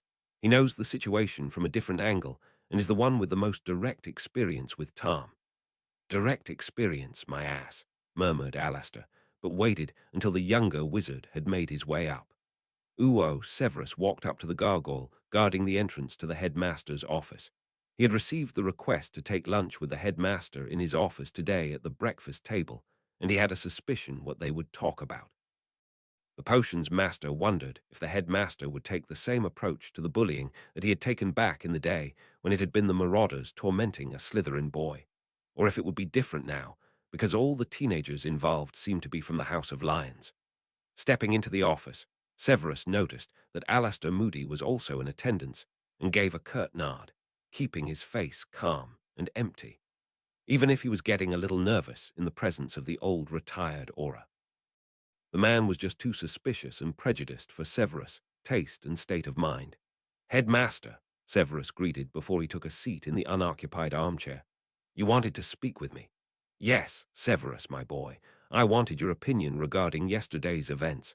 A tap from the headmaster on the table brought them their lunch, and Severus took the napkin and spread it over his lap. Eating in the headmaster's office was mostly a messy affair. A desk was not made to eat at. Regarding the potion used, probably a simple constipation remedy, there are several in use based on the same ingredients. Easily ordered by Owl from almost all apothecaries. Nothing extraordinary. The way it was administered suggests lack of knowledge over its effects or lack of concern for what it would do. I would wager it was both. That will not help in finding the culprit, as anyone could have ordered the potion. Relatively sure that was not really what the headmaster wanted to hear, but playing up his knowledge as the potion's master and not the spy, Severus started to fill his plate with potatoes and some steamed vegetables. He never took a heavy midday meal. While he waited for the headmaster or Mad-Eye to make a comment or ask further questions. While that is interesting information, I was more interested in the likely actions Tom will take in the light of what happened, the headmaster admonished, filling his own plate with the food offered. It all smelled rather appetizing. Chewing the bite he had just taken, Severus nodded in acknowledgement. That sounded more like what the headmaster and the old Aura would like to know. Taking his time, eating too fast just led to problems with the digestion. Severus thought about what was the best answer here. Yesterday evening, the man had acted like many an enraged parent Severus had seen in years previous. Considering that he should not risk exposing the Dark Lord and his plans, it was probably the best to stick to the parental angle of his likely actions. If Professor Umbridge insists on antagonizing Mr. Slytherin in class, I'm sure Lord Slytherin will take the case before the board or even the courts.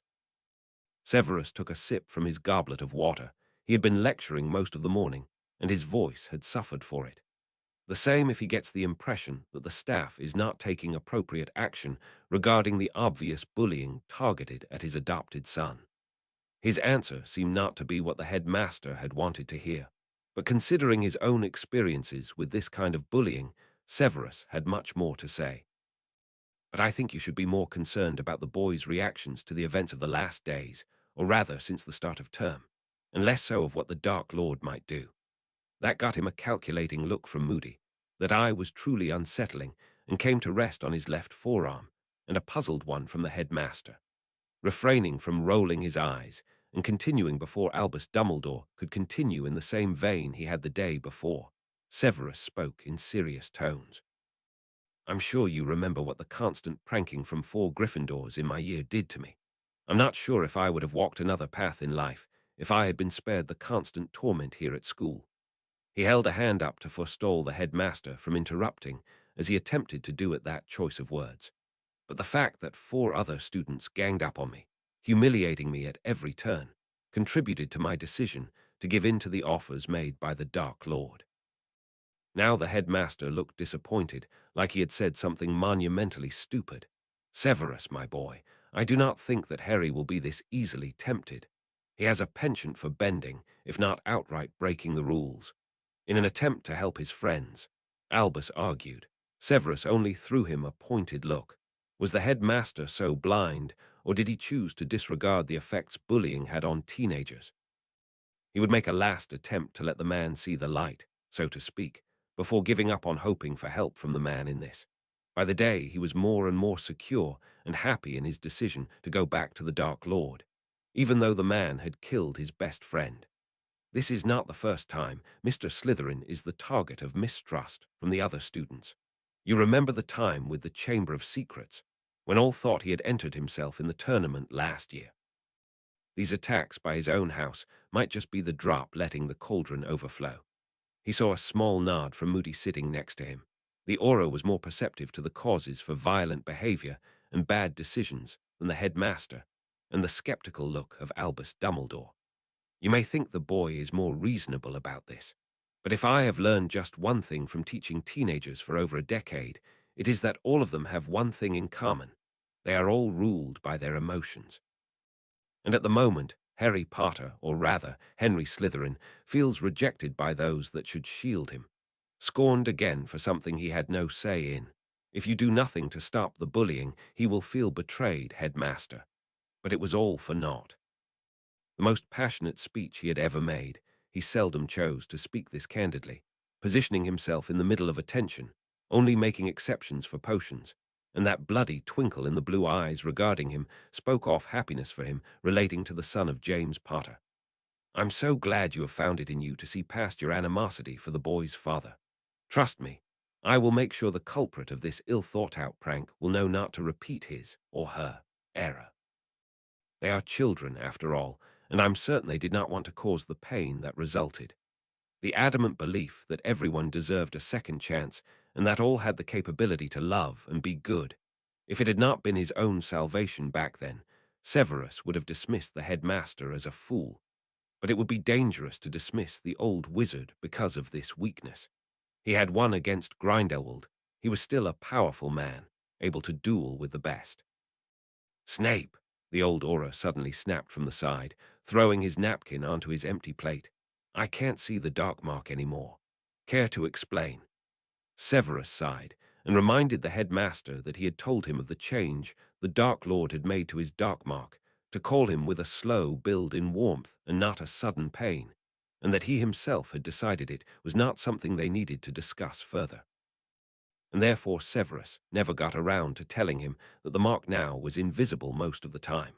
The potion's master was glad they had met over lunch, because as soon as the break was nearing its end, he had a reason to leave the office and return back to the dungeons to teach the next class of potions, effectively fleeing the inquisitive stares of 3 blue eyes and 1 magical one. On his way down to the dungeons, Severus contemplated his plans. Originally, he had planned to ask the headmaster for the use of his pensieve, so he could review his memories of the previous breakfast more efficiently. He was quite sure he had a good idea who had put the potion in Mr. Slytherin's goblet or food, but he would like to check it in a pensieve, as those were a great tool for properly analyzing events only observed in passing. Much better than only relying on his, albeit really good, memory-recalling abilities. He would have to ask his lord for a pensieve. He knew the Dark Lord had at least one on hand, but he was still unsure if he wanted to view that memory of the night of All Hallows' Eve, 81, standing on a bookshelf in his bedroom. Banishing that thought, Severus stepped into his classroom, preparing it for the next lesson. Uwu Barty had reminded him just after breakfast that he had promised Xerxes to come over to the school he was building today and set the ward stones and start on the weaving of the wards themselves. Marvolo had to admit that a personal secretary was a useful position to have filled. The number of appointments he had each day and week had started to surpass his own willingness to organize them. To have Barty do it was a remarkable improvement. Slipping on the sturdy dark brown wool robes he had decided to wear today, and storing the notes he had made while planning the wards in one of its pockets, Marvolo walked out of Griffin House to apparate over to Xerxes' home. As he never before had been at the actual school building, he could not yet apparate there without being called by the dark mark, and as he preferred to reserve this means of travel for actual emergencies, they would use the flue to reach their destination. Marvolo! He was greeted in the reception room of Knot House by the head of the family, who was smiling. Dare he say grinning, I'm almost ready to leave. Let me get my cloak and the materials, and I will apparate us over to the school. A few minutes and a blink of an eye later, they were standing between several nice buildings constructed from the stone of the surrounding lands. The lawns were cut short, some late flowers blooming by the gravel ways and around the buildings. At the edge of the grounds, Marvolo could make out a high wall topped with ornamental metal spikes between the trunks of fall-colored trees and a few bushes. Xerxes really had found a nice place for his school. You have brought the quartz crystals? Marvolo asked, starting to let himself feel the place to determine where best to place the anchoring stones, how to orientate the whole big ward to cover the area, and how to align the smaller wards Xerxes wanted on the individual buildings. Yes, as well as the elemental silver and gold you wanted me to bring, the gray-haired wizard answered, holding a black velvet bag up to indicate he indeed had brought the material. Good, Marvolo murmured, his eyes searching the place, deeply concentrating. We will need to place the smaller individual wards first. Alert for fires outside the fireplaces, keeping out several really bad and dangerous creatures, alerts reacting to several of the more dangerous magics, anti-apparition, anti-portkey, what else? Xerxes told his old friend and lord the wards he wanted on the buildings, not for the first time, while they walked around the whole perimeter, Marvolo marking the best places to put the anchoring stones. When they were finished, those would disintegrate and created magically charged spots holding the wards up and in place. Once the layout of all of the wards was sorted out, they headed inside into one of the workshops where Marvolo started with on etching the needed runes into the crystals and filling them with gold and silver. First, he created the array of crystals that would be placed in the headmaster's office, which would control the wards as well as the alarms when something was amiss. After that, he started to work on the larger crystals, which would be the anchors for all of the wards. Xerxes watched his friend work and finally asked, "What is on your mind, Marvolo? You are distracted. Maybe I can help." He seemed fairly confident that this was an instance when he needed to be a friend and not a follower, as he did not look nervous, but concerned. Sighing, Marvolo set his wand down and looked up from the crystal he was working on.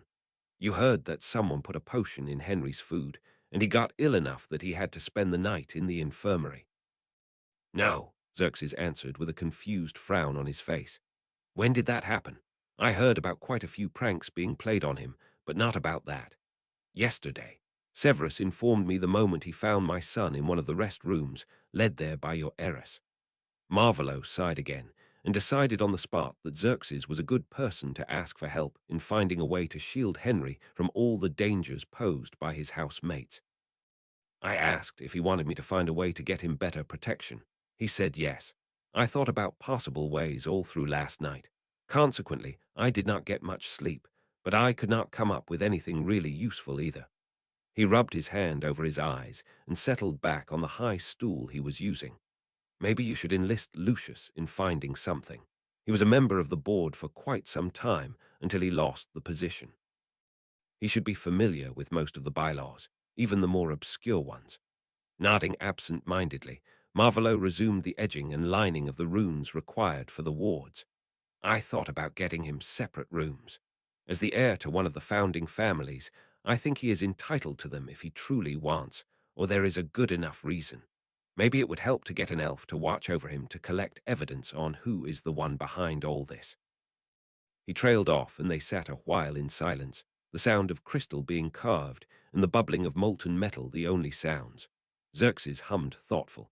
"While I was searching in my family's chronicles for more squibs cast out in the past, I found an account of one resorting." Marvolo snorted. "Resorting? That is a myth. I never saw anything about that. Only unproven rumors. And I actually own a few diaries from back in the day when the school was founded." Xerxes moved his head from side to side, making a skeptical noise. The story written there mentioned parents and younger siblings dying in a big fire. The student was being adopted by a remote family that would be the Lestrange family in this case, and he no longer felt comfortable in his old house.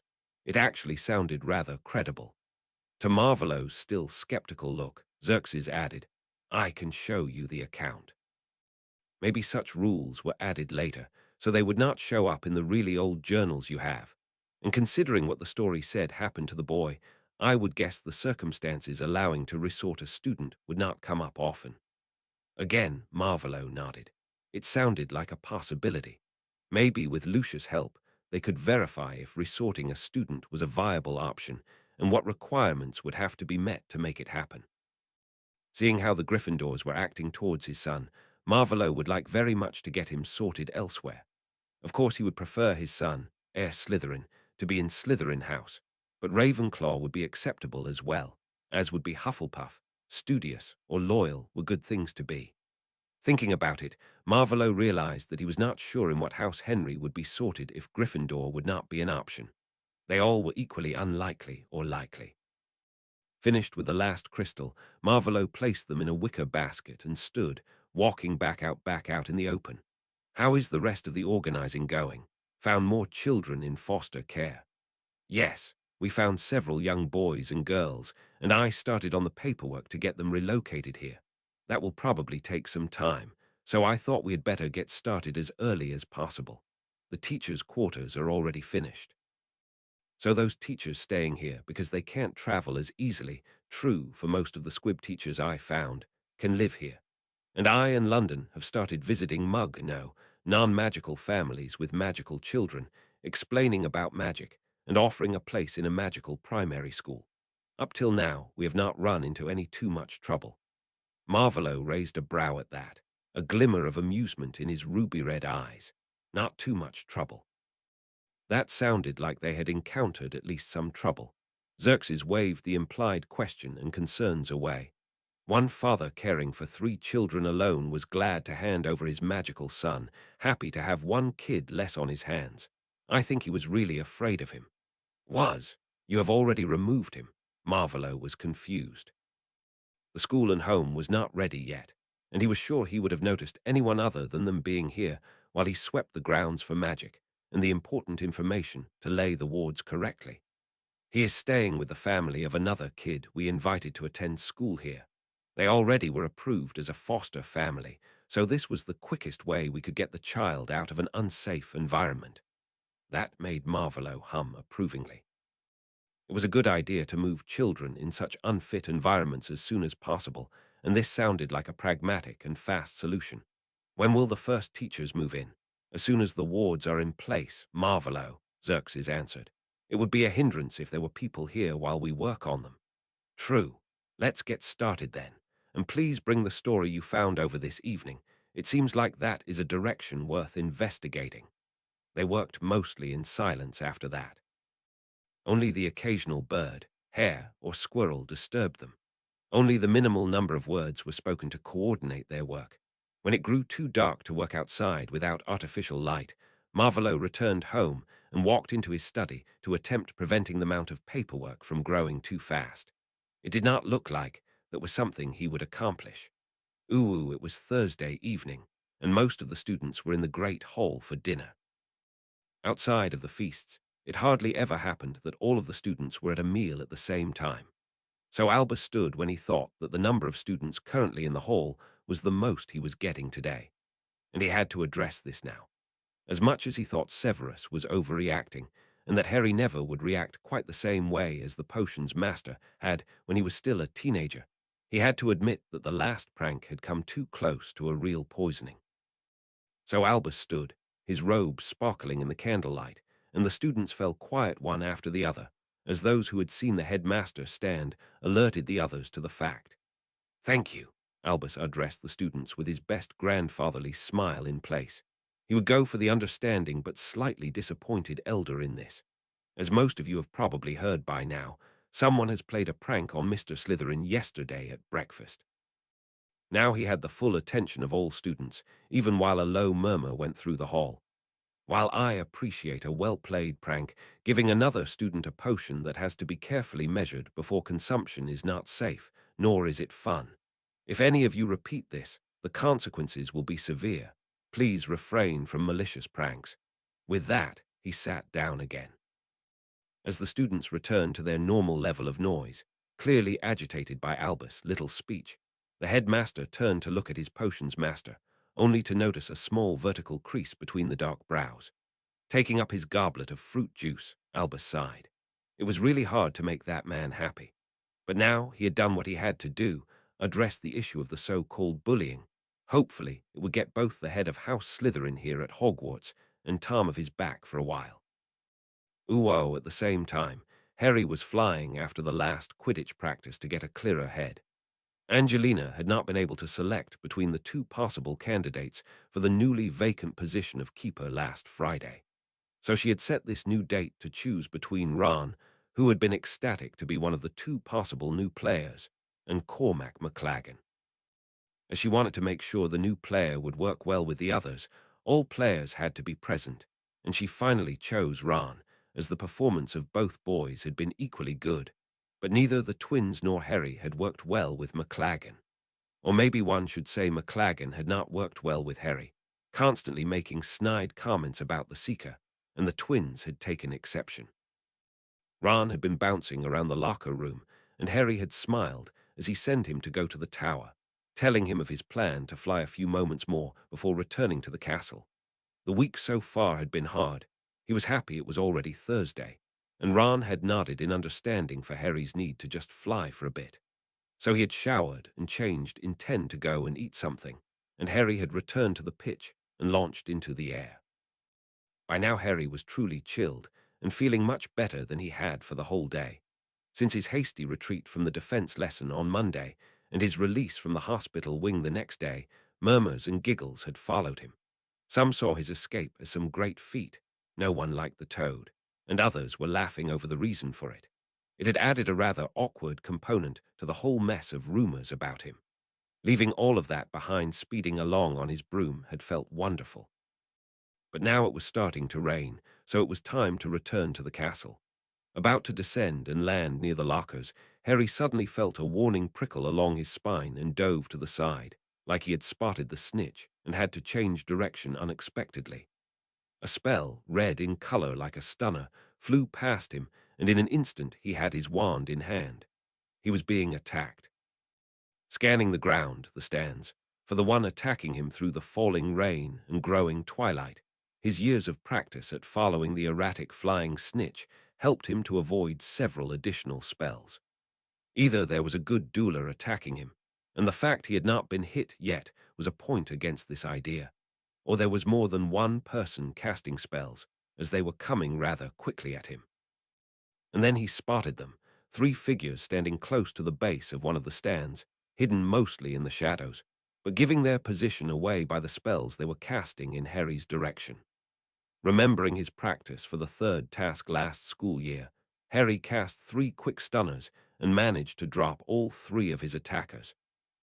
Not caring if they had hurt themselves falling, and not wishing to stay for when they would wake up again, Harry turned his broom and flew over to the castle entrance to land there. The rain was falling heavily by the time Harry had made it to the entrance, and dinner had already finished half an hour ago. Without really thinking about what he was doing, still trying to come to terms with the fact that there were students here who had no qualms about killing him, what other outcome was to be expected if he was struck with a stunner while up in the air on his broom? Harry shouldered his broom and wandered down the steps into the dungeons. The only thing he knew was that he had no desire to be badgered by Ron and Hermione about what had happened, because he was sure he looked as bad as he felt. So he walked through the dungeons, avoiding the entrance to the kitchen as a few Hufflepuffs were coming from that direction down the corridor, and finally ending up in front of the stretch of wall where the Slytherin common room was located. The green-eyed, drenched teenager stood there for several minutes, clutching his firebolt in his hands. Behind this wall were the Slytherins, the students who had taunted him in the past, who had worn badges to humiliate him, children of Death Eaters. Students with parents who had sworn their lives in service to the man that had adopted him. Children who had let him be since school had started again. Theo was behind this wall, the boy that had shown Harry how to prepare a quill the right way for him to write with it, who had played chess with him. Draco was there too, and Daphne. Some student had just tried to kill him. He needed a place to get warm again, and he needed to inform a teacher, needed their help. At the moment, he was more likely to get both of those things here in Slytherin territory than anywhere else in the castle. He had not forgotten how Professor McGonagall had brushed aside his plea for help that first time with the stone. Maybe it was time he gave Professor Snape a chance to prove he was different from his colleague. Without really thinking about it, Harry hissed, "Open!" to the door, and stepped through the opening the sliding wall revealed. The room was filled with students, playing, working on their homework, and all faces turned to the door as Harry walked in. Uo Theo looked up from his transfiguration essay as the door to the common room opened. It was a weekday, so all Slytherins had returned to their house the moment dinner was over. Their head of house was of the opinion that they could use the library after lessons or in their breaks, and therefore there was no reason for anyone to be out of the house after dinner. So the door opening now was kind of unusual. His eyes got impossibly wide as he saw who was standing in the doorway. Harry. And he looked like he had seen the ghost of a loved one he still thought alive. Pasty pale, drenched to the bones, eyes wide and hair matted against his forehead. Theo let his quill fall from his hand to his parchment, making sprinkles of ink over the few paragraphs he had written so far, and walked, no hurried, over to his friend. He heard Draco speak to one of the others sitting at their table, a part of their study group. Pansy, get the professor. A chair scraped over the stone floor. Low murmurs made their way around the room. What's happened to him? How did he get in?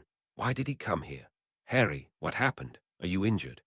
Theo slowed his pace on the way over to the other boy, one hand stretched out, all his movements slow and deliberate. He did not want to risk startling him. Someone that had dueled with the Dark Lord and walked away alive, a boy under 17 and winner of the Triwizard tournament. Let's just say he did not want to risk startling him while he still held his wand in his hand. Slowly, Theo walked his friend over to one of the couches, one arm held by the elbow, two of the younger years abandoning their places there to make room for the heir of Slytherin. All eyes in the room were fixed on the Gryffindor in their midst, wondering what had brought him here in this state of shock. One of the older prefects took the broom from Harry and placed it near the fireplace, so the water dripping from it would not soak the carpet. Daphne brought over one of the blankets kept on a shelf, normally used by the Slytherins in winter to get a little additional warmth, and wrapped it around the totally wet, green-eyed teen. By now Theo was really worried. He had heard Harry make jokes about the Dark Lord behind the Dark Lord's back. What had happened to put him into this kind of state? The silent speculations, the looks and the tension were almost palpable in the air. "How did you get in?" Crabbe asked rather loudly with his gruff voice from his place near the windows into the lake. And for some odd reason that got through to Harry, who focused his gaze on the burly teenager, blinked slowly 2 times, and finally answered.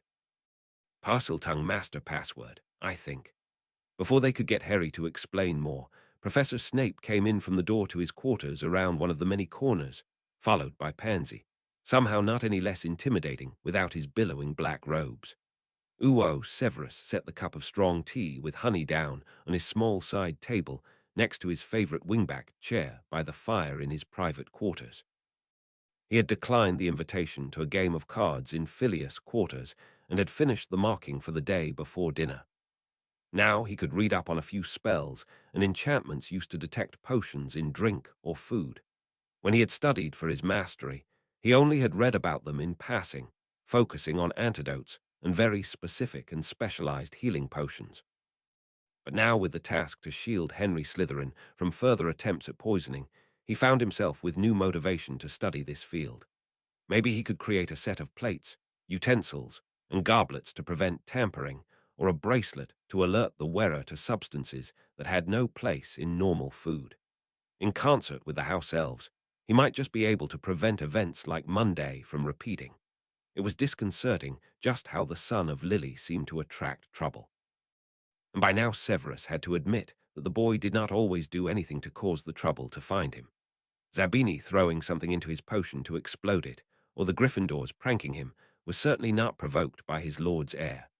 Sighing as he sat down and placed his feet on a low padded footstool, Severus took the first book from his small stack, as an alarm informed him that one of the prefects was standing at his door, and he had hoped for a peaceful evening. Sighing again, this time in regret for the need to get up, Severus walked over to the door connecting his rooms to the Slytherin common room. With a little luck, it would not be anything really serious. Maybe a homesick first year, or someone in need of a pain potion. When he opened his door and saw Miss Parkinson standing there with worry prominent on her face, he knew it would not be something easy to solve that had brought her here. "Sorry to interrupt your evening, Sir Poe." Mr. Slytherin walked into the common room a moment ago. He is drenched and looks like he is in shock. "Draco sent me to get you," the brunette girl rushed out, looking concerned and confused in equal measures. "Has he any visible injuries?" Severus asked of the prefect, already falling into emergency mode, getting his wand out to summon his emergency kit of potions. "I have not seen any, sir." Deftly catching the bag from the air, Severus motioned for the girl to precede him and started to walk into the direction of the big main fireplace. As far as he knew, the slightly contorted layout of the common room of Slytherin House was a unique feature.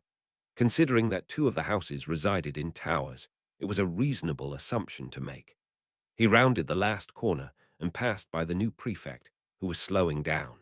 The sight that met his eyes was one to behold. All students belonging to Slytherin House were in the common room looking at a boy in Gryffindor robes, wrapped in a dark green woolen blanket, settled on the settee right next to the big fireplace. The tension in the room was almost thick enough to walk on. But what the children thought about this was not the most important thing at the moment. Settling on his knees in front of the shivering teenager, his hair plastered to his brow wet with rain, Severus set his potions kit down beside him and let his wand fall into his hand. "Mr. Slytherin, please tell me if you are injured." Not waiting for the boy to answer, Severus cast the basic diagnostic charm he once had learned to use on the battlefield and now used to determine if he had to send a student to Madame Pomfrey. I don't think so, Professor. I only cast stunners as far as I could tell. The answer sounded empty and distant, a clear sign that Mr. Slytherin was in shock. As the diagnostic came back with nothing more serious than slight hypothermia, Severus was inclined to believe that there were no injuries. Who cast stunners at you, Mr. Slytherin, and where were you at the time? He really wanted to know why the boy had come here, but the information of who might have attacked the child he tried so hard to protect was of greater importance. He opened the leather case in which he stored the potions he needed regularly and got out a calming draught and a dose of pepper-up. No need to risk that his lord's heir would get a cold. The boy took the 2 phials without complaint and answered while steam was streaming from his ears. We had another Quidditch practice before dinner today. After, I wanted to fly a bit to clear my head. I was just about to land when suddenly spells flew past me. There were 3, standing by the Ravenclaw stands. I stunned them and flew to the castle. Then I came here. You are safe here, Severus assured the boy before he turned his attention to the 2 snakes hovering next to him and his patient. Mr. Nart, Mr. Malfoy, make sure Mr. Slytherin gets to take a hot shower and has dry clothes, and do not let him leave until I return. Both boys nodded, their faces serious, and they helped the other teenager to stand, walking him over to the entrance to the corridor with the boys' dorms. Severus closed his case and walked back to his rooms and his flu. He took a pinch of flu powder and sank to his knees in front of the fireplace. Head of Ravenclaw quarters. He shouted and threw the powder into the flames, sticking his head in as soon as they turned green.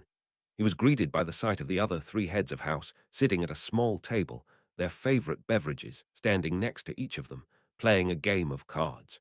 Phileas turned on his slightly higher chair to look at the fireplace. Severus, have you changed your mind? We can start over if you want to join in. The small charms master was obviously in a good mood, smiling brightly at the head of Severus stuck in the green flames of the flue. I'm sorry, Phileas, but we have somewhat of an emergency here. He turned his gaze to Minerva. Mr. Slytherin just walked into the Slytherin common room and claimed that someone has attacked him with stunners while he was flying on his broom over the pitch. I would like to ask for your assistance in checking the pitch for evidence, or maybe the perpetrators themselves. This proclamation brought forth appropriately horrified expressions and exclamations from his colleagues, and they arranged to meet at the main entrance. Before Severus could retreat from the fire, his knees did not like this treatment, Minerva asked, concern evident in her voice. Is Mr. P. Slytherin all right? He only got a little wet because of the rain, and the situation is obviously a shock, but he will be all right. And with that, Severus got his head out of the fire and collected his heavier robes. If Mr. Slytherin's state was anything to go by, the weather was not favorable for a late-night investigation near the Quidditch pitch. Uo Draco was sorting through his things in the search for a set of pajamas he could lend to Henry, all the while thinking about what had happened this evening. Someone had cast stunners at Henry Slytherin while the teenager had been flying on his broom. Depending on the height, direction, and speed, that could have killed the Gryffindor seeker. And after defending himself by stunning his attackers while still being in the air, he had come to Slytherin. Draco was not sure what he felt about this, but at the moment he had to fulfill the unspoken order of his head of house. Make sure that the Dark Lord's heir was well cared for. Theo was leaning against the wall by the door that led from their dorm into the bath they had to share. Water was running, as the green-eyed teen was taking the prescribed hot shower. Draco took a set of green silken pajamas out of his pile of night clothes, as well as one of the warmer dressing gowns. Do you think the professor will find the attackers? Theo asked, his attention fixed on the door and the sounds behind it, making sure he would notice should the one taking a shower slip and fall. If they really were only 3, they should still be unconscious, but if there was even one more, I don't think they will get them today, and I wonder what will happen to Henry. I have never seen any of us this singled out. Theo nodded. That's probably because he is only a Slytherin in name, and all the other houses do not see him as one of us. The water stopped running. We need to make sure he doesn't go anywhere alone from now on, Draco stated quietly, making sure they were not heard by the Dark Lord's son. Theo only nodded as the door opened to a blushing boy wrapped in a big towel. Smirking, Draco floated the clothes he had selected over to Henry. Here, you can borrow these for the moment. Henry gave a weak smile. Thanks, maybe I can organize something warm for us to drink. Theo raised a brow, clearly skeptical about this claim. Darby. Henry called, once he had changed into the clothes provided by Draco and stepped out of the bathroom again. The name sounded familiar, and the moment the elf popped into their dorm, Draco knew why it did. That was the elf they had lost at the end of Draco's second year. Still overly eager, still hyperactive, but now wearing a small tower of hats and a pair of mismatched, eye-watering, brightly colored socks. Master Harry Potter, sir. Darby is happy to serve the bestest wizard. Seeing the small elf again after all these years, Draco remembered why he had not taken long to forget this particular elf.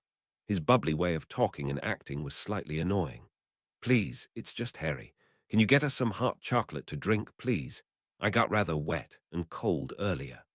With an act of pure willpower, Draco kept the sneer from his face. Never would he sink so low as to ask an elf to do something for him. Any self-respecting wizard ordered them to do what the wizard wanted done. Either way, the eager nodding indicated that they would get what Potter asked for. A few moments later, they sat on Theo's bed, Henry under the duvet, each nursing a mug with hot chocolate and talking about Quidditch tactics, while Henry wrote a letter to his godfather. Theo had provided the quill and ink, Draco had sponsored some parchment. When it became time to go to bed, a cot appeared in the room, making sure they did not have to share beds. Henry walked over to the cot after he had called the hyperactive Darby again to take away the mugs and to deliver the letter to Lord Black in the morning. Sending it by owl would take too long. Not long after, the others walked in, and they went to bed straight away, without the usual banter and ribbing. Even when the Gryffindor in their dorm had the last name Slytherin, he still was a Gryffindor, and therefore an outsider. Or at least Draco thought so. He was not entirely sure.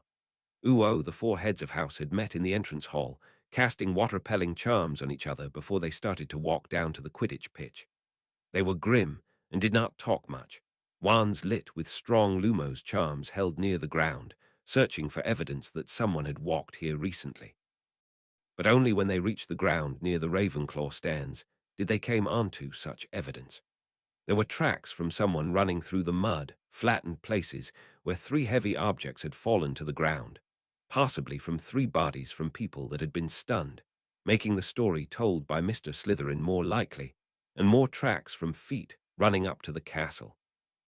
There was someone here, just as Mr. Slytherin claimed, Pomona stated, holding her wand high to look for things that might have been left behind, anything to help them determine who had tried to murder someone tonight. Seems like they had backup not far away. Someone helped them to escape rather quickly. I don't think that we can learn who it was with certainty now, Phileas stated, a grim expression on his face. Severus nodded. They could try to ask who had returned late to their common room, but he doubted that anyone would be willing to talk to the Auras, or that the headmaster would allow them to even call them here. We need to inform the headmaster, the boy's father, and the Auras, Severus said calmly, turning together with the others, certain that he would not get much sleep tonight.